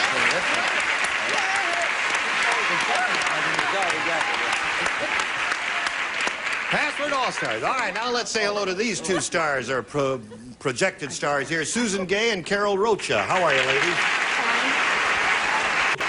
Susan is our current champ with $5,600. Are you happy about that? Ecstatic. Good. And she's being challenged by Carol. We've had our first round questions, and you scored not at all, and you scored 5.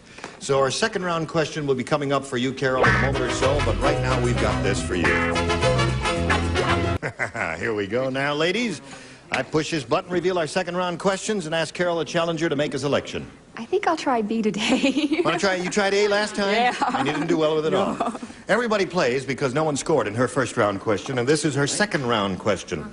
Say, do you know it's fun to travel on Cannibal Airlines? No, but if you hum a few bars, I'll... No, I'll tell you about it. Oh, I'm sorry. Here's how it goes. They give the first-class passengers a great big pot, and they let them cook the blank. It is fun to travel on Cannibal Airlines. It is fun to travel on Cannibal Airlines. They give the first-class passengers a great big pot and let them cook the blank. Now, there are a couple of really terrific answers to this. Really terrific. Do I have to give both of them? No, just one. That's all we need from you. Wonderful. I dreamt I was kissing Gary Berghoff last night in a hallway. On television, you tell that? She told me that backstage. I was very flattered, but now I see it's just a ploy to get publicity. Gary Gergov. That's all you were. Barry Goldwater. I think so. Everybody ready over there? Okay, let's call on Carol over here. It's fun to travel on Cannibal Airlines, Carol. They give the first-class passengers a great big pot, and they let them cook the... Crew? The crew. Okay, that's one. That's not bad. Crew ain't bad. Don't owe her yet. Now, wait a minute. Wait till she goes down the drain completely, and then owe her. What do you say? She looks like a girl who really needs help, doesn't she? Yes. So give her some help. I wish I could have given it to her, but our minds worked in the same direction, except I said pilot. Pilot. Uh-oh. That's a match. All right, he's a member of the crew. Yeah. Okay. What did you say, Brett? I say, isn't it wonderful to have Alan back? Oh, that's right. He's a Phi Beta Kappa, you know. Yeah. He's a In very what? intellectual guy. There's one thing I forgot to tell you in connection with the new format of your show. What's it called? Celebrity? Password All-Stars. Password All-Stars. Yes. It's a football game. Yeah. You were singing celebrity bowling. No. Since you are a Phi Beta, you know the Latin phrase quid pro quo? Yeah. Okay. Now, Brett, would you show us your answer? Yes, I understand. I want everyone to understand that I know that this is not a hyphenated word. I didn't have room. Nor is I it spelled said right. stewardesses. Stewardesses? They're members of the... You'll never know. That's not a member of the crew. The crew members are the pilot, co-pilot, navigator, engineer, and all that. Okay, stewardesses now. That's what they say. Well, I'm Hold gonna it. Now, wait a minute. You tell it. I date more stewardesses than a pilot on TWA. And there's the members of the crew. And then they all sang, "We really move on." Call the airport. Call the airport. Hold on, I've got to fight for this. No, wait a minute. That's the ruling, and that's it. We've got to abide by it. This is a country of law and order, remember? And chauvinist pigs. All right, it's fun to travel on Cannibal Airlines, Gary. They give the first-class passengers a great big pot, and they let them cook the... The quid pro quo. No. Sorry, they didn't. Oh, no. They cooked the captain. The captain. Okay, that's... You're still alive, Carol. You've got to capture the remaining 3 to stay in the game. Does she capture you, Elaine, my dear? Would you like to be captured? Sure. Okay. Was somebody scream? Madam, please. I'm sorry, Johnny Olson has spoken for you, lady. No, Yes. I said that they gave the first class this big, huge pot. Yep. And that they cooked the tourist class. The tourist class. So that means Susan Gay wins the game. Stewardesses and stewardesses. Okay, come on down. Congratulations. Well, Carol, we've got a part company here. Sorry to see you go. We've got a gift for you backstage. I had a great time. I'm really. glad you did, Carol. It was a pleasure meeting you. Carol Rocha. Now, you stand by for a moment, Susan. We've got to do a little business, and we'll get right back to you, okay? Yes, here we go with Susan Gay. How many times have you been here, Susan? This is my second game. Okay, good luck to you now. You know how this goes. We polled a recent studio audience, and we got their best response to this. Button blank. Now, the answer they gave most often is worth $500 if you match it. Then if you match the next one, you get $250. If you match the bottom one, you get $100. 3 celebrities are allowed to help. Whom do you choose? I'll ask Richard, please. You'll ask Richard. Buttonhole. Buttonhole. Okay, there's one. Elaine? Elaine, have you got one? Yeah. Buttons and bows. Buttons and bows. Well-known Broadway show tune. Yeah, Brett. And Brett. How about button hook? Button hook. Okay, so you got buttonhole, buttons and bows, and button hook. You can choose one of those or give us one of your own. What do you want to do? I think I'll try buttonhole. Buttonhole is the one she's looking for. Let's find out if it's up there. And if it's there, where is it? Is it under the $100 response? No. Wow. That's button. Who has a button? Button, who has the button? That's Yeah, They were novelists. That's Yeah. great. They were writing a short story. Did that occur to you? Button, who's got the button? No. All right. We're looking for buttonhole. Here's a $250 response. Button up. Certainly like to thank you for your selections there, celebrities. Splendid. Don't judge too harshly. Let's wait and see. A little side bet here? Yeah, all right. I'll bet you a nickel. You're on. Yes. And you get $500 if I'm right, Don. No. I said I bet you a nickel. Here we go. Look for buttonhole, a $500 response. Buttonhole. No, I was betting that it was there. I told you. I said it was there. I don't carry any money with me. Well, you said that. There's a... I'll hold this until I get the nickel. All right. I owe you a nickel. What a cheapskate. He doesn't have any money. Well, I never carry any money when I'm... You see, my pockets are Well, empty. this is worth more than a nickel. Yeah, that's 67 cents or something like Raid. that. What do you spray that in your...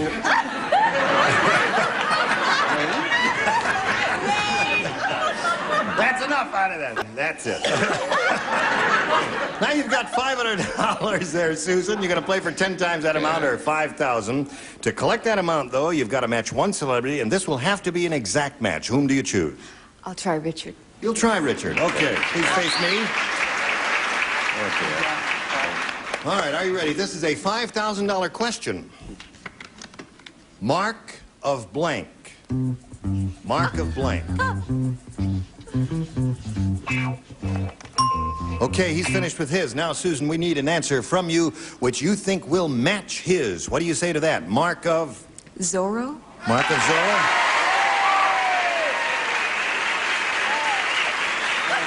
It sounds to me as if judging from the reaction there, it sounds to me as if we've got a lot of swordsmen out in the audience there. On guard, Mark of Zorro is what she said. All right, Richard, for $5,000, may we see your answer? Yeah, I'm a biblical scholar. What does that mean? Never heard of Cain?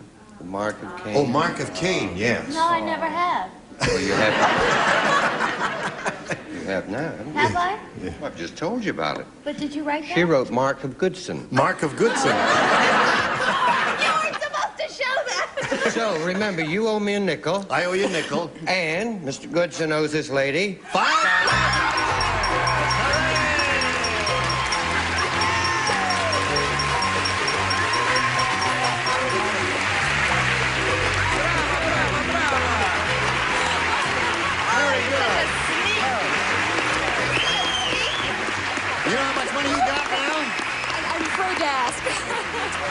Susan Gay now has $11,200. $11,200. We congratulate you, and if you're ready to carry on, are you ready to carry on? I don't know. All right, let's go. We'll carry on. No. Let's meet another player right now, and let's welcome Dave Burt.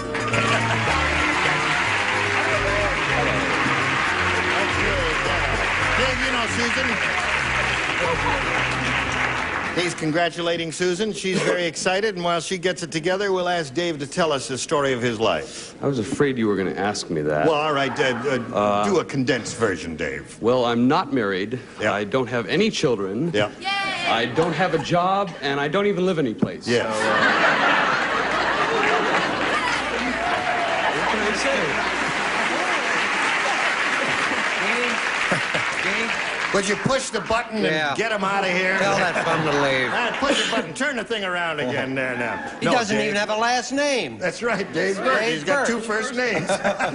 He's not even Dave Well, Dave, Burt. we hope you have some good luck here, and good luck, of course, to Susan. She's got $11,200. Would that make you happy, Dave? That would make me very happy. as a matter Okay. of fact. Shall we begin? Here we go. Dave, make a selection. B for Bert. B for Bert. Okay. The sculptor's wife said, "The critics say my husband's latest work is a masterpiece. Ha! All he did was cover his blank with plaster of Paris." We were only talking about that. Yeah, we were talking about that yesterday, weren't we? Did you hear that, Dave? Yeah, I think The so. sculptor's wife said, "The critics say my husband's latest work is a masterpiece. Ha! Hoo-ha! Ha, ha, ha," she said. "All he did was cover his blank with plaster of Paris. Ha! Hoo! He! Ha! Ho!" Write something, Alan. Remember, you're a 5'8". Well, go as far as Farmer's Market and then give us a call. Go to La Cienega and turn left. right. Is what we want you to- I That's didn't it. Remember, I'm a star and this is my show. Okay, that's right. I can read that. You finished there, I'm madam. trying to make contact with a certain redhead. Just write something You haven't there. commented on my suit yet. Oh, that's. Oh, listen, you're wearing a suit, Gary. Trying to get work in New York. No kidding. That's a double knit, isn't it? It's like Charles de Gaulle. Yes, it No, he's like Charlie Seagal. All right, everybody ready? Let me go over here to Dave Burt. Dave, the sculptor's wife said, "The critics say my husband's latest work is a masterpiece, but I say, ha, hoo, ha, he, ha, ho. All he did was cover his blank with plaster of Paris." Nose. Nose. No. No, huh? Well, Okay. blew it We'll find out. We may get a nose or two over here. One never knows. What do you say, Alan? Well, I went through all the anatomy parts he might have covered with plaster of Paris. Don't tell us, Alan. And nose was not the one I thought of. I thought of hand because I Hand. was limited. Okay. Sorry So there's one about hand that. for you. He's looking for a nose, Brett. What do you offer? I'm looking for a man. You got anybody in mind? Well, I thought he'd have to leave it there, right? Yeah. I mean, you couldn't cut your hand off and leave it at the museum or No, the gallery. right. I said covered his cage. Well, you don't have to buzz. You can ding or do anything. Do the thing of your choice. Yes, right. Okay. Tell him, Gare. All right, so we got 2 rotten ones, Gary. Yes, bail us out here. This one is very good. I said he covered it. See, his wife came in unexpectedly, very quick. So quickly he covered his model. Covered his model. Hey, that's a good one. That's right. Yeah, that's not bad. Okay. That's right. How about you, little girl? Well, there was somebody he wanted to get rid of, you see. Yes. So he figured, why don't I kill 2 birds with 1 stone, right? Right. So he covered his mother-in-law. His mother-in-law. It's like bronzing your booties. Yes. How did she look? Like a pair of booties. I see. All right. Richard? Yeah, well, Wake it's up, very Richard, difficult. wake up. You didn't even know Caine, did you? No. Michael But I heard Caine. about him. Michael Caine. Yeah, no, he yes, slew no. Abel. You would have to sit there to let the plaster and the mortar all set, right? Right. So he Covered his put his derriere. derriere there. Little devil. All he did was cover his blank with plaster of Paris. And he said nose. What do you say, Miss Match Game 74? Well, there was a tragedy in the family. I said he covered his mother. His mother. Covered his Bless her mother. So you didn't do well at all with that, I'm sorry to say, Dave. And your first round question will come along in a moment or so. But right now, this is coming your way. Now, here we go. Ready for your question, Susan, your first round question. Everybody plays. Goody. Listen to this. Brett said, Oh. all my houseplants are beautiful because I talk to them. I say, houseplants, if you don't grow, I'll blank on you. do, too. You do? And it's the best, well... That's why she has such a green, you know... Ever read that book? Plants Are Like People? Yeah. He talks to his plants. Yeah? Yeah. Brett killed Does my he have anything begonias. sharp in the house? Brett killed your... Brett said, all my houseplants are beautiful because I talk to them. I say, houseplants, if you don't grow, I'll blank on you. But she talks, her voice is a little deeper than mine. Okay. That's true, darling. Yes. Do you know that from up here, the only person who doesn't have dark roots is Dickie Dawson?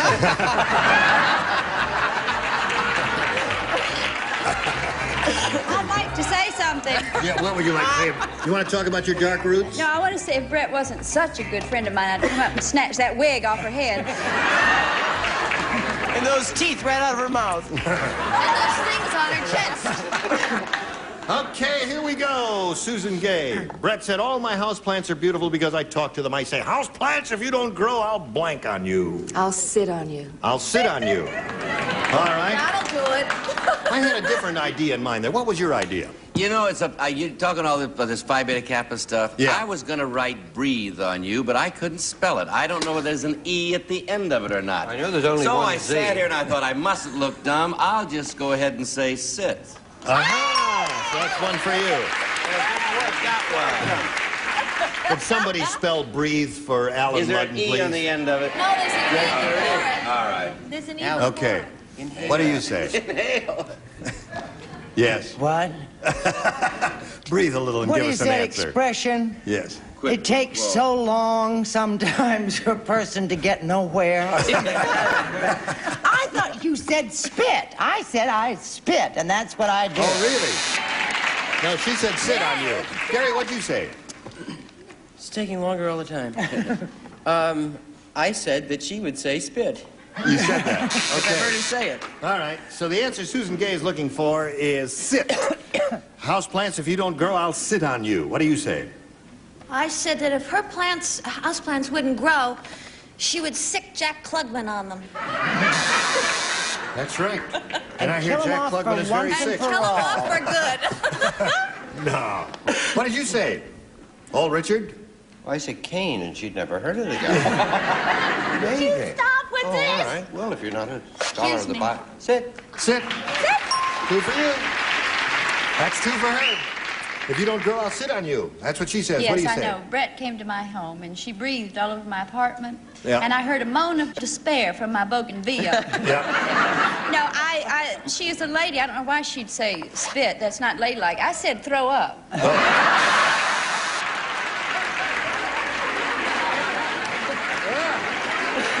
What are we to do with her? Gene, So, without further, yes. her bougainvillea also has dark roots. Yeah.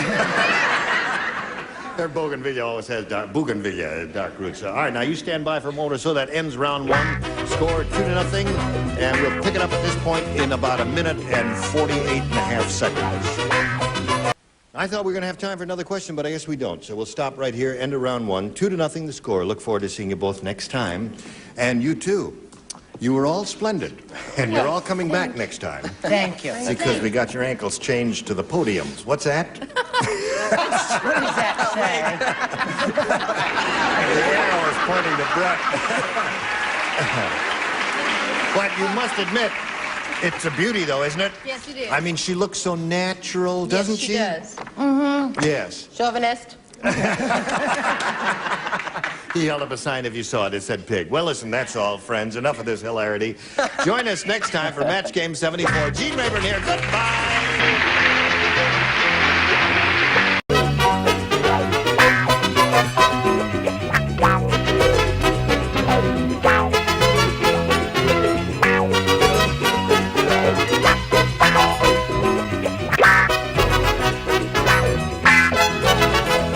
Stay tuned for Tattletales next over most of the CBS stations.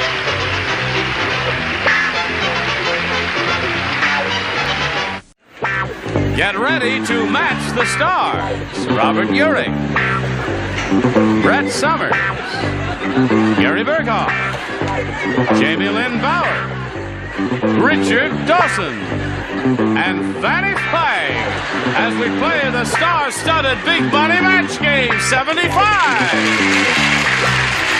And now here's the star of Match Game 75, Gene Rivers.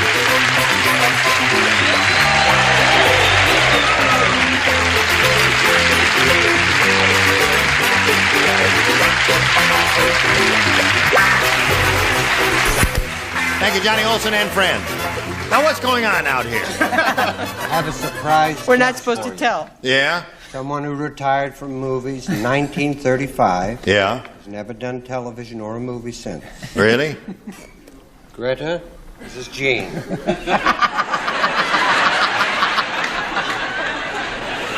Don't touch her. Turn to dust. You are sick. But gorgeous. Got a little kiss for me, Greta? What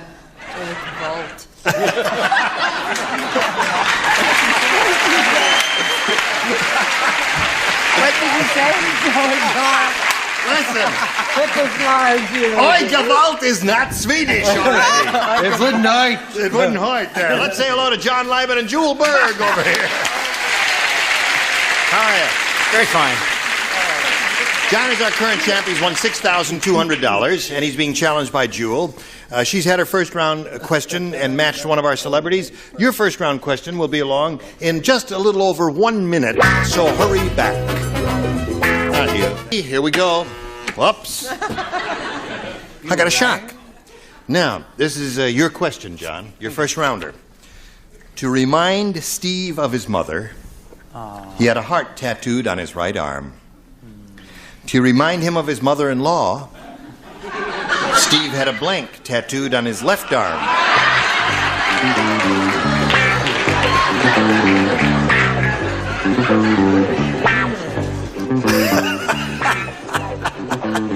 Did Miss Garbo understand that? Miss Garbo is thinking about it.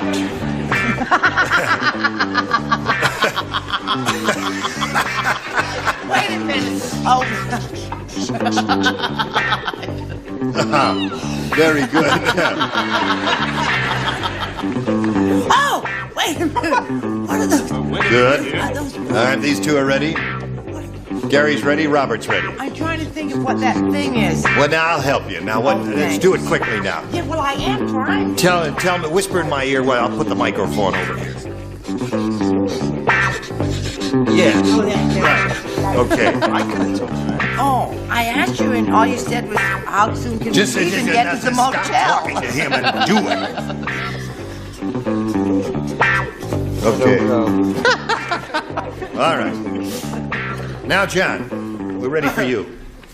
To remind Steve of his mother, he had a heart tattooed on his right arm. To remind him of his mother-in-law, Steve had a blank tattooed on his left arm. Had a devil? A devil. The devil made him say it. Bob, what do you say? Very strong. I said extra bedroom. Extra bedroom. Holy mackerel. I'm warning you for the last time. You quit picking on that ball. Now, wait a minute. These young really are restless, aren't they? He's got a 32 slug in his skull from that TV series, and every once in a while he, goes goofy. Really? And that's what happened there. What do you say? I said piranha fish. Piranha fish. Piranha. And you quit booing me, too. Piranha are meat-eating fish. They're terrible fish. What did you say? Folks. I said a hammer and sickle. Hammer and sickle? Very good. Hammer and sickle is good. To remind his mother, he had a heart tattoo on his right arm. To remind his mother-in-law, Steve had a blank tattoo on his left arm. And John said devil. What do you say? And I thought I had a nasty answer. I only said broom. Broom. Yes. Well, that was weak. Yes. And you, Richard, what do you say? I'd say let's go somewhere quiet and dance. I'm sorry, my card is full. Oh, all right. He had a heart on this arm. Right. To remind him of Mama. Of Mama. On the other arm? A gallbladder. He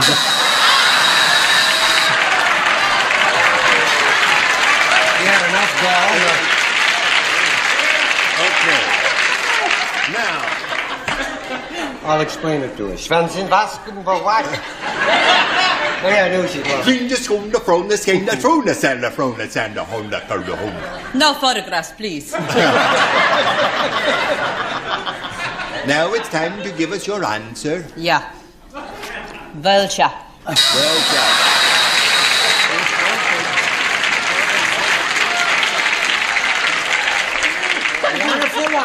Das ist eine big bird. Let's see, where we go here? We go to round 2, right? Ready, Jewel? 1-0, your favor, go. I'll go with B again, please. B again. Everybody plays except Gary.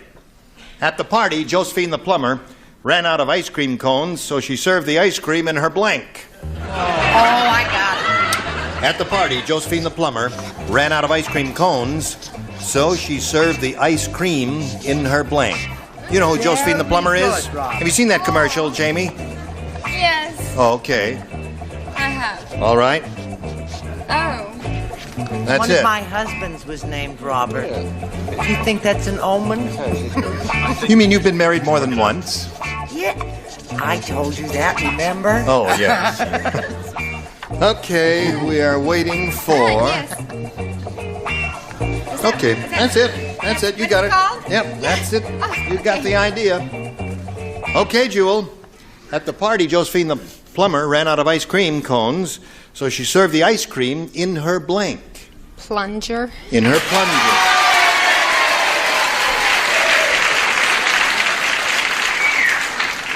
All right, who wants chocolate and who wants vanilla? They're not going to boo. There it is. They're not. They're not going to boo? They're not going to boo. You mean you got Plunger! one?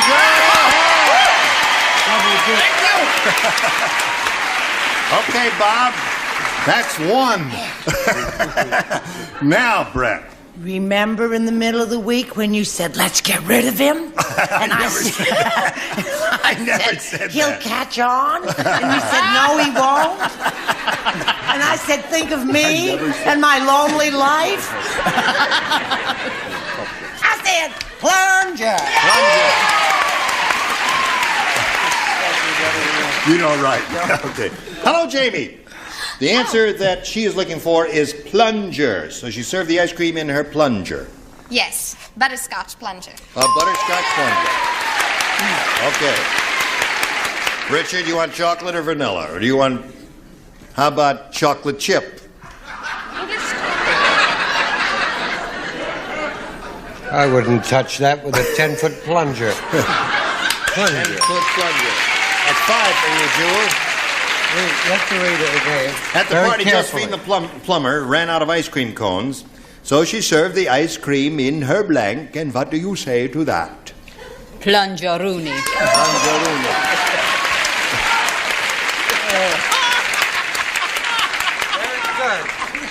When did you book the hip Swede on the show? Plungeroonie? How they say that? Oh, is that how they say that in Sweden? She's a little deaf. Oh, she's a little deaf. You were very good. She can't hear you. We may ask you back sometime. All right, it's 6-0, middle of round 2, and John, you got your work cut out for you, and we'll see how this turns out after this. Here we are. All right. John Lieben, are you ready? I hope so. Got a match 6 to stay in the game, just to achieve a tie. Listen carefully now. This is very important to John. The man from the Daily News called Mrs. Thompson and said, now don't get excited, but your husband had a little accident with the printing press. He's fine, but he does have tomorrow's headline printed on his blank.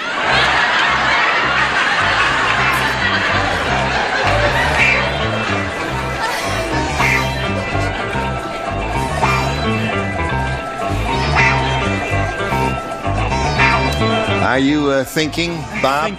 Yeah, now don't. Just trust your first instinct, and that'll work out fine. Good. Okay. All right. All right, everybody ready? Brett, are you fiddling around? Oh, honey, I'm ready. I've been ready for 5 seconds. Okay, John. A man from the Daily News called Mrs. Thompson and said, now don't get excited, but your husband had a little accident with the printing press. He's fine, but he does have tomorrow's headline printed on his blank. It's got him printed on his forehead. On his forehead. Okay. Everybody has to say forehead for you to stay in the game. Okay, Bob, you're up first. Well, after all, John, you did win $5,000. That's right, $6,200 to be exact. $6,200. I said tummy. On his tummy, so Julberg wins the game. What the rest of you have? Okay, hold it up there. Forehead. Come on down there. Congratulations, Jewel. We'll stand by for a moment or so here while we say goodbye to John Liben. John, we've enjoyed meeting you, and I'm happy you won some money. Pleasure's been all mine. Thank you. $6,200 for John Liben. Goodbye.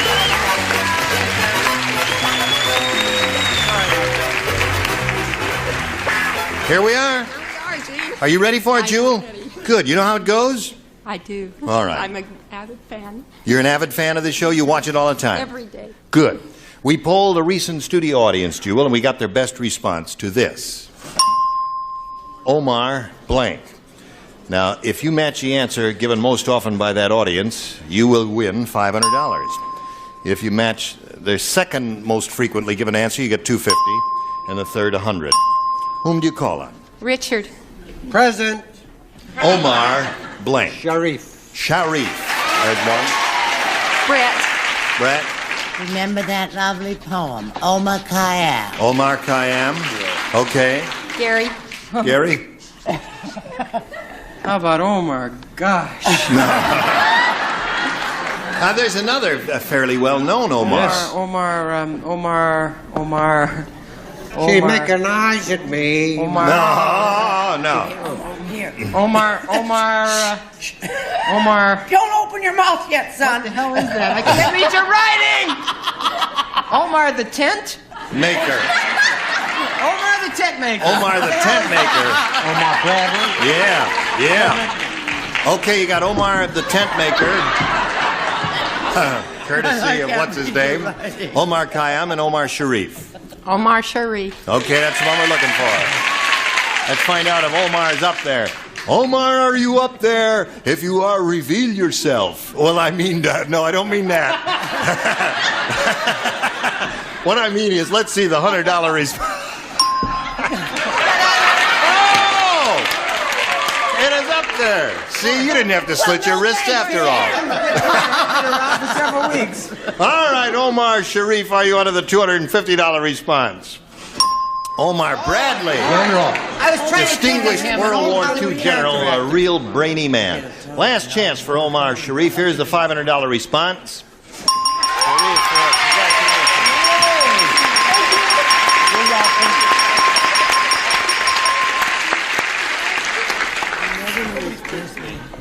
The reason everybody's so excited, she just won $500. She can't hear you. She just won $500. Do you understand? Yeah, it is exactly 15 after 4. Okay. Thank you. All right. Thank you, Ira. That's our audience of one there. You don't know. It's okay. Now, Jewel, you got $600.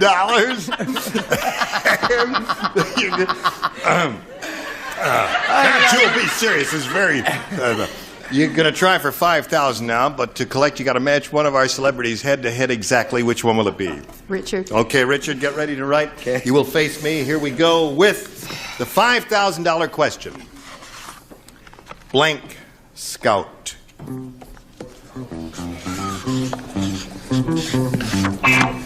He's finished. Jewel, what answer would you like to give us that'll match his in your judgment? Blank Scout. Boy Scout. Boy Scout. Well, all right, There were Richard. two, right? What's that? But there's two. Boy There are two, yeah. or There's girl. Boy Scout and Girl Scout, And isn't I there? thought because you were a lady that you'd say boy. Thank you,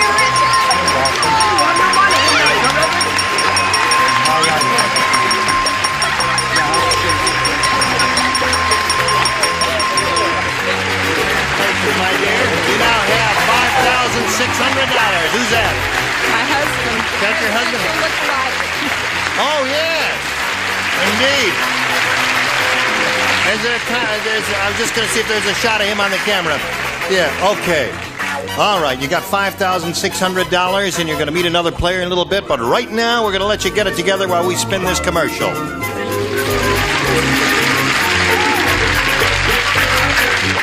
Now, in the we've just been listening to a little Beethoven's Fifth Symphony while you've been gone.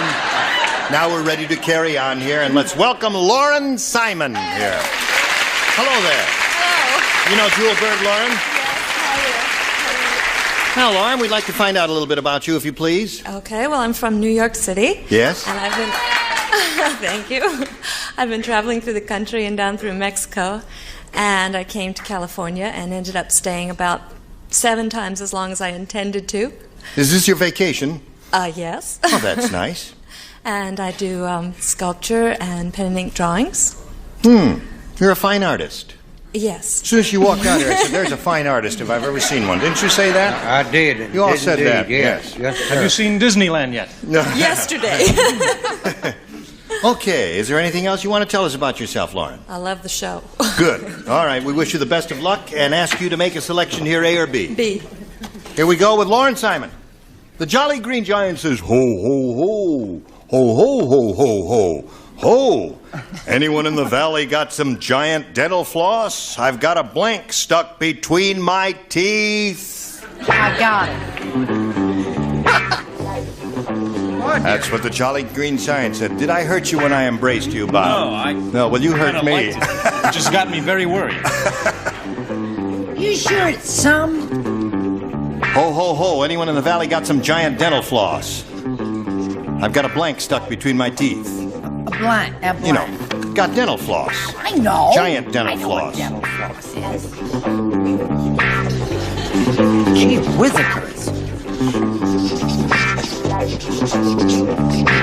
All right. Everybody ready? All ready. Is Miss Garbo ready yet? Talk. Okay. Now, Lauren. Yes. The Jolly Green Giant says, ho, ho, ho. Anyone in the valley got some giant dental floss? I've got a blank stuck between my teeth. A piece of corn. A piece of corn. Ho, ho, ho. What do you say, Bob? I said a tiny gerbil. A little tiny person. A tiny person, yeah. Oh, that buzzer is annoying. Leave him alone, that's not a bad answer. It's not.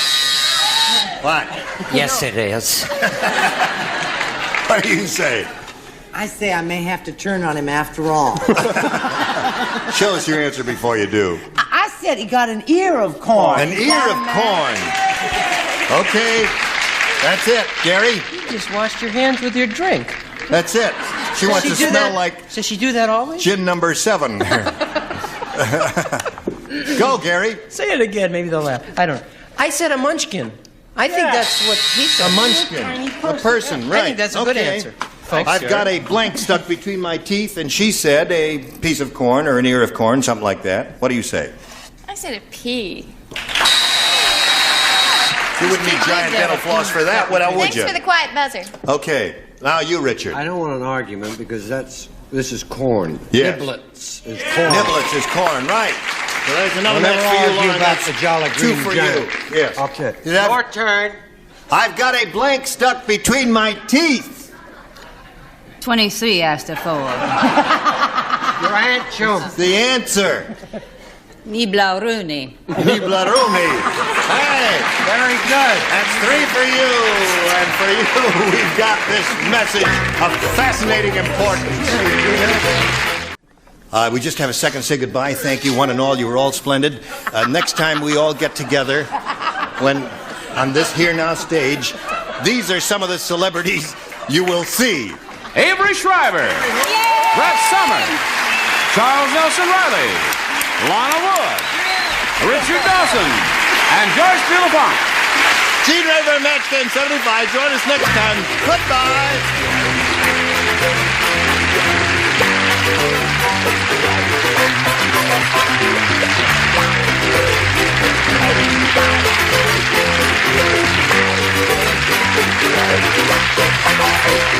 is Johnny Olson speaking for Match Game 75. A Mark Goodson, Bill Todman production.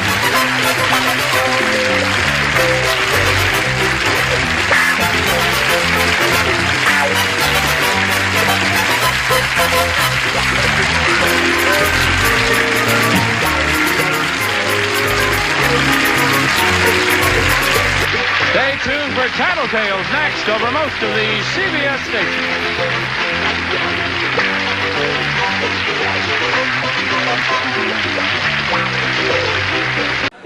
Get ready to match the stars. Bill Anderson, Brett Summers, Charles Nelson Riley, Bonnie Franklin, Richard Dawson, and Fannie Flagg as we play the star-studded Big Money Match Game PM. And now here's the star of Match Game PM, Gene Rayburn.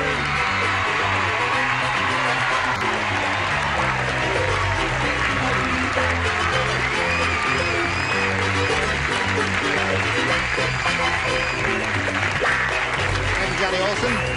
Very good bunch. I thank you. I greet you. And I want to greet each of our regulars. Brett Summers over here. Good evening. And Charles N. Riley. N is for Nelson. Bonjour Mr. Wright, to you. number 3. Mr. Wright, number 3. And here is Richard Dawson. And those are our 3 regulars. And then a semi-regular is this sweet lady, Fannie Flagg. Then over here, we have, for the first time on the program, one of the country's biggest country and western stars. Currently has a big hit called Sometimes. Mr. Bill Anderson there. Thank you.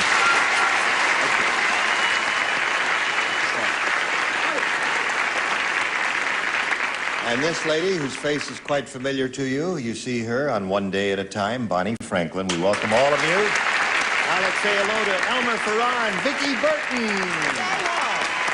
Hello. We'd like to find out a little bit about each of you, so let's begin with you, Vicki, and tell us the story of your life in 8 seconds. Oh, thank you. Lovely evening, everybody. I am married, and I'm going to school right now with 2 fantastic classes, fishing and golf. Fishing and golf? Yeah. No kidding. Are you putting us on? No, it's great. You're majoring in fishing and golf?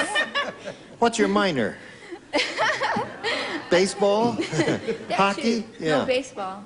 Where do you do all this? Around here somewhere? No, I go to school in San Bernardino. I see. Yeah. All right. Okay, anything else you want to add? That's it, huh? It's the whole story of your life. Yeah. Just while away time, fishing and all that. Okay, now here is Elmer Farrar. I'm married. I have 3 beautiful daughters and 4 grandchildren. And I live in Reseda, which is very close to Encino. And I want There'll be none of that. She's mine, I tell you. I wanted to say hi to Red and Dot in St. Petersburg, if I'm allowed. No, can't do that. That's against the law. Okay. There. Okay, very best of luck to both of you. May I remind you that you'll be trying to match as many of our celebrities as you can, and the winner will go on to play the Big Money Super Match, which can pay off over $10,000. There it is. Now, Vicki, you want A or B? Gotta be B for Burton. B for Burton, she says, and away we go. Gloria said, here's how to do the new dance called the shark. First, you sneak up on your partner, and then you bite his blank off.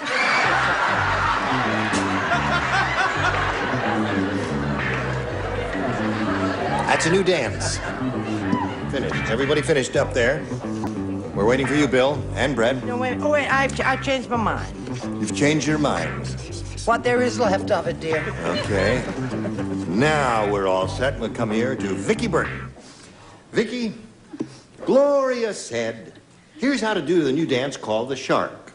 First, you sneak up on your partner, then you bite his blank off. Gotta take a leg. Bite his leg off? Really? You gotta keep it. Wait a minute. Hold everything. Girl as cute as she is can give a lousy answer. You don't have to boo her. How are you going to dance with him? You'll bite his leg off, Vicki. I would take a Oh, chicken. dear me. All right, Bill, what do you say? I kept sitting here trying to be very clever and put jaw into it somewhere for jaws. Oh, yes. But I wasn't that clever, so I ended up with ear. Bite his ear off. Look up at the partner. Bite your ear off. All right, there's one. Now, Brett. Oh, no, you see, you go, first you take missing, da-da-da-da-da. Your arm, you Bite can the still arm dance off. up a Stick up at your storm. partner, bite the arm.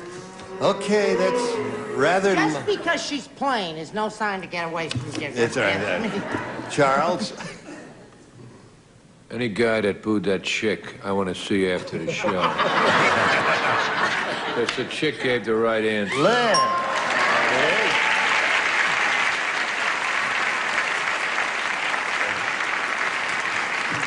That's how to do the new dance called the shark. You sneak up on your partner and you bite his blank off. What do you say? I think that Vicky and Charles are wonderful people. Oh, that's two for Vicky. I'll be honest with you, I didn't think that was going to work. But it's working. It's amazing. It is amazing. Well, the guy wouldn't have a leg to stand on, would That's he? right. Let alone to dance on. I said nose. Nose would be the thing. Nose and ear, and those things are reasonable. Now, you, my dear. Vicky, she's taking fishing, yes? Do you know that before I went into show business, I had a live bait business? I sold English red worms, night crawlers, and minnows. And one winter, all my minnows froze, and I waited in the spring. I thought they'd be alive, but they're all dead. And so's my answer. I'm sorry. You're not exactly dead, but you're sure dying, honey. Okay, Vicky, that's two for you. That's really unusual for a first-round question to get that many. You're a little askance here there. Now you're straightened out. You ready for this, Elmer? I certainly am. All You right. mean askew, sweetheart. Askance. No, you're askew if you're Askew. Oh, you look askance. That's why you look at me when we go to Hey! the casino. Did you hear that old man Periwinkle married an 18-year-old girl? No. Yes, sir. At their wedding, when his young bride said, "I do," old man Periwinkle said, "I blank." She said, "I do." He said, I hope I this is love right. this question. I like that question. This has absolutely wonderful possibility. Yes, it Yes. I want to say, why don't we ever have old lady Periwinkle marrying an 18-year-old boy? We'll Very have them. chauvinistic. All right? We're going to have old lady Periwinkle. Okay. Hello, Elmer. Hi. Did you hear that old man Periwinkle married an 18-year-old girl? And at their wedding, when his young bride said, "I do," old man Periwinkle said, I wish I could. "I wish I could."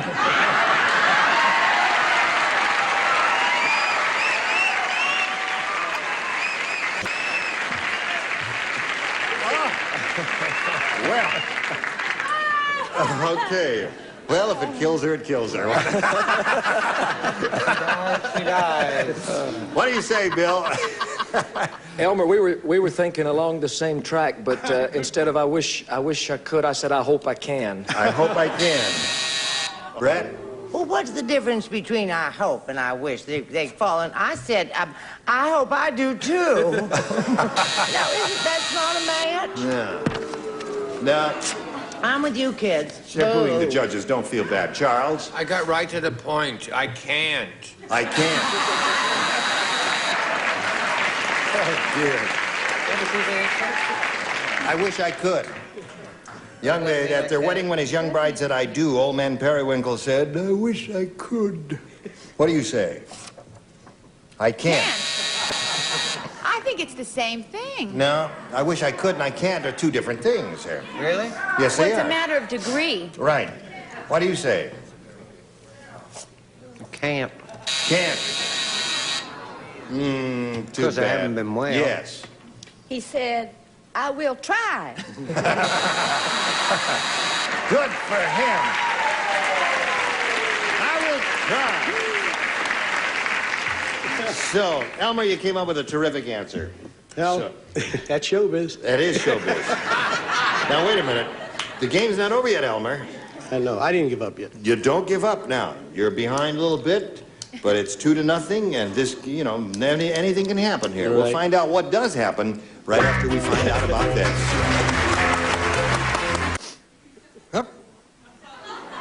got me. There's I your don't know what clothes. happened. Something about the air conditioning or something. Okay, here we are at the end of round one. Vicky, you're ahead, so we'll ask you to go first. And again, you have a choice of A or B. Gotta stay with B. Got to stay with B for Burton, she says. Now, two people do not play. They are Bonnie and Chuck. Bonnie and Charles. Bonnie and Charles. Bonnie Prince and Charles. Clyde. Bonnie Prince Charles. Tarzan say, me never should have let Cheetah join Boy Scouts. That's Tonto. Oh, am I doing Tonto? I knew one day it'd all catch up. And while we're at it, the Jolly Green Giant is very much like that other one, too. I think it's over for you. My career is ended. It's ended. Oh, what am I going to do? All right. I'll work on it. I'll get a Tarzan Okay, letter. I'll direct. In the meantime, this'll have to do. Me never should have let Cheetah join Boy Scouts. Him tie Tarzan's blank in knot.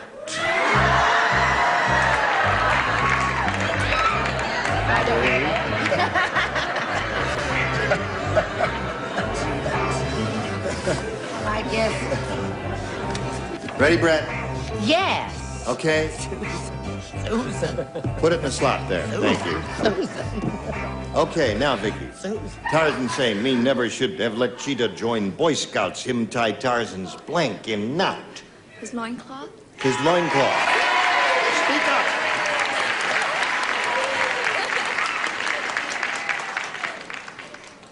Squaw say loincloth. Yeah. Oh, that's it. You're right. Now, what do you say? Squaw say loincloth. We're doing Tonto. Yeah. I have a question. What? I'm the new kid on the block. Is it against the law for people on the panel to fall in love with the contestants? No, that's not against the law. Her husband's But- probably 10 feet tall and hates hillbillies, but maybe she'll like me because I wrote loincloth. Attaboy. One for Vicky. Now, there's one loincloth. He probably likes plain women. I guess that's why he likes her. That's right. I said, well, you know he's up in the trees and all. Yes. I said his vine. Tied his vine in a knot. That's good. That's what one would do with a vine. Charles, you I don't play. You don't play. You play. You play? Okay. I surely do. Him tied Tarzan's loincloth in knot. It sounds all right to me. Oh. It's as good as your Tonto. All right. What do you say there? We're looking for a loincloth. I say, is there a doctor in the house? I seem to have matched Brett. Yeah.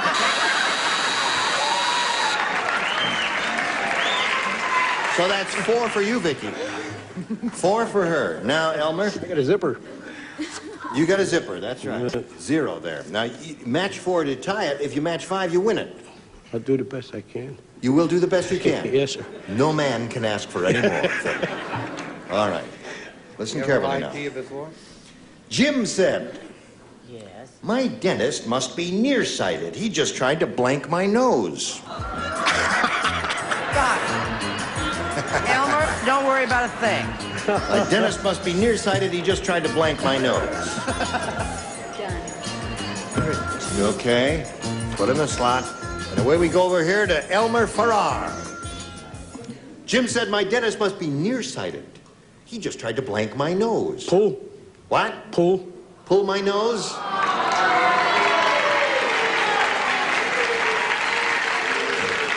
What else do dentists do, Elmer? Fill it.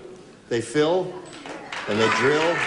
I mean, you know, I just took the first one that came Yeah, off. first one that came in. Well, that's what we say here. Trust your first instinct. What was your first instinct, Bill? Me and Elmer go to the same dentist. Pull. Pull his nose.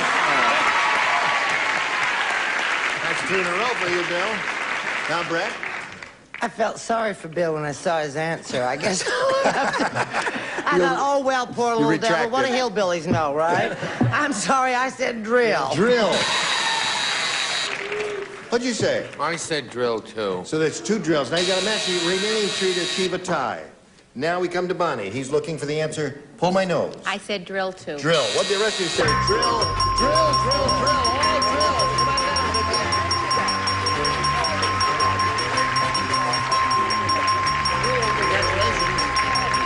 Will you stand by here for a moment or so while we talk to Elmer? This listen, you're a pretty loose guy here, Elmer. It was great Thank meeting you. you. Very much. I appreciate it. Where are you going now? Home. Home? Drive carefully. Where is home again? Reseda, very close to Encino. Oh, yeah. You make the reservation. I'm always ready for change, Elmer. Oh, gee, I'm sorry. There will be no proselytizing on my program. Listen, Elmer, you're going. Elmer's going. Elmer! Showbiz, Elmer. Here today, gone today. All right, there he goes. All right, well, we're looking for Elmer. You do a little business with America, then you come back here. See how she does. Here is Vicki Burton in her Army uniform. When'd you get out? I haven't yet. You haven't yet. Vicki, it's time now for the big money super match where you can win over $10,000. Now, to do that, we've got 2 audience matches for you. And whatever you win in these audience matches, you'll have a chance to multiply by 10. Here we go with the first one. We polled a recent studio audience, Vicki, and we got their best response to this. Blank leader. Now, the answer that bunch gave most frequently is worth $500 to you if you match it. If you match the answer they gave second most often, you get $250, and the third gives you $100, and you can get a little help from our celebrities. Charlie, help me out. Chuck? What? Oh. Blank leader. Cheer. Cheerleader. It's funny that should come up. We've got a bunch of... Now, are any of you cheerleaders, or are you all majorettes? No, well, whatever. There are a bunch of young people in the audience. Who else do you want? Okay, Bill. What do you say, Bill? Take me to your leader. Take me to your leader. Okay. Good luck, girl. Richard? Follow the leader. Follow the leader. So those are the 3 now. Follow the leader, take me to your leader, and cheerleader. You can choose one of those or give us one of your own. Gotta go for cheerleader. Cheerleader's the one? Yeah. First thing you thought of. She's looking for a cheerleader because she says that's the first thing she thought of. So let's find out if it's up there, and if it is there, where is it? We'll begin at the bottom and reveal the $100 response. Follow the leader is an answer that was up there, given to you by Richard. Worth every penny. Cheerleader, let's see if it's under the $250 number. Band leader. Band leader. Oh, they had an old group that day. That was an old group, yeah. All right, here's your last chance, Vicki, for the cheerleader, Earl. Slide it. Congratulations. Very good. Very good. That's the one that Charlie gave you. Now, you've won the $500, which means the least you'll be playing for is 10 times that amount, or $5,000. Okay, now we're going to see how much more you can win with your second audience match. May we see it?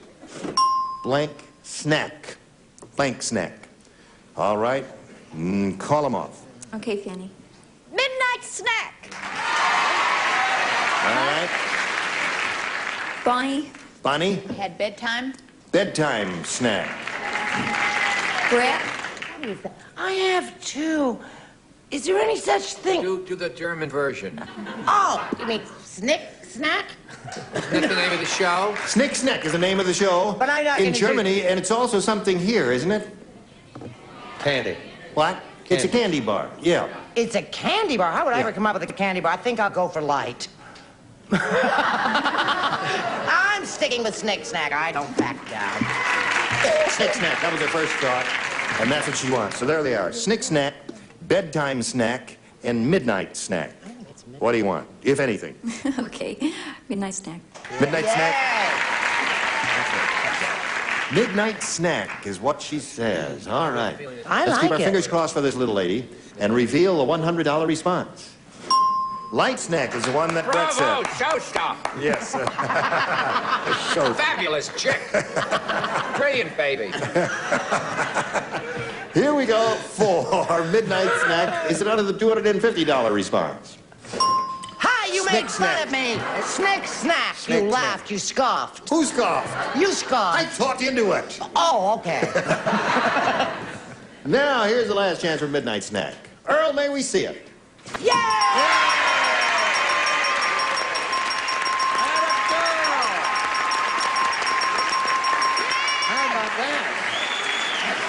How do you feel about that?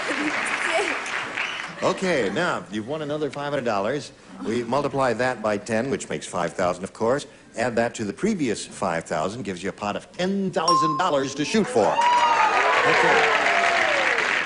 Now, Vicky, we want to give you that money, but we can't give you the money until you've matched one of our celebrities on an exact basis, and it's time for you to choose one. Gotta be Richard. Okay, Richard. Good luck, everyone. All right. Okay. Here it is. It's worth 10,000. Blank president. Blank president.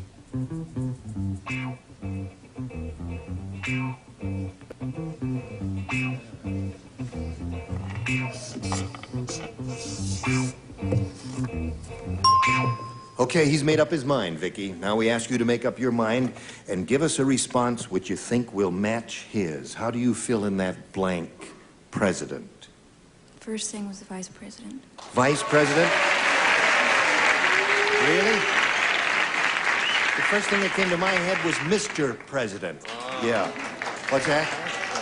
Ex-president, yeah. First president. She says vice president will match you for $10,000. What do you say? There were so many. There were a lot. It was Ex-president. President, Mr. President. Mr. President, yeah. Vice. Vice!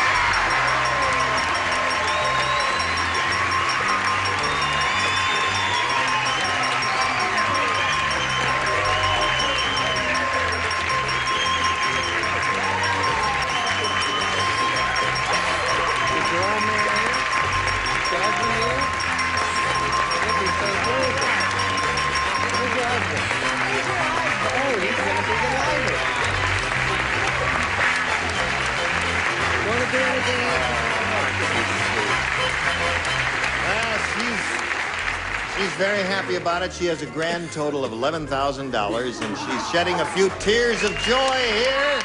And while she's doing that, we'll pass along these messages to you.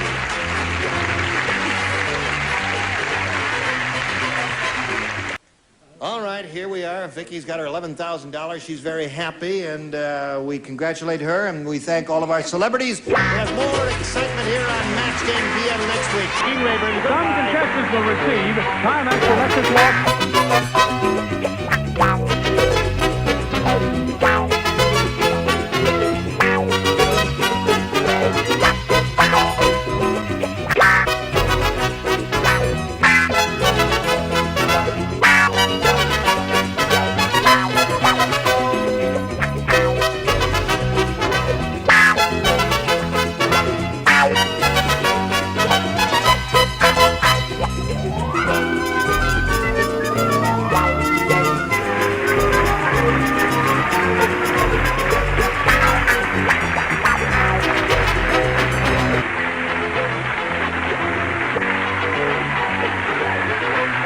This is Johnny Olson speaking for Match Game PM. A Mark Goodson, Bill Todman production.